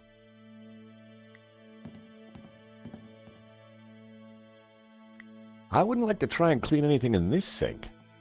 Thankfully, I don't think you'll have to. Apart from some old pipework, the cupboard was empty.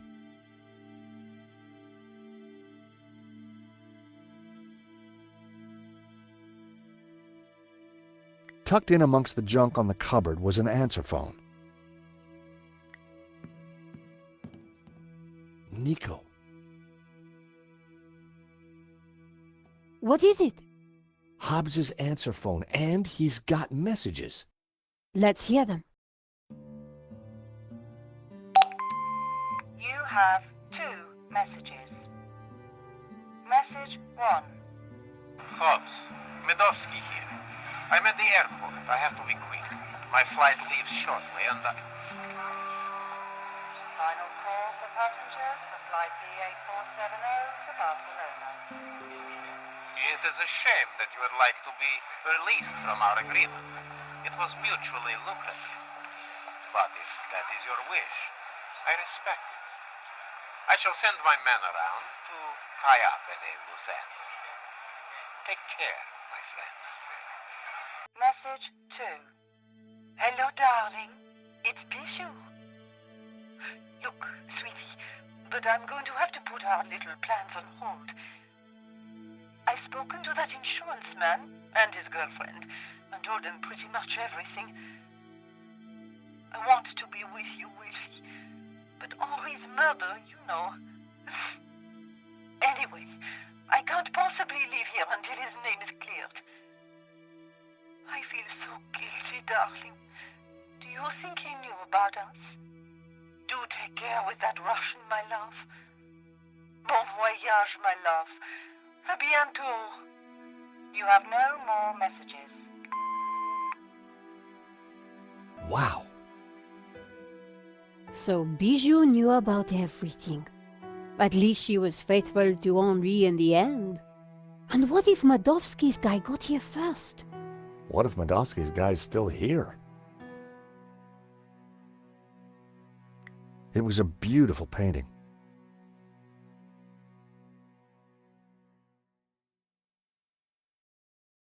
The door concealed the contents of the cupboard. Who knows what useful objects this cupboard might hold? Don't get too excited, George. Well, looky here. A useful bottle of Diet Cola.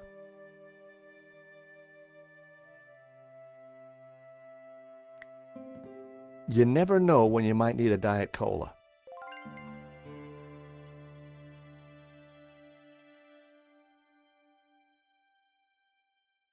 I'd already listened to the answer phone. Hobbs's sandals lay on the floor. The sofa was a wreck. Another Hobbs masterpiece.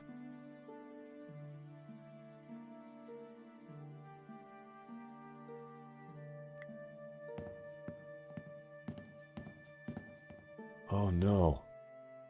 What's up? Nico? Oh no! Hobbs! Is he? Dead? Sure looks that way. Poor guy. He's been strangled. You know, maybe Simeon was right. It seems like anyone who gets close to this painting dies. The painting didn't kill him, George.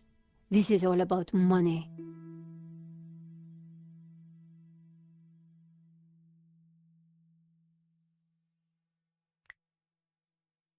The mechanism was for opening and closing the skylight. It looked corroded.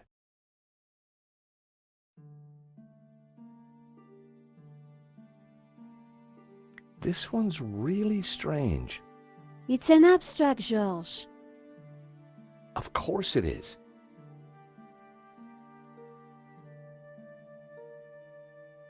It was a still life.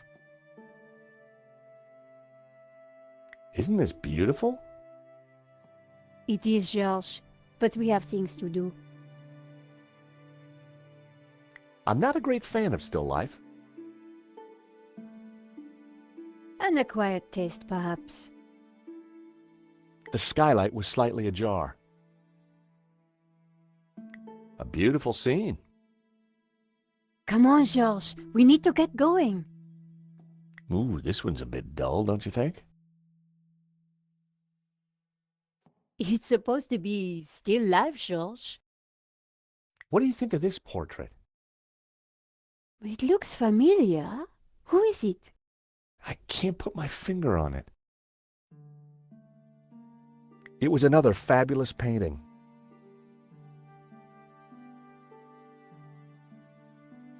That painting would look pretty good back in the office. Take a look at this. Someone's cut out a painting from this frame in a hurry. The canvas left around the frame looks just like La Maledizio. If we've got the original, Then whoever killed Hobbes has grabbed themselves a forgery. it was a paint-splattered dust sheet.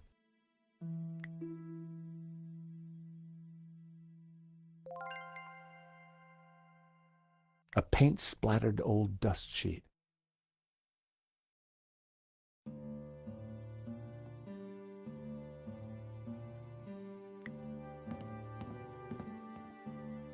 Whoever did this was a professional. We need to be careful.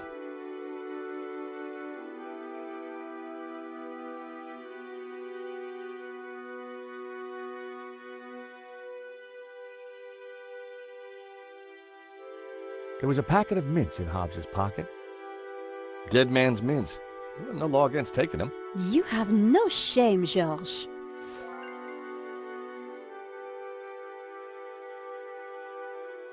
Hobbes had been strangled.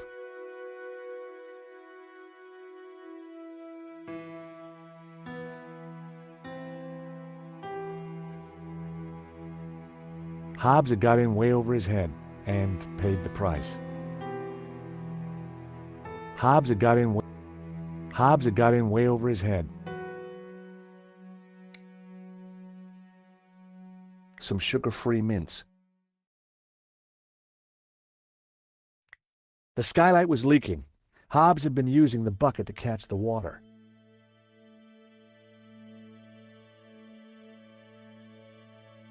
The skylight was leaking. Hobbes had been using the bucket to catch the water.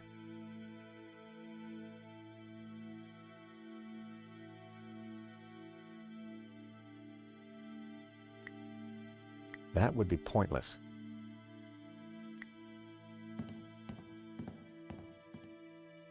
Nico? Yes, Josh? What should we do now? It's pretty quiet up here. Let's take a look around.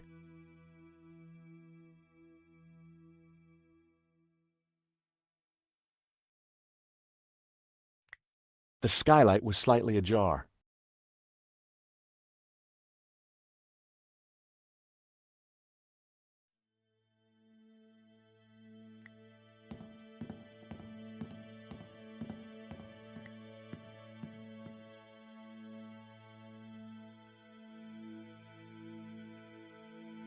We had La Malediccio, but we needed to try and figure out who killed Hobbes. We had La Malediccio. They didn't go together.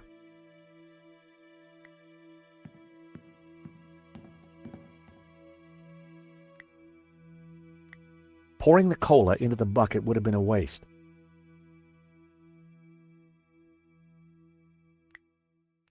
I needed a better idea.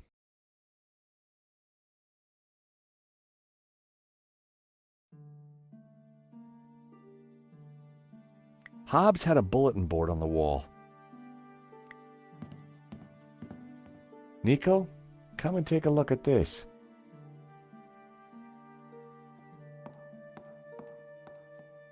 Looks like Hobbs has been busy. A map of Catalonia, sketches and notes on the painting. Do you think Hobbes was looking for this tabula veritatis? I think Hobbs was a lot cleverer than he seemed.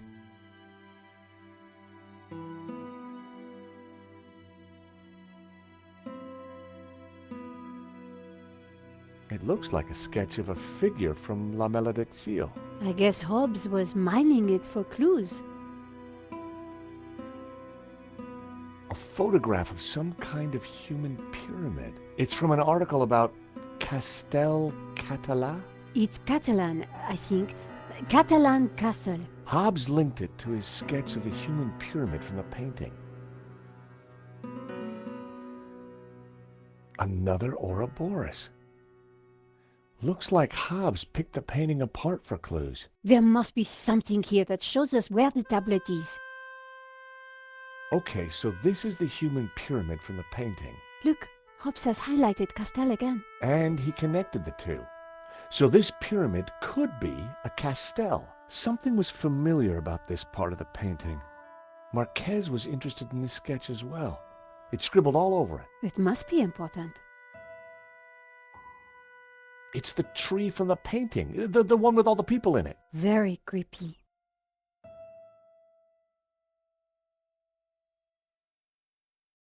I wondered what Hobbs was looking for on a map of Catalonia.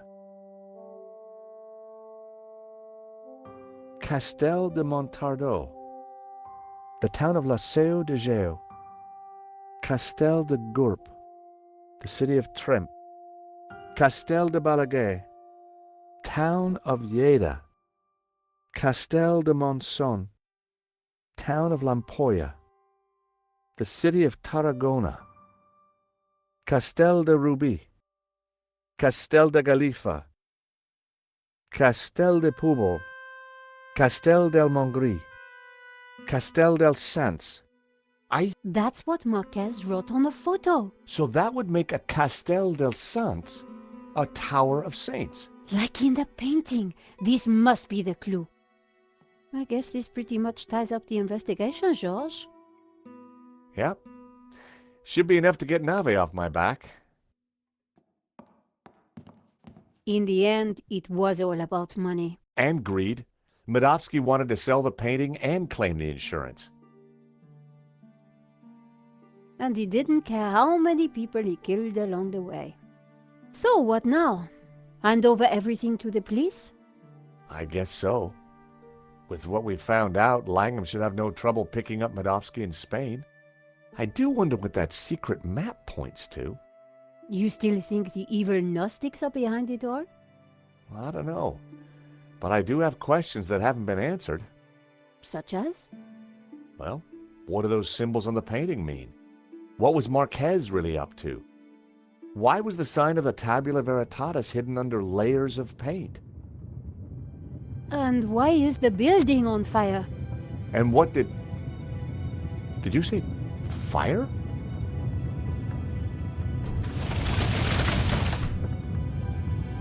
We need to get out of here.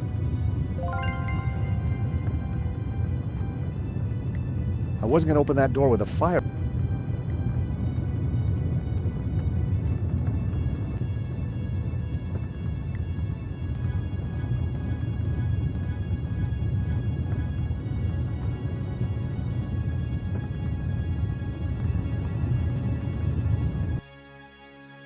The city of Barcelona.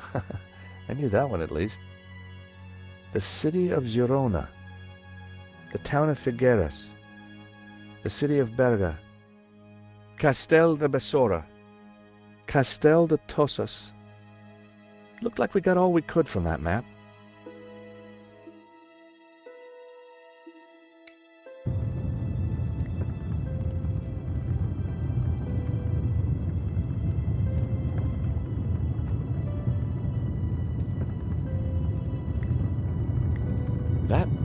any sense. That was... It would have made a cool grappling hook, but then I realized the yarn wasn't strong enough to carry my weight. Well, it seemed like a good idea at the time.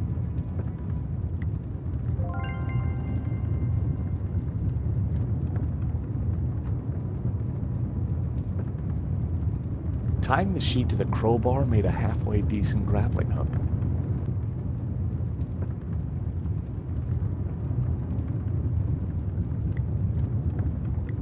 Nope, I needed to try something else.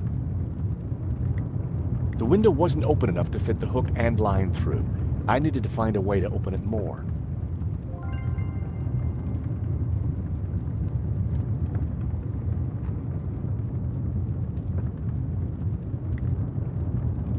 That wouldn't make any...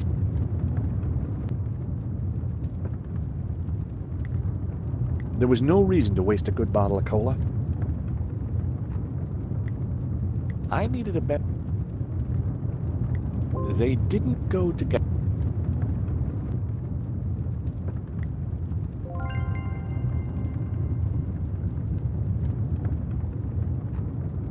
I dropped the mints into the cola and quickly tightened the cap again.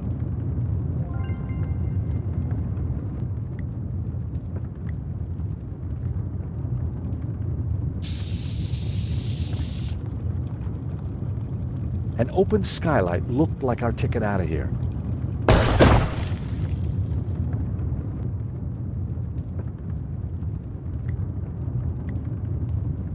This should help us get out of here.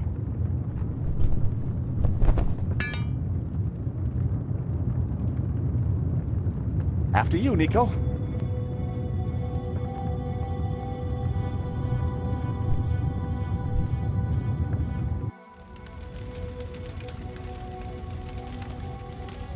Terrific. Out of the fire into the frying pan. Wait! George! Isn't that... Langham? Oh, thank God.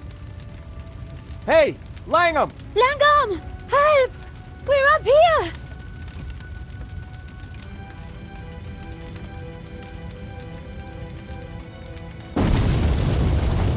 Quick!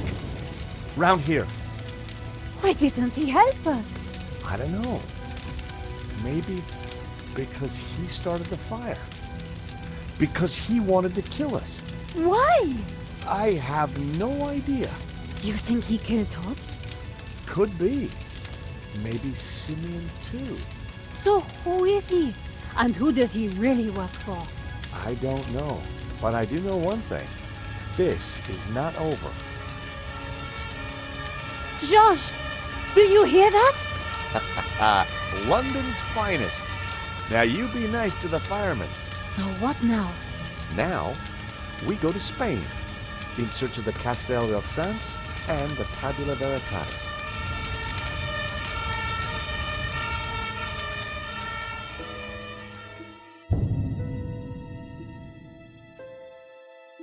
Nico and I had thought the adventure was over. Actually, we'd only just started. Nothing was what it seemed.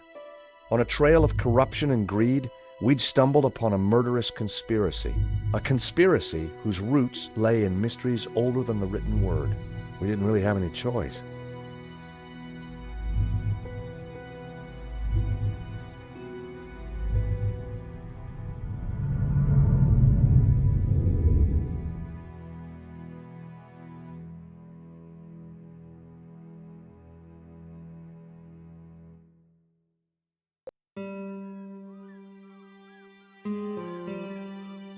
Catalonia, the foothills of the Pyrenees.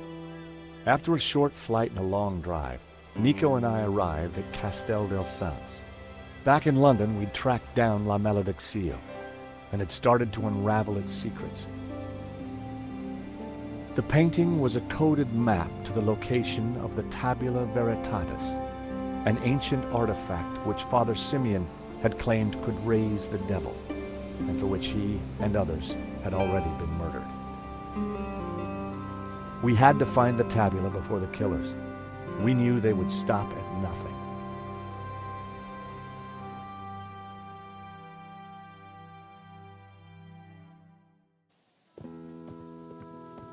Let's just hope we got here before the bad guys. Seems quiet enough. Looks like nobody's been here for years. Must have been a beautiful place, once upon a time. You think the tabular is really going to be here? Somewhere. If we can just decode the painting. Well, it looks deserted.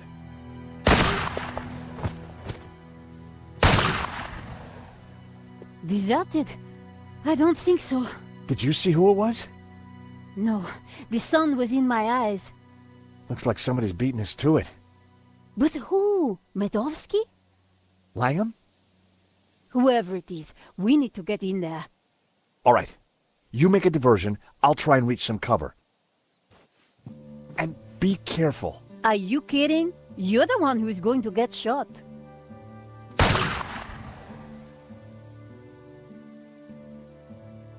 The place looked run down and deserted. The place looked... Any ideas? We need a target for the shooter. Preferably not me.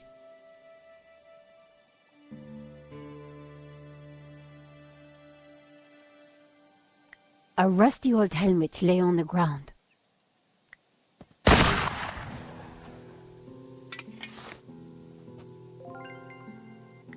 The crumbling wall offered limited cover. Climbing over the wall would not have been a great idea. Parts of the wall had fallen down. The mountains made a magnificent backdrop. Shame the place was left to fall apart.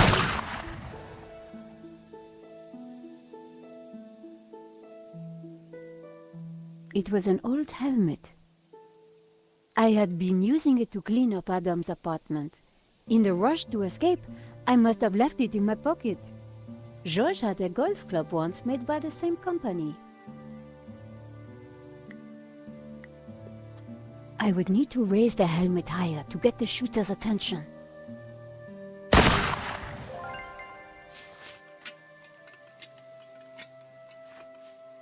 A helmet on a pole? Always useful. The mop had bore an uncanny resemblance to George's hair. I just hope this works. Are you ready?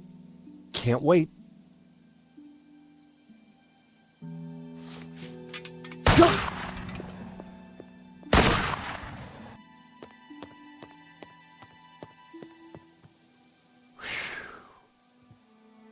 Oh no. I'd made it without getting shot, but I sure didn't feel lucky. Somehow I had to distract the shooter again, and this time I was on my own. With a ghost from the past giving me an evil stare.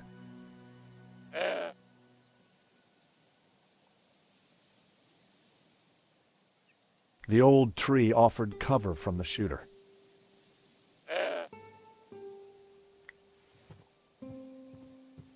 Oh, heck.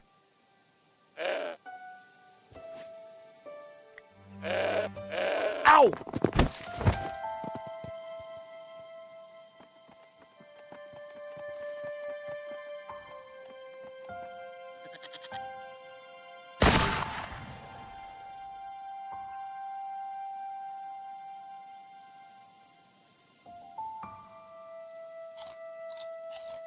Hey, that's mine. The goat had eaten Hobbs' carefully crafted provenance. The old tree off. Some apples had dropped from the tree. The apples were bruised.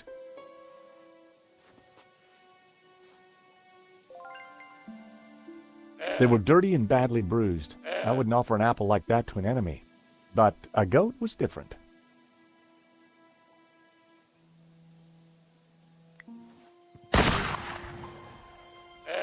Good goat. No.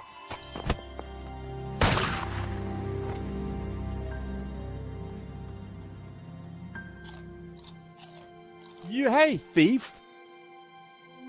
The goat had eaten Nico's rejected photograph.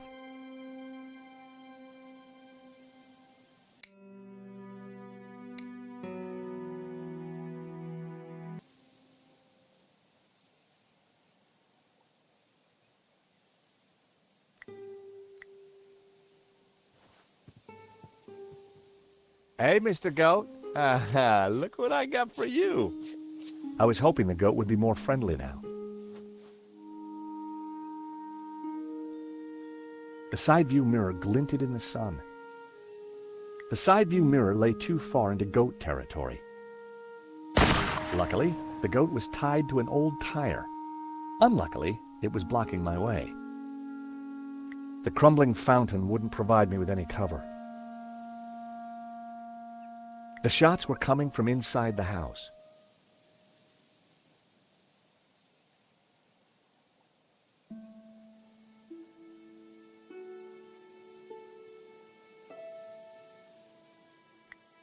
That wouldn't have worked. A pile of old brandy bottles had been discarded behind the car. A pile of apples had just been laid on a sheet, just out of the goat's reach. Go on, eat this, boy.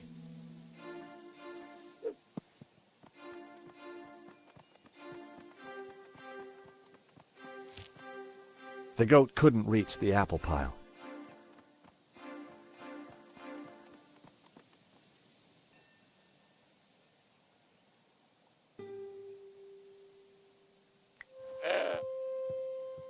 Now then, old fella, you don't mind if I move your tire, do ya? No.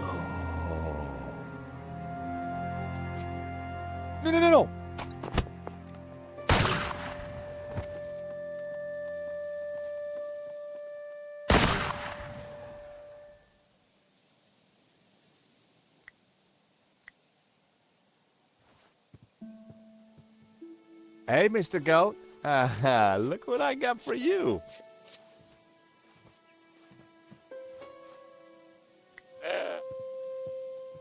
Now then, old fella, you don't mind if I move your tire, do ya?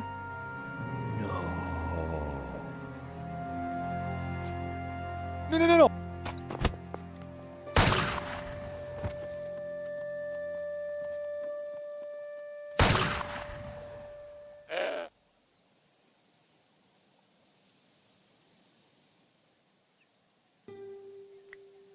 I couldn't let the goat eat Trevor.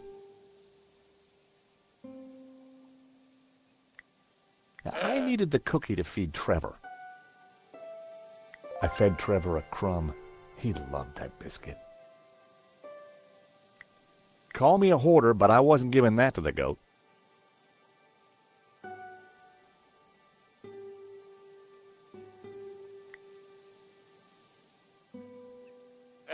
Oh boy, you're gonna love this.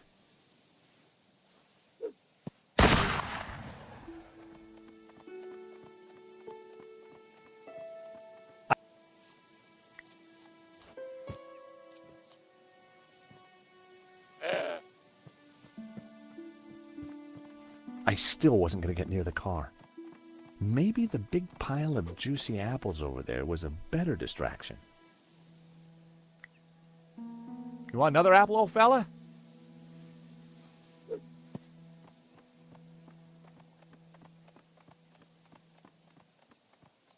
I distracted the goat, but it wouldn't take him long to eat that apple.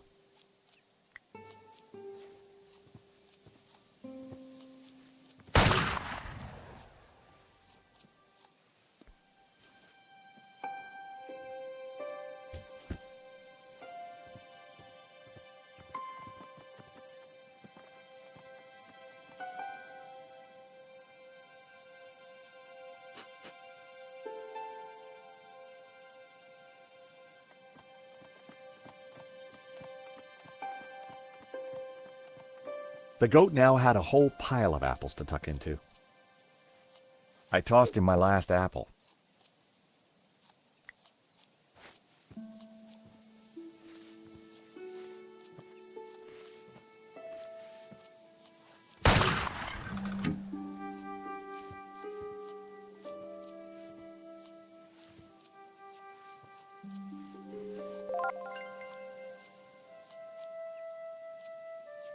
The old car was riddled with bullet holes.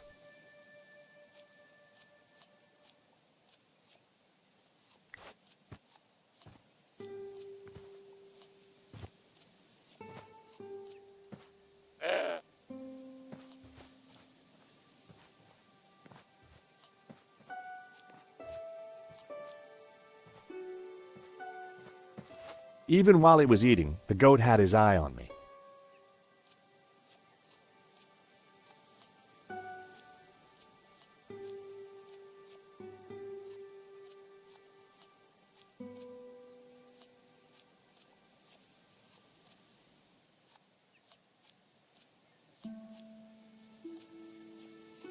I'd broken off the old car's side mirror.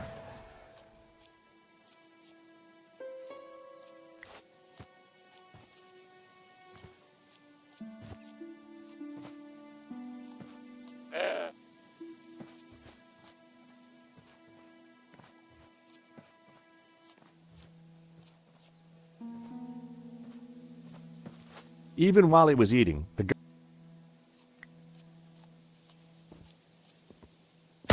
Hey, what? Whoa!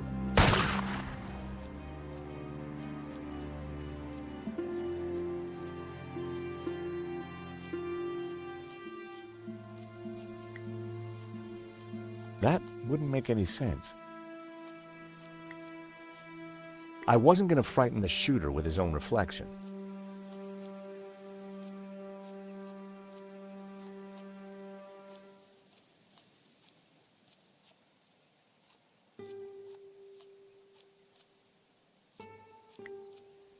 Nope, I needed to try something else.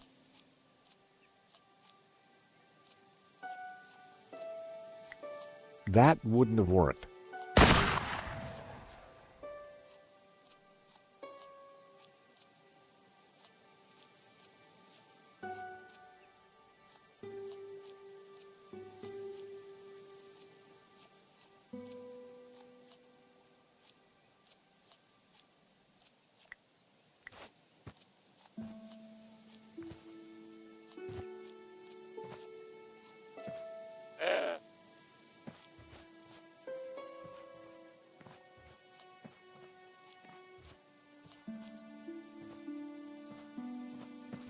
Even while he was eating, the goat had his eye on me.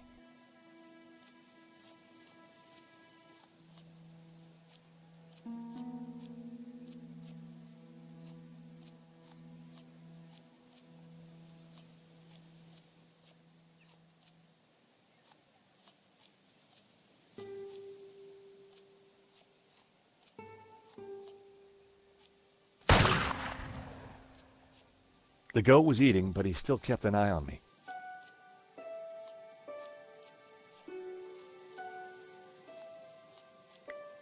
The goat had turned away, and I decided to leave him alone.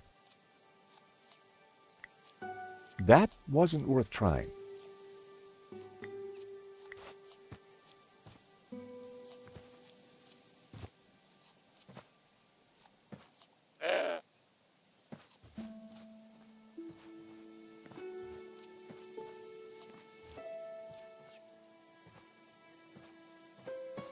Even while he was eating, the goat had his eye on me.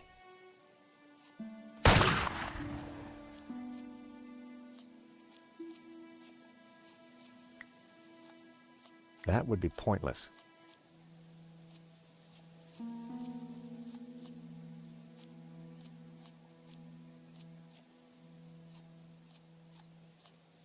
My phone had no service. I couldn't make calls.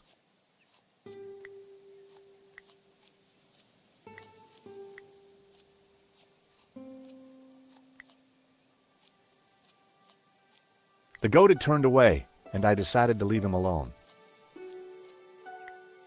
I needed a...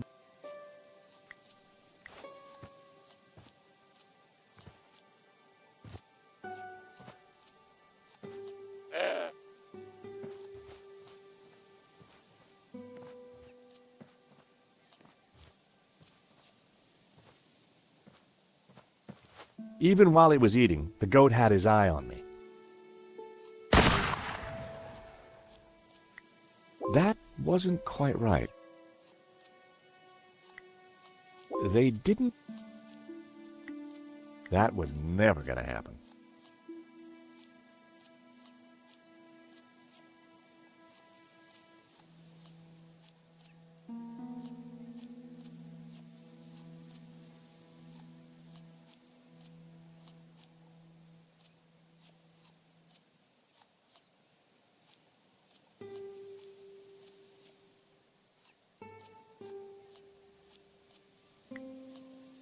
That wouldn't... That so didn't... That was almost a great idea. That would be... Not a snow... No, that didn't... Not a snow... That wouldn't have worked.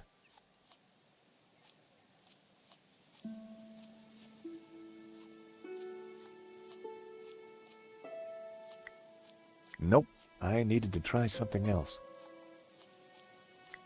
That was... Nope. The goat had turned away, and I decided to leave him alone.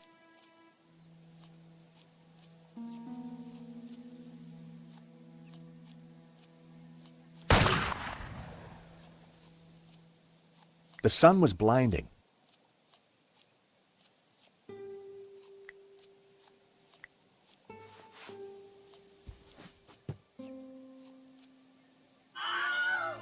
I blinded the shooter. Time to make a dash for it. Don't think I can't see you, senor. If you so much as move an inch, I shall shoot you.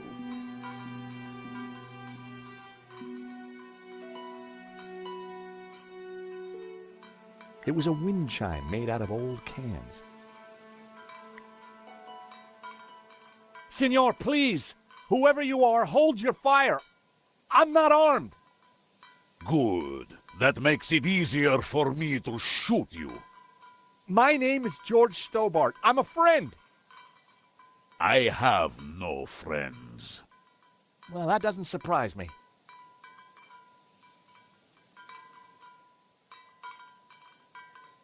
All we want is a quick look inside the castell.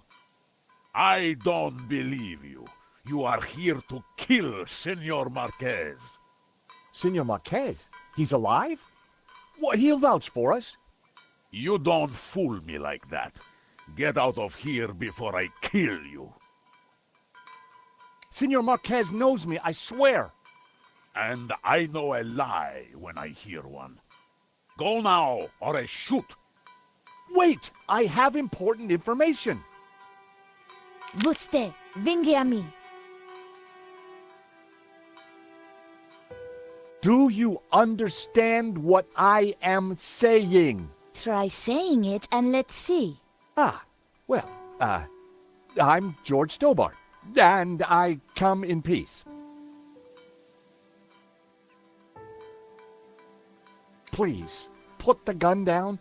I'm not armed. And I'm still not hearing an explanation. I can understand the old man being edgy, but you look like a woman who's seen the world.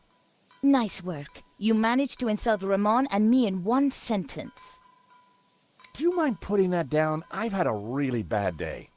Guns don't agree with you? No, and neither do goats. I've got bruises in places that, well, you know, places. So leave. We're here looking for something. Well, go look for it somewhere else. We were helping a man called Marquez in Paris. He is my father. I could see where she inherited her temperament. Your father? Well, he's our friend. Why should I believe you? Show me proof.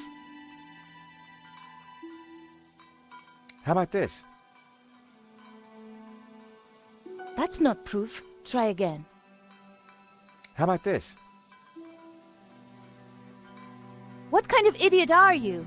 I don't know. Self-taught? Look at this. Try again, mister. Cookie? I don't take gifts from strangers.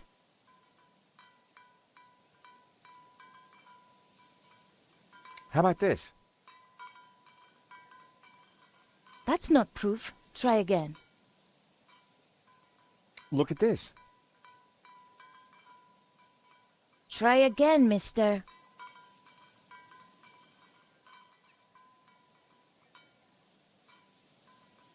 How about this?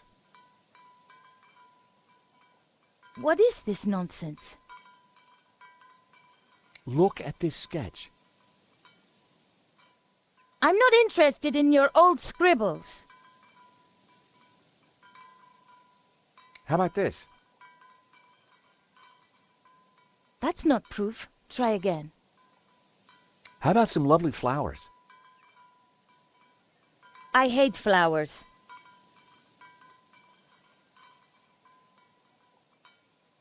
Look at this photo. It's old. Do I care?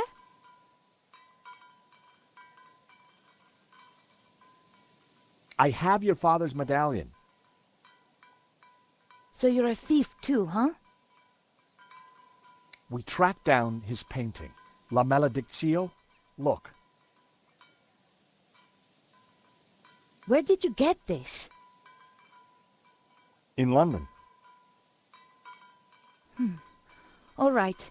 You better come with me, but no funny business, okay? You know, you sound just like my friend Nico. Nico!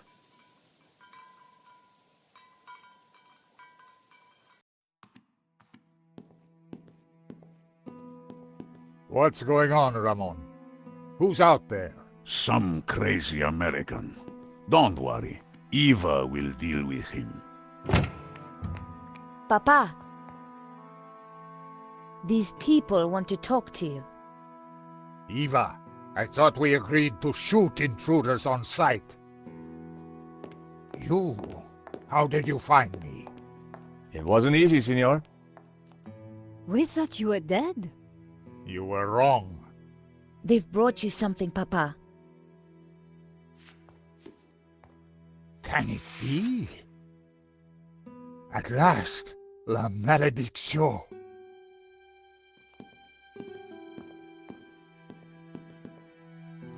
Well, Senor Marquez, looks like La Maledictio hangs in its right place again. Indeed. I have waited all my life for this. But something interesting? the painting. It is different. The face in the middle. The one with the symbol of the Tabula Veritatis on it? How do you know about the tabula? A priest told me. Said it was the devil's work. Pah! Priests. Full of lies, every one of them. Oh, really? Well, this priest said that the tabula was an instrument to raise the devil. Fool. Who would want to raise the devil? But you do want to find the tabula. Yes, because it is a Gnostic treasure. It is special, and my duty is to keep it safe. I was sure that Marquez still wasn't telling me the whole truth. And now? I shall decipher the painting and find the tabula. Before she died, my mother said that once the painting hung here again, its meaning would become clear, and the route to the tabula would be revealed. So, what's the answer? Where's the tabula? I don't know. The room has changed. Was there something different about the room back then? No. Yes. I don't know. You must help me. Well, how? I'm not a Gnostic. Senor, you must, because soon the Russian will be here. He knows about Castel del Sans? I regret, senor, that in Paris I told his sidekick a little too much. Ah, well, I guess we'd better figure this out. And fast. I'll go and keep watch. Shoot on sight, remember. Well, Nico, what now? You try and work out just why the painting has to be in this room. I'll go and see if Eva knows anything. Whether he knew it or not, I was sure Marquez had the answers.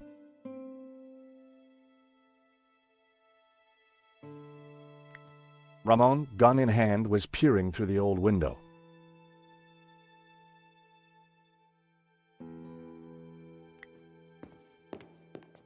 Senor, a word? Of course. Okay, so... Just not with me. Ramon sure was a little light in the charm department. It was a shield on which heraldic symbols had been painted. The scroll below the shield read Girona. The scroll beneath the shield read Puigcerdà.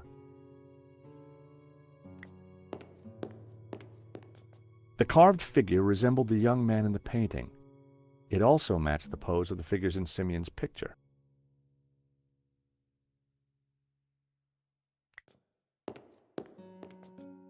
La Maledizio, back in its rightful place. But what were the clues? The plinths looked like they could be rotated. The plinths looked... The painting held all the answers. The Tower of Saints had led us to the Castel. I wondered where the other clues would take us.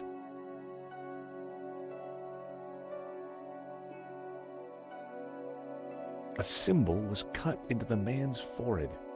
Simeon had claimed that it was the sign of the Tabula Veritatis.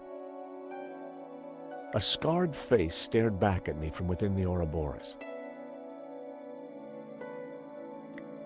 That wouldn't have worked. Nope, I needed to try something else. That wouldn't have worked.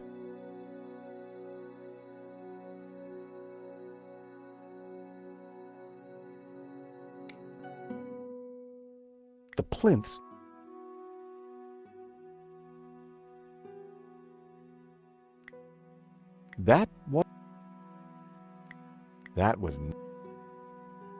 that wouldn't make any sense.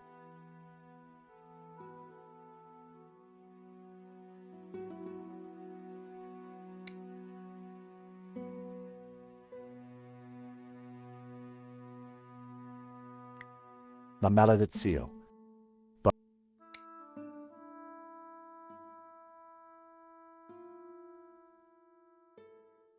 it was Marquez. He was studying La Maledizio. Senor Marquez? Mr. Stobart? If we're going to find the tabula... Yes? Then you will have to help. Of course. I mean, by being totally honest with us. When have I not been honest? Tell me about the painting. When I was a child, I would stand here for hours just staring at it. Who was the mysterious painter, the Serpent? And what did it mean, La Maledictio, the curse?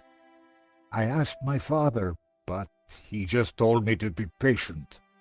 He said that one day I would know everything. Senor, can you decipher any of the painting? The Tower of Saints, of course. I knew it was a castell. And the saints themselves are Gnostic. You see the woman in red? The one you marked in the photo? She is Mary Magdalene. We revere her as Christ's greatest disciple. The rest, I don't know. The symbol on the face, it is obviously the tabula. But the elements around it, I don't know. When were you last here, Senor? Not since that day when my father was killed. So why did the painting bring us here? As I said, because only here in this room will its clues become clear.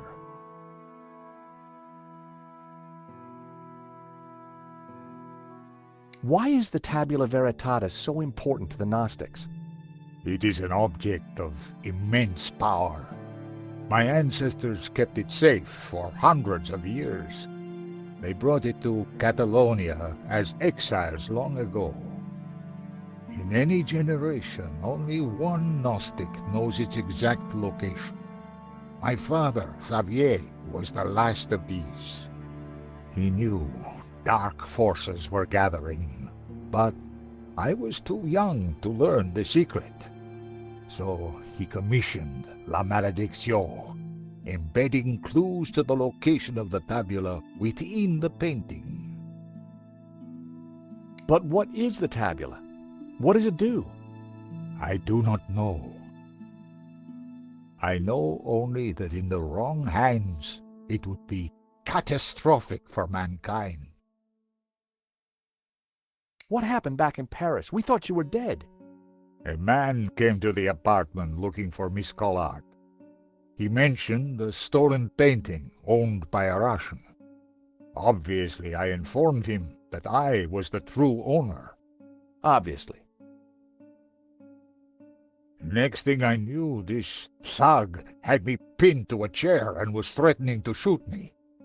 So I told him of the Castel, and while he telephoned his boss, I hit him with the little China dog.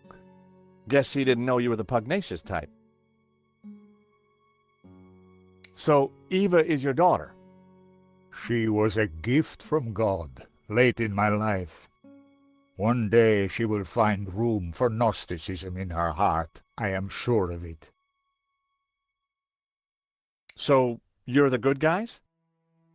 Good and evil are meaningless terms. We strive simply to maintain balance and keep the tabula from those who seek to exploit it for their own ends. He wouldn't want to... I didn't think... Mark... Rich tea cookie? It looks similar to a Marie. Marie, huh? Can you dunk a Marie? Dunk? What is dunk? No way. You never dunked? I don't think so. Wow. Well, here's a promise. When this is all over, I'll teach you how to dunk. Thank you, George. I look forward to that. Marquez probably wouldn't have anything to... Did I ever mention Trevor? The old cockroach in a matchbox trick, eh? Oh, you know it. It's nearly as old as ferret in the pants. I'm getting out of touch. Father Simeon, the Dominican priest, was carrying these papers when he was killed. So? You're not interested in him? I have no interest in priests or their papers, senor. Take a look at this sketch. It is the face in La Malediccio. It was drawn by the man who restored the painting. Then he knew of the Tabula Veritatis. What other secrets did he uncover? I don't know, but he's dead now. Just as well. The fewer that know the secrets of La Malediccio, the better. So this is you with your mother and father? Indeed. Taken in this very building many years ago.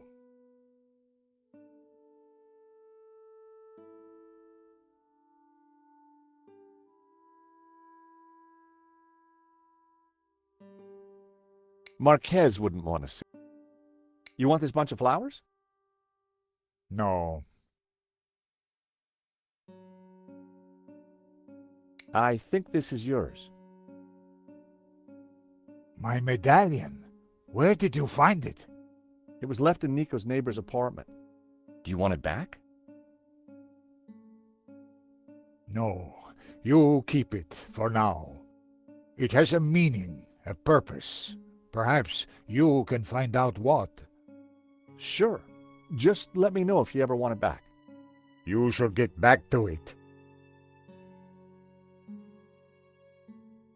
The scroll under the shield read El Pont de Suerte. The scroll below the shield read Tremp.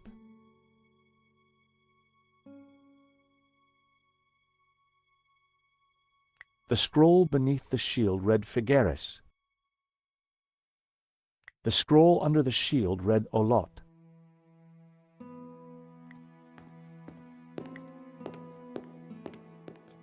The bookcase held an assortment of ancient books.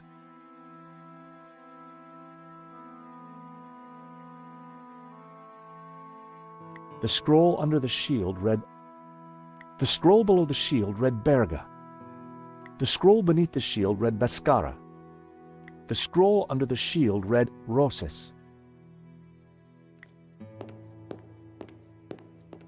It was a collection of what could only be described as stuff.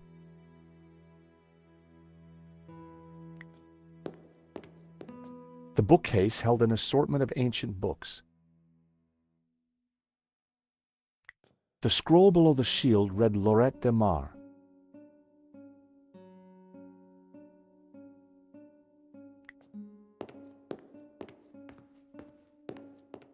The green stone figure was barefoot and wearing a hat.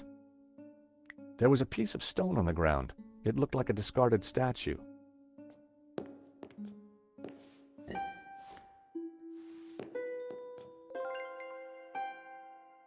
The green stone figure was barefoot and wearing a hat.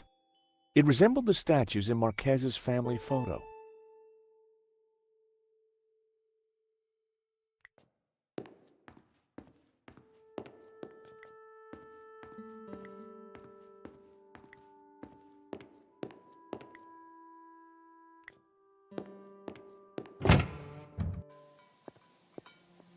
So, until you came here, you knew nothing about the castle?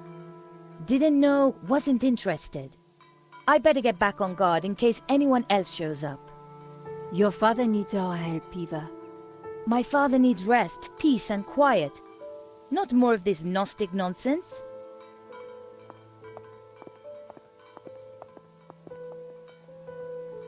So, what did you find out? Not a lot. Eva thinks her father's losing it.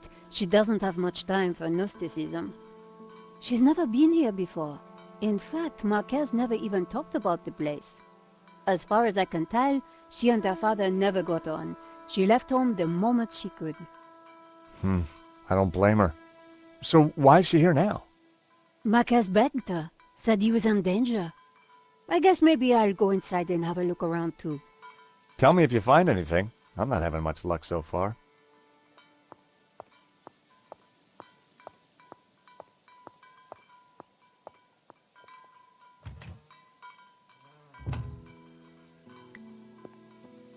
The blue-colored statue was robed with a bald head and bare feet.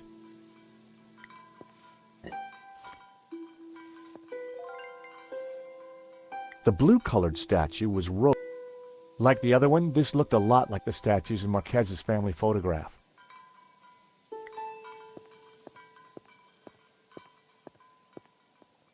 The blue statue was missing its head. Only his robes and sandaled feet remained.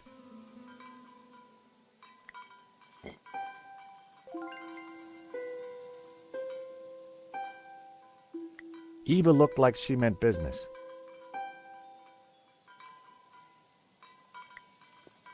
Hello, Eva. Signor Stobart. Please, call me George. I'd rather not. When are you and your girlfriend leaving? Actually, she's not my girlfriend. I don't know what your scam is, Signor. You may have fooled my father, but you don't fool me. Well, I can sure see where you get your manners from.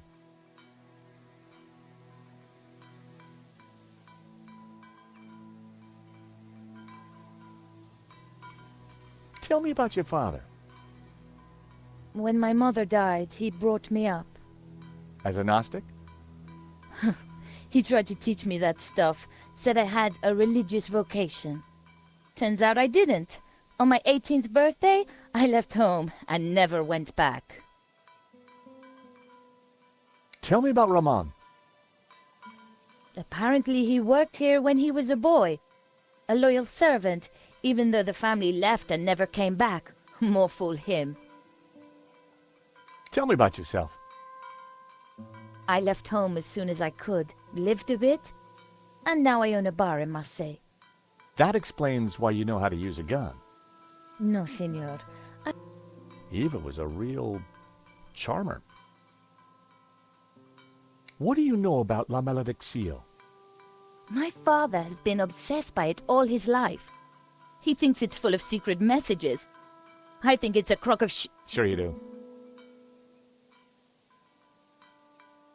Nico tells me you don't really know about Gnosticism. Don't know, don't care. And I don't need saints and gods telling me how to live my life. I can see why you and your father don't get along. So, you don't know anything about Gnostics? They're a religious sect. They belong in the past. My father's obsessed with them, and that's all I know. Here, these are for you. I hate flowers. I should have guessed that. Do you recognize this? It's my father's medallion. He said he lost it. Yeah, he left it in Paris. Do you know anything about it? When I was a kid, he never let it out of his sight. I have this aftershave. What do you think? I think you should keep it to yourself. She probably wouldn't care. Eva... Cookie? It looks disgusting. I'll pass. She wouldn't want to see it. Eva, meet Trevor. Huh. You don't have a problem with him? No, my bar is full of them. Do you know anything about this statue?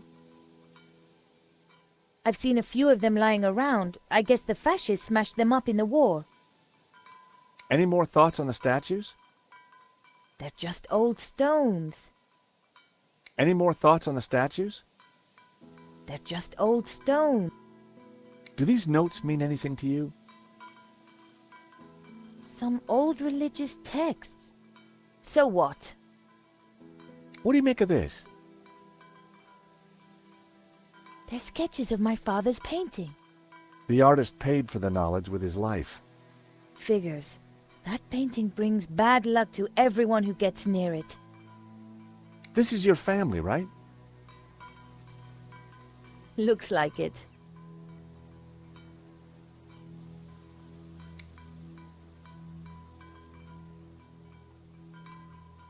Hey, Eva. Senor? I was sure.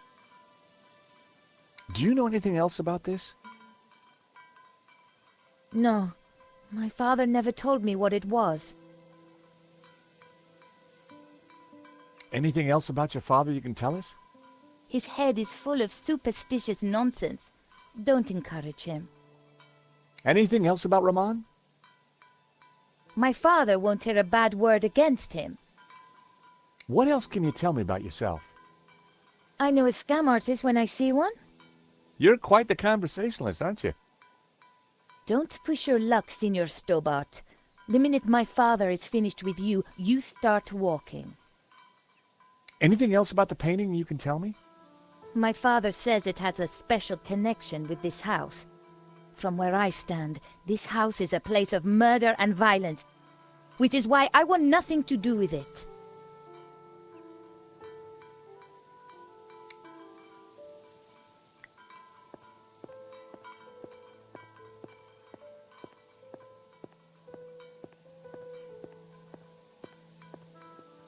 It was an old, weathered sundial.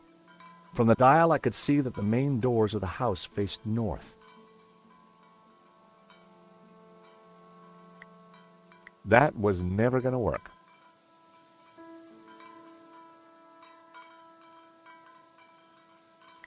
There was no way I was going near that goat again.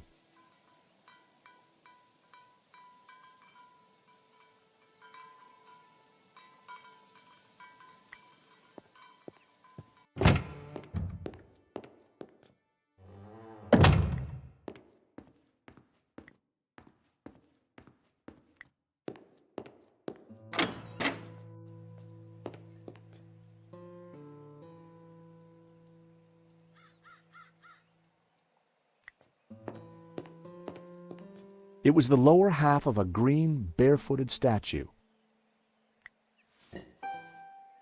What is that? It's an old statue. I think it might help decode the painting. I'll take a look. Maybe I can help. This door's locked anyway.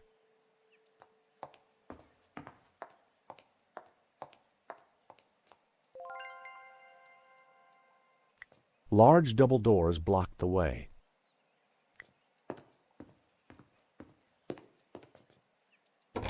The door was locked.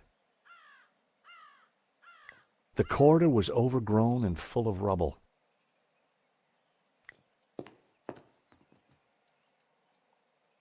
There were spent bullet casings lying amongst the rubble. What exactly happened here?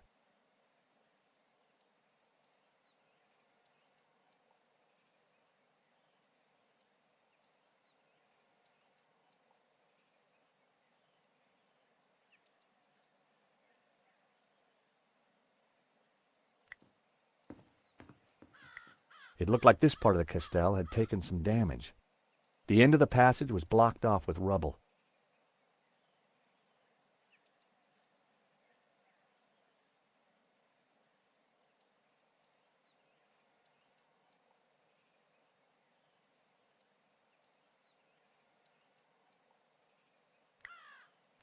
That wouldn't...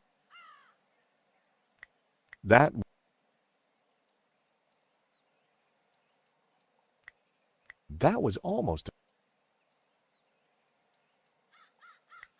That wouldn't make... That was never going to happen.